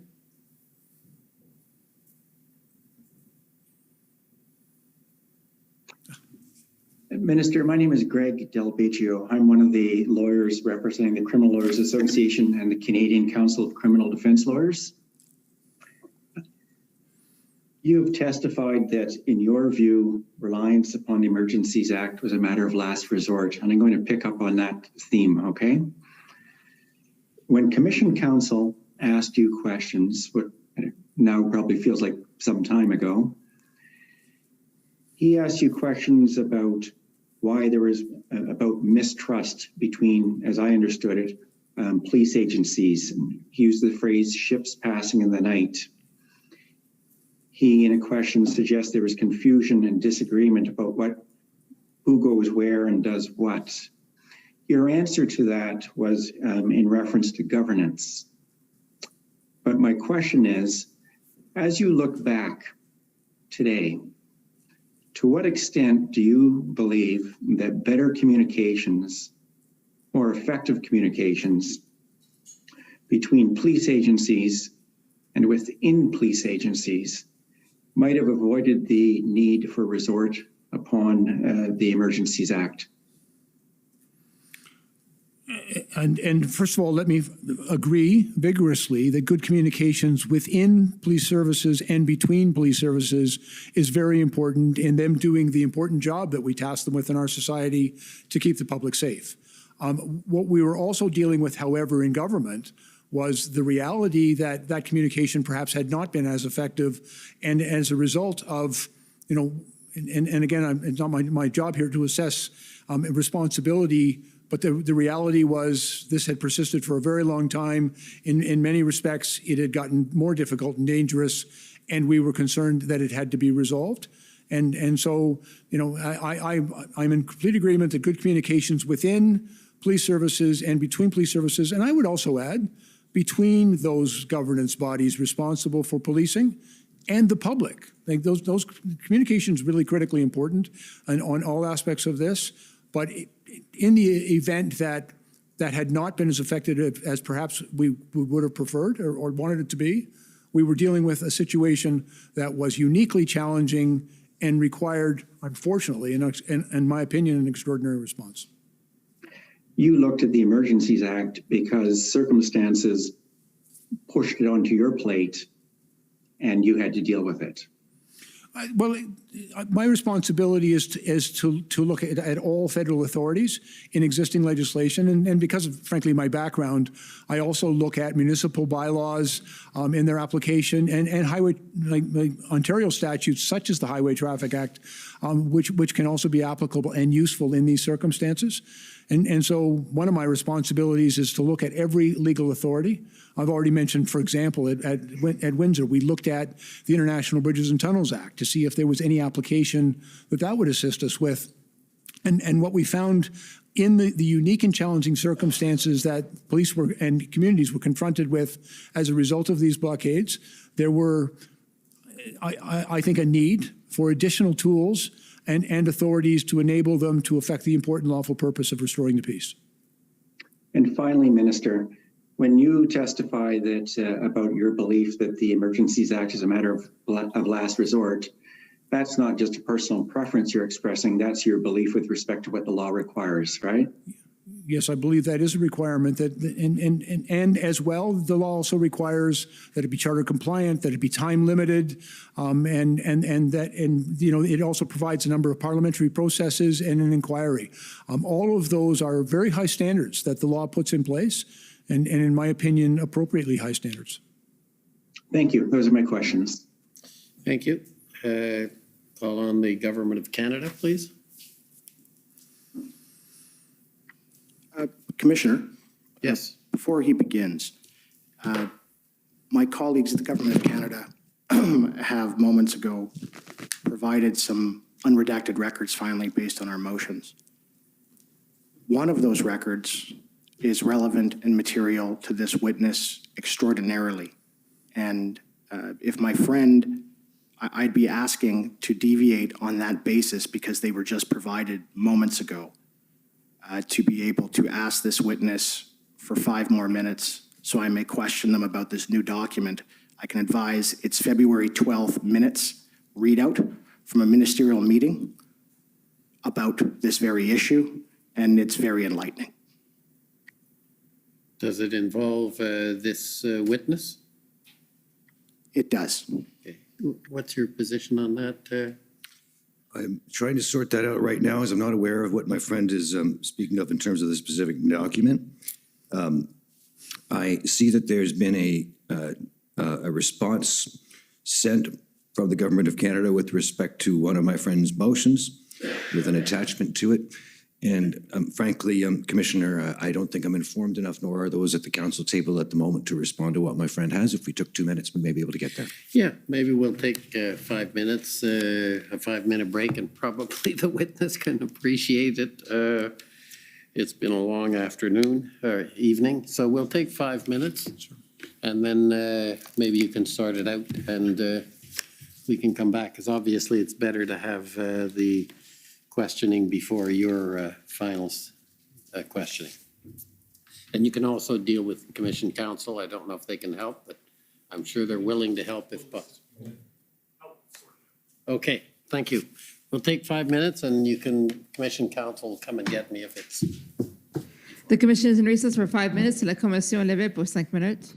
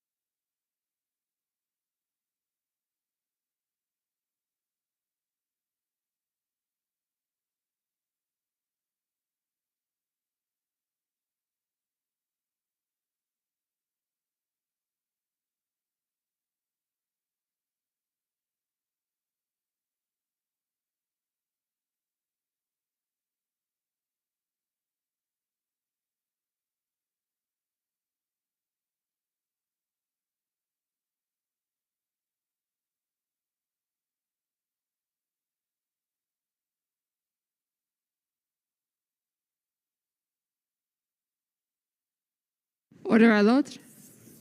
The commission is reconvened. La commission reprend. Okay, has it been sorted out? Commissioner, I've had a chance to speak to my friend with respect to the lifting of a redaction in document SSM.can.NSC 00002872.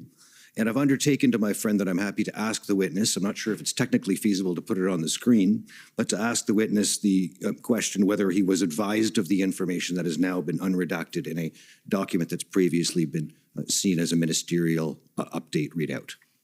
Okay, and is that acceptable? No, I advised my friend it wasn't. I would like to ask 5 minutes worth of questions. That's it, sir. That's all I would ask. Okay. Well, I think I'm going to exercise my discretion and let the convoy ask a few questions. And the reason is this has been a very difficult inquiry given the time constraints. The government has had a lot of pressure to produce documents, and we're very appreciative of their continuing efforts. And similarly with redactions have been done quickly, and in some cases we appreciate the government reviews those redactions and can then provide more clarity when after they review them. And all of this is, I think, to the government's credit. Having said that, it does in some cases result in the parties having missed opportunities, and I would feel much better allowing the convoy to do the 5 minutes if they hadn't well exceeded their time, but in the circumstances, I'm still prepared to give them some time. And it's no negative reflection on the government, and nor on your ability to question. I'm not questioning that you would do it fairly. It's simply in recognition of the circumstances we're operating under, and I think an accommodation is appropriate. So I accept that, Your Honor. Okay, so we'll give them, but it is, please be respectful of what the ruling is.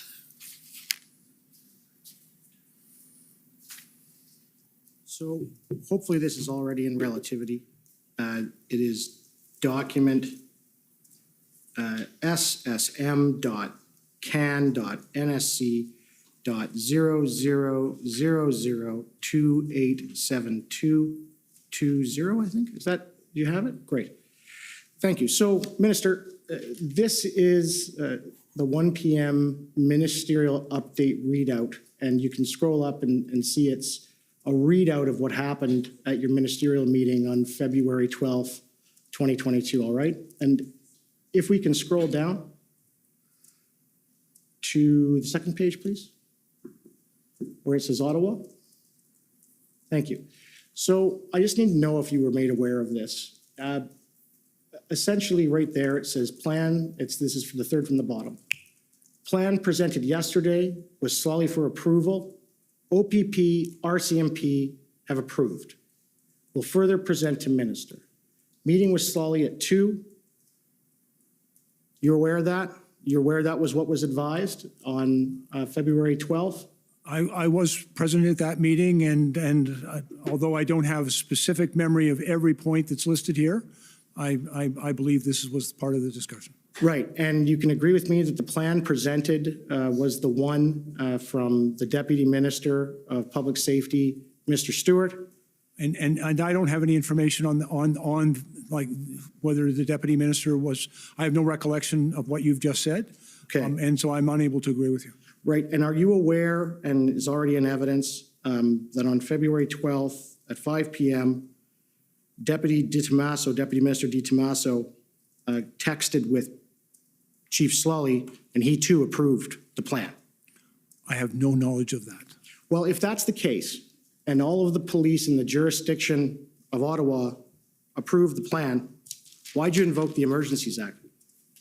The invocation of the Emergencies Act was not contingent upon an approved plan. It was contingent upon what was necessary to bring about a peaceful resolution.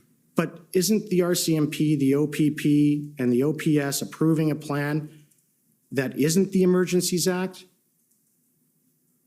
Isn't that what law enforcement advised you to do?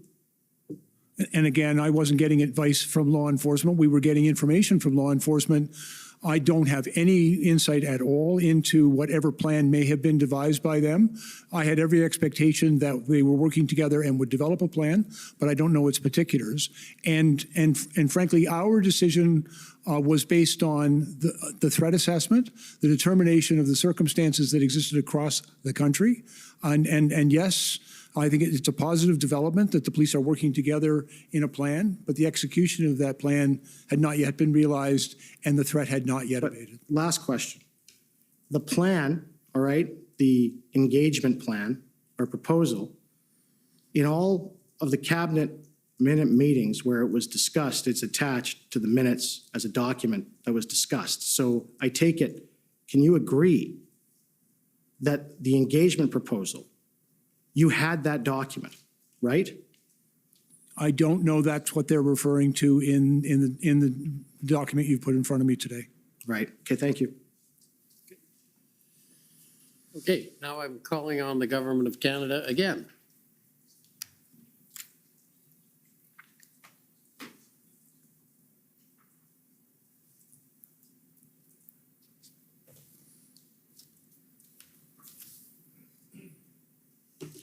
Thank you. It's Brendan Vinny and Heiss for the Government of Canada.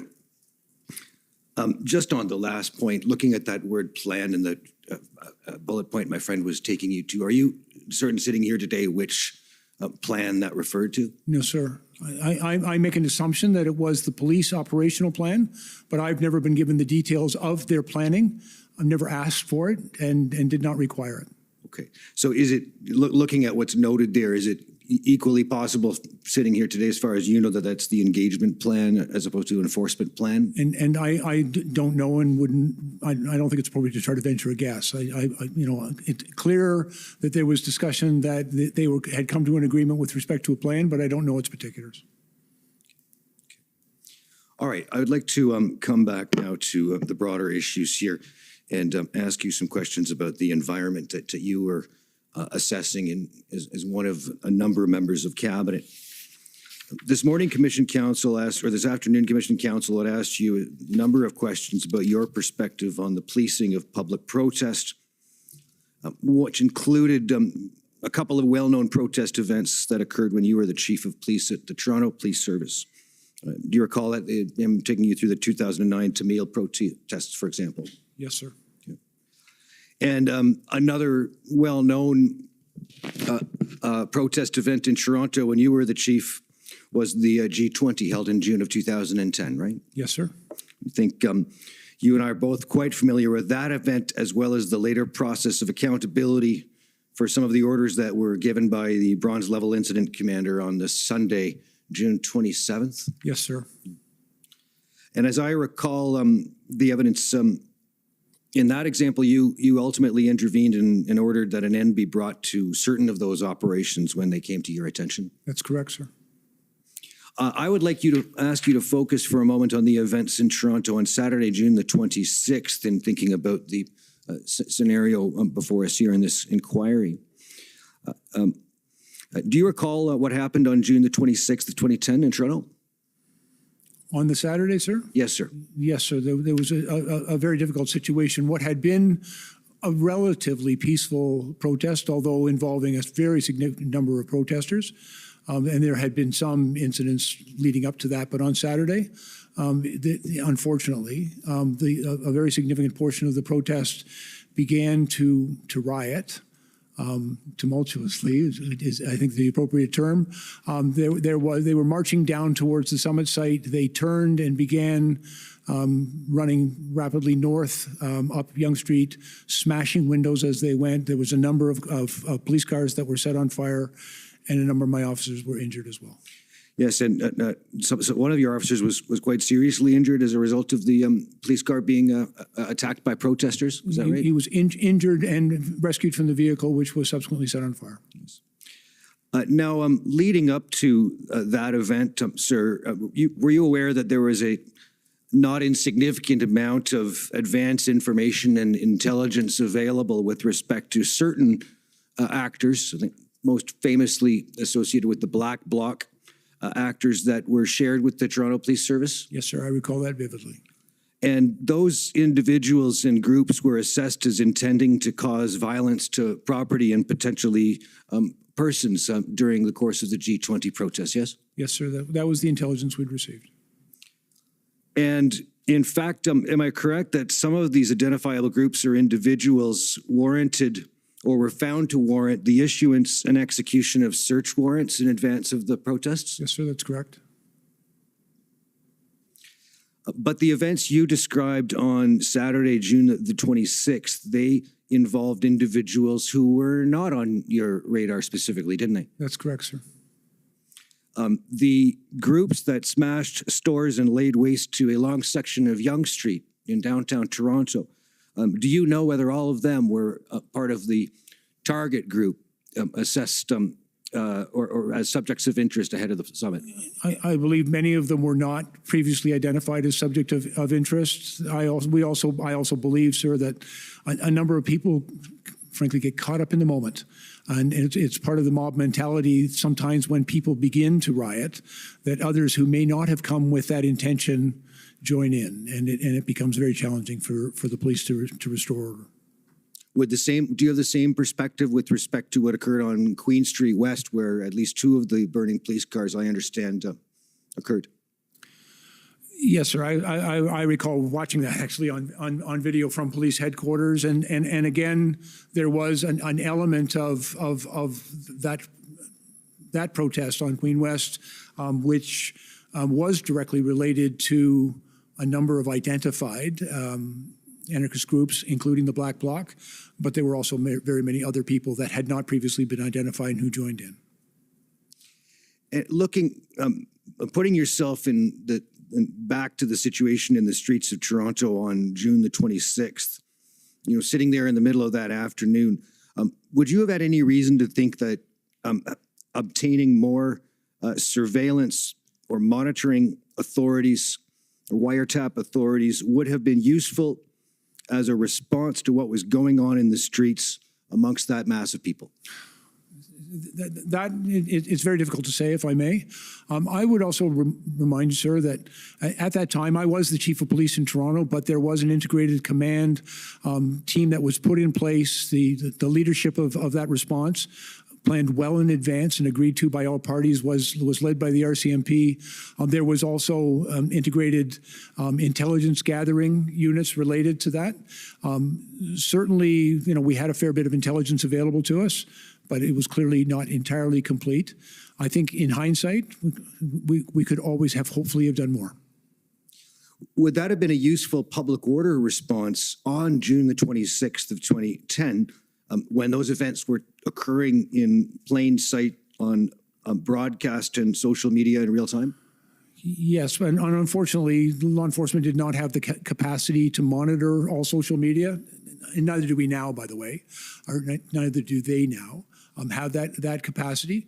But again, the extent to which more information is available, better intelligence can enable a more effective response. Now, coming back to February the 14th or 13th, the period in question leading up to the invocation of the Emergencies Act, did you have a view about whether there was an atmosphere of lawlessness in the city of Ottawa? Yes, sir. And not, I think to be very clear, not just simply characterized by, some of the activities which were bouncy castles and hot tubs, but there was a number of activities which were concerning as I viewed them. And for example, there was a very real concern being expressed by citizens about people bringing jerry cans full of gasoline into the demonstration site. It is rather unusual, I will tell you, for flammable liquids, potentially explosive liquids, being brought into a demonstration site. It can create a manifestly dangerous situation. And so the police had said they were not going to allow it. But what we then witnessed is all sorts of people were coming into the site carrying jerry cans, some of which had water, some of which may have had fluid, but it had the effect of thwarting the ability of the police to effect the purpose that they had stated that was their intention, to keep those gas cans out of the area. And we saw, there was a clear anticipation of police tactics. There was, I think, a very thoughtful effort to thwart those tactics and render them ineffective, which to me is also characterized, a commitment to continue and persist with the unlawful activity. So when you draw on that example, when you assess the environment of lawlessness or relative lawlessness in that scenario, is your assessment based only on information received from public officials, intelligence agencies, and police channels, or does it include what you can see with your own eyes? Yeah, I was obviously being briefed by our officials, but I was in the city of Ottawa at the time. I reside in the downtown area. I was in that area and saw some of this behavior firsthand. Where an environment of lawlessness persists for a protracted period, does that, in your view, affect the likelihood that there will be acts of serious violence against persons or property in a given city? I think it can. We also recognize that in areas where there is significant disorder, and that can manifest itself in many ways, but certainly during this protest, I think we could characterize a lot of the behavior as significant disorder in the downtown core. It has the effect, first of all, it has the effect on everyone else in the neighborhood, the law-abiding citizens. They stop using public space. They stop shopping on their main streets. They stay in their houses, lock their doors, put bars in the windows, and they're fearful of going outside and engaging with each other. And where that lawlessness becomes really entrenched, in my experience, that can actually create a very unsafe situation. And even behaviors that people might otherwise not be inclined to engage in more serious criminal behaviors, I think when you create a situation of significant disorder, they're more likely to occur. We heard from Commissioner Karik in this proceeding about his fears that his officers were being stretched between the extreme ends of this province, that is to say Windsor and Ottawa, so that it would become impossible or extremely difficult at any rate to have an effective public order response occur in both places at once. And my question for you, sir, is looking from the federal perspective, did you have a similar concern about the potential stretching of resources amongst the RCMP? I was witnessing very clearly the challenges that the OPP was having, not just for their activities in Windsor and Ottawa, but also having to cover off the Peace Bridge, assist the Niagara Regional Police, the Sarnia Police over at Point Edwards. There was also other activities on other highways, 402, for example, all of which had the effect of really pulling and stretching the capacity to respond of the OPP and their policing partners in Ontario. We also saw, for example, as a result of the Coots blockade, there was an Article 9 request from the province of Alberta to move additional RCMP officers into Alberta to assist with managing that particular event. They were drawn primarily from British Columbia.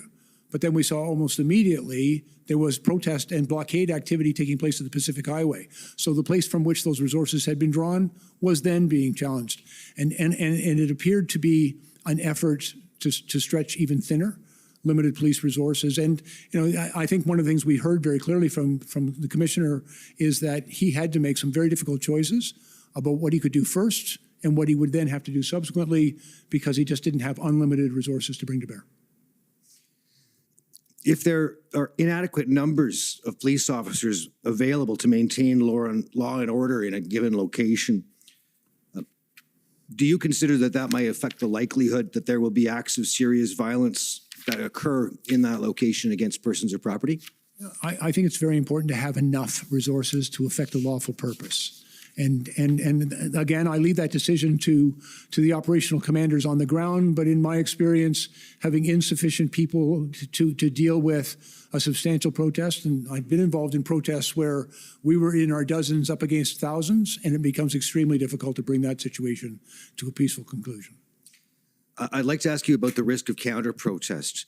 Do you see that as a relevant risk in a protest situation where a risk of counter-protest develops in terms of... It can be. And I want to be very clear that I know that there was a high level of frustration in Windsor and in Ottawa and in other places with the blockades that were taking place.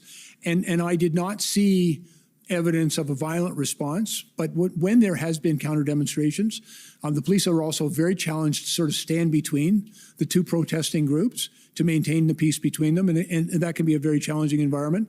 And it's because people who become quite upset and emotional and feel that they're being treated unfairly may, and I say may very carefully because we did not see evidence of this in Ottawa, certainly, but they can become quite agitated and upset, and that could lead to confrontation. Did it affect your sense whether there was a risk of serious violence against persons or property when you learned about the seizure of a large quantity of guns, ammunition, and body armor from Coots on February 14? Yeah, actually, I had been advised earlier in the week, I believe around the 10th, by the RCMP commissioner speaking at an IRG that I had convened, that there was concern about the presence of firearms at Coots. That immediately alerted, like for me, was a very significant potential escalation of violence and risk at that site. You know, where the police advised that they had that information and that they were dealing with it. And when the investigation was complete, I believe on the morning of, or on the 13th, going over into the 14th, and they began making arrests, the weapons that were seized, the charges that were laid, were deeply concerning. I can't comment on any aspect of that matter now before the courts, but I can tell you it was deeply concerning. That, and that's not to suggest, I want to be very clear, that's not to suggest that I came to believe that everyone involved in these protests was potentially armed, but it was deeply concerning that embedded within that protest in Alberta was a number of people who did appear to be armed, and that there clearly was some evidence that they intended to cause harm. Did it have any effect on your view of the likelihood or the risk level that there would be acts of serious violence against persons or property in Ontario when you learned on February 13 of the theft of a trailer of 2,000 guns near Peterborough, Ontario? Yeah, that was concerning, and we were getting information from the police. I'm aware as well that subsequently it was determined that that was not related to the protest activities, but in the moment of their theft and not knowing where they were, it was concerning that there was that many guns out there in unknown hands. Thank you.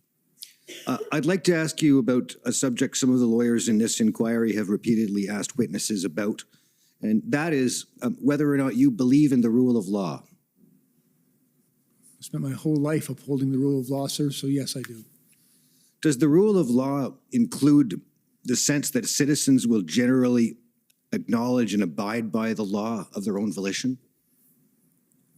I think overwhelmingly in our country, the vast majority of Canadians embrace the rule of law. It's frankly part of our social contract, that we all agree that these are the laws and that we will obey them. What happens to the capacity of police to do their jobs if the vast majority of people do not voluntarily abide by the law? I can advise it. It can be very difficult. If a large number of people choose not to obey the law, the capacity of the police, and frankly, I don't think it's necessary or appropriate for the police to charge everybody. It would overwhelm our criminal justice system. You couldn't bring all those people before the court.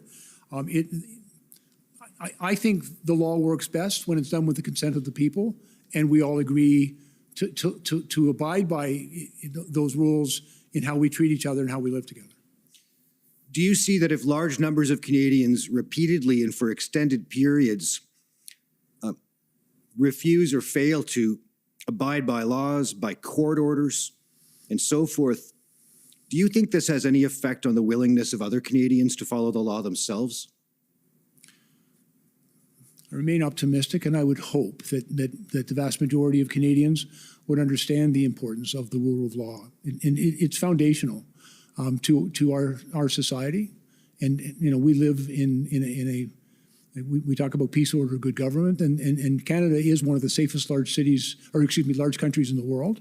And so I think that one of the reasons that it is such a livable country is because we all agree that the rule of law is important and should prevail. But let's say that they didn't. Let's say that large numbers of Canadians for a long period of time declined to obey the law, to abide by court orders, and so forth. Do you think that there'd be a greater likelihood that others would take the law into their own hands, so to speak? I think when people lose confidence in the rule of law, when they lose confidence in their police services to uphold and maintain the rule of law, when they lose confidence in the criminal justice system to provide justice for everyone, like when that confidence is lost, then I think it's far more likely that people will ignore the law and would engage in criminal behavior. And in that situation, do you see that it has any effect on the likelihood that there will be serious acts of violence committed by someone or other against persons or property? I think as we saw the persistence of clearly unlawful and disorderly behaviors around these convoys, I think the situation, in my opinion, was escalating towards a greater likelihood of a violent outcome. All right. I want to ask about one more area, which is with respect to, and Mr. Cameron had asked about this to some extent earlier, and I think you'd referenced it as well in later testimony. But it's with respect to the implementation or execution of the ultimate public order operation that occurred in Ottawa, specifically after the invocation of the Emergencies Act. I wonder if we could call up pb.can.401805_RELO01, and it will be at 1 minute 35 seconds. And while this is coming up, Minister, in this inquiry, there have been some evidence or suggestion that the enforcement operation in the city of Ottawa on February 18th and following was conducted in an excessively brutal fashion. One witness, I believe, suggested that they couldn't believe that something like this was happening in Canada. Did you observe the public order operation at any time? Yes, sir, I did. And if we could, when we get to the 1:35 mark, I'm going to show you what appears to be drone footage taken by the RCMP to record the execution of the public order operation on the 19th. And I'll just let you observe that for a moment and I'd ask your comment on the execution and whether it is up to snuff.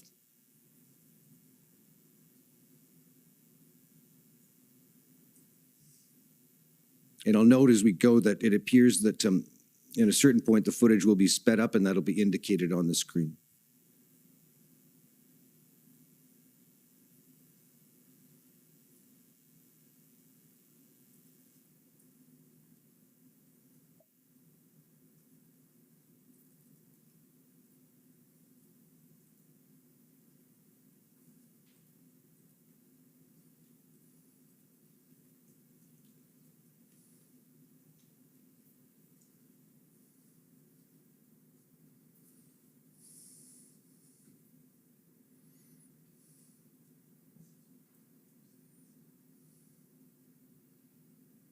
Is this what that appears to be, sir, is a film of the that public order operation? Yes, sir. If you can stop the video there. Would you tell us your views on whether that represents a well-executed public order operation?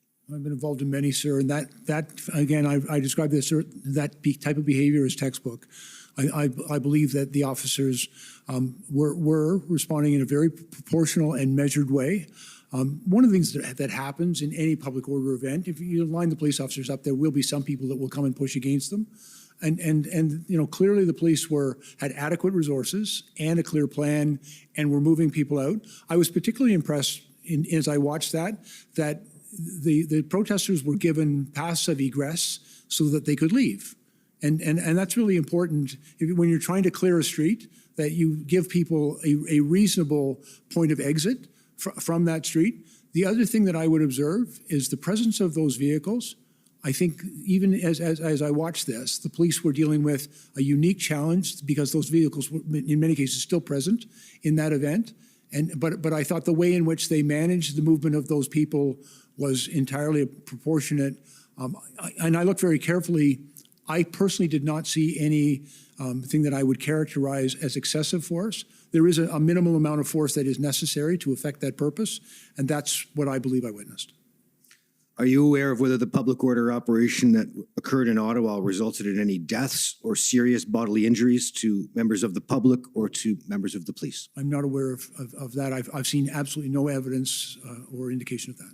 Thank you, sir. Those are my questions. Okay. Any re-examination? Thank you. Commissioner, with your leave, I have just one area that I'd like to explore with the witness. Go ahead. Shouldn't take more than a few minutes. Minister Blair, at a point earlier in the evening when you were being asked some questions by counsel for Alberta, you discussed the possibility, you discussed the fact that you were facing a vote in the House and you thought a letter from Alberta might be useful in garnering some support in that cause. And I'd like to ask you about, in general, the efforts that you made to gain support for either that vote or just generally public opinion in terms of the invocation of the Act. And so if I could ask the clerk to call up this document, OPP 404583.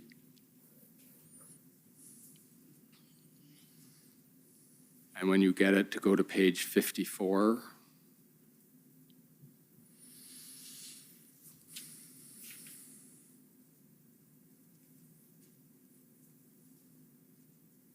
That's it, PDF 54 should have.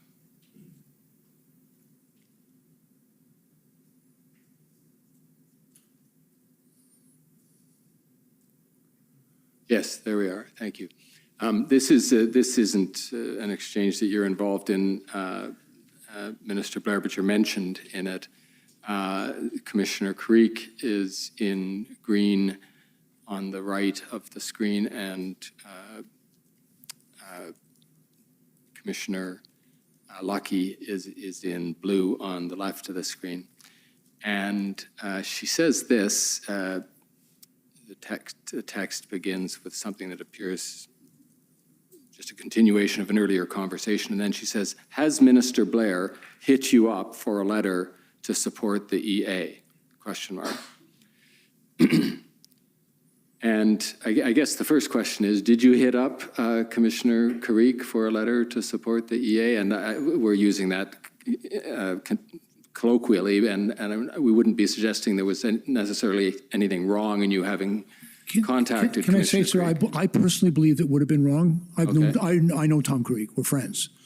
I would not have called Commissioner Carrick or any other police chief to seek their support for essentially a political move. I did have conversations. There are a number of organizations, police chief organizations, who are advocacy organizations. The Canadian Association of Chiefs of Police Justice and the Ontario Association of Chiefs of Police. I'm quite familiar with those organizations. I was previously the president of both. Those organizations are advocates for policing and public safety. And yes, we did receive support from the OACP and the CACP, but I did not. I have no idea what Commissioner Lucky was referring to there, but I would have considered it entirely inappropriate to call Commissioner Creek. I didn't call the chief of my old service. I did reach out to the associations through their executive directors, not chiefs of police, to allow those associations to comment. And they said whatever they said. I also had all communication with the president of the Canadian Police Association, which represents all the unions in police unions in Canada, and all three organizations, the CPA, the OACP, and the CACP, all sent very strong letters of support for the Emergencies Act and the measures that were provided. Well, you've, as in some other instances, you've followed right to the end of my line of questions. And so thank you, Commissioner. That completes the questions on that topic. Okay, thank you. If I can just ask a few short questions, and some of them it's for a little clarification. And I know it's been a long afternoon, evening.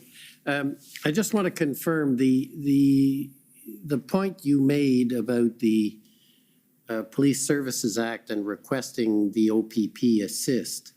The difference there is, as I understood it, and I just want to be sure I have the right note, is the OPP is required to assist, as opposed to other police services, including the RCMP, would likely support or help, but the difference is requirement. Am I right about that?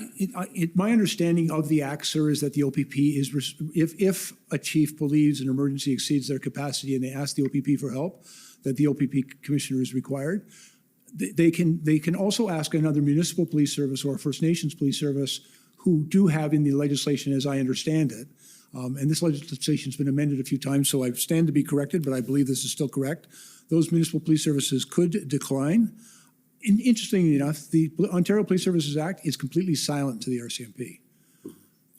And that, I mean, is that because policing is a provincial responsibility? Yes, sir, I believe that's true. And certainly the police of jurisdiction in 7 of our provinces, for example, are the RCMP serving under contract to the provincial authority. But in Ontario, the RCMP have a very important policing role in Ontario and in Quebec. They provide federal policing services. They do Tier 1 investigations. They do money laundering. They head up the integrated national security and enforcement teams. Those are very important RCMP responsibilities, but they also quite routinely will come and help other police services with the deployment of their uniform officers. Another question, and this is about the relationship between the Solicitor General and the OPP, or you, not you, but in your former role over the RCMP, or even police services boards. And I guess to use a concrete example, is it appropriate in your view, or could it be that the board or the Solicitor General indicate its priority? And to use a specific, would it be improper for the Solicitor General of Ontario to have said, there are big problems in Ottawa and in Windsor. Our view is Windsor is more important. It's of course up to you, but as far as the province is concerned, our priority is Windsor, but it's your decision. And sir, I believe that is an operational decision. The decision you just described, and then the deployment of their people, I believe that's the responsibility of the commissioner in this case, and would be inappropriate to receive direction. Direction, if I may, I'll just give you a quick example. When I was the public safety minister, I only issued one direction to the commissioner of the RCMP, and it was a ministerial directive in writing, which I made public, and it was to require that they respond to ATIP requests in a timely way, and that was it. And I was very careful not to sort of wade into this issue of operations. So just to pursue that, so in this case, even though it was just what the province would like, but it's up to him, that you think would still constitute interference? I think ultimately, in my opinion, the decision as to where he can safely deploy his people and do his job is an operational decision that I personally would have deferred to the commissioner. Okay, and then there was a question you answered about whether you were aware that Commissioner Lucky had said that there were still police tools available that had not been fully utilized. I was not made aware, I've subsequently heard through this inquiry that information was available, but I was not aware of it at that cabinet meeting. Now, leaving aside Commissioner Lucky's comments, were you aware that the police had tools available to it that they had not utilized? I believe that, I always believe, quite frankly, that the police have to utilize all of the tools that are available to them. And where they have an existing authority, then that authority is the one that should stand. But I had also come to believe, sir, that there were a number of circumstances and challenges that the police were facing where they did not have the appropriate tools to deal with it. They had not asked specifically, and had not certainly asked me specifically for those tools, but they had indicated, the insufficiency of their existing authorities and tools, and had indicated that I believe was necessary for us to remedy and address. Okay,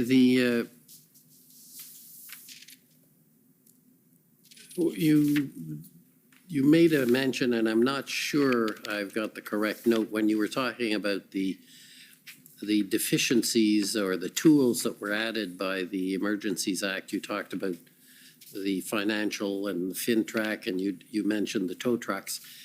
And I'm just trying to, you did mention designated spaces.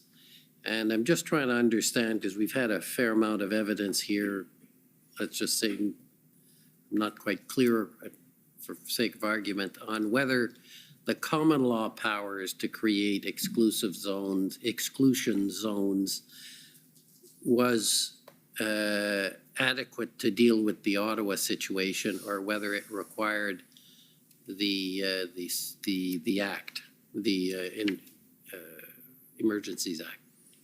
Yes, sir. And I've actually given some consideration to that. I was a little bit concerned with the agreement that the city had attempted to enter into. Frankly, it kind of quickly fell apart because they had suggested that, the trucks would park on Wellington and Sir John A. and not out of the residential area. I understand their motivation, but I was concerned it had the effect of potentially giving permission for those trucks to remain on Wellington and Sir John A., which I think could have been problematic. I was also very mindful of the challenge that Windsor had experienced because this had taken place in a municipal intersection. And our ability to designate that space because of its, I think, significant impact and vulnerability for critical infrastructure, that we needed to go beyond simply the tools of a municipal bylaw and potentially take a more proactive stance with respect to that. I am, of course, familiar with the common law authorities. One of the challenges of common law authorities is they're not always clearly understood or articulated, and they're always subject to challenge. And I think some particularity with respect to defining those spaces could prove useful to the police to effect their purpose. And when you did the G20, were there problems with the creation of exclusion zones? There was indeed, sir. And it needs to be very carefully defined and very carefully communicated. Okay, well, I thank you very much for, if nothing else, for your endurance. And thank you for coming. And that ends the examination and your testimony. Thank you, Justice. So thank you and have a good evening. We're going to adjourn until tomorrow morning at 9:30. And we'll have, I think, 2 new witnesses tomorrow. The commission is adjourned. La commission est adjournée.